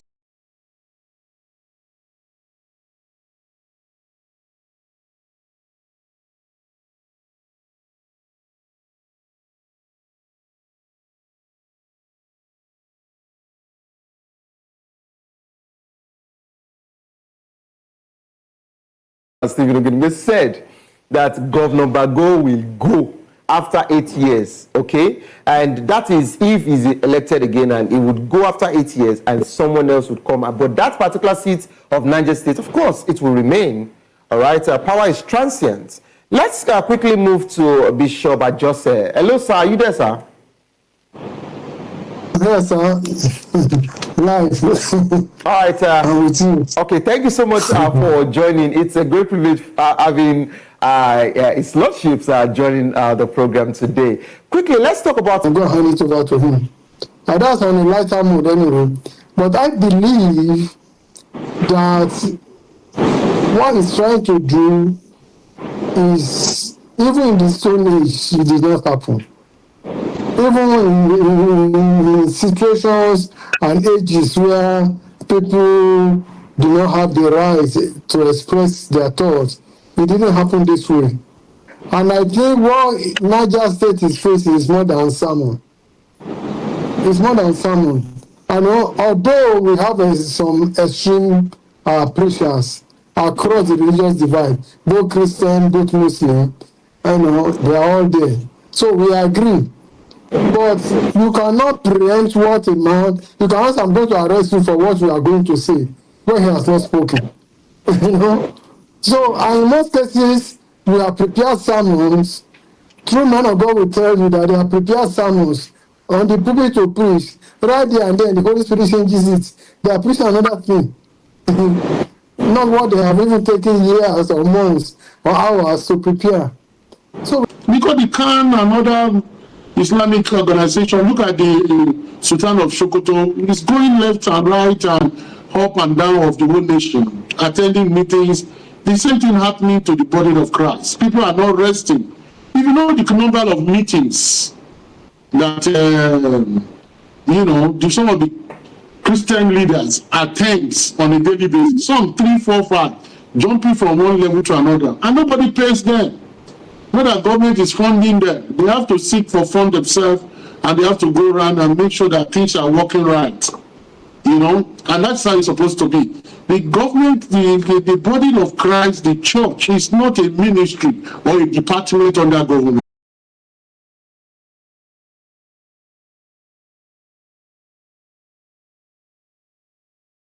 With Christian leaders, if they have any observation, and those Christian leaders should be trusted enough to handle the situation. Okay. Or if those other Christian leader or spiritual leader return back to the government and say, "Oh, we have situation in our hand that we cannot handle," then the government can do whatever it needs to do. But as long as those bodies have not complained, and the body of Christ and the body of the ulamas are doing their work, they should allow peace to reign. All right, Your Lordship, you talked about the international body. I was going to take you there, but since you actually went there before now, so let me also join you as regards to this particular eye. I agree. You would agree with me that might the international community respond to this development? And let us talk about the global reputation. What implication does this policy have for Nigeria's international reputation regarding religious freedom? Well, you know of recent that the government of our nation is already a suspect. Look at the news in America by a lot of senators and congressmen labeling this country as not a conducive place for Christians. That one of the most dangerous environment for Christians to be. And the government is still... Meanwhile, your lordship, when you go there to preach, you don't go to the mayor, neither do you go to the governor of a particular county or a governor of the state to go and submit your message. They just bring you and they see it as a privilege to bring you to the United States or the UK for you to preach. But they are coming here, so they have to go to the government and submit their messages. How did you get here? One of the largest economy in the world is California. Fifth largest economy in the world is California. I was in San Francisco, Third Baptist Church of San Francisco, some time ago, and the Governor Nelson Brown of California was in that church to celebrate with the mayor. The name of the mayor is, the name of that woman is London. They call her Brown London. These are the mayor. They were in the church seated.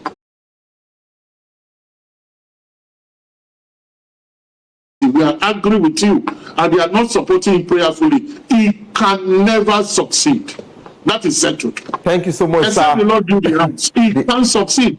Yes, and the security in that place cannot be saved. So he needs them. He needs their prayer. And also the international community will just be looking at us and say, why are we doing this to ourselves? Because we are not supposed to be regulated by being inspired to speak the word of God. Look at what my colleague just said, Bishop had just said. He said, you don't regulate how a man thinks, and as a man thinking in his heart, so he is. That's what the Bible said. So if you are trying to go to that far of what the preachers will say, and Pastor Joseph has said it on a lighter mood, that if you want to have all the presentation of our preaching, we should all buy Bible and submit to him. And I thank you. Thank you so much, sir, for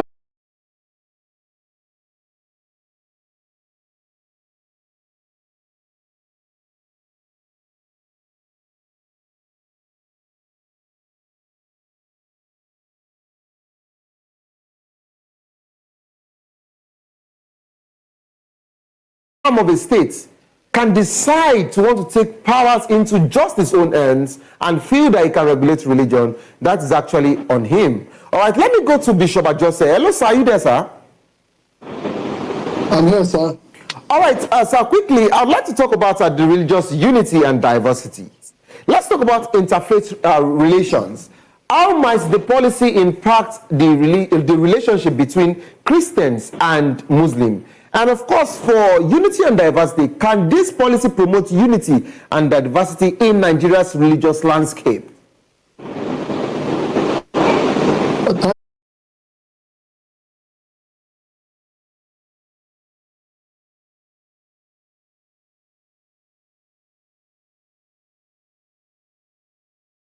But one of the things I believe is a fallout of what he's saying.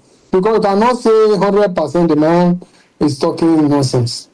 Because I believe that there are some pastors in quotes. Some of them are not even pastors, but the fact that they hold microphone and have pulpits and decorate it doesn't make them pastors.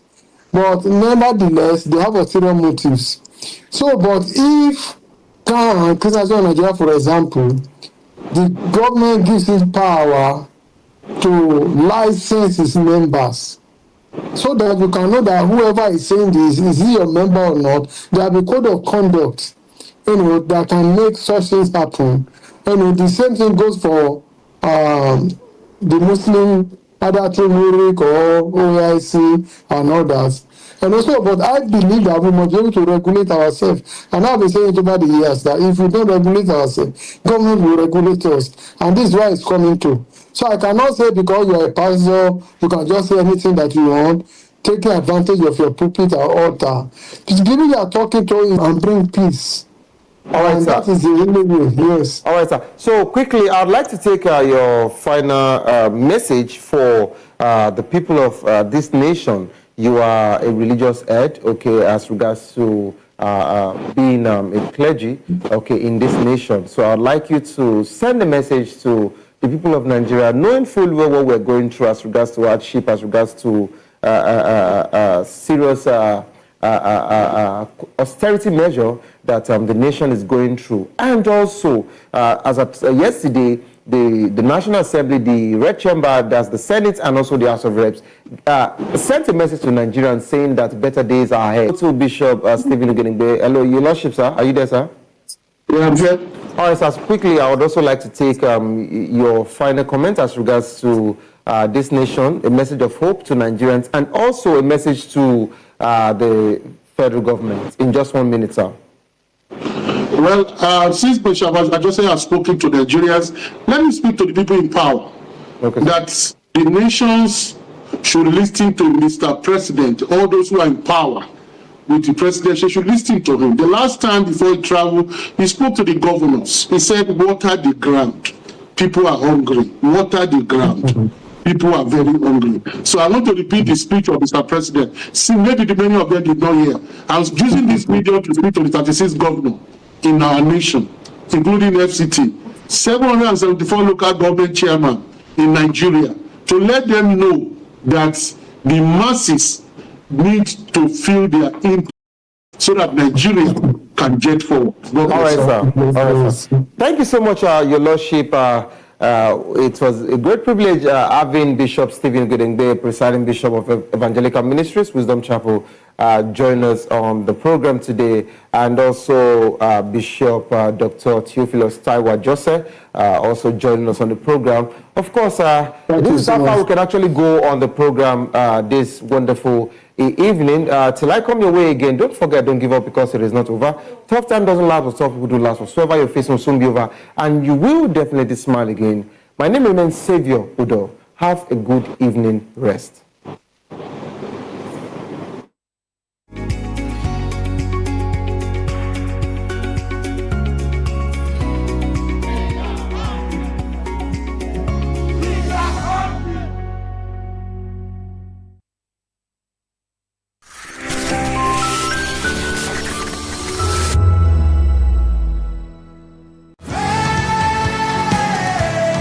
Ever wonder what inspires your favorite gospel artists? Explore.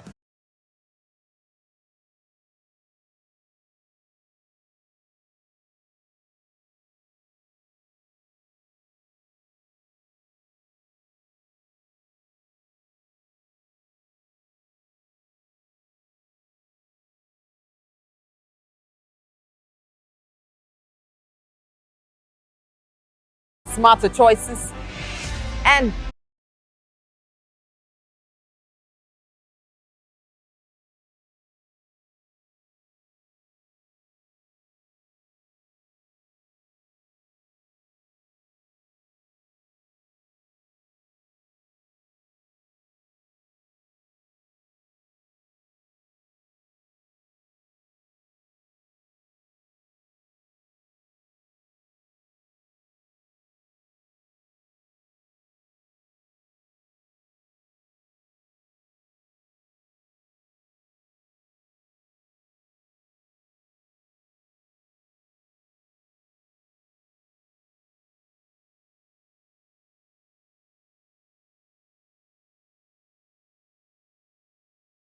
The global entertainment space, bringing you the glitz and glamour as it is hot.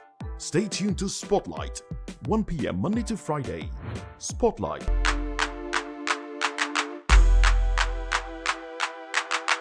We encourage you to click on the like button and subscribe to our YouTube channel. We are Voice of the People TV. Also follow us on all our social media platforms. We are at VOP TV Live. Visit our website www.vop.ng for fresh and trending news. Also watch us live on SLTV channel 264. VOP TV, Voice of the People Television. VOP TV. Now, you have more than a voice.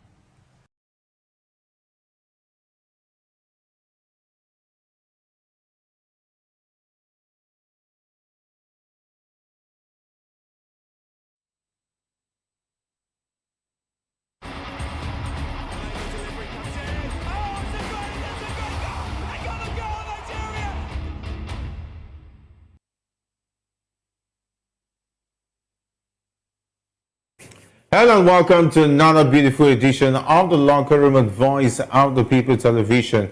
I am Jerry Arpeliohai, and we've got a thrilling show for you today and so much to talk about in the exciting world of football. I will not be doing it alone. I have Maiwa who gets to join us virtually, and we'll be taking a look at all the matters arising as far as our football is concerned. The Super Eagles camp is busy as they prepare for the game against Lesotho, which comes up tomorrow at the Polokwane Stadium. And unfortunately, there have been a lot of distractions from the camp of the Eagles as regards the coaching situation.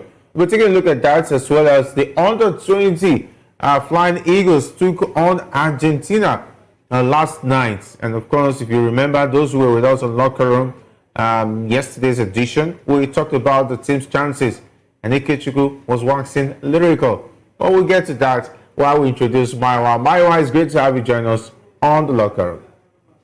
Well, you know, it's always amazing to be here.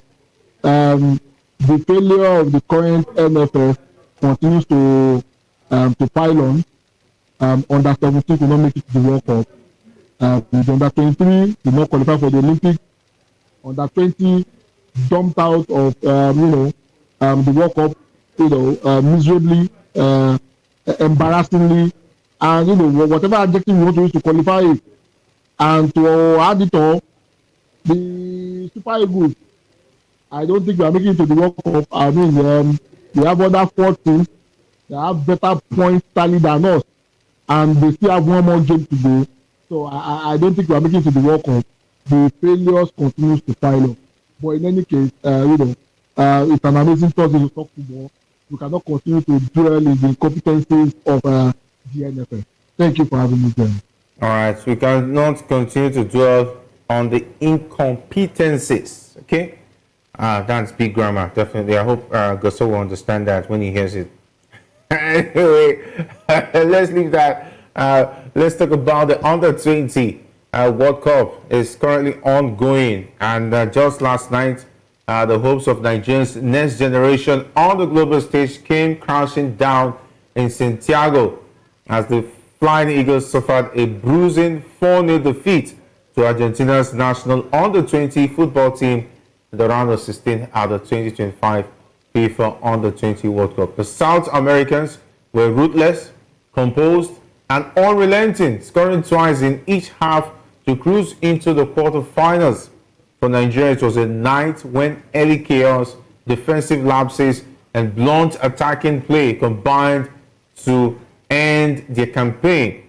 Ali Zubairu's boys were barely settled when Alejo Sacco struck inside the opening 2 minutes, sliding home from close range after Dylan Gorosito's low cross left goalkeeper Ebenezer Harcourt stranded. And from that moment, Argentina dictated the tempo, their movement and pressing, overwhelming a shaky Nigerian backline. And of course, the pressure took again midway through the half when Mahakarizo's calling free kick from just outside the box and nestled into the bottom right corner, leaving Harcourt rooted to the spot. And Nigeria's only bright spark of the first half came from Daniel Daga, who chested down a loose ball and volleyed goal. Top of their group, Nigeria finished as one of the third place teams.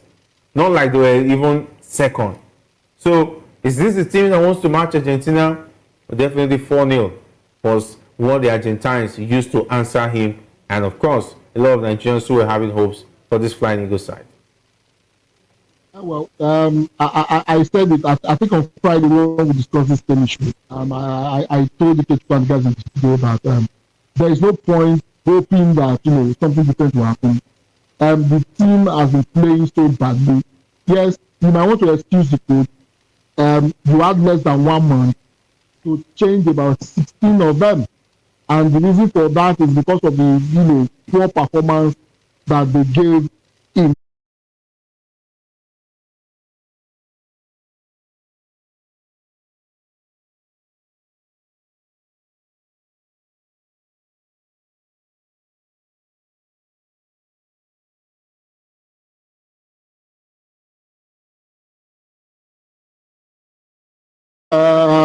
Saudi Arabia was a testament to that. Even our last game, the one that we drew, we had to wait for a penalty in the 86th before we were able to score a goal.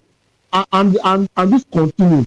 I'm glad the coach came out and said he's taking full responsibility. And his responsibility actually. There's only that he should be fired after doing the damage. I don't understand. No, I mean, it should be fired. The bottom line is this: all the guys that line up for us in under 20, I don't see a future for them moving forward, and that's just the honest truth.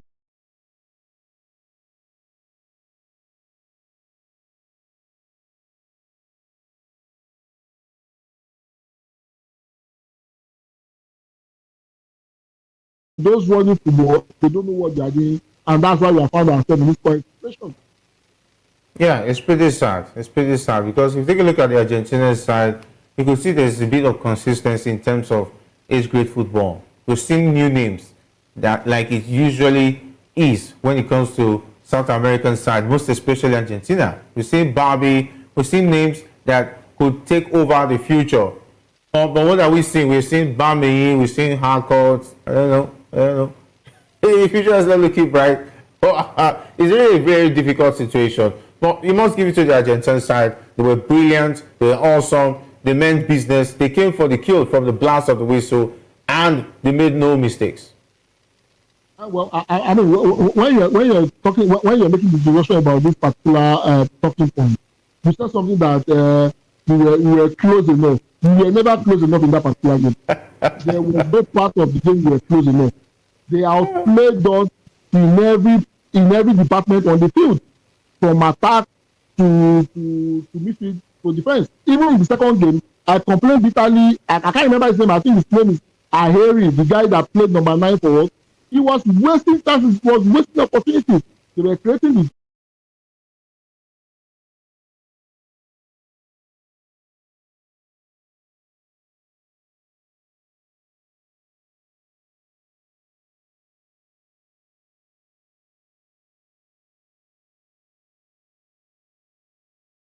from the 17 to the national level.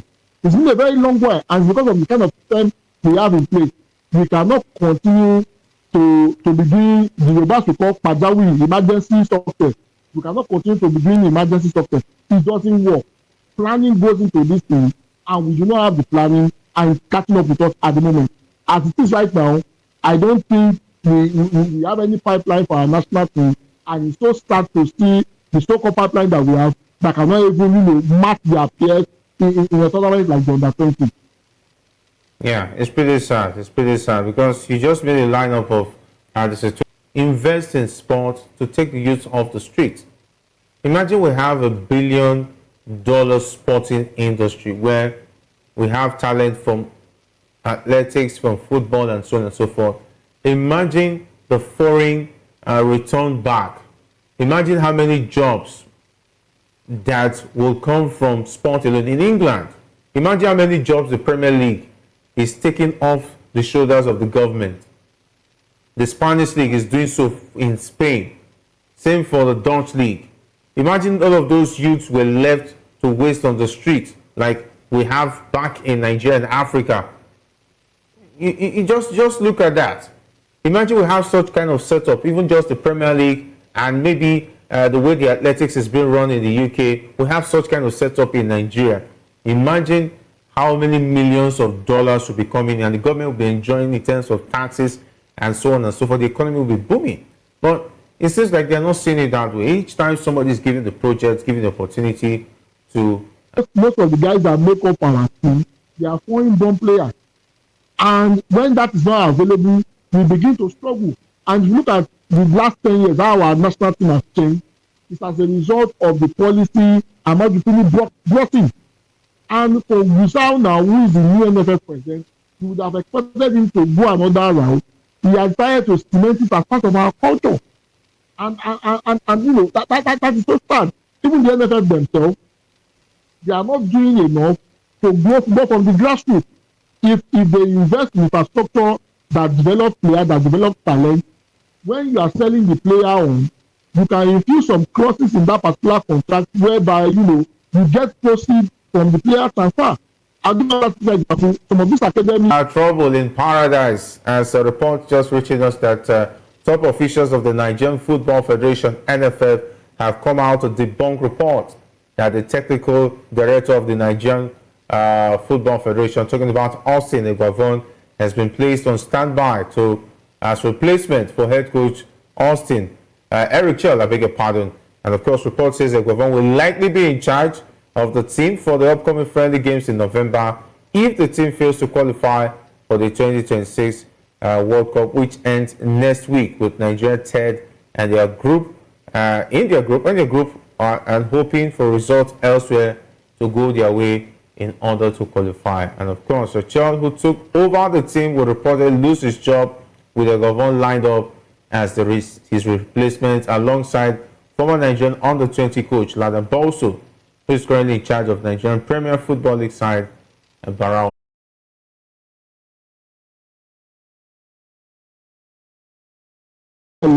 So, I mean, the way the NFF has already done this, it was a recipe for failure. And I wouldn't expect anything different. As for HL, I think the job is bigger than him. Case in point, against Zimbabwe, if you are a tactical coach, you are leading 1-0, you are struggling in that particular game, you struggle to get that goal. What were you supposed to do? You were supposed to, close off your defense, ensure that, and you knew that 80 seconds you are playing was injured, he was not fully match fit. What do? You bring the people that were 60 seconds, close up your defense, and defend that one goal with your life. If you have won that game, that would have put us, on the better pedestal. Against Rwanda, we struggled to score against Rwanda. Apart from that, we've had a little problem that has not been resolved till now. The last 3 games to play, Zimbabwe, Rwanda, South Africa, our performance was below par. To be honest with you, we were only able to win just one, and we drew 2 of them. So he has not clothed himself in glory, and with that pattern, I don't think he has the capability to win the Nations Cup, because I mean, a second finish in the Nations Cup, next Nations Cup, will be a total failure as far as I'm concerned. Anything apart from bringing back the trophy is a failure. And the way it has played so far, I don't think he has the capability to take us further. So for me, I think if he doesn't get us, even if he gets us to the World Cup, even if he gets us the World Cup ticket, I don't think he has the capability to deliver the kind of football we want our national team to be playing, to get in top position in FIFA and just about. He knows how to play politics, irrespective of his incompetencies when it comes to managing our football and the policy he has put in place. The current NFF president, the current NFF board, they are clueless, and that's the reason why the NSC can dictate them. Also, I hope the NSC will also interfere in the case of, the technical committee of the NFF, blacking out HL. You remember HL complained that the technical committee are not talking to him, nobody's talking to him about anything. They have been blocked. The squad, I am praying for him to succeed. Yeah, he's doing the PR there. Don't worry. Eric Chell is sacked tomorrow. Osigon will say, I have no choice. My country called me. I have to accept the responsibility. A political statement. But at least that is what we expect Eguavoen to say. Well, I mean, if I were in the Eguavoen shoe, I would not want to distract the team further. And to be honest with you, this is also a ploy to distract Nigerians from some core issues. Remember earlier in there were discussions as regards the NFF not making adequate arrangements for our players. Some of our key players will be arriving late because of the incompetency of the NFF. Suddenly, on a Wednesday evening, there were reports that they want to fire a team. I mean, definitely that would take a whole lot of heat away from the NFF, as regards their incompetencies in terms of travel arrangements and the rest of that. However, if I were in a Eguavoen shoe, I would have said the same thing too. I don't want any distraction. I want the boys to focus, even though I don't think we will qualify for the World Cup, but at least let's keep fight for what we have in front of us, and let not any distraction, disturb the coach or the guys from doing that. So definitely, I don't expect anything less from an Eguavoen. I know it's a PR stunt.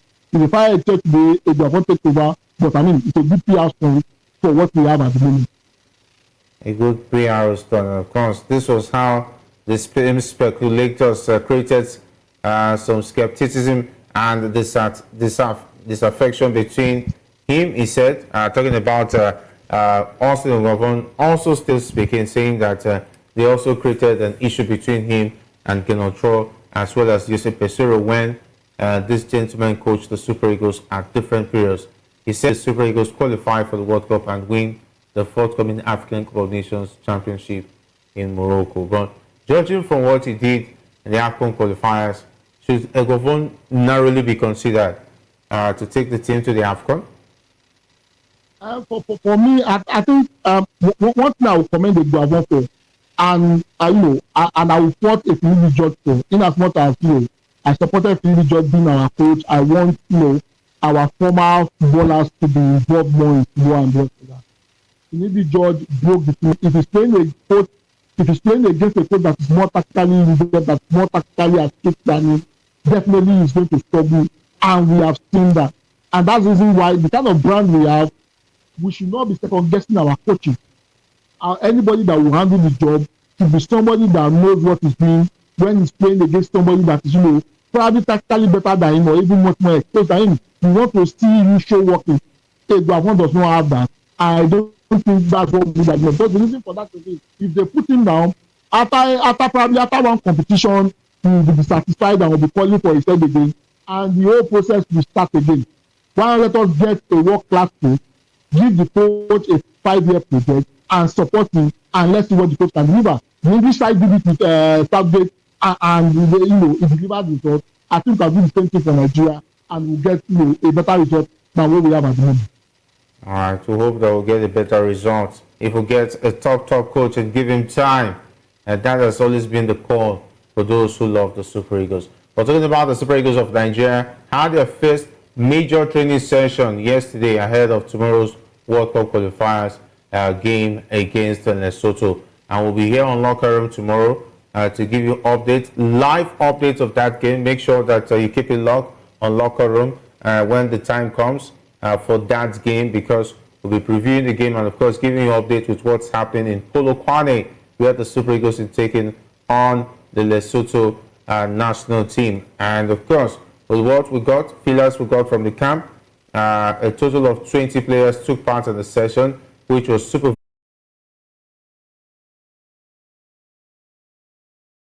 simply unplayable. Yes, these are the kind of stories we want to hear from the camp of the Super Eagles. It's most important that Victor Osimhen is back playing and fit again. Well, I mean, definitely we have seen that the Nigerian Super Eagles is more of no Victor Osimhen, no Aroko Dare, no goals for us. If you look at the games we have played so far, if an Osimhen and Aroko Dare are missing, we struggle in front of you. And it's a good news that he's back and he's fit and is ready to do the business for us. I mean, these are the kind of news we want to hear. The boys getting together and playing. However, I would have expected that they commenced training much more earlier. I would have expected that they started training on it. I don't know, he somehow destroyed the script when he was to play a very crucial game against South Africa. That is why I think the selection process in this World Cup qualifiers and all that we're doing as far as managing the selection process, the handling of the coaching, everything was done wrong.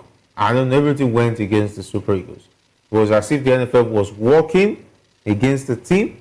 The coach was working against the team.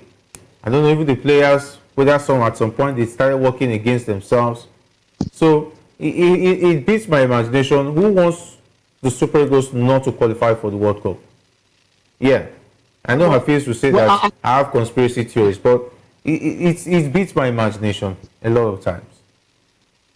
I think we need to put the blame here. The players are also keeping themselves fit and ready for the crucial game against Lesotho in Polokwane tomorrow. That game is going to be played in a city in South Africa, because Lesotho play their home games in South Africa. That is one of the big questions I kept asking about how come that most of the teams the Super Eagles are playing in a group that South Africa are playing their home games in an interested party talking about South Africa. But it seems like the NFF don't care. They are comfortable with it. Who am I, if those who are in charge are supposed to ask questions? And they've not said anything. You would have expected that when the draws were made, they will be the first person to make a noise. If that's the case, why didn't Benin Republic, who is very close to us here, decide, why didn't they come to Nigeria to play their games? Why did they go to Cote d'Ivoire? Because Benin Republic is the same situation that, you know, a Lesotho and a Zimbabwe is in.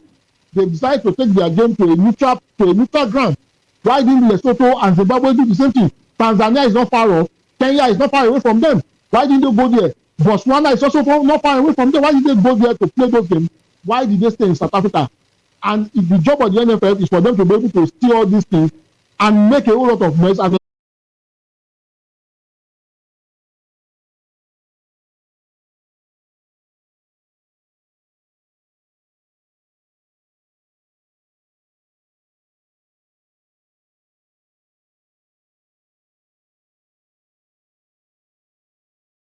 Night, and Captain Hurricane is unavailable after picking up a foot injury while playing for Bayern Munich at the weekend, but hopes to be fit to face Latvia in Tuesday's World Cup qualifier. It is understood that Watkins is in line to replace England's record scorer as the lone centre forward for the visit of Craig Bellamy's side to Wembley. Craig Bellamy, yeah, another Liverpool legend. Fantastic player back in the days. 2007, he was awesome. For Liverpool that season, they went to the final of the Champions